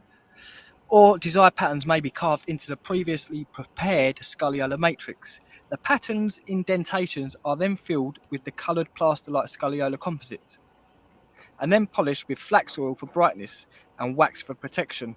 The combination of materials and technique provides a complex texture and richness of colour not available in natural vein marbles. So at the minute, I'm just giving you examples so you understand. So when I show you the ruins in Windsor, you'll clearly see Wagwan. But here, you can see the Scaliolas come off, and you can tell this is not that old. So this makes me think that they were practicing at this site, and then they've used it as a prop to give false narrative of the history. I don't know, because if you look at all this, look at all the bits that are falling off the bottom of the columns. So I digress. Anyway, let's go to Windsor and see Wagwan. So the narrative of these says the gift and transport from Libya. In 1816, Colonel Hammer Warrington, Consul General in Tripoli, persuaded the local government that the Prince Regent, later George IV, should receive a series of stones from Leptis Magna as a gift. Further reading states that it has 22 granite columns, 15 marble columns, 10 capitals, 25 pedestals, 7 loose slabs, and a few other bits that have just been scattered around. So we're going to be looking at all this. And what's ironic about this is this was meant to be in a museum for 10 years, from 1816 to 1826. Then for some reason they decided to take it out of the museum and stick it in a park. I don't know what's going on here. I don't know. But clearly these are ancient ruins from Libya. And what they've done in Libya has made modern geopolymer ones. They've decided they've had a go at it there. And I did read somewhere else that these ruins have been scattered out in 3 other places. But when I was doing the research, it was late at night, and I can't remember the website where I found that. So unfortunately, I can't tell you where they were. But again, if you look at these columns, you can see that these ones here are marble, and I'll get into it later on. But you can still see bits of the colour pigments in them. And like, these are the crumbs that have been left around. So there's geopolymer corners, slabs, columns, everything just laying around in this spot, and you can't actually access it. There's like, it's all been cornered off by fences. You can't. I had a drone, and obviously I'm not going to travel there and look at it from the other side of the fence, am I? I'm going to get over there. I'm going to get involved. I'm going to start measuring stuff. I'm going to like. Yeah. Anyway, rebar. This is one of the bottoms of the columns, and it's got 3 bars in there for rebar. I guess that'll shoot up the column. No, I don't know. For support, but this is going to show you that a lot of the old world is geopolymer. I muted there, but just to give a little, because it's going to hit an ad any second. You're showing that the scagliola is 1 layer outside, and that these columns are actually not made of granite like they claim, and are in fact have rebar in them, which is just ridiculous. They're probably some sort of concrete or limestone or sandstone blocks, like in like column blocks, and then they'll have the scagliola wrapped around it in sections. Yeah, if you analyze the videos of like ISIS destroying ancient ruins, you all see rebar inside of them. Well, that last image, all over, right? Yeah. Sorry. The last image that was shown, there was rebar poking out of one of the columns, 3 bits of iron. Yeah, and like there's so many different sites that like they actually break down, and I don't know why that geyser's popped up, by the way. I do not know why that geyser popped up. Oh yeah, this is completely off topic, by the way, but Andreas brought me on here to discuss more on the Korean connection with Tartaria and all that stuff, and I just remembered the book To the American Indian Reminiscences of a Yurok Woman, talking about how there was like supposedly a light-complected race of people that were highly civilized and moral or whatever. They were called the Wagas, and funny enough, so haplogroup N, the East Asian Han race, essentially, as a singular culture, was called the Yamato people, or the Wajin, as in literally the Wa people. So there's that connection with the Native Americans. Yeah, it's like everywhere. Do you know much about like the Korean pyramids and stuff that were? Oh there? yeah, the pyramids like, in China and whatever. Yeah, specifically Harbin specifically has a huge like plethora of like Korean artifacts there, mainly because it used to belong to the Balahae kingdom. And then like then you go further back into history, our origin point was the Buyo kingdom. Which was the Manchurian area, which is how I tied the whole Arabic connection with the Sogdians, because we like the Korean people come from the Manchuria, and like the Manchurian language, like we've seen earlier, is that Sanskrit Tartar language. Yeah, and also like pagodas and if you want to just keep going with the overall description of the different types of Korean Tartarian architecture and your thoughts on it. Sorry, go ahead. No, go ahead. I was just going to say, pagodas, their structures are very interesting. If you take into consideration coronal discharge and the way that their roofs are literally, they look like multiple plates. I think they had electricity as well. That's my opinion. Yeah, it's essentially a Tesla tower. Yep, exactly. Yeah. But yeah, let me share this real quick if you want to pause that video. Share screen for sure. Settings, present, share screen.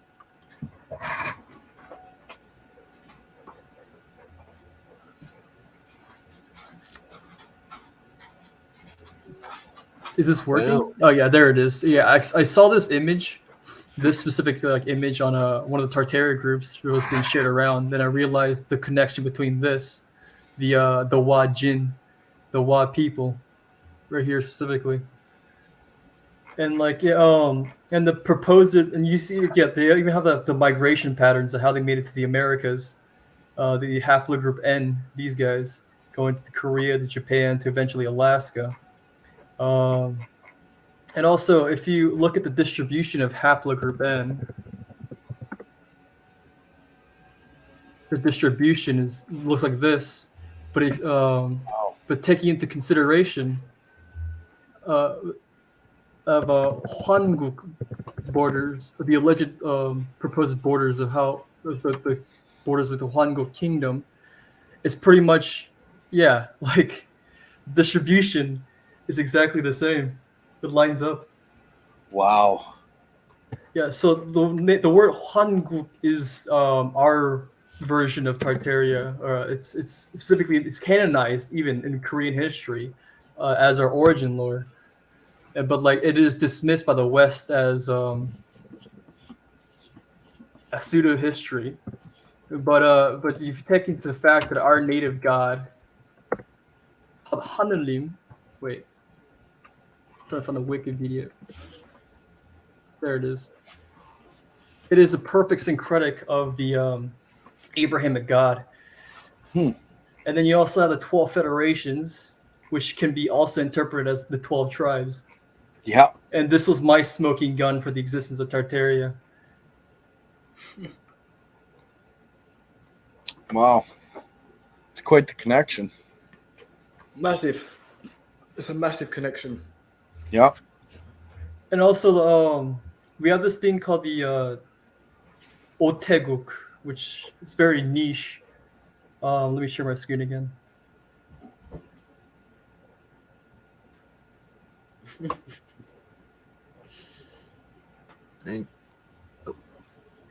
The Oteguk. It's a very niche version of our yin yang or the original Teguk, because usually our yin yang is only 3 of these little spiral things.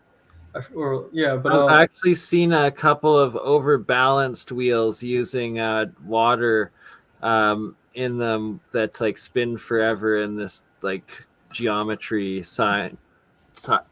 shape.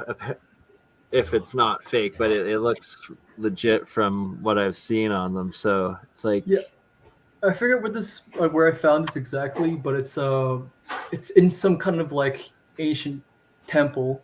But I also noticed autodidactically that it is the same thing as the swastika of Yinglism, the Slavic nativity religion. Right? It's energy geometry. Well, they say swastika was a stolen symbol when it was used in World War II. It's essentially. ancient. Well, it wasn't necessarily stolen. It was really rather inspired because Hitler was part of the Thulian Society. So they were huge on occultism and whatnot, and the Heinrich Himmler missions into people completely neglect that part of history back in the 30s when the U.S., the USSR, and the Nazis had an esoteric race to find all these ancient weapons, and then that's where you have the Rourke expedition into Shambhala. Well, the United States had the search for those ancient weapons too. They had when the whole war was going on with Saddam Hussein, they had raided a ziggurat, and nobody knows why, but rumors state that they were searching for a certain part of a weapon, and from there it led them to 2 other different places that they gathered these pieces for some ancient weapon that they're searching for. I don't know how true it is. Take it with a grain of salt.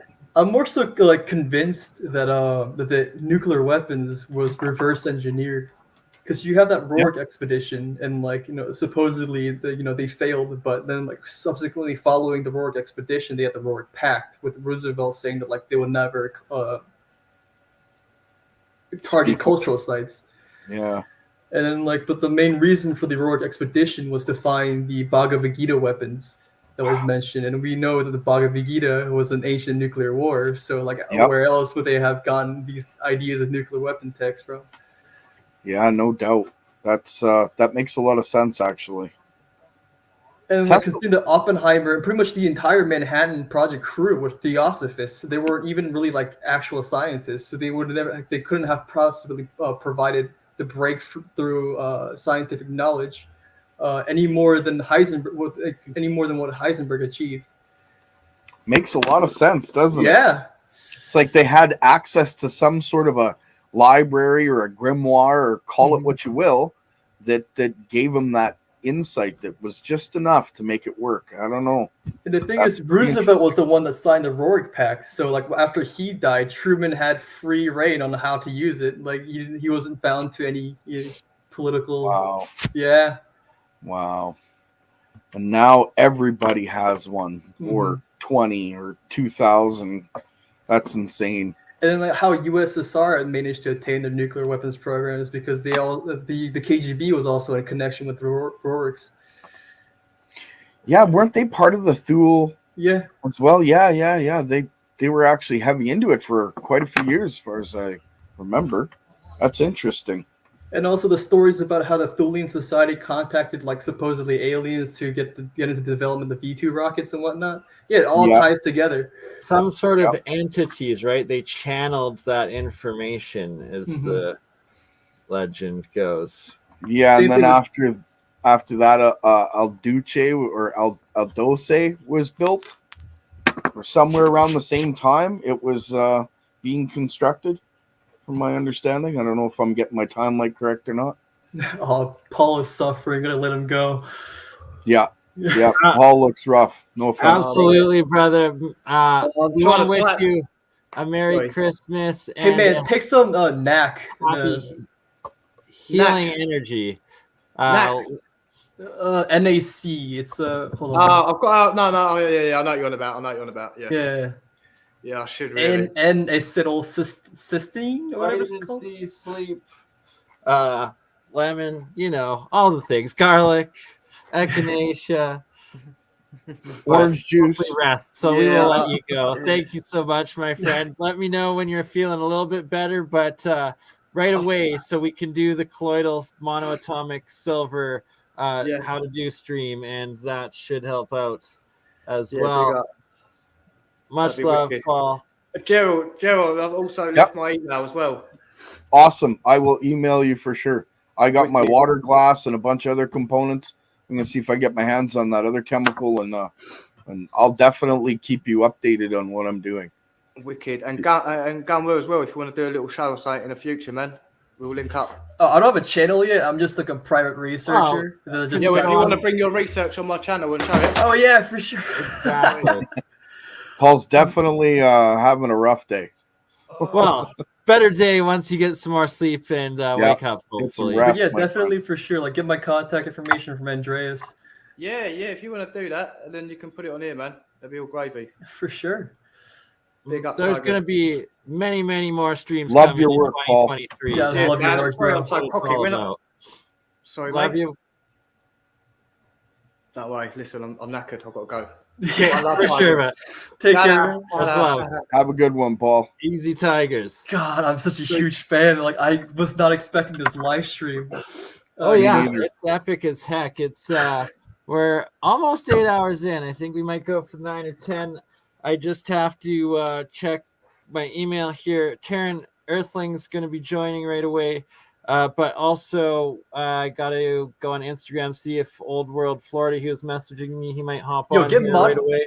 You guys in contact with Mud Fossil University? No, not with Roger. Doesn't really like working with others. He doesn't play well in groups. Yeah, he's a loner for the most part, eh? But in his videos, he's always mentioning that someone should take on his work. Like, the thing is, Stallion7 has done a lot of it and tried to work with them, and he rejected them. And I hear he's kind of approached Michael Tellinger, which is good. Tellinger does a lot of the same stuff. We're going to try to get all three of them together over on Leak Project with Rex Bear in the new year. Regardless, try to get Stellium and Michael Tellinger together, as Rex knows Michael quite well. Anywho, I'm gonna let you guys talk for about 4 or 5 minutes if you two can keep her going while I get a Keep hold a of conversation? Xirtus and Campbell, Yeah, make for sure they're still alive, and quickly run to the bathroom, but also check with everybody else that should be coming on as we're starting to reach the morning time on the East Coast of America. The Merry Christmas Ultra Stream. It's Hell yeah. like 20 different next level YouTubers on so far. We'll try to 8 hours. That's crazy awesome. Dude, honestly, like if Andreas warned me beforehand that this live stream was happening, I would have gotten my notes like and everything properly together so I can have Don't like you worry. Me too. There will be many more to come. So Gotcha. I would have set up an experiment if I had known, but I wasn't. You had mentioned it, and I started to, but I had other family stuff that got in the way. So it is the middle of Christmas, so we appreciate your time right now. I will be back in a couple. All right. We were talking earlier about the holy anointing oil in the comment section. I got a recipe from my family from like days of old, but it's huge. It's in pounds. It's not in like drops. So it's sorry. Also, before I go, Jiwoo, do you? Oh, we got Gleb back. Yeah, I charged the cafe. Charged my phone a little bit with. Yeah, amazing. Okay. Yeah, I'll be right back. Glad to have you back. Yes, unfortunately, I didn't manage to make it to the Palace Square because of I had to return. No cafes around, and well, at least you got your battery. Gazprom building. This is, Gazprom, one of the famous, biggest companies for the gas, natural gas. And aren't they responsible for shipping it across seas and all kinds of different places? Yeah. For the UK or the US blew up a couple of their pipelines, sadly, recently. Yeah, exactly. I heard something Almighty Zelensky. Dude, like the one thing that no one mentions about Zelensky is the fact that he was a Netflix actor before becoming president, and his father was a Mossad agent. Yeah, and like he had this whole show about him becoming president, and like nobody in Ukraine remembers his election, nor can they recall an election ever taking place because they were in the middle of a civil war. Like how? Yeah, that's crazy. His main promise was to stop this attacking this northern area, this Donbass area. So that's we stop this stuff. This was his promise, and eventually he made it like several times worse. I don't know. It's just a bad joke, bad trip. And he's the president of all of Ukraine, correct? Yep. Yeah. Wow. But they're already they already start to be unhappy with him, logically. Yeah. He just got another $1.9 billion granted to him by the United States. My God. I know. Hunter got that. Hunter Biden got another one. They can't afford 10 million to fix the border problem, but they can give 1.9 million to Zelensky. Oh yeah, billion, orthodoxhistory.org explains how like the I don't know how to exactly word this, but like, they essentially like break it down how the Ukrainian war was essentially like the world's biggest psyop. He is a psyop since he was a kid because his father was a Mossad agent, and he himself, Zelensky, was also the comedian. And at that time, at the beginning, he was a triple agent, so he was on the hook of the British MI6 and already, but still working for the Kremlin and a Ukrainian comedian, being a Ukrainian comedian, and. Because the recent Russian comedy show, the main kind of stand-up and stuff, have a whole gigantic now channel and stuff and YouTube and everything. And I mean, with all the stars and local scene and everything, with the president admiring it, and they were shaking hands with him at that moment and telling he's a good guy. So he was officially on kind of Kremlin side at that moment, but in the end was somehow how you call, recruited by the back or by the British or Israeli and MI6. special MI6 or Mossad or something, because his father was a Mossad agent. So it's just like very obvious. And since he was a kid, he was already being led to this kind of a role. Mm-hmm. Highly trained in psychological warfare. Yeah, And also, like, another key factor into the Ukrainian war that nobody mentions is how it follows the exact same playbook as the Korean War, which is why I mentioned Harry S. Truman and like the first lodge in the Freemason Lodge in Korea, because and also how I mentioned how 1947 was a big year because that's when Harry Truman usurped the ecumenical patriarchy elections into getting like certain agents into the Orthodox Church. And if you can, somebody can pull up my screen here. I'm sharing 2 articles that talks about this. My friend from Ukrainian living in Switzerland with his family now, and what he's saying that this war is not war against kind of Russians or Slavs or Ukrainians or something. Power, I mean, land. It is a war against God. It's he and his friend is where he also lives in Europe now, and he was a priest of one of the big areas near Kiev, so it's one of the cities. Main guy. So he was kind of how we call it. Also, what no one else mentions is the fact that all understanding and all saying the same thing, and just like it's obvious when it's people from the top government telling this Ukrainians themselves, not Russians. This is pretty obvious that things are complete. What's the term for the type of war? Proxy war, and it's being pushed, and proxy war. It's been ongoing for 9 years. Yeah, 9 years now, pretty much. It didn't just start last spring. No, it connects to like the whole Maidan, the Maidan situation and whatnot, and like what people don't. They literally attacked Russia and the Russian people right at what should have been the most beautiful time of peace of Russia coming towards the West, hosting the Olympics, and instead did that.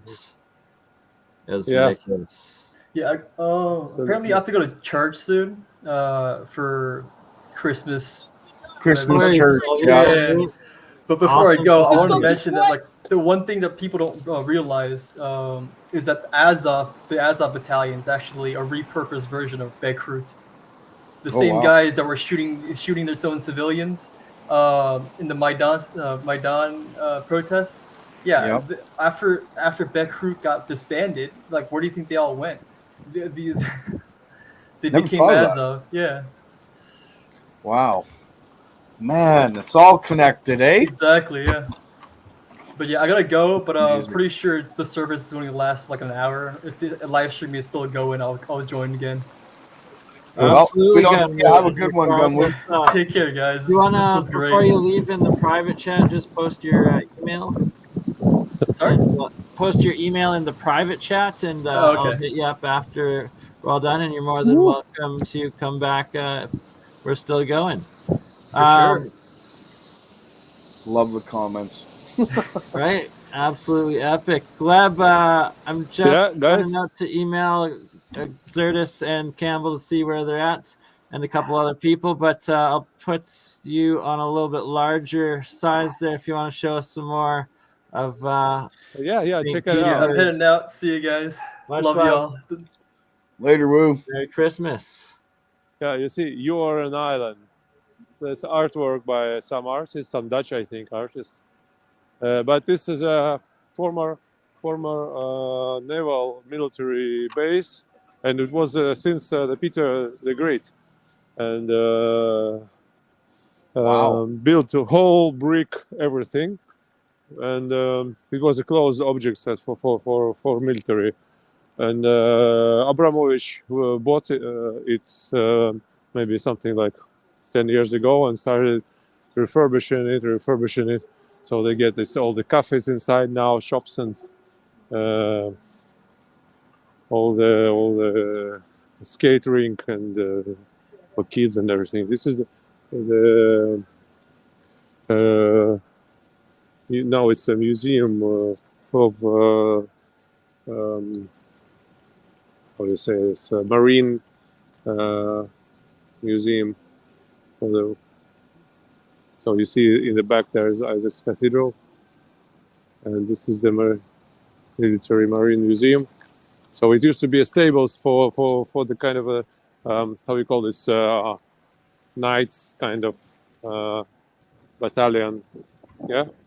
Yeah. Right. So this was their kind of a base in that time. I mean, in 300 years ago. And that's from 300 years ago. 2.5. Yeah. Wow. So, yeah, all of these, but we never know, where I get all these bricks. So much. That's a lot of nice work. Yeah, this is a beautiful triangle kind of shaped island with all the water around it. Yeah. Now we get this a tourist area kind of local spot. It's just, and the angles, the step-up style pyramid of all of the stairs everywhere, that it's more the geometry and the what the geopolymer, those megalithic block bricks are made out of. I wonder if those iron fences go through those concrete posts. Sometimes, sometimes it's not concrete; it's granite. Everything is granite. Sorry, yeah. And sometimes in some places, very weird. Exactly, that's what that is geopolymer, right? As you say, a lot of ideas that, for example, this marble Atlants so precisely cut, and they're all the same exactly, and they're huge near the Hermitage. So they were all made of this geopolymer. I'm going down to this. There's a beautiful small bridge with lions. that ironwork, that fence there, that's amazing. That looks like you could carry a lot of current on that. And also, now it's winter, it's ice, but in summer you could see it still has those wooden banks. So if I don't know, wow, they stay there forever, So if you see it, maybe you could see one, but it's now it's too snowy. But it still holds the whole thing, this wooden. Wow, after all these hundreds of years. Right, so it's still pretty original construction, and like, look how solid those materials are. Like that iron, also, this iron things. They don't make them that thick down here, that's for sure. A lot of magnetic current through that. Yeah. Oh, one I used to live down that canal, and now I live down that canal. But still, at first there was a concrete brick, small building, kind of a kindergarten or something, and someone bought the spot, and they built this house, and it's a new house in style. And it was at the moment, like 5 years ago, it was the most expensive house in St. Petersburg to be sold. Wow. I mean, a new one, yeah. And then it's nothing special, it's just nothing special. Comparing like to this house next to it, the old one, it's just the shit.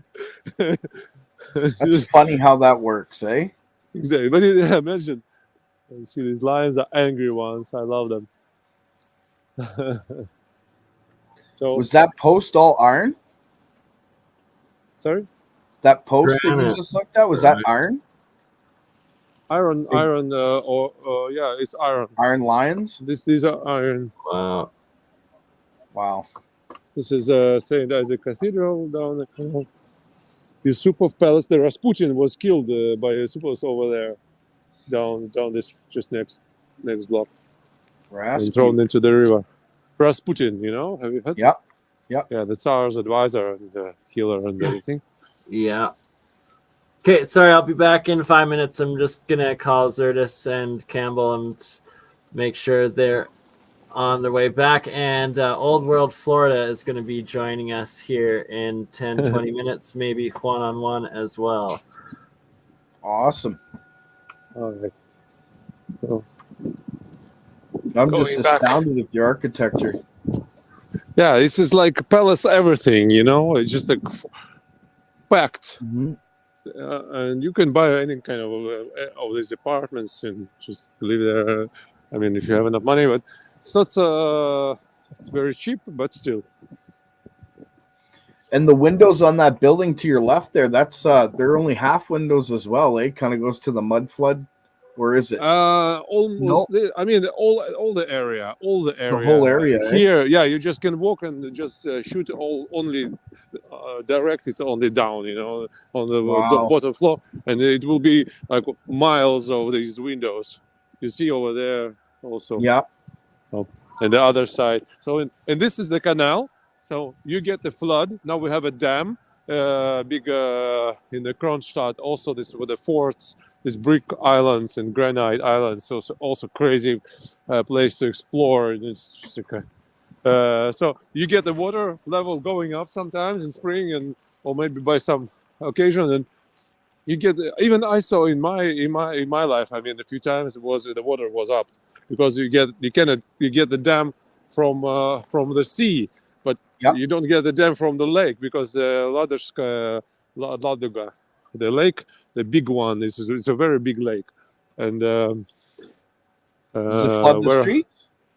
Yeah, it did a few times. I mean, not a few, several times, but not too much. Well, maybe just like I don't know, like 20 centimeters, but not much. Yeah. But I mean, even now, when you get all these things, and of course now the level is higher with all the roads and everything, but it's like pointless building this stuff. Yeah. Now nobody builds the new buildings with these. Why not? Why don't you build with the windows and the floor? It's so nice, so beautiful. It's so that's practical, you know. Yeah, this is a new theater, and imagine. So we build this now. This is a super project. Wow, we built this fucking ugly box with the glass, and this is it's a $1 billion project. We get this very contemporary theater, and this theater is a golden everything inside, the old one. Wow, I wonder how much it costs to build that. All this, this is the Tsar decided to build for everybody, and this is just not a problem. Now this is a conservatory being refurbished. And by the way, the Shamrock was the first Irish pub in St. Petersburg. Opened in beginning of the 90s. It was hell of a place, but the owner Thomas, he left for USA. He was Irish from Canada, I think. So much history there. What's too the much? building? This is the theater. There are Mariinsky, theater, world famous Mariinsky theater, regional with all this ballet and stuff. So we get the two ones, the Moscow and St. Petersburg, two theaters. All these things here. I'm going here on 31st of December with a kid. Nice. For the nutcracker, traditional. The nutcracker. Winter. You know this traditional winter tale. Yeah, it's a Christmas seasonal thing for the most part, isn't it? Yeah. And they're building the underground now for like maybe I don't know, like 5 years or 6 years. This thing stands here to build an underground station, but because it's a new station probably. Yeah, this is why it's so difficult. But that's why it was so easy to build the previous, like, oh, we get like 50 stations in 5 years in Moscow.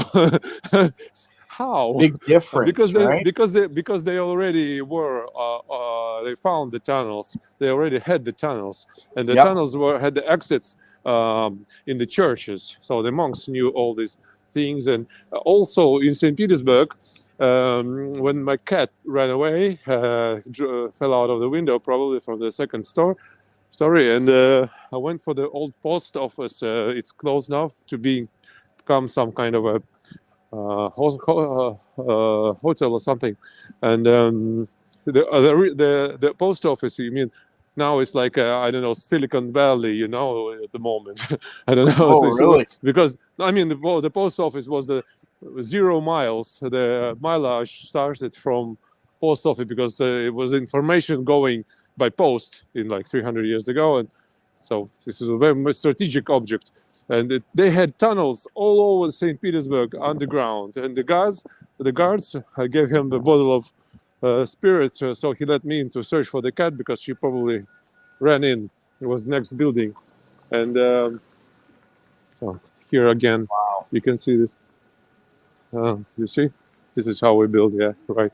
And protect the windows. from who? The zombies? I don't know. Yeah, maybe. So and he let me in, and he said, "This cat, if she ran in from this side, she'll run out from that side." And then he told me that the diggers used to go in here and go out on the other side of Neva River. So it's like kilometers tunnels. Wow. You go like all the way under the city, under the river, you know, the big river, the one where the cargo ships go through, you know, just so there's tunnels, like hundreds of tunnels on this. So that's why they built the underground quickly, because they use the old system. Yep. They just reinforced it. And same as in London, and also. Yeah, I heard that about London. London still has a ton of tunnels. Yeah. Kind of a for water or for something. They say for the flood, and I don't know, some. Yeah, it makes you wonder. I think they were for people, and then they became flooded and used for water. I don't know. Maybe a bit of both. It's hard to say. Now, I'm going back to my studio. Have you been in the tunnels in St. Petersburg at all? No, not much. Little bit only, but now it's all closed because too many people died, and we are searching underground and diggers. And in Moscow, there are still a lot left open. So there are several shafts they go into. Wow. Yeah. Love to get some footage from tunnels down there. That's for sure. Yeah, you could try. Because they say that's this Byzantine library, the treasures of Byzantine. They had this library of the old books that originally coming from the Babylon and from the Temple of Solomon. All these books were kept by him. Love to see those. Wow. Did they go missing with the like Amber Palace or whatever that also got stolen? Was that from St. Petersburg or Kaliningrad? Amber Room, yeah, right. But they already remade it. There's so much majestic, magical, ancient wonder all throughout modern day Russia and the lands. Yeah, and also this megalithic structures all over. So, for example, there is one. I will be in the country this New Year holidays, and maybe I will drive down to this park to take a walk, and it's closer to Finland. So they have this megalithic wall there, still left in the park, in the middle of the park. I mean, it's kind of a forest park, and they have this huge, like in Machu Picchu, the same. And also they have some of those in Siberia and everywhere with the megalithic layers of stones. And so obviously the knowledge how to do that was this spread it all over, and it wasn't a secret of one continent, one local place, tribe, or I don't know, civilization. So it was just one. Everybody did it easy. This is the thing where I was in the day. Yep. The same place. Yeah. So, this is my house backwards. Returning from this big walk only now. See, it looks just as nice at night as it does during the day. You get all that bright lights off the architecture. That's just amazing. Yeah, they bright up everything all the time. Now they want to make this house all lit. The plan is already started to kind of to plan the so to get it make it as kind of a sightseeing spot. Yeah, but it's originally really beautiful. The clock only 6 p.m. now. By the way, St. Petersburg was dark already. It's so dark at that latitude. Same in Western Canada where I am. It gets dark at 5 p.m. Yeah, doesn't take long. It did. Already, it was 1 hour ago. Yeah. I'm going now inside. It will be a bit loud because now it's the show starting. Probably at 7. People getting ready. Because you got two Christmases there, and I'm guessing the American or Western Christmas is more of the party time. This is this place where Stalin originally based a documentary studio. So he has like, I don't want to see the paper. I want to see the movie. How you fucking build this bridge or plant, or not tell me stories. Just show me the video. And they invented so many special effects with the film, with this making the film, and and they use it in Hollywood now. Until now, this kind of thing.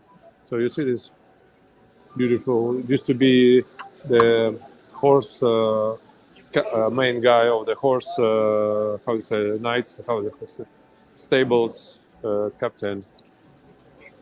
See one piece. Wow, look at that. So for horses. Jupiter. That's for horses? Yeah, but this house was built in the 1840s something. Yeah.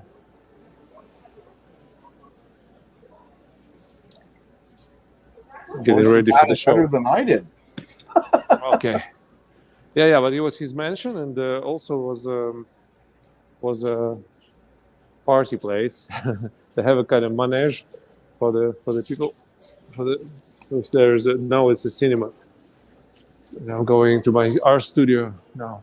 Recharge the battery, get some tea, cookie, breakfast. Breakfast, yeah, right. Or dinner. Yeah. Dinner. Depending on your time, right? Yeah, 6 p.m. there, 7:48 a.m. here. Yeah. We're all on different timelines. Right. It's a truly plane-wide event of a New Year here. Everyone from all areas of the realm tuned in. It's been beautiful. I like your mannequins, bro. That's pretty great. Oh, you didn't pass out. You're back. There we go. Dude, the Soviet cameras right now we're seeing in St. Petersburg. I love this. I want to get one of these Convests. Old ones. Oops, sorry. You had your camera off. I'm going to put you back on large screen.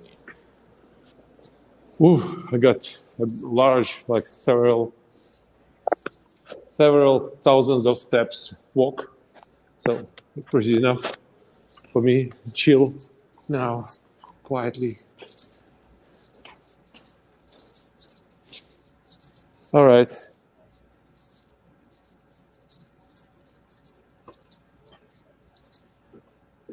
So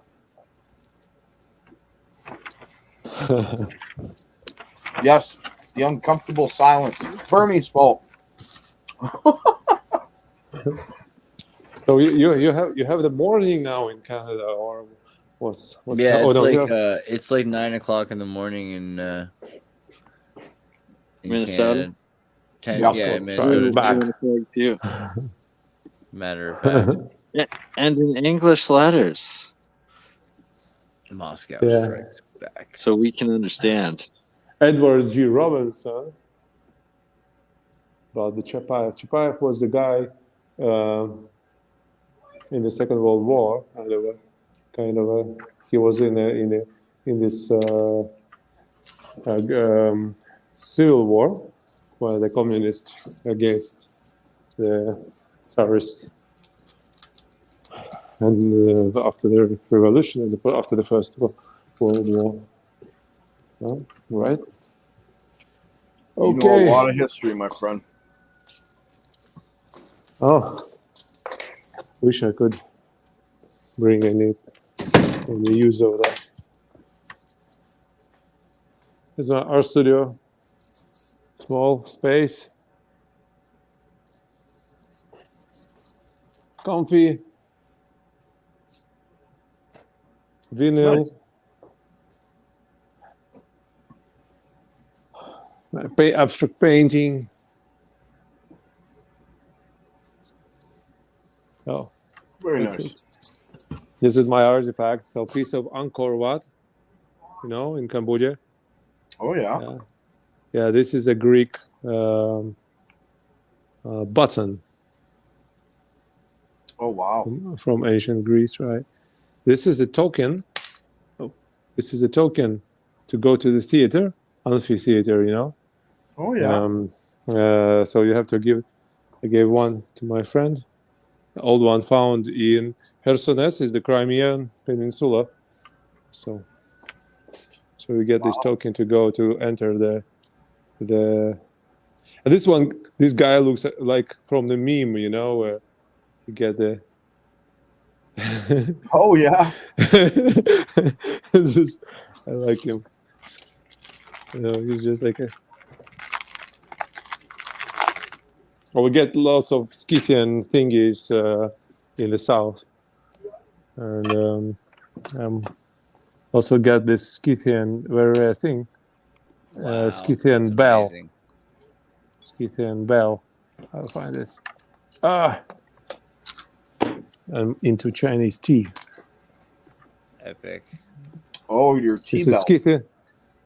Oh no. Scythian bell from.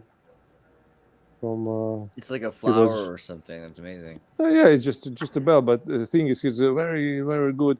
This one is expensive. I say, what the fuck? It's just a piece of metal. You're trying to trick me. He says, no. This one works, you see, because other ones are rotten inside. It doesn't ring. This one we clear it up and it rings. So it's like thousands of years. And the guys, when they built the highway, they found where they take the dirt out to the soil.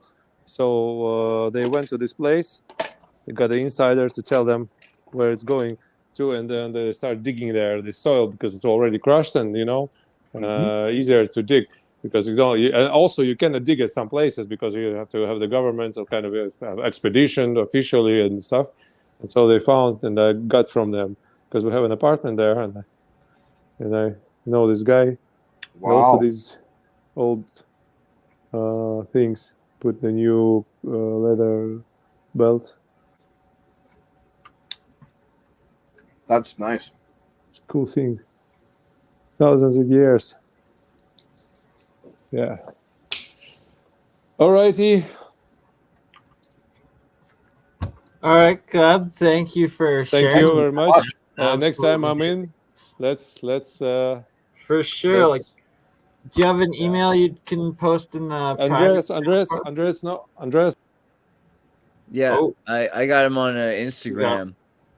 I Oh, guess did he get phone cut? died right there. Brutal. I got him on Instagram though. It's Gleb Gavrilenkov, and it's eye contact 1. I as in EYE. Like burn eye. Contact 1. What happened? Sorry. Oh, we got you back. You're back. You walked through some lead wall for a second there, but I was telling them I contact one on Is my Instagram. Instagram, to get you. Also, Andres, he has my Telegram, so you just can directly write me. Yeah. And if you guys are in Tartargram, which is the Andreas Xirtus Telegram, Tartargram, you can find your way to the Make Tartaria Great Again. Yeah. Or I like Make Earth Tartaria Again, which is meta. Right? I love that. I'm gonna have to search that out after this. Meta, right? This is great. This is good. This is very clever. This is very smart. But I'll Meta. put the link to Gleb's stuff in here because you're gonna want to copy. Perfect. You're gonna want to get in touch with him, and we're gonna have to do this again with Gleb. On the Thank you very much. It was a pleasure for me. We haven't even dived into your art and your music, which is something we're gonna be collaborating on. So awesome stuff, man. Здравствуйте. Nastrovia. Thank you very much again for joining me. And I'm very happy to be a part of this society that has this very, very interesting development through the near future, as I see it. Because once they took this to the discussion in summer, that should we make the official part of our history, and this 3 days ago they just did it. And Right, yeah, 3 days. That's crazy. Amazing first stuff. it was Russia, maybe next it will be some Hungary or some other country, India or something. Better be America. If we're gonna be screwed. But yeah, China probably. China's gonna have to acknowledge it. Yeah. Perhaps. Absolutely. What?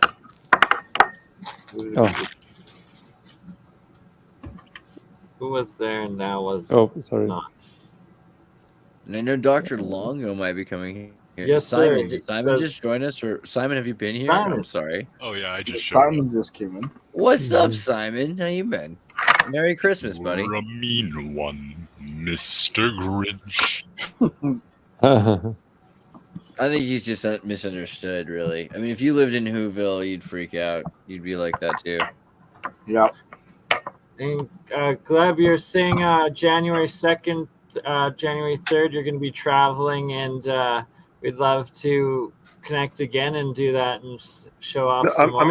I will be. This will be not a long one, but I will be in the country and closer to the place, and hopefully I will be visiting one traditional kind of a house.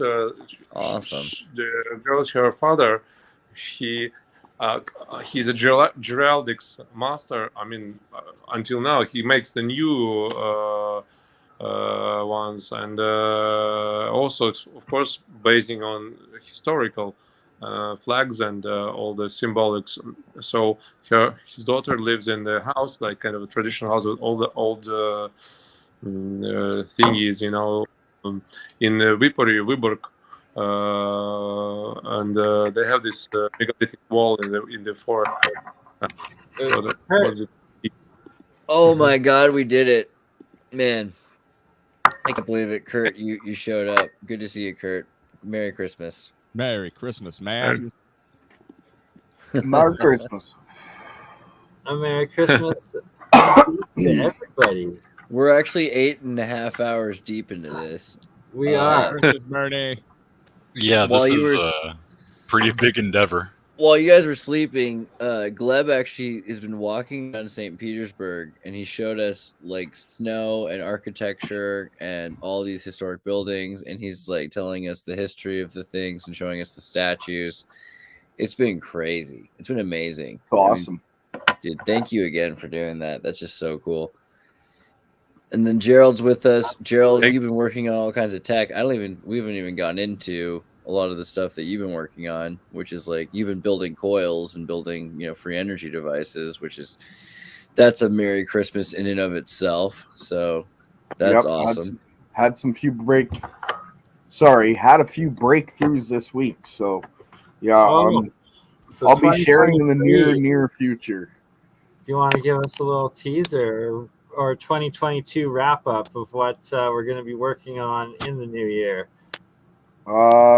Let me just say I've gotten to the point where I don't know how to put that without actually giving away the golden goose.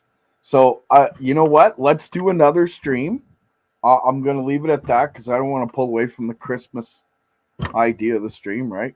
But big things are coming in 23. Big things.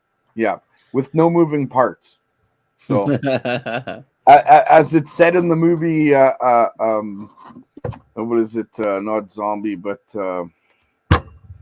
I can't remember the name of the movie. But he looks at one of the guys and he says, "I think I might just get shot in the ass," and that might happen. Who knows? But you know what? I'll give it a go. 2023 is going to be an interesting. It was Smoking Barrels from Guy Ritchie, I think. No.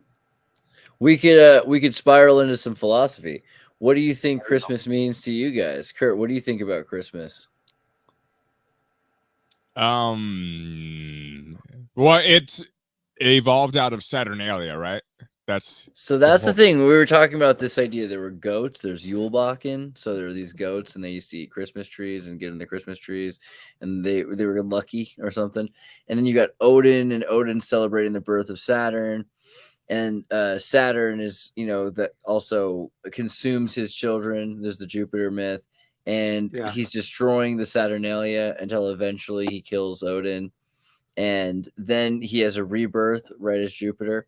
So it becomes the Jupiterian Saturnalia. And that's when Saturn becomes Santa and continues the Bacchus religion. But then there's a whole bunch of other stuff too, right? So it's like anybody had their solstice and their Samhain and Dead Moroz, right? Dead Moroz is the Ruski.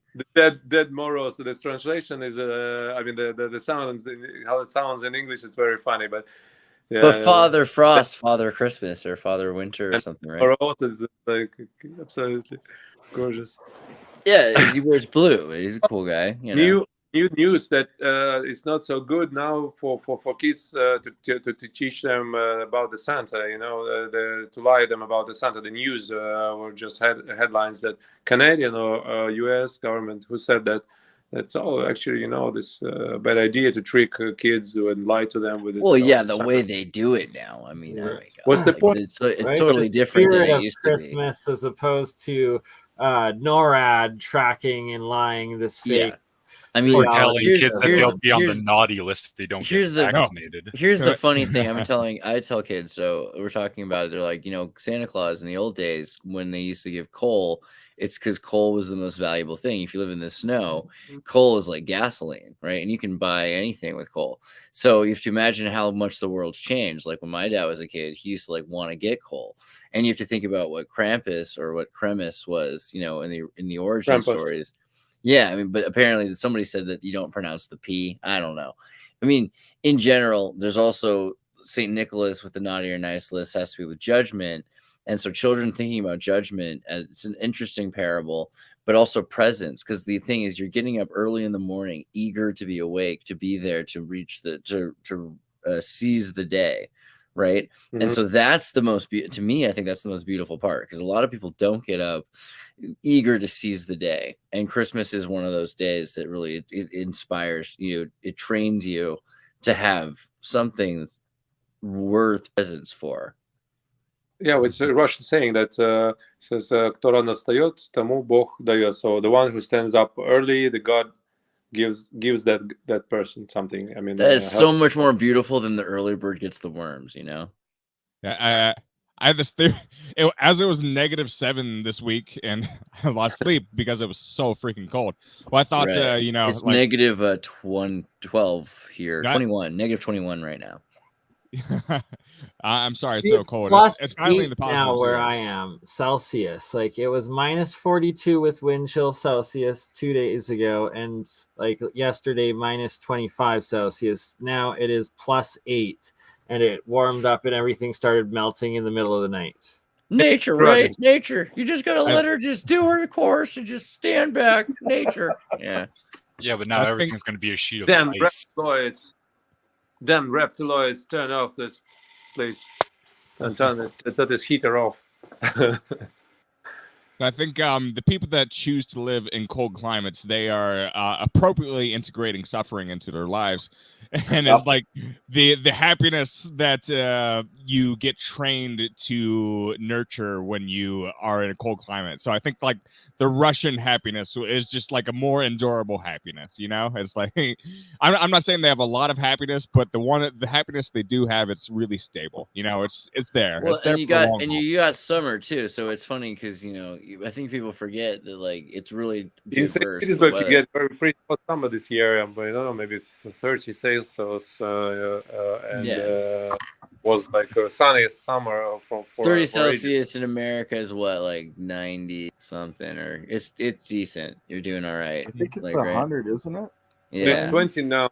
The Black Sea now is 20 degrees Celsius. Yeah. Hot 30 is so that's 86 Fahrenheit. still green. Same as LA. Yeah. Like even more subtropical.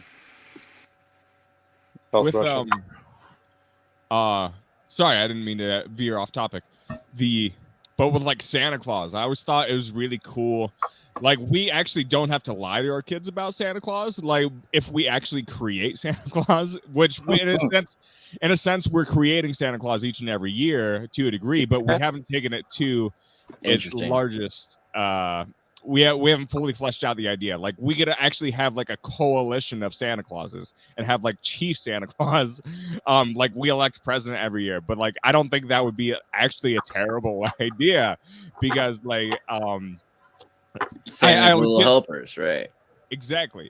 That's and we create things all the time. We make a reality out of our imagination in virtually every other sphere of our life. I don't think it would be the worst thing to do with the idea of Santa, even though like we can't like there's. I've been wanting to do this with George Washington. I think we should have, because George Washington's birthday is my birthday, so it'd be like every February 18th, you just like leave little hemp or cannabis joints and cherries everywhere, and dollar bills, and he's like, that's George Washington. George Washington, he's just, he's the best president ever, and as time goes on, like the mythology would build. But the same thing would happen, because eventually there'd be like these little Thomas Jeffersons that they put in the house to watch over you, to make sure you're doing what George Washington wanted. And, I worry about the future.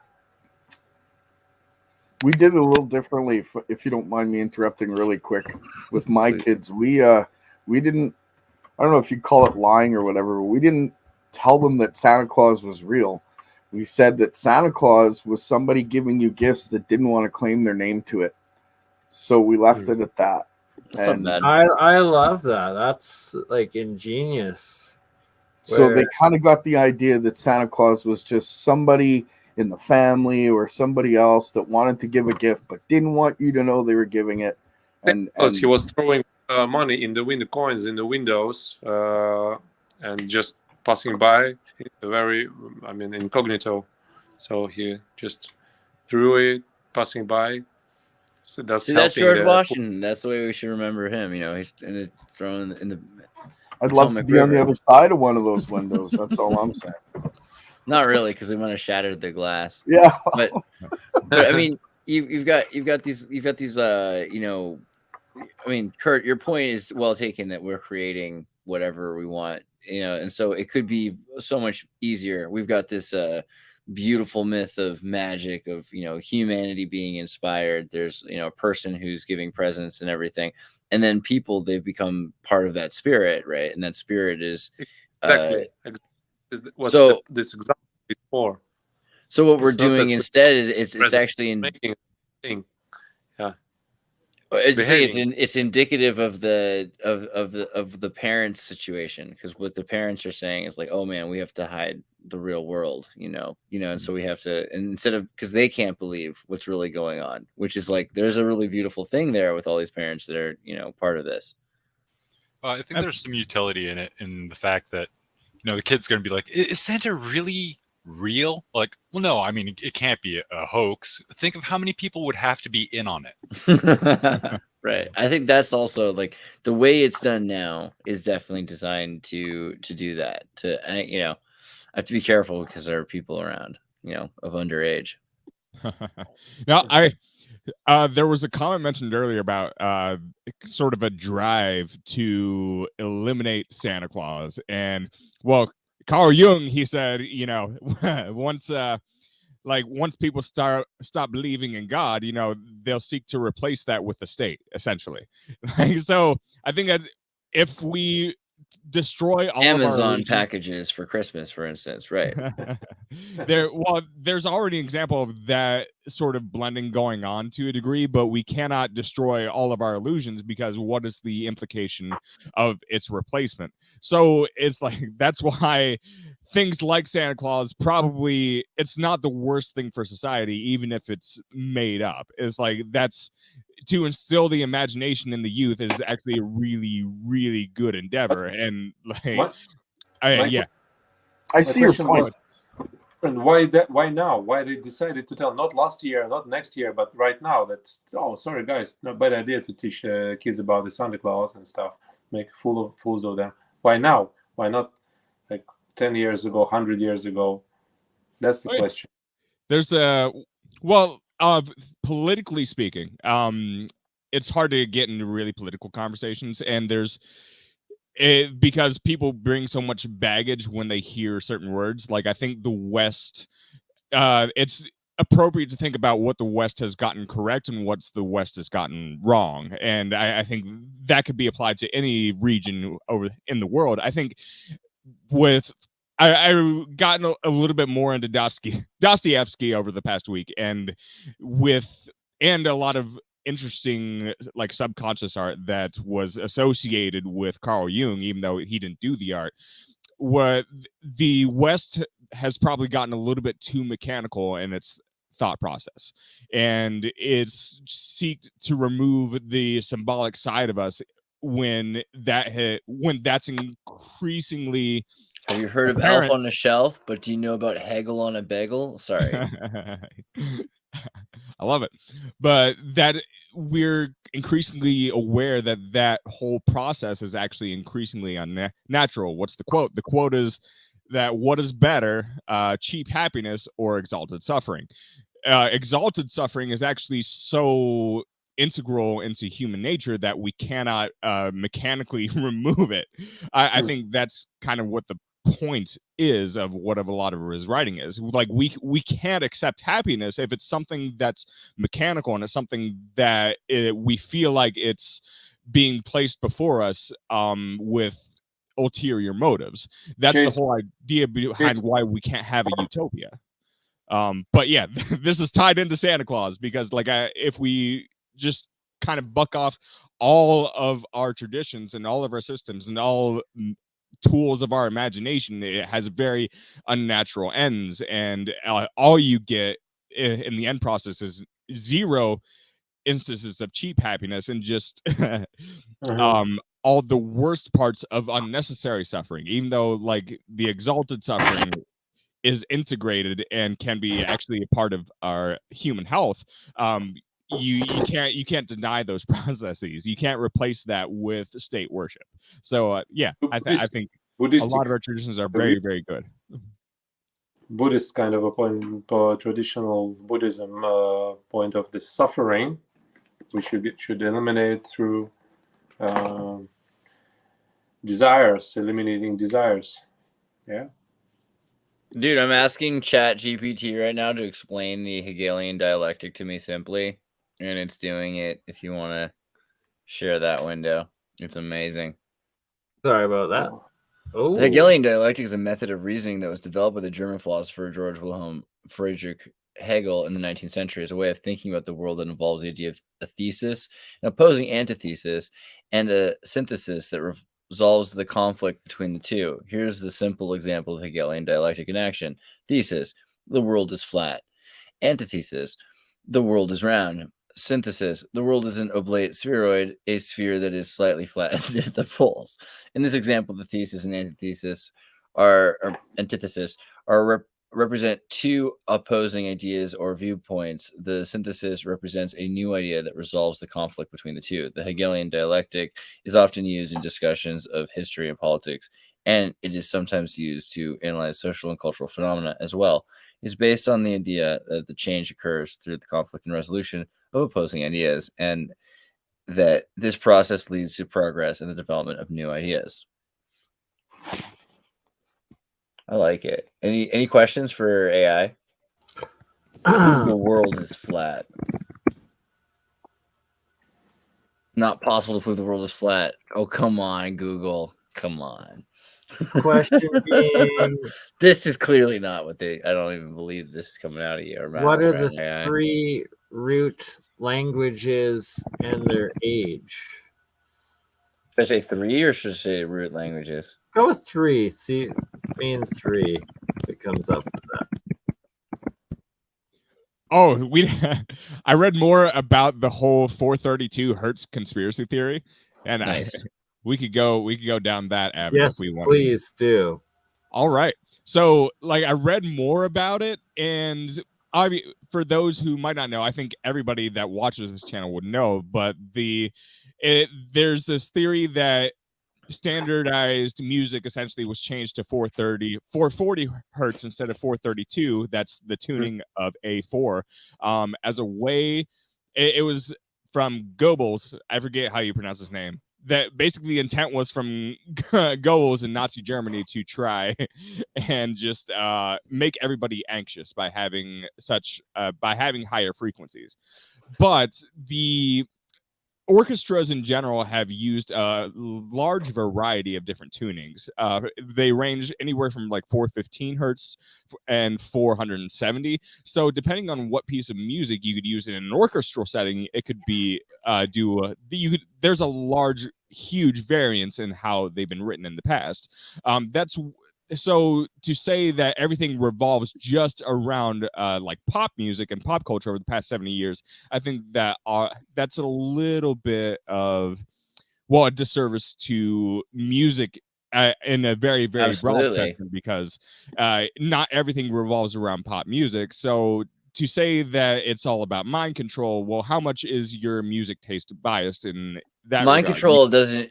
Pop music isn't the only mind control music, though, right? Like, think about L. Ron Hubbard making the soundtrack for his audiobooks, or like the BBC like synthesizer noises for the fake helicopters, or there's so many different levels beyond pop music. That's like the Disneyland ride experience of music, or the soundtrack behind the movie. Yeah. There's that point, and also we have hertz. When we have 440, that's really just vibrations per second. So the second actually didn't always exist. So I think it was around the 16th century where we even developed the concept of a second. No. I love it because everyone talks about the Babylonians. I know what you're gonna say. The modern second. Oh yeah, sorry. I think the modern second in how we conceptualize it in its current unit of time. This Corbitt is the Royal Egyptian, the Corbitt. Oh yeah, you would know better than I would. And how come the meter and the distance and everything, the equator and the distance between the moon and the sun and the earth and the Tutankhamun's pharaoh tombs, size of the blocks and the walls and the sarcophag and everything all together is being counted in meters. So that's how you get this qubit. And same with this cesium division with the seconds, to do with the seconds. So in ancient Vedic and also with the Vimanas and all this ancient Russian, we have this word sig and mig airplane, like you have the Falcon aircraft, and in Russian we have this mig airplane. Mig is this very short amount of time, and the sig is even smaller, but you just say, oh, to jump like very fast is to siganуть, but there is an exact meaning So this is this amount divided by this amount by this, and the smallest one would be the sig. And this is the same in the ancient text, the same as now the atomic clock, which all the science is based on. This amount of cesium atom division, how long does it take for it to? It takes 1 billionth of second, and this is the sig. So guys, like, why the fuck you need such a sharp knowledge? Maybe when you open a portal and you jump over to some other dimension or something, and if you just lose 1 second more or less, and you just get torn apart maybe or something, but or disappear in the eternity and lose your way out. And this is the thing. So this it's not that the time you're saying it was a long time ago, and it's all known. Sorry for interruption. Oh, you're good. Where I was going with that is like if you're willing to create a conspiracy around frequency and changing the standardization of hertz, I guess, then you could just as easily make a similar argument as to how our conception of time has changed, well, over time. And you could say our drive to be exceedingly precise in how we measure time is also part of a mind control conspiracy. If you want to believe that, that's fine. But why use such an arbitrary measure as the second? Because when it comes down to how we measure time, that's also something, in a certain sense, it is arbitrary. And there's any conspiracy theory you could apply to the frequency, you could also apply it to time. Because why? You could easily see it as being inseparable when you apply that conspiracy theory. So sometimes conspiracy theories are fun and funny, but to what degree is there actual substance there? Any pop musician could stray from the 440 if they wanted to. I think, if Lizzo, for example, decided to write something 432, it would receive radio play. And I don't think anyone would deny that just because of who she is. Like, I don't think there would be a huge that flute. I'll be all about it. Yeah, that sounds great. But yeah, sometimes it's fun to talk about conspiracy theories, but I think this is one where like there are some people that actually genuinely believe that like, oh, it was all just about mind control. Like I think mostly it was related to radio somehow. So as far as why the West decided to standardize 440, like I haven't read too much into like why they ultimately made the decision, but it was a mutual one. But yeah, that's my rant. I think the main takeaway is like, okay, how do we perceive time, and why has that not been analyzed in this whole conspiracy theory as well? Because yeah, I think if that's conspiracy, there's a huge, much larger conspiracy going on with time that nobody is talking about. Nobody wants to talk about time. What's time? Time's a measurement of a distance of experience, so to speak, right? So, I mean, great philosopher of modern times, and also the musician, the band Moloko. They said the time is now. Yeah, time is now. That's all you experience is the now, right?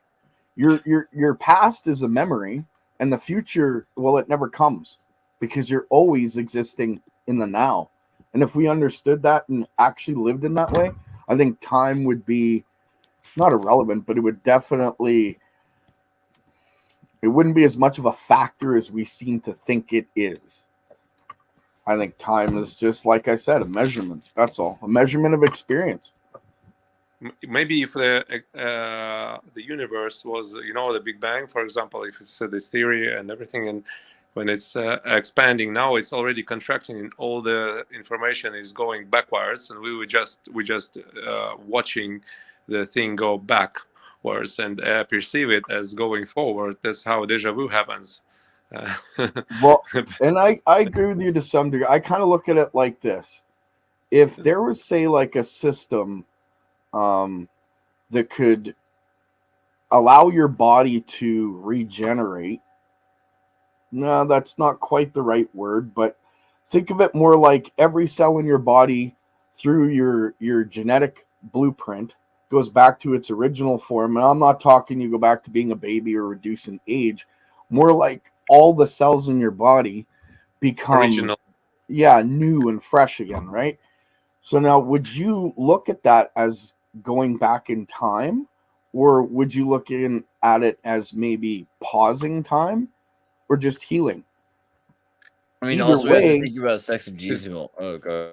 well, I'm looking at it like this. Either way, if you were to reduce that issue, like our bodies aging, then would you be extending your time, or would you just be living life? I don't know. I don't know how to put that in that question form. Right, and that's the idea. If time is really like a lot of the time we're talking about dimensionality, but there's two things. One is the dimensionality of space time. The other is actually the difference, like a degradation of particles because of energy that's bombarding them. So if you're using one sun to measure your degradation of time, and you have another sun because you have Sirius A and Sirius B, that would completely change everything we understand about your aging and what it is that radiation is doing to us to change us, right? So if you could retard that, pardon the language, or bring that back, would you be turning back time? Or would you just be beating the system Or that's creating a degrading? new system? Yeah. I don't know. It's interesting. They say that we used to live about 1,000 years before whatever occurred, so I don't Which know. makes sense if you think about how long it takes for the other sun to spin, right? And so this idea that you've got these 60 cycles and that the second has to do with, the fractions of, minutes to, I mean, this is the thing. I don't know how much this is real, right? Because it could all just be made up in the 19th century about ancient time. But they do say that this exegesimal system goes back to the Babylonians, Sumerians, and they have like tablets. I mean, you and Junior might say they're all fake though, so I'm not sure what to say. I do know that you'll find the number system also in Papua New Guinea, which I find interesting because it kind of tells you that they had a very advanced civilization as well. What's up, Amy? How's it going? Anyone study the Sabian symbols? I really want to look at it, but the book's $1,000. Dude, earlier in the show, because this is like 9 hours. Guys, 9 hours in. Congratulations. Wow. Gonwoo was on the show from Korea, and he's got Northern California, but he's got a lot of information on the Sabians and Sabian language, which we showed a little bit of earlier. We talked about it for a bit. It's definitely worth watching. We're going to do another thing with Gonwoo, just like deep diving into the Sabians and the Phrygians,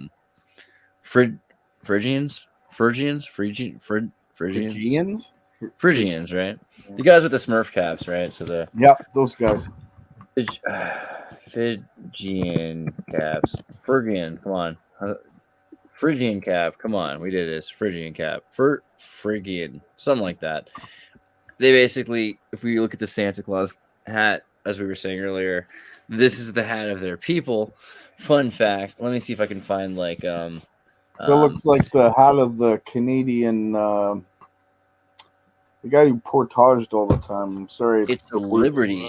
It's a Voyager. Liberty cap. Well, you could also type just like Smurf cap, and you'll see it. I'm This sorry, is they're the Strumpf, not Smurfs. Okay.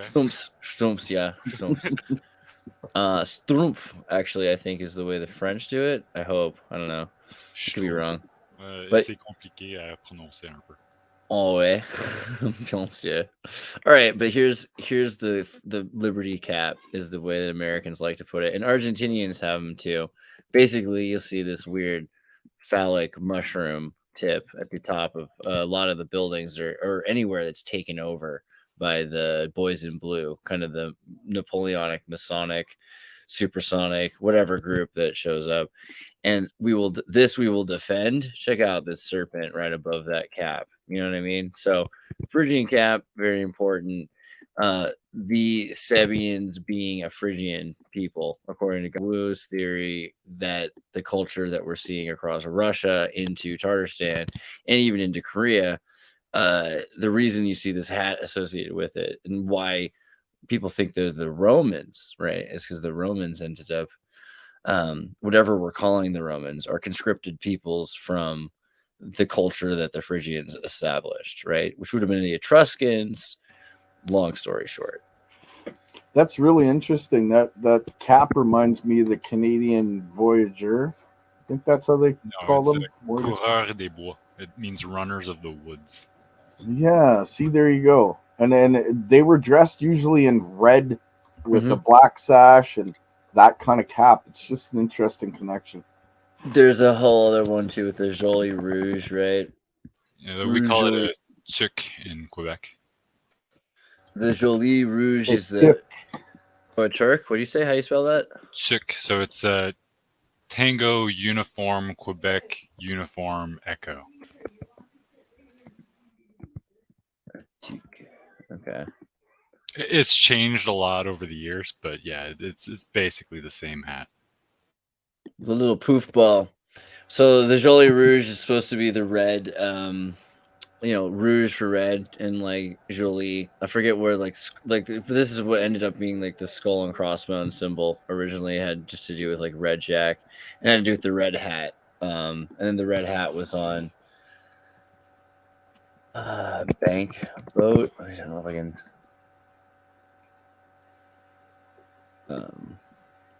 Interesting connections. Yeah. So the thing with the Jolly Rouge is that if you were a pirate ship, you weren't going to have hey, I'm a pirate ship painted on your boat. That's the symbol of the banking boats. The banking boats were like, don't mess with us. We're the Red Skull, And so then the pirates would use the banking ship's flag to pretend that they were them. And that's why pirates would use whatever flag they wanted, but the banking ships were the ones that were all over the waters and had the best protection. And, that's what we associate today with the Makes skull. Sense. Yeah. Them caps. Yeah, that was a major segue for some reason. Well, we were on something, Kurt. Where were we at? Smurfs? What? Santa Claus is a Smurf and a Phrygian. Oh, 60. That's what it was. We were talking about 60 seconds, right? Gone in 60 seconds. Yeah. Your heartbeat is approximately 1 second long, so it makes sense for same beat. I keep coming back to that Scott Onstad stuff, man, because there's a lot to be said about natural time, natural measurements, qubits. These measurements seem to be in nature. You can't help but find your body length. There's this weird symmetry all the time. You wouldn't know it in English, but in French, we still call an inch pouce, which means thumb, because it's like the length of the front end of your thumb. Yeah, right. You can see that. Yeah, that's an interesting painting by far. A lot going on with Mary Magdalene right there, right? Yep. But yeah, the math speaks for itself. There's definitely the symbology in it's amazing. There's so much.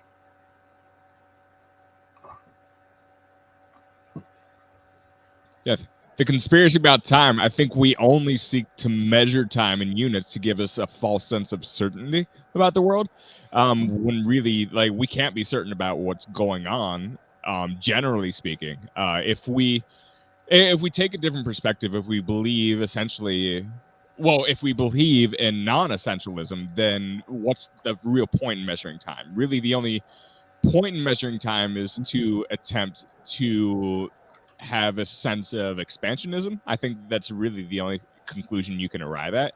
And so that might not be the healthiest thing for the human condition. And if we could reevaluate, we're not anywhere close to reevaluating these things, but we probably should be. And I don't think my God, you just made me. I think there's scientific value in finding the smallest increment of time possible. If you have 80 beats per minute in your heart, this is also fun for other reasons, right? Metric time. So I use metric time for one thing. So earlier Richie was like, and the show starts at 2, and I'm like, 2 where? I'm confused by what this means. I'm all about metric time. I love the idea of 1,000 beats a minute, right? Which is the swatch beat thing. Swatch beats. Let's just see if that works. Please do go into this, because I hate the different time confusions, and one system would Yeah, right now it's 370 beats right now because there's 1,000 beats a day, and there's just one time zone because there's Greenwich UTC is the time zone there is. So like you ask, what time do you eat lunch here, rather than what time do I set my watch to? There's still a little bit of difference because you're gonna wake up at different times where there's different sunlights. But in general, it's one time zone, so everybody can meet on the internet at the same time. Everyone can expect things to travel at the same time, and 1,000 beats per day because of the French Revolutionary Decimal Time System, which was freaking nuts and not very useful. Actually, base 60 is way better for a lot of reasons. You can just divide 60 by so many things. 12 gets in there. You can imagine, but so swatch time anyway, metric time. That's what's interesting. So you're talking about beats, heartbeats, 80 beats per minute, 4,800 beats per hour, 115,200 beats per day. So that's like 42,048,000 times a year. And something like, what is this? I'm going to try this real hard. Is this a billion? Is that 3 billion? 363,840,000 times over 3 billion heartbeats, 3.36 billion heartbeats. And so, I mean, you're talking about expansionism. It's also kind of like that, like poster, like 90 years weeks. Have you seen this poster here? I love this poster. Every kid should get this poster for Christmas. Typical life of an American, and it just divides it up. It's like, here's like where you're kind of, your youth is over. Here's where puberty, and then all of a sudden this is like, where people can legally drink. This is where people get married. This is where people start to have divorces. People, usually the average amount of time a couple who divorces will stay together. Average life expectancy of someone in Sierra Leone, So, I mean, I think that's what people need to understand about time, because time is not just relative to, your imagination. It's relative to you. Well, according to that chart, time would be the way of measuring how much life you have, basically. I don't know. Right, because you can always print more money, but you can't print more time. Or can you? No, I'm just kidding. Maybe I can. There was a suggestion I saw somewhere, I don't recall, but the idea that the extended lives and the extended size of these ancient peoples would have been because they had multiple puberties. And just a question of how would they have actually started that. Whether it was natural or whether they like chemically induced it or something. Transmutation. Oh my goodness, we have estrogen after 9 hours and 11 minutes. Finally. That's right in the house. Hello. Can you guys hear me okay? This one, Yes, you mean? sure The can. estrogen in the cans? In the cans, estrogen in the cans? Esra, right? Esra? Sarah. Yeah, my full name is actually Sarah, but my nickname is Esra. I've always had nicknames, so yeah. But my page is like, no, it's fair. Exposures. So what's your name? Your page? What's your page's name? Sorry, Merry Christmas. It's Mindful Exposures, and the logo you see up in the corner, that's one of my works. I've been doing Bernie's. He helps me and Campbell logos. with lots of epic designs. Oh, okay, that's cool. You do the art. Did you do the T-shirt? And I also I was did doing a t-shirts. show with Richie. We were doing the Wide Awake show for a bit. Oh, that's awesome. But I'm expanding a little bit more into what I originally wanted to come on was for alternative health. I wanted to go over all the millions of different topics that there are and sort of try to do a little bit of science behind it and some experiments. Like one of the things I'd love to have Bernie help me with is getting, and we'll probably need to 3D print it, but I found Halliburton has a patent for a temperature to frequency gauge. And I feel like for some, because I kind of came in a little late, but I was having a hard time because I'm in a different setup today for Christmas. And Merry Christmas, everybody. Sorry. Merry Christmas. Merry Christmas to everybody. Merry Christmas. Merry Christmas. But yeah, anyway, and I'm actually going to be working with a woman who has a Rife machine, if you guys are familiar with that. And Yes, it's very interesting. It's awesome. I'm building one. And she actually also does like shamanic Yeah, ceremonies and Gerald's stuff. actually building one. So Gerald is the perfect person to have on, Sarah, if you want to go a bit more into it, and Gerald. I don't want to steal away from you. By all means, you go right ahead. Oh no, it's I didn't mean to interrupt I'm you. so fresh. I'm so fresh, Gerald. So I'm happy to ping back and forth with you.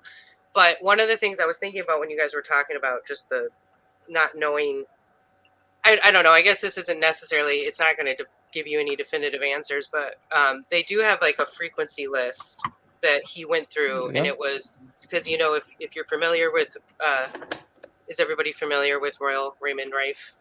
Yep. And his story a little bit. I know Gerald and Bernie definitely are. Okay, well, regardless, is that he had done multiple experiments, but he was literally giving. He figured out the I want to say it was the bacteria, or it was a bacteria strain actually that he associated with cancer. He gave it to the mice, and then he figured out the right frequency to remove that cancer. But he did this with he did a lot of cancer work. But he did it with a frequency device that another gentleman helped him build. And so they have a list, and is that your list, Gerald, of all the different frequencies that correlate with the different diseases and which ones were helping and which ones weren't? And this is something that I want to do way more research on, though, because I have a theory that there's a connection with the lunar cycles. This is kind of connected to Bernie being able to accumulate more and more monatomic gold during the full moon. Wow. And what we already understand with Menses. And so I'd like to do better frequency gauging at that time.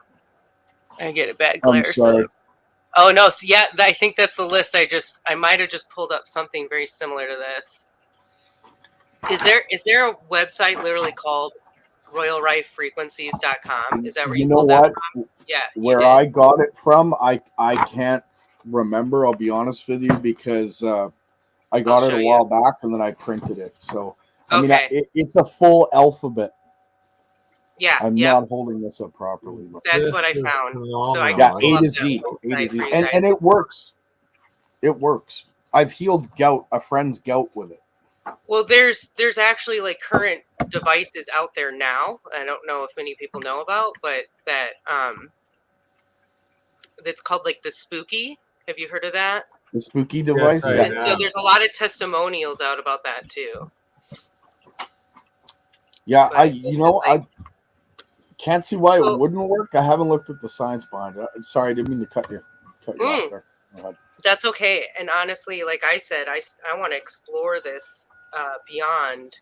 And Rife was shut down because twice he ended up connecting with companies that wanted to take his idea and help people, but because they were getting such good feedback, they were constantly shouting out.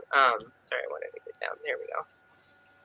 They were, coming out and saying we've been healed, and so they were saying we can cure you, and because they were using the word cure, and just throwing that out there, I'm not. That they were shut down, and that happened to him twice. And the second time, he was able to keep away from jail time because of his involvement with the second company. He was able to kind of slip off of that. So but I just think this is something that has been tested. His testing was meticulous if you look into his story, and the people that tested it. So just thought I'd throw that out there since you guys were talking about the frequency stuff. Well, we'll be amazing. Right back. I gotta run to the bathroom. Sarah, maybe leave if you want to leave your screen up and open up a couple things you guys talk about. I'll be back in 5 minutes. Okay, awesome, Bernie. Thank you. And just to give you guys a little bit of background on me, I'm a clinical sleep educator. And so I was seeing, just prior to the pandemic, I was seeing my own patients and providing them with results to their studies and going over diagnoses and treatments and all that stuff. So my future goal moving forward now is I saw an epidemic happening on two things. One was something called alpha intrusion. And I've been doing sleep studies since 2009. And the other thing was mild to moderate sleep apnea, which I constantly saw fluctuations in patients. They come in with one level of apnea, and then they do very minor things, and they come back with less. So what I'd like to do is help patients not have to be on a CPAP, because most of the time I think it's a little overdone. And there's other types of machines, by the way, so it's not that simple. But and also help with mental health, because I do see an influx. Obviously, we all know this is what's going on, and I do think there is a connection a little bit. I'm curious to find out. So what? And I'm kind of all over the place. Sorry, but one of the things too for me was doing sleep studies. Is we had to remove phones from patients' rooms. We had to have them turn it off. Because it wasn't, we have something called artifact, and this was different. This was an impedance. So this is literally it penetrating the brain activity that I'm watching. So I had to remove it frequently or shut it off to say, okay, I need to have a clean study. Awesome. Now, there's other electronics in the room, but there wasn't Bluetooth in the room. We never, everything is actually like, and I'm sure this is gonna change in the future, I wonder how this will skew the results. But everything's hardwired into the rooms, so there's no Wi-Fi. wireless data while I'm watching these patients. And they do have wireless electrodes now for the head, but that hasn't, as far as I know, like when I was still doing sleep studies, that wasn't deemed really effective. It wasn't doing a good job of showing the results. So you guys have seen like patients wearing like caps, like full EEG caps. It's sort of like similar to what I did, but I didn't do like seizure studies, which are often like 3-day studies, but we did pick up seizures in studies. So you're where I want to get to the next stage of what I'm doing when it comes to, I won't say curing, I'll say allowing the body's incredible healing system to be activated. And I believe that's through frequency. okay, so that's perfect, because there's so many options. There are so many options for health, and that's partly why I want to navigate the alternative health world. Could I tell something right now? Yeah. Please. The Russian scientist, he was a scientist official with a diploma and everything, degree, and he was also an international board of scientists in the genetics. So he was working with the Canadian, Israeli, and he was in Canada, living and working with the. So one moment he was started like a research, and he succeeded in this research when with a laser, with a special technique. They were reading the image of your previous, as you was just previously saying, this clean DNA from your past. For example, the best photo, the most early of childhood photo, or piece of your, if you have the, for example, a piece of hair or something. So you could read this wavelength from the photo that every body has his own energetic and kind of like an aura, right? Aura kind of image, yes. And then he transferred it into a wavelength, so it's kind of a noise, techno music, but rhythm, but something like this, very, very for going for hours. And so one must listen to this in order to through this hearing of this music. Repetitive every day, receiving this original DNA wave length. So he was into the wave genetics of Peter Garayev. I just wrote in the comment his name, Garayev, and he was pushing this, and then he was distant in a distance. They projected this kind of information onto some tissue, and the woman in England, she got recovered from the pancreas cancer, and then he suddenly died. And I was talking to him on the phone 1 year ago, 1.5 years ago, and then suddenly he died. Yeah, and then because I have this brain tumor, and I was looking for some kind of alternative. So, but I managed to find. Him because I was into these kind of things for a long time, and found the contact. My friend who's living in Ryazan, it's a very old city in Russia, and he traveled all the way down to his country house. So, and we contacted, and I paid the money needed for the. So it's something like $500 or something just for the procedures and stuff. And so they made my personal, this kind of sound, that matrix, sound matrix that you listen to. There are common for everybody. The ones you hear kind of a rhythm of the healthy things, but you get your personal also if you would like to. But now his disease, and I'm not sure if one can get. But the main idea is that everything is the wavelength and this frequency. As you're saying, the same with the right machine. And how to activate the right one. Yeah. Potentially, is it frequency that actually activates it? What is the happy cocktail? And I think that we're all very different. But Gleb, I'm curious. You don't have a pituitary brain tumor, do you? I just had an operation because times are getting time runs fast, and then it grows slowly. It's not. It didn't affect me in any way, It still it doesn't. But the guy said that look. But I got even better after this operation, minor things, but just generally speaking, it's I got my portal inside opened into my past, which I was like nearly forgot, and magic things started to happen. In the end, just was going for a few weeks hospital. That's it. It's very, very easy. Of course, I was planning. I'm getting the fungal therapy and getting this matrix. I listen to this Gareyev's wave genetics things. So this is a very interesting theory of this frequency. Killing these wrong cells, but how do you define this? A cancer cell is the same. Your it's also your product of your personal body, so it doesn't somehow. So it's not a bacteria that you get, a parasite that you get from outside, a different organism.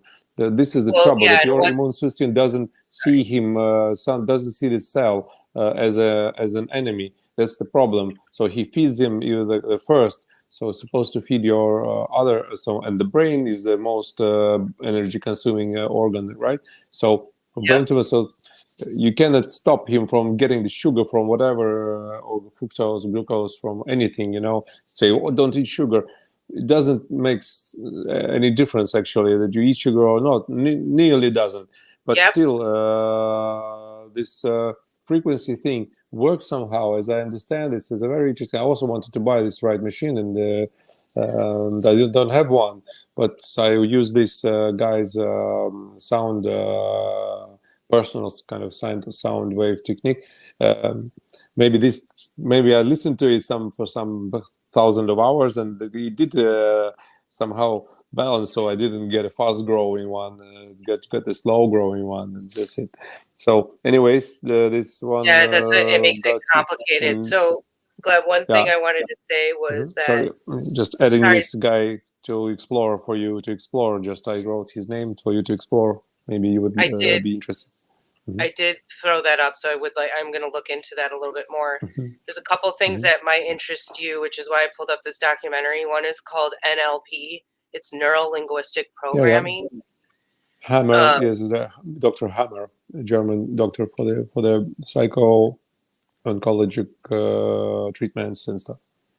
Yes, and to be honest with you, there's several good books out there which have been recommended to me by a nurse, and she and actually what's funny about this is that as I've been talking about this book with my friends and family, I found out that several of them have it, but it's called The Body Keeps the Score. Here, I got it. I highly recommend this because I'm gonna score tonight. Well, when I was a sleep tech, we scored sleep studies, so we're like, we're gonna score all night. Sorry, but this is a really good book that talks about. But I do recommend that one because it really connects so part of like what you're talking about with the aura too is that I wanted to connect it with quantum physics, that this documentary does a good job talking about as well, is that there's been a lack in science of our adapted biology to our current quantum physics theories. And one of the things that's really prominent with cells is the 0 point field. So you have a cell, right? And then you've got an aura. And it says you can have up to 30,000 different interactions in a certain amount of time that can alter the cell. This is that whole environment versus why can't I think of the word right now? When you're born, what influences you as a person, your genetics versus your environment, I guess is what I'm getting at. And so, sorry, I'm like, I'm losing my train of thought because there's so many different things that as you were talking, I was like, oh, we talk about this, talk about that. I'm exploring pretty a lot. Yes, I know this, but the thing is about this, that the charge, the negative, positive charge, and also this virus therapy, that the virus gets these cells upset, and Japanese virus, Sendai, and there are so many things that are, this hasn't been approved. Well, for of course, sure. And chemotherapy is for sure been approved, but thank you, but no, thank you. Let's try something else. I mean, generally, other things that have been pushed on the population without actually being approved. Yeah, quite a bit actually. A big one, huh? Yeah. Emergency situations. Yeah, emergency use authorization. Yeah. Oh yeah. I completely understand. Yeah, this hasn't been approved either, but this is something that I work with. I built this myself. And it has to do with. Did you see that, Gleb? Yeah. Kind of a. And I put right frequencies through it, and I've had amazing results. I'm not. There's been other people that have tested it as well, and they've had amazing results. Like I said, I had a friend who his body allowed this, triggered the system in his body to allow it to heal from gout. And they say the gout's inhealable, but he walks around just fine. And before we did the tests, his big toe could not even bend. It was rock solid. When we were done, after I think it was about 5 weeks in total, he was jumping around, doing backspin kicks like he used to, and the whole 9 yards. So I think it has a lot to do with the energy in our body and the voltage differences and damage that have happened throughout time. And trapped energy, that's what I was trying to get at too. Yep, exactly. And I think if we can repair that, or at least give the body time extra. Yeah, time to see the proper flow, it will adopt it as well, and then allow the body's natural system to kick in, and healing again progresses from there. Well, it's kind of like when you have two tuning forks that have the same note, and you hit one, and then you put it next to the other one will start ringing at the same frequency. That's funny you say that, because my system's bifilar. So when I run a frequency through one side, it comes out identical to the other side, but in a total 180-degree phase shift with voltage differences that actually coincide with the body. Like, we need that type of a system in order for the body to understand how to kick that healing up. What's interesting, though, that I will say is that something I'm really exploring in is this. It's something that actually influenced me to get into healthcare, which has to do with the lymph node system. Think of like a lymphatic massage, but actually a little more extreme. So a little bit with almost like a chiropractor approach to it, which actually, what they're saying now, like true chiropractic is done effectively if you do it with a type of massage with it, because a lot of times you're just forcing the body into a position, but that body's going to slowly just go back into that position because you're not actually like manipulating it. My friend actually had a flipped uterus, and she spent months of them massaging her. Yeah, this is a very, but this is real. And they slowly but surely manipulated her uterus to go back into place so that she could get pregnant again. Massage therapy. So that's, this has to do with physical therapy too, because if it's done right, it's a type of massage / chiropractic. But the lymph node massage system is really, I think, important in the healing process as well, because again, if you can release the trauma, which is really what I think the right frequencies are doing. They're taking, this was my theory actually on ghosts, just to like get a little woo woo on everybody, because we don't really know exactly what that is, but I always thought that ghosts were like. Tolerance for woo here. Don't worry. I'm sorry. Say that again, Simon. There's a very high tolerance for woo here. So yeah. Thank you. We woo all the time. I kind of already do, but yeah. Anyway, so the theory for me was that it's like concentrated energy. So like somebody who spends the majority of their life just really angry, balls that energy up in a certain part of the body, and this actually kind of connects. Also, if you guys have heard of German New Medicine. Yeah, German New Medicine. It's Hammer, Dr. Hammer, right? Yes. And Rick this, Hammer, I or think, what's his name? Important. Right? Hummer? I don't think that is it. The German New Medicine. Where's Callum? Where's our resident wizard when you need him? Is he in the chat? But yeah, German New Medicine, right? Anyways, this. The theory with German New Medicine is the polarity concept. So I feel like us talking about this all correlates. So it's this, we have to, one of the things that we don't realize, which they're finding out, is how we hold trauma and how we don't think that this is something that would be affecting us, but it is. So, like the, I'm sorry, I'm like, anyway, I'm so sorry because this happens to me with my ADHD, and I'm a little excited, I think, and so it's like I said, so much information. You're trying to get everything out all at once, and it's only coming through one filter. I understand completely. I do it too. We have a very high tolerance for ADD here, so don't worry. Good. Thank you. So anyway, the polarity concept of the German New Medicine and like holding traumas that we're looking at. So like having a traumatic childbirth, which is nothing you can control, which is a memory that technically we wouldn't think that we would have, because usually like we're not forming memories or as far as we're understanding until 3 or 4, but that's actually not true because we're forming memories in the womb. We understand that that's transferring.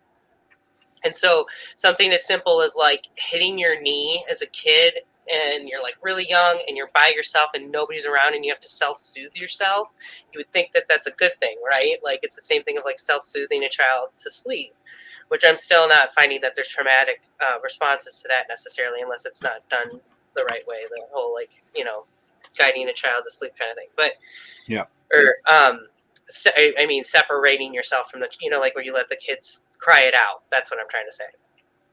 So Gerald Hammer, right? His name is exactly this guy. Yeah, I can't remember his. Yeah, Reich Gerd Hammer. Okay. German New Medicine. He's the guy who based it. Yeah, it was like in the 50s or something when he made it. And he's correlating the left and the right side of the brain and giving it actual like feminine and masculine sides, and then attributing this to sometimes the issues like I had 2 knee surgeries on my left knee when I was real young, and so there's there's probably, for me, there's something with the right side of my brain. I know I can tell you guys it actually had to do with my gait, and this is sort of off topic, but like going barefoot is really important for us, by the way, because what we're finding is that it helps us work out all these different, we already know we have all these different acupuncture points in the foot. And the current too. Yeah, and yes, and the grounding, exactly, which is connected to the polarity therapy. It is, and actually they've done scans of the body, which I'm sure I'm probably repeating myself here, but where they've shown the body prior to grounding and then after grounding. And actually, I think I've talked about this too, that the History Channel did an episode, a superhuman episode on a Shaolin monk who was able to actively take his pain sensors and move them, and they compared it to a regular person and a person who was genetically born without the sensory for pain. which is obviously can be a really dangerous thing. But it was a really good exhibit of showing how the Shaolin monk was able to use meditation to move his sensory to a different part of the brain and remove the pain. And he literally took a 2x4 and smashed it over his head. And they showed him actually when he was in the process of being initiated that part of the ceremony is they have to have multiple incense on the top of their head, and they have to work through that pain and move the pain. That's interesting. So that kind of power, I mean, the fact that they actually show that on the History Channel is, I think you can't throw the baby out with the bathwater sort of thing, even though we have the footage or the supposed evidence that they can levitate. If you guys remember the group, and they were Shaolin monks, and they wouldn't show it on TV. I've They seen got a real weird, so couple people of just feel like that debunked it. Say that again, Bernie. I've seen a couple different ones. Some that were like in Tibet, and then a couple in, I Where he believe, held back. somewhere in East India. In India.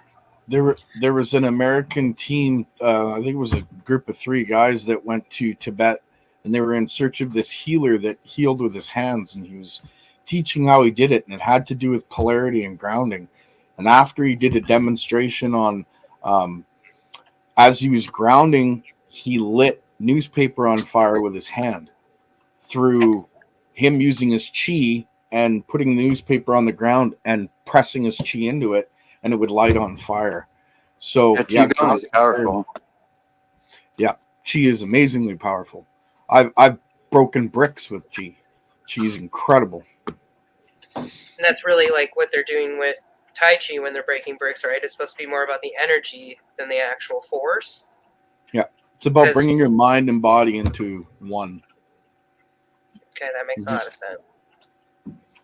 Yeah, so that sounds interesting. So he was able to like turn his hands into the frequency devices. Mind you, we've heard stories of this, right? It's not like this is the first time we heard of people have healing hands. And I'd like if any of you guys have examples of somebody you've met, and I've been told that I do a lot of massage, and so like people often feel a lot better. Just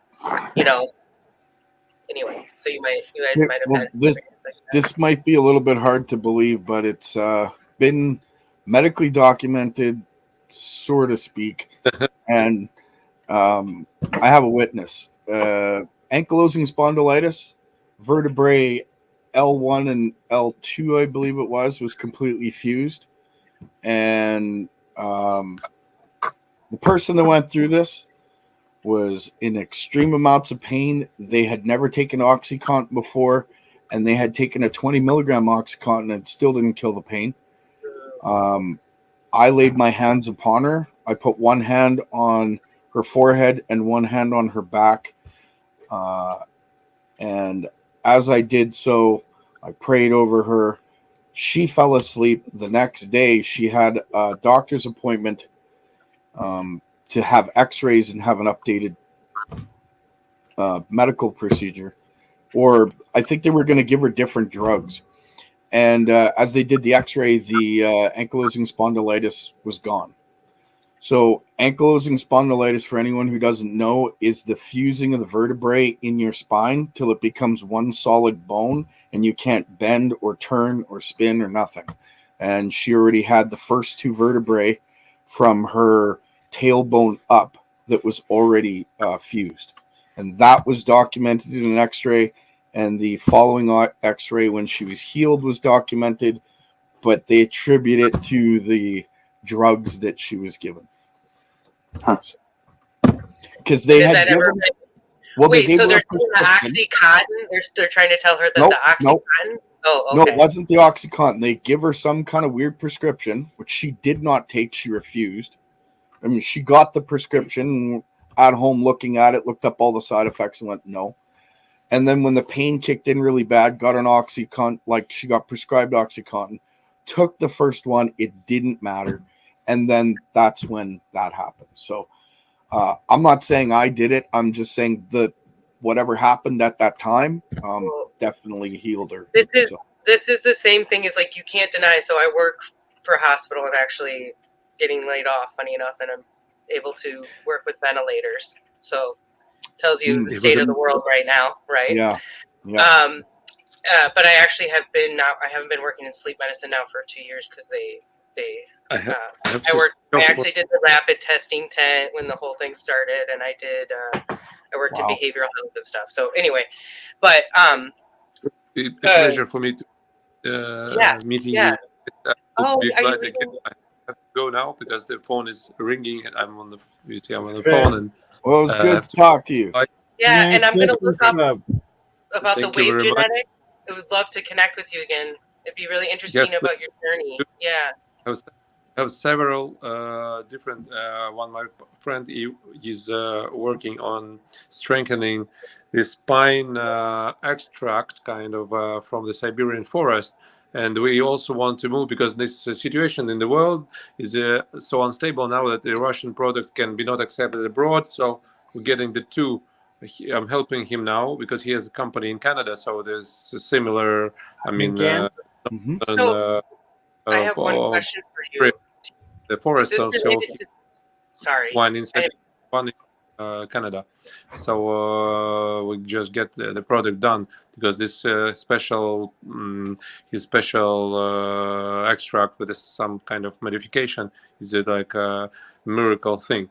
Let's talk about it this next time. I appreciate everything you shared with me. So now another point for me to get the right machine. I was thinking of this. Since I don't know, maybe. And I'm gonna start. I'll do some video with it, and then also when I do this shamanic ceremony, I'll do that too. But Gleb, I just had one question for you. Have you heard of Anastasia and the cedar ring trees? The woman, she's out of Russia, and she's sort of elusive, but she wrote these books, and it has to do with an all-contained ecosystem. If not, I want to share this with you, but it's really interesting. Very common name, but I mean, I heard what you were saying. I'll show you the books. It's called The Books of Anastasia, and they're very interesting again because it just has to do with she's built. Do you want to share your screen quickly, Sarah? Or I don't, and I apologize because I don't have. I wasn't exactly sure what I was going to share today, but I can. Gleb, if you have to go, I can connect and have Bernie send me your information, and I can send you this because I have the books. Is this about this the how do you call this?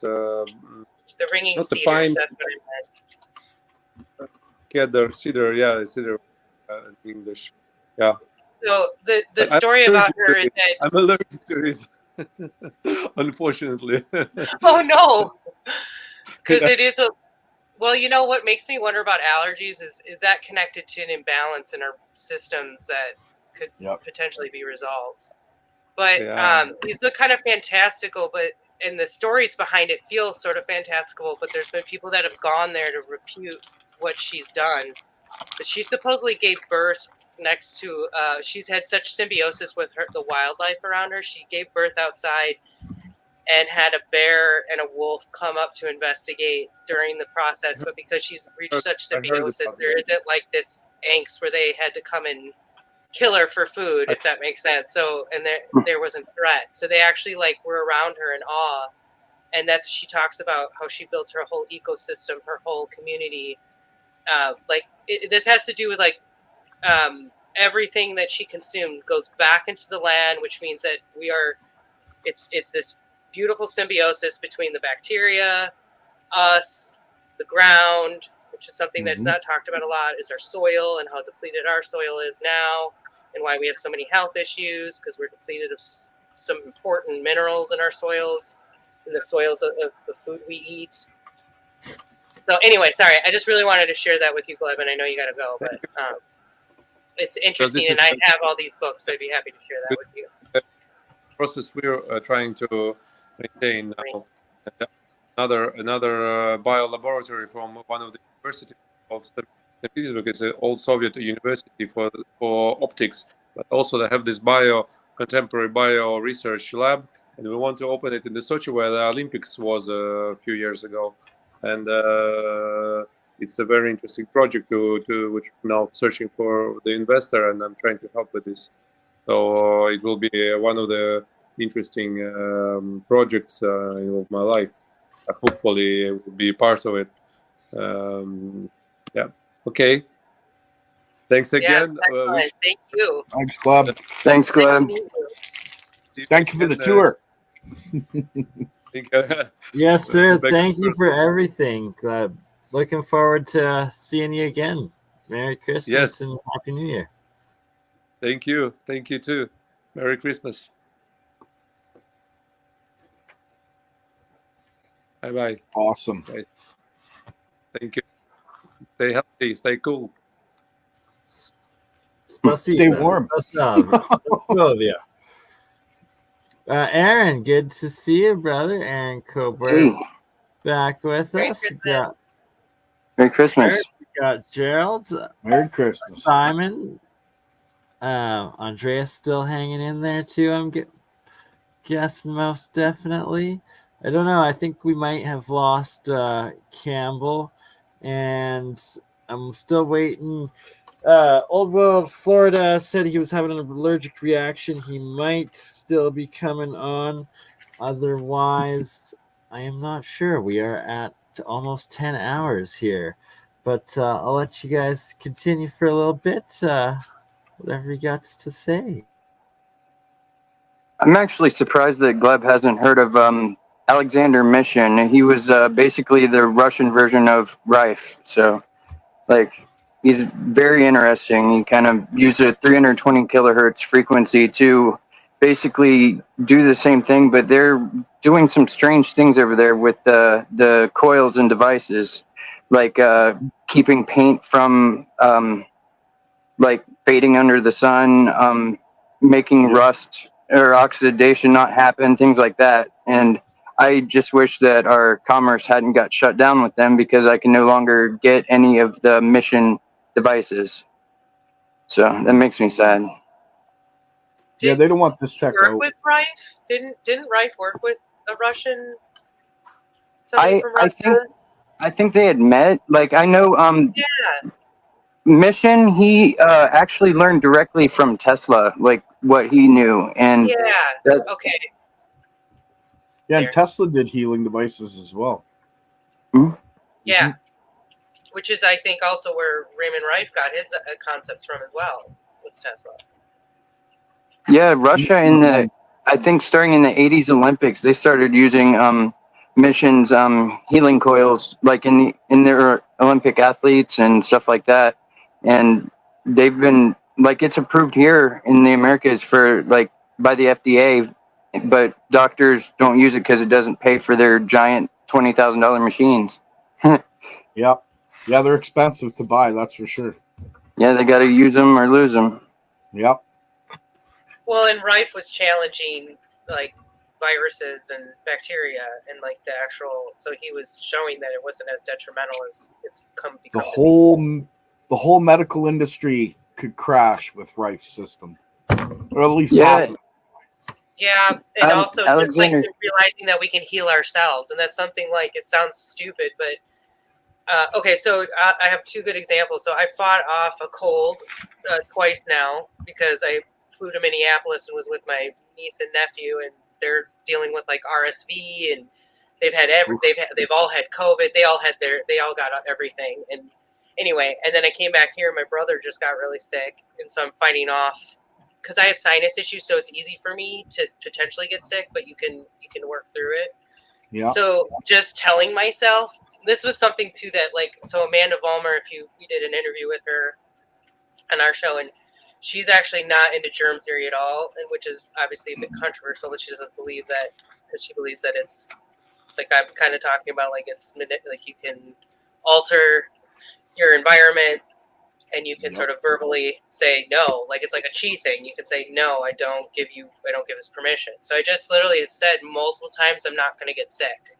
My other little, because this is for my allergies, my other little trick is I use peppermint oil like crazy, when I'm feeling it come on, because it just helps everything drain and keeps everything open.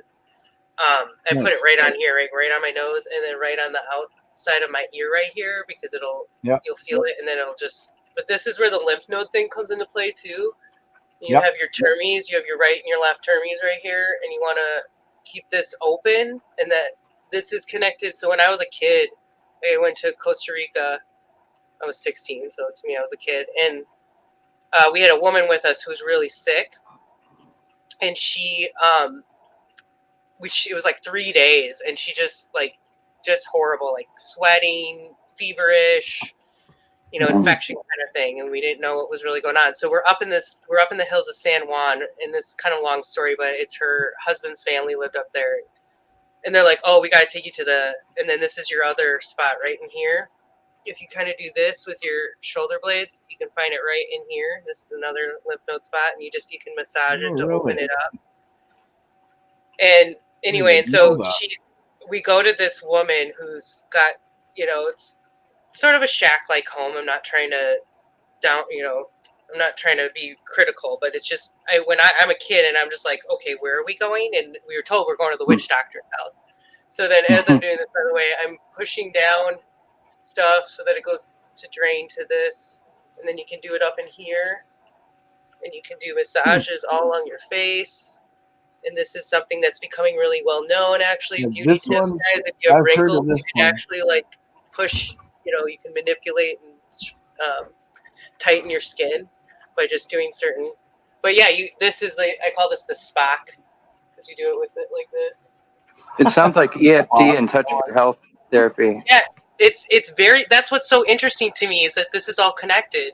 Because this is that EFT, right? Oh yeah, this is the supposed to help tapping with of the anxiety. cheekbones. So what if that's connected to inflammation? Because we already know most everything's inflammation, right? So if you're reducing the inflammation in the head, is that what's partially allowing? That's okay. Also, anxiety is connected to your breathing. That's what my mom does.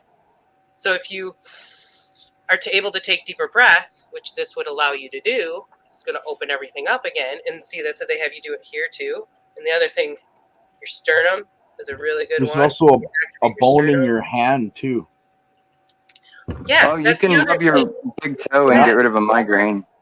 Yep, right Yeah, here. and if you hold it a certain way, sensitive, they're telling you have buildup. So once you push through that, see, now I had a little buildup. I felt that, and now there's it's gone. a way of tapping that, and it breaks the buildup. You have to hold your hand. Yeah. Sorry. No, I apologize. My bad. No, this is great. This has been a really good discussion, because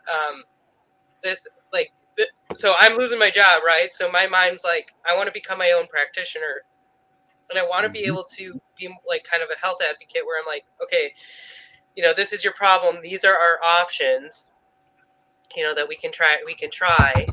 This is what we know, and then we can. So I want to be like a guide, but also continue to provide treatment and I don't really want to diagnose. That was one thing I actually had a lot of doctors would say to me. I feel like I'm just diagnosing and I'm not treating. And the fact that the doctors are saying that, but not putting two and two together, right? We're just dealing with symptoms. We're not actually getting to the core problem.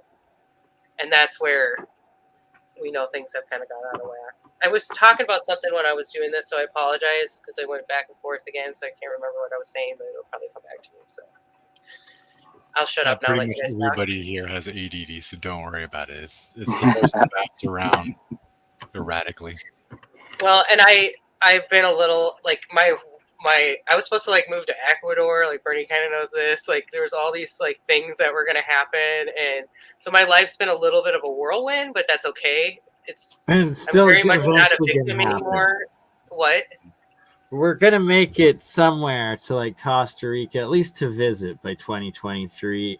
In 2023, is that where you are now? Australia. Well, hopefully, we can go to Ecuador still. But right? Say that again, Gerald. Is that where you are now in Costa Rica? No. I'm in Oregon. Oh, right. I'm actually from. If you guys can tell a little bit from my accent, sometimes I'm actually from Wisconsin, Milwaukee. Okay. And I have family all over Wisconsin and in Minneapolis, Minnesota area. But I moved out here 15 years ago, and for me it's because I'm a big hiker, outdoors person. One thing that I always tell people that I actually have not been good about. My sleep's been kind of messed up. Oh, that was the other thing I remember I was going to say is I was having back problems, and funny enough, I just have not been able to sleep the last 2 nights. I almost got up and was like, oh, maybe I should just get on. But I was like, I wanted to deal with my back problems. Anyway, I started dancing last night because it was just frustrating me so much. Just to get the But I was movement like, going, eh? yeah, no, I was like, let's twist again. Like I felt like so Yeah. dumb, but I'm like by myself. But it really helps. And then I did a series of cold and heat therapy because I could actually feel how numb and inflamed it was. So once I got the cold on it, it brings the inflammation down. Then I can stretch again more. And then if I overwork it, I can heat it a little bit and then stretch it and then go back to the cold. But a lot of that too was me just saying, like, I'm over this.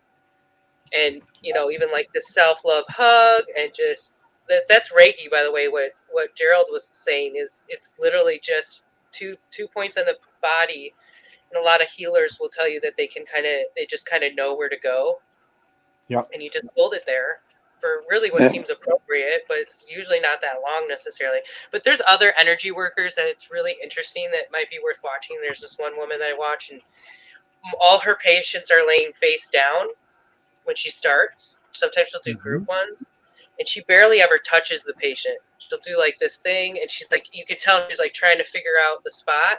And then you'll watch the person; they're not even looking at her. They're like face down in a massage chair, and their bodies will start to like move with her hand. It's fascinating because I had not seen that before. But it's like it's them reacting, and like the trauma, almost like if you had like an alien magnetic body, or like it sounds crazy. And you're just pulling it out. Energy from the hand is so magnetic. Yeah. That's awesome.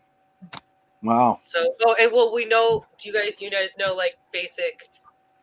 I'm not going to say the right word, but what when you're sitting in the meditative position and then you have your hands, these are different energy points, is what they've been able to figure out, that you're connecting. You're allowing for different magnetic connections through your body for like a transference. That's exactly it. Because you don't see the lines of force that go from your body to your hands, right? But they still happen. They still occur. Yeah. You can feel them if you. Yeah. What was that? You could feel I them. was saying you can feel the lines if you're sensitive to it, I guess. Yep. Yeah. And I realize that now. Like I used to think I had social anxiety, and I found out I was actually picking up other people's anxiety. And I had, and then once I worked through that, it was a lot of people like once they realized empathic. That's yeah, that's what I was told too. When I've been watching a movie with people, and I don't cry during movies, okay? But I'm feeling like I'm ready to tear up, and I look over, and there's my friend crying, and I'm like, stop, because I'm feeling it, right? And it's kind of, I find that funny. Yeah. When someone's crying on a movie, I'll feel the need to cry a lot. Like I could be emotionless, like, or it'd be a funny movie and someone start crying happily, and I'll start crying too. I just like, you feel it. You're sensitive to it. That's awesome. There's this experiment that was done where they took two individuals and gave them VR headsets, and they swapped their body positions. So person A was seeing through person B's eyes and vice versa. And then they would pinch person A's arm, and person B would go, ouch. And then the person would ask, where does it hurt? And they would point at person A's arm. And they'd say, there. So, like, it's intuitive. We're built for it. Yeah. And this is, the NLP kind of got into this too. They put people in two separate rooms and had a video of the other person in front of them. But they were like in totally different sides of the building, or in two different buildings, I think. And they were able to show that the thoughts that were put towards the other person were effective. Just by transferring, just by like a visual. Now this is talked about with Reiki, that there's distance healing, where you can just look at a picture. We're trained as a Reiki master to be able to do that. It's remote viewing, really, right? Yeah, my mom. Kind of would be. Kind of. And it's all connected in that way, anyway. A lot of it's visualization. You're a Reiki master? That's what you were showing me, right? Your certificate. Well, I was showing you the second degree when I pulled off the wall, but yeah. So that's a specific type of Reiki? It's the basic form of Reiki you'll find in the Americas. It was brought over by I forget her name, from Japan, like in like the 50s or something like that. Yeah, which she learned it from another person, because I've read up on the history a little bit. There was like two. I thought there was like two different, and they kind of branched off. Or we mainly. I'm not real familiar with the other one. I know what you're talking about, but yeah, there was like two famous disciplines in Japan, and one of them believes in the long distance, the other one does not, and that's the big difference. But a lot of it's just visualizing colors and like just picturing things flowing like water, like before a healing. Like not only do we do the like rubbing our hands together to activate the nerve endings to be more sensitive to feel, but like when I close my eyes, I can see like dark spaces in their energy, and like my hands just sort of feel like they're attracted to that spot, and you just kind of picture like a vortex, or like a white light going into the dark, and then you kind of, the way I do it, because I'm Native American, like partially too, and my dad used to do the laying of hands, which is like a Germanic pagan thing too, and he naturally had that come to him. No one told him about it or anything, but my mom told me he did that, and then her Native American side, like I feel like it was like kind of genetic, but I sort of pull the energy into me, and then I use a technique that my shaman buddy, he's a Don that studied down in the Andes, but he taught me to ground myself he took me to a cave and had my root chakra. He taught me how to ground it to that cave, where he taught me the first 3 degrees of shamanism, and like, so every time I ground myself, instead of like hitting the ground like some people will do, I will just picture it flowing out right above my navel, like in like a spiral towards that cave. And yeah, Oh, okay. that's That's interesting because so I was practicing Reiki before I knew what it was, because I've always felt this energy surge in me, and I knew something was up with that, but I wasn't doing it right. Like I would just focus on pulling the energy from the person, and I envisioned it like a black smoke. Like I was pulling out so that it was like gentle. Yeah, so it was like also gentle, and then I would go from the top to the bottom and pull it out. But one thing I wasn't doing was I wasn't putting it anywhere. I was just pulling it out, and this was before I knew what I was really doing. Okay. And then I met this woman, right? I started this new job, and she comes to train me. She starts putting all these crystals out right around her computer. And I was like, okay, we got to talk, and I was a rock hound. I was really into rocks and stuff too, but I didn't fully understand all the properties anyway. And she taught me that she was a Reiki master, and she was actively, like, had this job, but then on the side, that's what her and her mom did. Anyway, and she taught me that I needed to ground by pushing this to the ground. And so what I envision now, and this woman I'm going to connect with, who is the Rife Machine, she's also a Reiki master, and she does shamanic healing too. So I'm really excited because she has this retreat coming and everything. So I actually was going to go become a Reiki master, but then I decided that I want to incorporate so many different things that I wasn't sure that I wanted to take on the mastery, but I definitely want to get to 2nd degree. And I think I'm already practicing 1st degree pretty, like, from my understanding. But what was I getting at? There's that ADD. The main differences between 2nd and 3rd degree is just being able to, it's like 2nd degree is just like a power boost, and then like 3rd degree is being able to do it long distance and another power boost. Basically it's like unlocking DNA that you have latent in your body when you get attuned. Okay. See, and well, how do you feel about, because like when I read into it, it was sort of like, if you become a master, this needs to be your primary focus. Like, how do you feel about that being a master yourself, being taught, were you taught that? Like, from what I've read, that's sort of the expectation, right? Well, I blew through the first 2 degrees in like a month and a half, and usually people take years in between them. It's just all a matter of how experienced you are with energy work, like moving energy, visualizing your sensitivity. The more sensitive you are and stuff like that, the faster you can move through it. And I personally have been studying like world religion and stuff like that pretty much my entire life, and I got most of my energy work ideas from Dragon Ball Z, believe it or not. Like just picturing how it would feel to have that energy moving through you, and like Airbender. I was trying to get my brother to have my nephew start watching that because he's kind of got some like angsty energy, and I've talked to him about like you don't need weapons, right? You got the weapons in your hand, and so I really want him to start watching that, but yeah.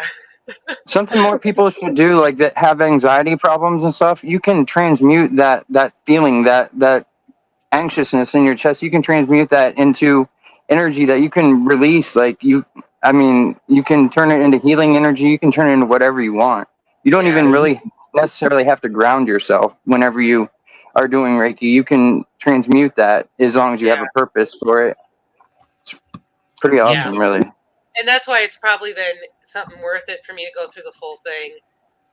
I just want to incorporate so many different options. I don't want to just be like, I'm just, and that was sort of what I think I got in my head, which is why I didn't continue to pursue it. But I'm just open to it all, and I want to embrace it all. Like you're talking about with the EFT, like there's a whole bunch of different, like EMDR, I'm sure you've heard of then, and CBTI, and all these different exercises, also connected to the vagus nerve, which is interesting. So a lot of these exercises, like even just this one, because this one they talk about using with anxiety as well. Yeah, isn't there one for the earlobes?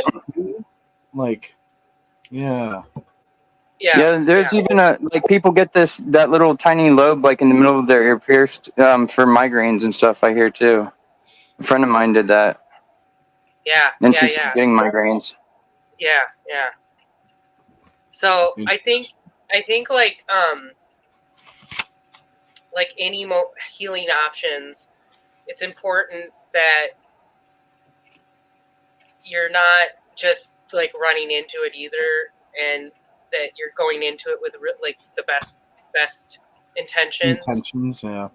Because I think there's too many out there that are doing it for profit, and so their intentions. And I'm not saying that profit is just the causing factor to make them sort of skew, but I ran into myself, and I feel like their dialogue is also, that's something I'd like really like to talk about more too, is like, what do we feel like is really influencing what's going on? Like, I don't, I having sleep medicine and having a lot of people tell me that, like with sleep paralysis, like there's demons coming at them and stuff. I'm just kind of curious how you guys feel, because I see interdimensional the quest for power, consciousness in that aspect for sure. And the corruption of ego and greed and power.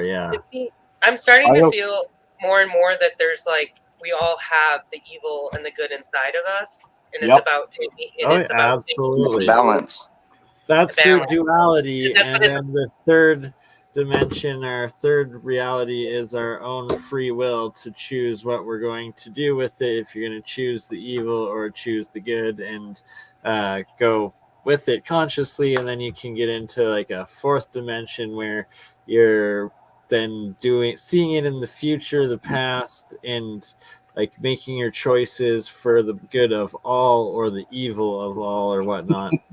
I don't think you can get really good of all or evil of all, because there's so many details and like things that some people may know and others wouldn't, that I don't know, any two people could rationalize the same thing as like completely different sides of the coin. So darkness it's part of us. It's whether or not you are going to give in to that darkness or fight against it and give in to the light side of you. I think if we keep blaming like dark entities for the reason why we act a certain way, and that, or the way things go a certain way, then we're not going to move forward either. Yeah, don't misunderstand me, please. When it comes to darkness, I mean the attitudes of people, demons being more like the things that people believe that are deconstructing them from who they truly are. And or if people that don't believe anything. Or again, because you do actually, in my mind, have to have some foundation of belief, or where do you start from in comparison to where your goal is and where you're headed.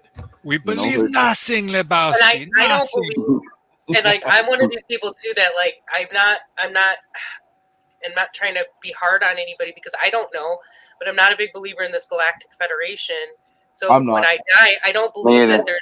I don't believe that that's the What do white you light mean on the there's no opposite blue side chicken? of the gate. Like I was telling my parents the other day, I'm like, just promise me that when you die, that you just, even if it's your mom or your dad and it seems legit, that you just ask questions. It's sort of like You know that. what? Have you guys seen that Star Trek episode where she Yep. dies and she goes to the gate and it's her dad there and she's like, "You're not my dad." And she challenges it, and then she gets the truth, and more or less finds out it's a matrix, and you go right back into it. I don't think Bernie has another 10 hours to discuss me dying and everything I've seen before that and after. You might be putting the cart before the horse there. I've done 24 and 48 before, so if you want to hear this, I was trying to get to hear it, so please do share. And okay, so Bernie, I feel like we got to do the 24-hour tubathon, right? Did Argentino come on? Now we're gonna keep it going. I keep emailing out links for more and more creators to join in, and even if I nod off, Campbell might come back. Who knows? We'll keep just it trying going. to keep it going, eh, Bern? Exactly. It's a rotating shift. It's there a you go. Christmas miracle of Yeah, positivity. my life's been crazy. I'm not tooting my own horn. Please understand that. I had some amazing things happen to me when I was 7, and then fast forward to when I was 15. I was drinking with some friends, got into an argument with a buddy. He was leaving the house and was on the other side of a glass door, and put my fist through the window. I don't know if you guys can see that, but I cut every vein, every tendon, everything in my wrist. Right. So the only thing I didn't cut was my pinky tendon, and I was pretty inebriated at the time, we'll say. My blood was so thin it was squirting up the wall 8 feet. Oh, jeez. So I got into my friend clamped my arm, got me into my brother's bedroom, and I laid down and said, "Love you guys, catch you on the flip side." And that was it. I entered into the void. So dark. There's no light. You can't see the hand in front of your face. I'm feeling my face. Feeling around. Were you able to fly? I wasn't touching anything, so you could say I was flying. But now here's where people disassociate from my story, if that's the right word to use. When I was standing there and or floating and I'm trying to feel my face and I'm like, what's going on here? What about God? What about Jesus Christ? And right at that second, I was standing at the end of a hallway, and at the end of the hallway, the opposite end of the hallway was a door, and it was open, and it was like I was in a basement and the door was open to a beach, and all you could hear is laughter of kids and people having fun like a big barbecue. And as I'm standing at the end of this hallway, my grandmother, who died about 7 years prior to that, was standing there, and she looked at me and she said, "It's not your time. There's something you have to do. You have to go back." And then boom, I was back in my body in the hospital, and it was a miracle or a fluke, or call it whatever you will. The head of John Hopkins Hospital was doing a seminar in Winnipeg where the accident happened, and it was on thoracic surgery, I think it's called. It's the rebuilding of veins. And I just happened to be that one guy that had the perfect case to show the university students. And he asked me to sign a release, and he rebuilt my wrist, and it's the only reason why I have my hand. It was supposed to be gone. So that all being said, I didn't remember everything from when I died until about a week later. Is there a heaven? Beyond the shadow of a doubt. Did I spend time there? According to my memory, 3 years. The stuff I learned, I built a generator with alternators and a treadmill motor, and that was all from dreams that were given to me while building it. The stuff I remember from heaven has to do with the coils that I'm working on now. So believe it or not, I'm just telling you my story. I've written a book. It's almost complete on it. But yeah, is there an afterlife? 100,000,000% there isn't a person alive that can convince me otherwise, even with a gun up against my head. Does that mean that Gerald, I have an experience that I think kind of shows that too, and this is other people getting these messages. But yeah, sorry, keep sharing. No, I believe that. I'll just tell you my story really quick. It's not a long one, but by all means, please do. My friend had a long-term addiction with OxyContin. Actually, he was snorting it and other drugs. Mm-hmm. And that was like early college. Okay, like I remember this. Well, he did it enough that and it was other drugs too, but he caused himself a load of heart problems. And so back in 2016, it would have been early 2016 he had heart surgery. Mm-hmm. And he was told that it's no bueno. You're most likely going to need a new heart at some point. And Okay, so long story short, unfortunately, my friend chose to end his life, and he overdosed and committed suicide. Now, that's really big of me to say because it's not proven that he did. But me and all my friends know because he was very intelligent. He knew exactly what he was doing. Okay, and regardless, my friend was known to kind of disappear for weeks at a time, even when he was clean and sober. And so he disappeared for 2 weeks and nobody really thought too much about it. Well, he started talking to me 2 weeks. He had passed away. He was in his apartment, okay? It took them 2 weeks to find him, but to figure it out. But he was talking to me before that. And he was telling me the 2 weeks. And I actually hadn't talked to him in a while, and it was weird because I was like, let's. So anyway, to me, it was very profound because of the things he was saying, which I didn't connect to until I knew something was up. But yeah, so wow, that I think to me that was very profound because there's things he said he kept saying to me because he wanted me to tell my friends that he didn't realize how much everybody truly cared about him and loved him, because that was true. It was like no matter what he did, we always he rarely did anything to hurt anybody, but regardless of decisions he made on his own body, we still really loved him. And he was kind of a crass guy too. He wasn't like the most friendly. You have to kind of get to know him to understand, and so that's another thing I feel is important. I have to share.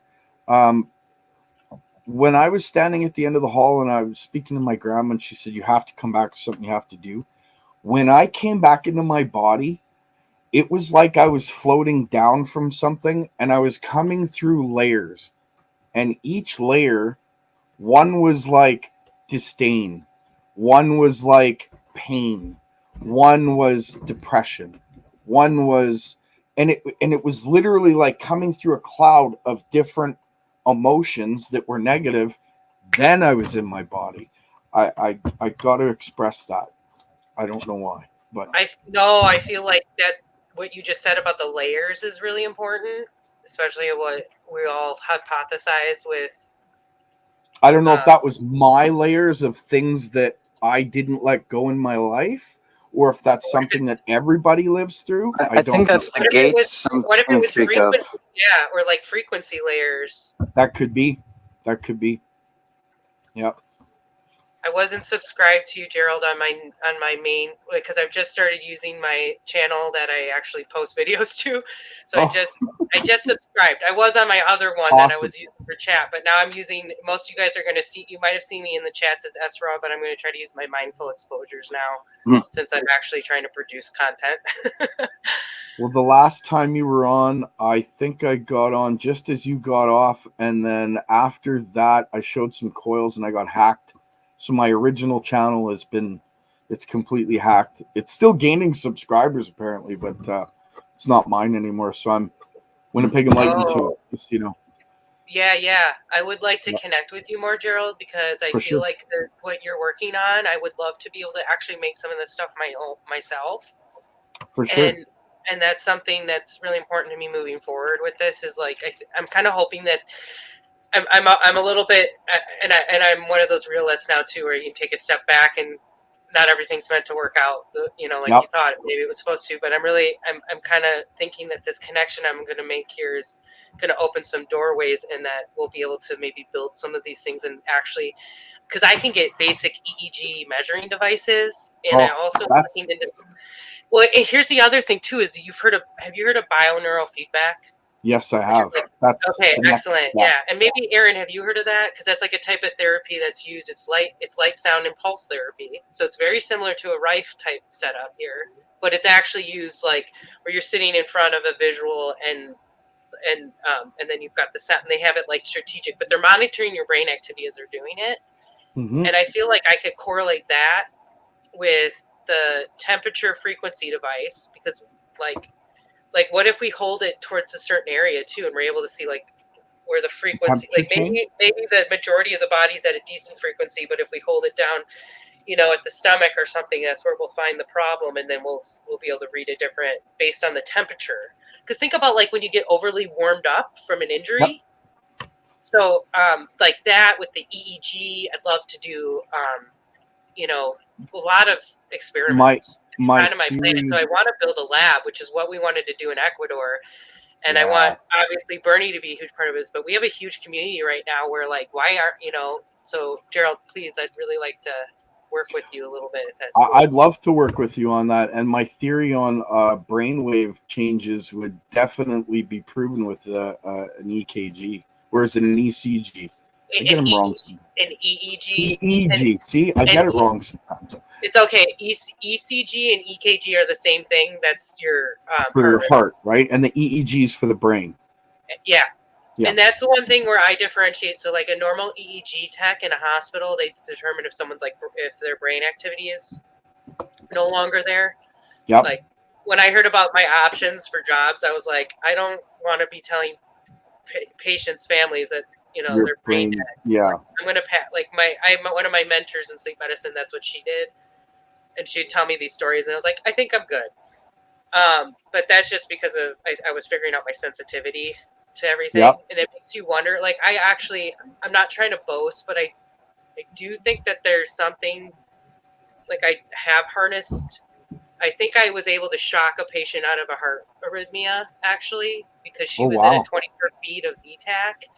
And most people never wake up after you've gone into that many beats. At that point, your heart goes into that. Most people aren't awake during that. They're going into cardiac arrest. Okay. Yeah. And I was by myself, completely by myself. I see her heart going into this rhythm. This is my first real, like, I have to get the board. I have to get the AED. I gotta get the procedure. And I walk in her room, and I'm fully prepared to get the board right under her, like right away. I'm like, and I, the first thing you do is you touch them to wake them up, and she shot straight up. Wow. I was like, how do you feel? She's like, I'm okay. And if they're in VTAC, they're going to be freaking out if they're awake. Yeah. It's very unlikely that they even are awake during it. And I went back to check her arrhythmia, and I'm like, oh my God, how did you go back into a regular rhythm? And the EMTs didn't believe me. And I had to print out her heart arrhythmia. But what I'm getting at is that I have a little more experience of that correlation of the breathing and the heart rate and the EEG, and how important it is that this is why I get at blood flow. Because what I saw was when you had the proper blood flow with what's inflammation, it's stagnant energy. What are we all talking about right now? What's trauma? Stagnant energy. So this is why it's super important that we focus on the mind more than we ever have before. We think this is all like hocus pocus crap, but there's actually really good science now behind it, which is that in my opinion, willpower is akin to like the secret to what links us to the fabric of reality.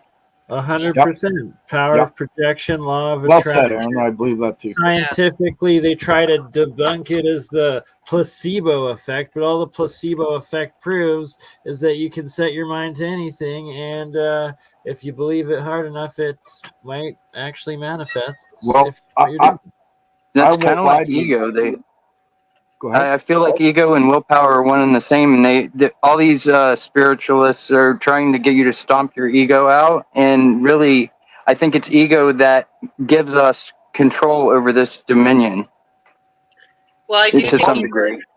I do think it's about harnessing the ego, because obviously we've seen ego out of control. But I do agree with you, because I think that this is about like being an empath, but having boundaries and being able to be strong in your position. Balance. I don't think And they're on the market yeah, anymore. and how do we know what's right or wrong if we don't have boundaries? And I don't think they're on the market anymore, but about 10 years ago, there used to be this toy, for lack of a better term, which was a headset that you'd put on, and you'd have a little ball that would be levitated by a little air jet, and you'd have to move it through a maze. Oh, yeah. So I remember that. I think you're muted, Sarah. Yeah, so I think something something like that might be worth developing, at least for use within the community. I remember that little toy. Yeah. Didn't they have a Star Wars version of it or something? Like where you put on some kind of headset and control a little ball? Yep. Like Yeah, a toy it or was something. the... Fork. Yeah, wasn't it the Death Star that you were controlling? It wasn't a ball, but it was a ball, but it was shaped like the Death Star. I don't know. I didn't have the toy. Yeah, I can't I just remember. remember seeing it on the market and thinking it was very interesting, but I didn't have the money for it. Yeah, I didn't buy it either. It creeps me out a little bit, but that's just because of Musk and his chip action a little bit. Obviously, there's no. What do they have? Like, what? Yeah, is it just battery operated? Like, there's no wireless technology in it at all, or? And this is older, you said, right? Yeah. It has to be I don't know wireless. enough about it. It just creeps me out to begin with. Like, no, thank Well, you. Bluetooth. I would warn you guys all about Bluetooth, because this connects to the EEG thing, and like what I saw with. So like I recommend that if you guys aren't already, taking a day to just shut your internet off. And I'm mostly be wearing smart outside. glasses right now. It's easier said than done. Like the last 2 months, I have not. I used to every night be really religious about turning my Wi-Fi off, making sure it was off. My phone was on airplane mode, and everything was off, and I did sleep better. So I will just throw that out there. But and my doctors backed me up on this. You know, I did actually tell my patients to do what I'm saying right now, and she agreed that you have your phone right here on this side of you, your router's over on this side of you. What's it going to do? You're a capacitor. Yeah, but if you're in an apartment building like I am, then you're going to have a Wi-Fi router in basically every direction around you. So I have 72 Wi-Fi devices in my house. But if you turn it off, then nothing's going to try to communicate with it. Now, it would depend if you, Simon, if you're in an apartment building and there's like, one on each side of you. But one of the things that has been shown where they've done measurements to show the improvement, and this is actually connected to, this is woo-woo again, but the weather manipulation. You guys, I'm sure, have heard of the Oregon pyramids and how they're putting them at the base of these huge, high-powered electrical wires or towers. And so you could try that. I mean, shungite is supposed to help, but I feel like you need, like, for it to be more powerful, you need a little more than just shungite. Yeah, I don't know. I have a smart house, like Wi-Fi mesh. There's 70-some devices like going on at all times, and if I were to turn them off, I couldn't like operate my lights or most things. But I wonder if my body has evolved to accommodate those wireless signals, since I've been around wireless devices for over 20 years, like almost consistently. Well, do you ground yourself? Like, do you get outside and just disconnect from the Wi-Fi? My house, does it make a difference that my house, like the whole bottom floor is all concrete and there's high amounts of quartz in it? And I actually switched to Vibram 5-finger shoes. They're called barefoot shoes. Yes. I wear those, and like I feel completely different, totally grounded whenever I'm wearing them. And yeah, I don't wear foot prisons anymore unless I need to put on work boots, which unfortunately that's what I'm wearing now. And actually, like, I was doing a really good job of, like, my elderly dog that is now passed, if you guys had seen old episodes of Jitterbug. But I would take her outside a certain way because she was getting older, and so every time I took her out, I'd always go barefoot. And I was actually like, I because I've had 2 knee surgeries when I was younger, I almost always get like a kinking in the knee at some point, and I do a little exercise. But when I was doing the grounding, I noticed a huge improvement. And this isn't just for grounding. This is actually for our whole body's gait, connected to our back, our hips, our shoulders, everything. So if you're having those problems, that's why this is so important. I have one of Rex Bear's tinfoil caps, actually, is several, but I've noticed a difference in my ability to think clearly whenever I'm wearing those around the house and stuff. It definitely makes a difference, even though some people don't believe they work since they're not grounded to the physical ground. But they do have like platinum and silver, and I forget what other elements he said in the liners. Well, I think a good example is I lived in a travel trailer for 4 years, and I had horrible signal issues because of the siding's made out of. The aluminum, yeah. So it actually gave me my own little protection. It was great. Sorry. I have certain coils that I can't use or test in the house because they destroy the antennas inside the Wi-Fi system. So they block signals basically. So yeah, another thing about. I want to make my own organ. Yeah, sorry. Go ahead. Oh, you're good. Another thing about foot prisons, if you've noticed, like people that are in native tribes and stuff, they don't usually sit on chairs. They sit on their heels, and you don't usually see them with fallen arches and like hunchbacked and all that stuff. And I've noticed, like, I have no knee pain since switching to barefoot shoes. I had no back pains. I sit up straight. I don't know. Like, I love them. I wouldn't trade them for the world. It's a big life changer. Hey, Eric Kopp. Oh, sorry if I'm mispronouncing that, but that's exactly the plot of Final Fantasy VII if you haven't played it. Agreed. Never saw that one. I believe that oil is like the life stream of this planet because I feel like oil is like the blood. And if you've talked to people that own oil fields, that whenever they dry up, they only dry up for like a couple months usually, and then they spurt right back up. And I feel like it's what the planet uses to cleanse itself, and that there's a lot more to this oil like profiteering than we're told. I don't know. I just find it strange that they never fully dry up, and if they're made from dinosaurs and all this other nonsense, like then why does it never deplete ever? I disagree. Fully agree. Kind of agree. Do you agree, Gerald, or did you disagree? What we're saying? No, I agree with Aaron. I disagree that it's made from giants and blood of old animals. That's a load of crap. Yeah. Yeah. The fact that it's called fossil fuel is the most misleading and most probably intentional, most misleading misdirection, like your disinfo. And like the sun has every element on the planet, like from what they say. So like if it's doing a micronova and covering this planet, like seeding it with more like precious metals and elements and stuff like that every so many thousand years, whatever. There's different people that believe that that's how it goes. Like Suspicious Observers channel is one of them. But transportation. In theory, like maybe you can make gold and other stuff from like cold fusion techniques. I don't know why I switched that topic, but I just thought of it.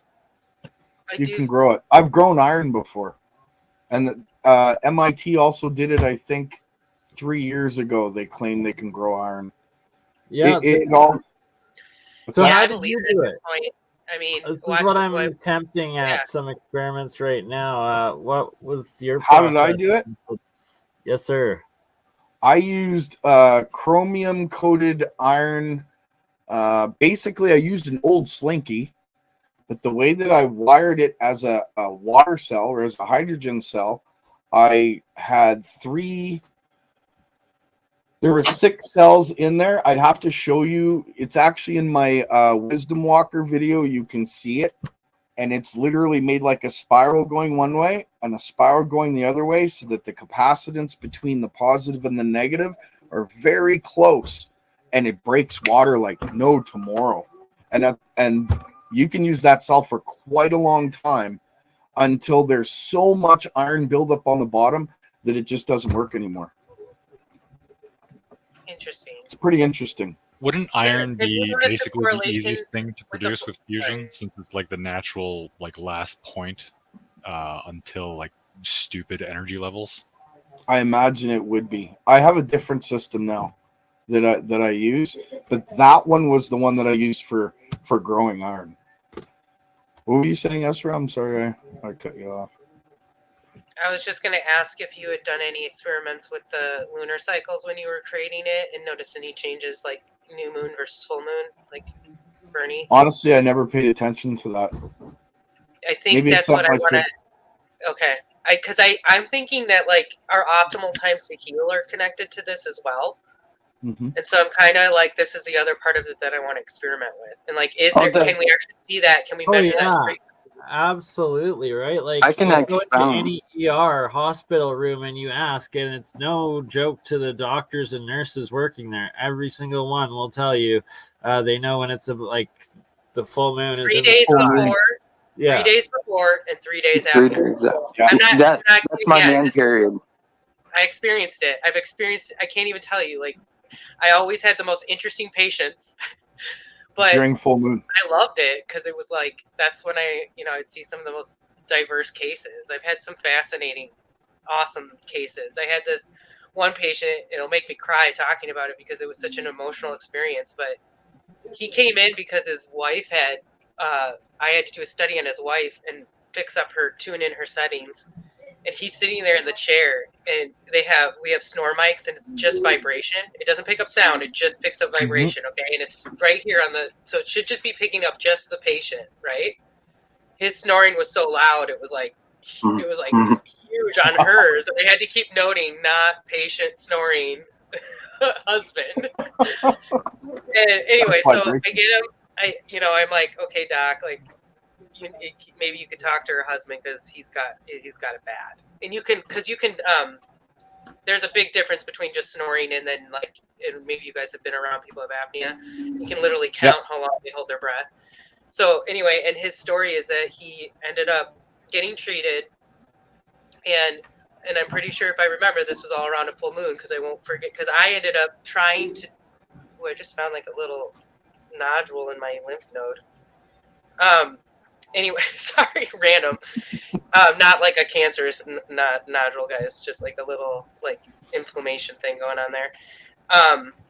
And anyway, so what happened was I did the study on him, and this was his second one, and I had him on a machine, and I had him sleeping calmly, and he went into REM sleep, and he started to act out old memory that was related to like a major accident that I can't get into the details too much, okay, because then I'll like reveal who, I can't expose that kind of stuff, but more or less it had to do with the government, and that they had covered up something that happened to him and his crew members, and he relived, which was the sad part, is he relived the whole event the night I did the study, and acted it out because he had something called REM behavior disorder, which is when you go into dream sleep. We normally have hormones that paralyze our body so that we don't act out our dreams. But he was like kicking and punching, and then he was really mad at this one point, and he was like, no. Anyway, what happened is because he was able to relive it and prove to himself that it did happen, he was already in the process of trying to prove it, and he was able to go back in, and they finally recognized these people that they pretty much had told him did not pass away, that he witnessed right in front of him. And so they finally put up like a memorial and commemorated the whole thing. And so for him, it was this huge resolution. But it closure. So that was, and then I drove, part of the story is I was so excited that this was my first real REM behavior study too. I was so excited to share this with the doc, especially because of his story and everything. That my doc actually worked in Portland, and I was living in Astoria at the time as a tech, and so, which is where the Goonies are from. And so I drove, which is like over like little, not big mountains. We call them the coastal range mountains, but it was snowing really bad, and I ended up wiping out and almost falling off this bridge. and Wow. I was fine and everything, but it just, you know, it was like the timing was just fascinating to me, how that all Came together. yeah. Yeah, that's awesome. But Wow. his story, I think, is really a really important one about, you know, because like now imagine the kind of healing he'll be able to, the amount of healing we opened up just because he's able to deal with that trauma. Yep. Absolutely. My biggest thing that got me believing in like Reiki and different energy work, like I thought it was mostly the power of suggestion for the longest time. And my friend who was that I mentioned before was the Indian shaman. He had two roommates. They were both Reiki masters and teachers, and actually one of them's who attuned me. But anyway, the three of them were at my house, and I had a friend come over that he was having these issues where he had a grapefruit size like tumor on his brain that they couldn't operate on. It was making him lose consciousness on the regular, and like it was kind of gruesome looking. Anyway, we did something called a head washing ceremony, 2 full moons in a row. There just happened to be 2 full moons that month, and we ended up gathering, I think, 5 or 6 other people who they were pretty much Christian, but they all allowed us to attune them to the first level of Reiki. And we just sort of formed a human chain beyond my buddy Zane, that was the shaman. He was doing like drumming and chanting and all that stuff. And I forget what was in the pouch, but it's not needful to the story. But anyway, we did the head washing ceremony, and after the second full moon, he had a doctor's appointment a week later. And I went with him to the doctor's appointment because I was really worried about him. He's a good friend of mine. And the doctor, when he got the results back, he just like went pale face and dropped the chart right on the floor whenever he looked at it. And he's like, "This is impossible, but your tumor has shrunk from the size of a grapefruit to the size of a golf ball and is now benign, and we can operate on it." And he's never seen the cancer return since. And that's what changed me as a believer. Like, Yeah. And there's 2 incidents. I didn't finish that one story. I had the witch doctor when I was 16 and 17. I watched her do a lymph massage, is what I understand what it's now. The woman was sick for 3 days prior. She threw up after 20 minutes of this massage and was 100% better. So that was one. And then when I was through all my years of sleep medicine, I've had 1 too many patients, like over 2 handfuls now, of them either telling me themselves or somebody they knew was going to this clinic in Mexico, going on an IV of vitamin C for 2 weeks and put on an alkaline diet and coming back cancer-free and blowing their doctors' minds away. And that's not Reiki. But then for me, it's also working in a hospital. You start to hear all the miracle stories. People, they constantly tell you there's no way you should have not had a single that you should have not had a single broken bone, you know. right. So Yeah, I feel like there's no difference between like ki, chi, like all the different things. It's just energy, just different names, and the will that's tied to the intention. We don't use the same terminology for anything. I don't see why this would be any different. Right. Well, very well said. I hate to break it to everybody. Not that it matters that much, but I have to bow out for a little bit here. So if you guys are still on in an hour. I think JP's just joining in, or Jeremiah, or is that your better half that just came in? Or it says other half. It is. And hello, other half. How are you? Oh, wow. Same room. Okay, so now I'm going to stick around for a little while here. I'm All right, more females in here. Indeed. We need more cereal. Is that the new one? Yeah, so this is the new phase shift array, and it's just mocked up right now. I just kind of threw everything together and mocked it up so I can get a general idea of where I need my reflector ring, where I need each of these positioned, because this is going to be a matter of physically spacing each of these coils out between each other so that not only are they phased 1/4 wave, but that they're also spaced so that the phase conjugate field, or what you would call the energy bottle, you know, the zone where all the waves cross, is appropriately shaped right up there. So what's on top of the dome is a self-inductive 100,000 volt rectifier that will operate up to the 3 million cycles per second that each of these oscillators is going to ring at. And that EM field is going to be coupled back to another charged ring. That's this one here. And this is a ferromagnetic steel ring. So this is going to have to be height adjusted, because that height is also going to be part of that tuning in order to control the E field zone around this. And then ultimately what will end up happening, if I can get the whole system tuned in, is it's going to basically have a base like this, and then I'll have to make on top of this shape here. So this can go underneath the whole thing, and it's aluminum, so that's a very nice reflector. And top, I'll have to form a whole fiberglass shell, and I can actually show you what the shape of that shell is going to be.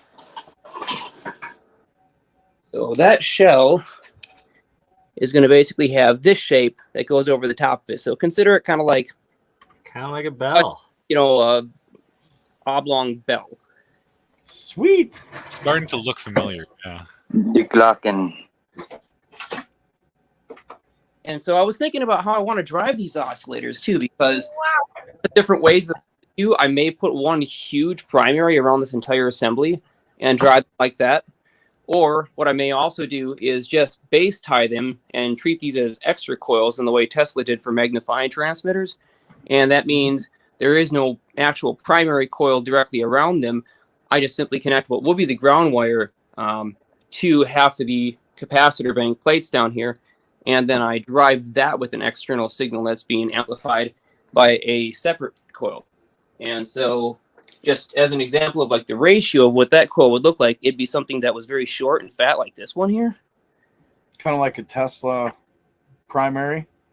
Yeah, kind of like a Tesla primary, but if you've ever seen, the Wardenclyffe Tower or, his magnifying transmitter patent, and you look at the ratios for that, that's basically how I could drive these two, because then I can drive these independently with voltage input, and I don't have to worry about the magnetic field coupling shorting this ring. And the cool thing about that is you can have a shorted ring, because this is a solid piece. It doesn't have any breaks in it.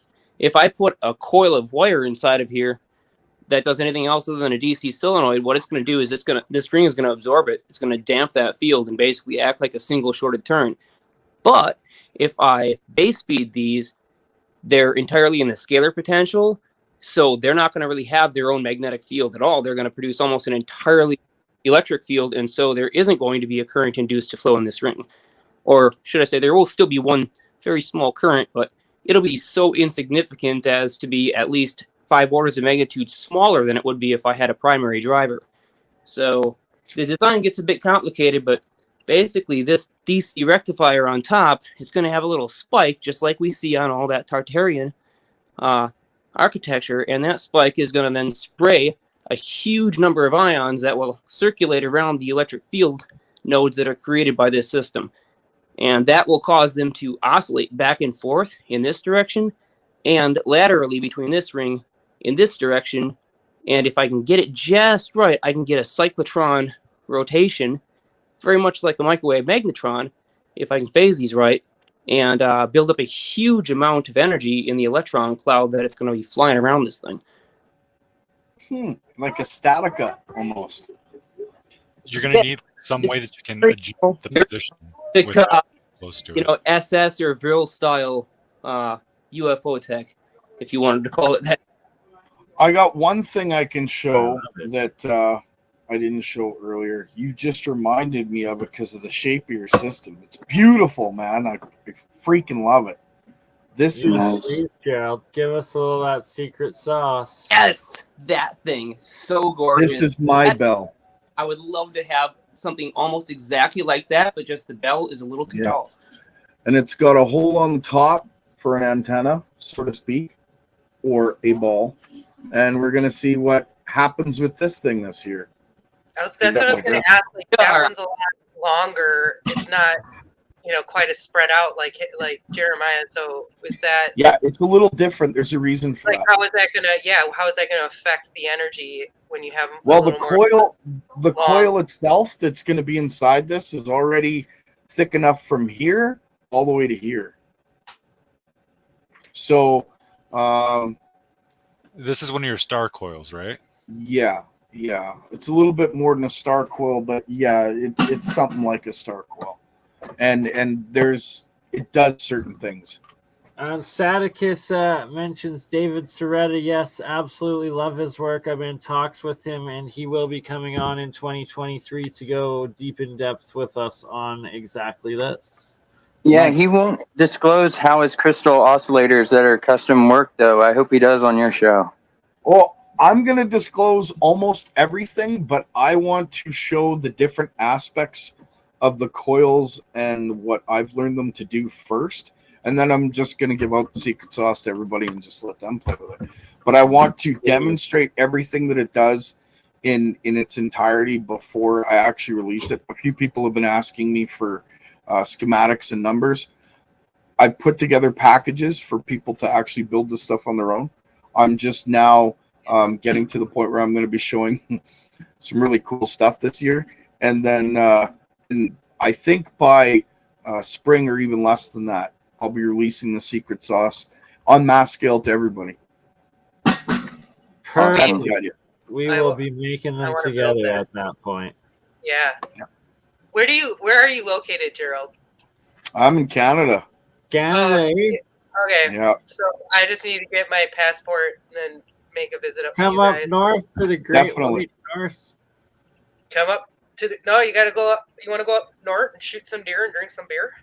There you go, eh? Yeah, hey, deer. Let's do it. Go to Upper UP. Let's do it. I don't know. I'm from West by God, Virginia. It's my right to be stupid. Anybody's right to be stupid if they want to. Is my right to use weird words in a weird way so you barely understand it? I love that setup, Jeremiah. That's incredible. It's certainly something different, because otherwise it was like I'm working with a huge number of pancake coils here, and this is phasing these is a hell of a lot harder than I think phasing these is going to be. And Really? these are, well, this is plastic insulated wire, and you can already see that it's partially warped. That is a problem. Yep.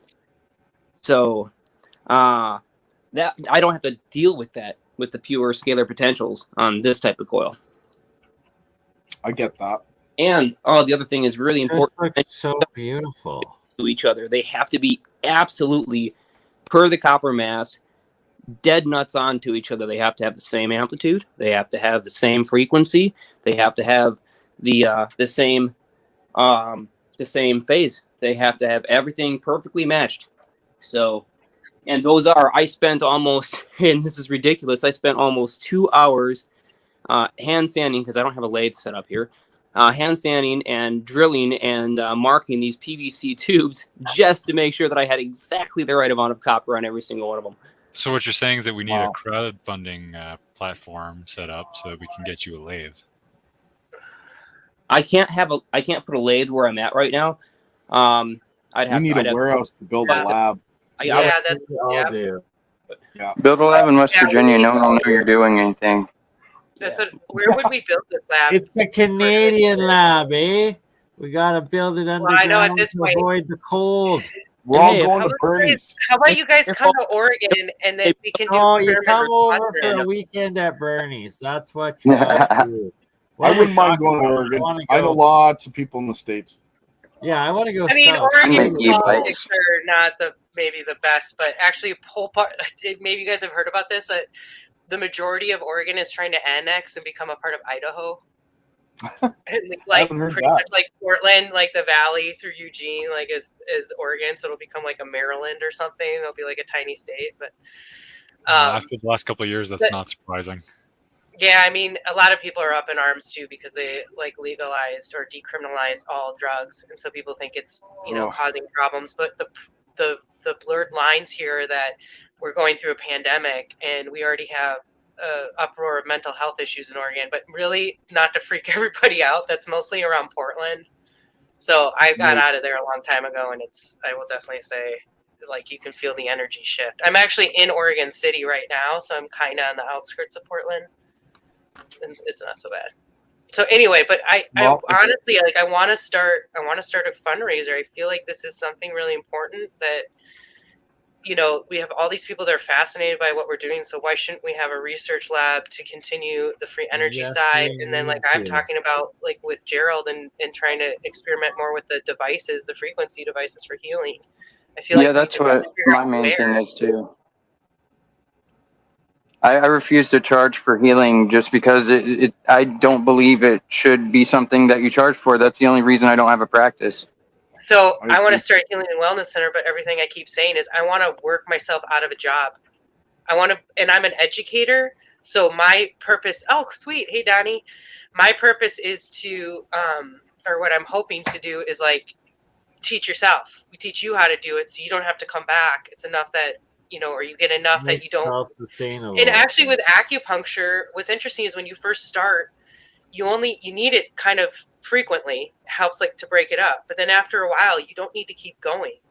And I had it for, I'm very TMI, guys, by the way, so I know I'm almost the only female, but I had a bunch of work done for menstrual cramp issues. And I haven't had an acupuncture session in 2 years, and I'm still having benefits of having that done. I was taking 12 ibuprofen a day for my pain, and now because I didn't want to get into Oxycontin and all that stuff too.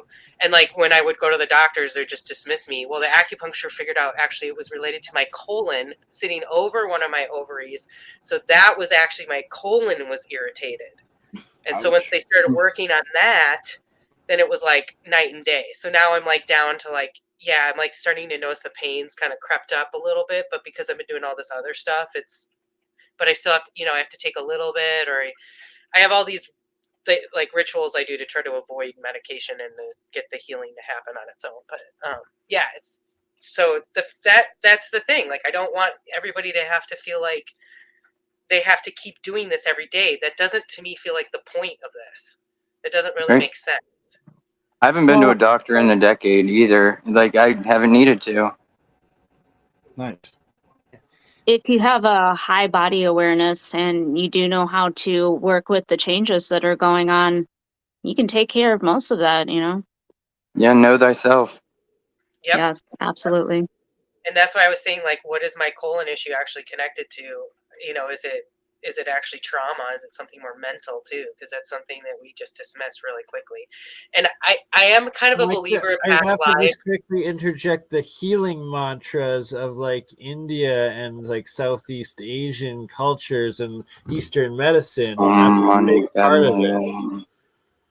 Yep. And then it's like a mental energy aspect as well as a physical, if not more so than the physical. So that's a really good way to, like, okay, so you're talking about, like, like the mantras, like, you know what you're doing too is you're creating a whole vibrational frequency going on in your throat.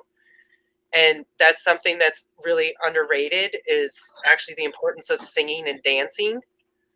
So, and with that is what I mean is that getting at the throat muscles, because that's actually one of the best ways to cure sleep apnea is throat singing and playing the didgeridoo and working this area, that vibrational, and there's a whole frequency aspect to that with healing. So there's actually, like, a lot of low humming they recommend. Callum, it talks about this too, that, like, you start your day off by doing these different types of like throat activation type vibrations where you're up high in your nasal cavity, like you're like you think of, like, your tongue on the roof of your mouth and you're trying to get up in here and you're trying to make that vibrational sound, and then you're trying to get it here and you're trying to get it here, you know. That makes a lot of sense because the vibration is literally moving those parts of your body. So it's happening very much on a direct physical level. Exactly. Sorry, Have you ever done circular breathing? Yep, that's connected to didgeridoo. Yeah, that's also what you learn in shamanism. Like, I've made myself feel like I'm tripping on acid just from controlled circular breathing. Oh, I didn't know they use that in shamanism. That's interesting. Oh, yes. Yep. and that like this would talk about with breath work technique. You know, there's a holotropic breath work actually induces DMT. And so this is, you know, all connected to that healing. So breath work, in my opinion, is super important and immensely underrated. And that's something I think about like I just said, with anxiety and depression, it's actually is also connected to your breathing. And I visibly could see that. And it was like, I actually got put with patients who had super high anxiety because you could see the brain activity calm down as I worked with them. Because you can imagine, like, you're going to a lab, you know, somebody's going to be watching you all night. It's very nerve-wracking. You're like, I'm not going to sleep, right? But anyway, so that's very interesting. I bet you pretty much everybody listening to this right now is breathing with their ribs instead of their gut. A lot of people do shallow breathing. It takes a while to train to do that very deep breathing to get more oxygen into the body. That is really going to help a lot of people feel more energized. It's literally about oxygenating your blood more. And when you're taking those shallow breaths and you're hunching over with the computer or the phone or just whatever it is, it's a very modern problem. Not getting those deep breaths. That's why I talk about the blood flow. That's what it all connects to. Because if you're breathing better, blood's flowing, right? Like we can monitor that with our blood oxygen levels. Yeah. Honestly, I think a lot of it is just people not wanting to look fat when they're like at the top of their breath. Yeah. You don't mind, real quick, Gerald, I am going to probably jump off as well. I definitely want to get on a call with you. Maybe, I don't know if it'll happen today. It depends if you're up. I don't know. Let me know when you get back, but I might still be up. Anyways, I'd love to go into some phonon and electromagnetic resonance stuff because I just got some pieces of information that holy cow. But to really fully comprehend them, you'd be the guy I'd want to, you know, discuss this stuff with in more detail. So let me know. Yeah, we should actually probably wrap this up here as we're 10.5 hours in. I need to get a nap in, or 11 hours. We are at 11 hours. My goodness. 11 hours. That's awesome. Absolutely epic. Yeah, let me say, this is probably one of the most incredible freaking streams I've ever seen. I mean, holy cow, the topics that were covered today and the accuracy of a lot of the information, especially when it came down to the technical stuff. Yeah, there was a lot of speculation on the non-technicals, but the amount of pieces of information disclosed today just because of all the guests, holy man. Yeah, I have to go back to the beginning and rewatch the stuff. Yeah, I'm gonna have to rewatch this too. I think I got in right at the Chad coin, and like, yeah, I know I missed gold. Probably at least 30 different guests, panelists, plus all of you for joining in. It's truly a world stream, and it's a good way to wrap up everything that we've done on these channels throughout 2022 and what you have looked forward to in 2023. Xirtus, are you still around, or you're probably passed out? My goodness, he did like 9 hours straight. Didn't even move to pee, I don't think. The first. I'm probably going to mirror this for you. It was amazing. We love everybody. I'm sure Campbell will also. Oh, look, Campbell. Oh, he's back, but he's not actually back. He's been in lurking. Campbell, are you there? Oh, so I can't unmute as him. far as going on a call with you, Jeremiah, definitely. You got maybe in a half hour if you're still awake or so. We got to take care of something over here. Esra, sorry, go ahead. Oh, sorry. I'm gonna hop off almost immediately then, and I'll still be awake in a half hour. So absolutely, and I'll let everybody else that's still on there have their. I've said, but all I'm really willing to share right now. So awesome. Happy holidays, man. And Esra, I'd love to touch base with you and maybe discuss some of the stuff figure out what we can do in the future with getting tests done here. I have all the documentation from the Russians too, if anyone's interested. Like Esra, Gerald, anyone? Yeah. Definitely. I'm interested by far. I think we should almost start a little like side group with the healing stuff and then we can kind of share our experiments. I agree. Maybe we'll have Bernie do the show. We'll do them on Rumble, Odyssey, and Twitch, where you can cover such topics as the health or experimental health. Supposedly, YouTube, as long as we're not saying that we're trying to cure, and I think it would be, We're it's good for us definitely to not giving have medical both. advice. Yeah, Well, definitely not. The disclaimer's at the bottom. And Yeah. honestly, I've had one video. I did end up getting a warning on the Amanda Vollmer interview that we did, and they removed it. And honestly, we did say out loud multiple times, like the V is B and like all kinds of things we shouldn't have said, even though we had our disclaimer. So I say what I want, and they realize don't do now, anything. yeah, it's just like you just can't do that, and there's easy ways to get around that. So we will. Yeah. So I have one quick question, and then I'm out. Bernie, is that you flipping the pictures on the screen of South Park? It's funny. Oh yeah, from our AI generated episode, me and Campbell the other day, and this is Bert and Ernie. South Park is what we entered in, and this is what came up. Oh, Man Bear Pig. We decided awesome. this is Campbell, and this one is I. I love this. And then this is Bert and Ernie as Anunnaki gods, apparently, what AI thinks. And AI thinks I'm black. I almost fell out of my chair when I first saw it. That's awesome, dude. Awesome. Oh, where's the last part? Yeah, I will probably think of Sasquatch. Oh, here we go. I was given for Christmas from a good friend of mine a South Park lanyard and ID thingy. So I'm literally gonna freaking print off and make a fake ID out of myself as a Man Bear Pig in South Park, and you will have yes, you know, We'll be looking for it. Great. So, all right. Well, if you can pass on my email to Asra and to Aaron, yes, and 100% I will. You guys all have a wonderful Christmas and an awesome day. Check the private chat for my email. Yeah. Oh, okay. Yeah. Just go post everything in there in too.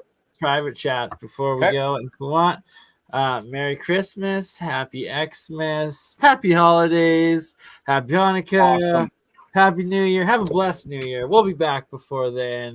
This was one epic stream that's going to turn into probably 30 different edited side videos. Yeehaw. I hope so. Love you all. We will catch you on the next one. Excellent. Thank you, everybody. Thanks, Bernie. Thank you. Yes, thank you. Thanks. Talk to you guys all very soon. The man with the plan. Much love. That's ha.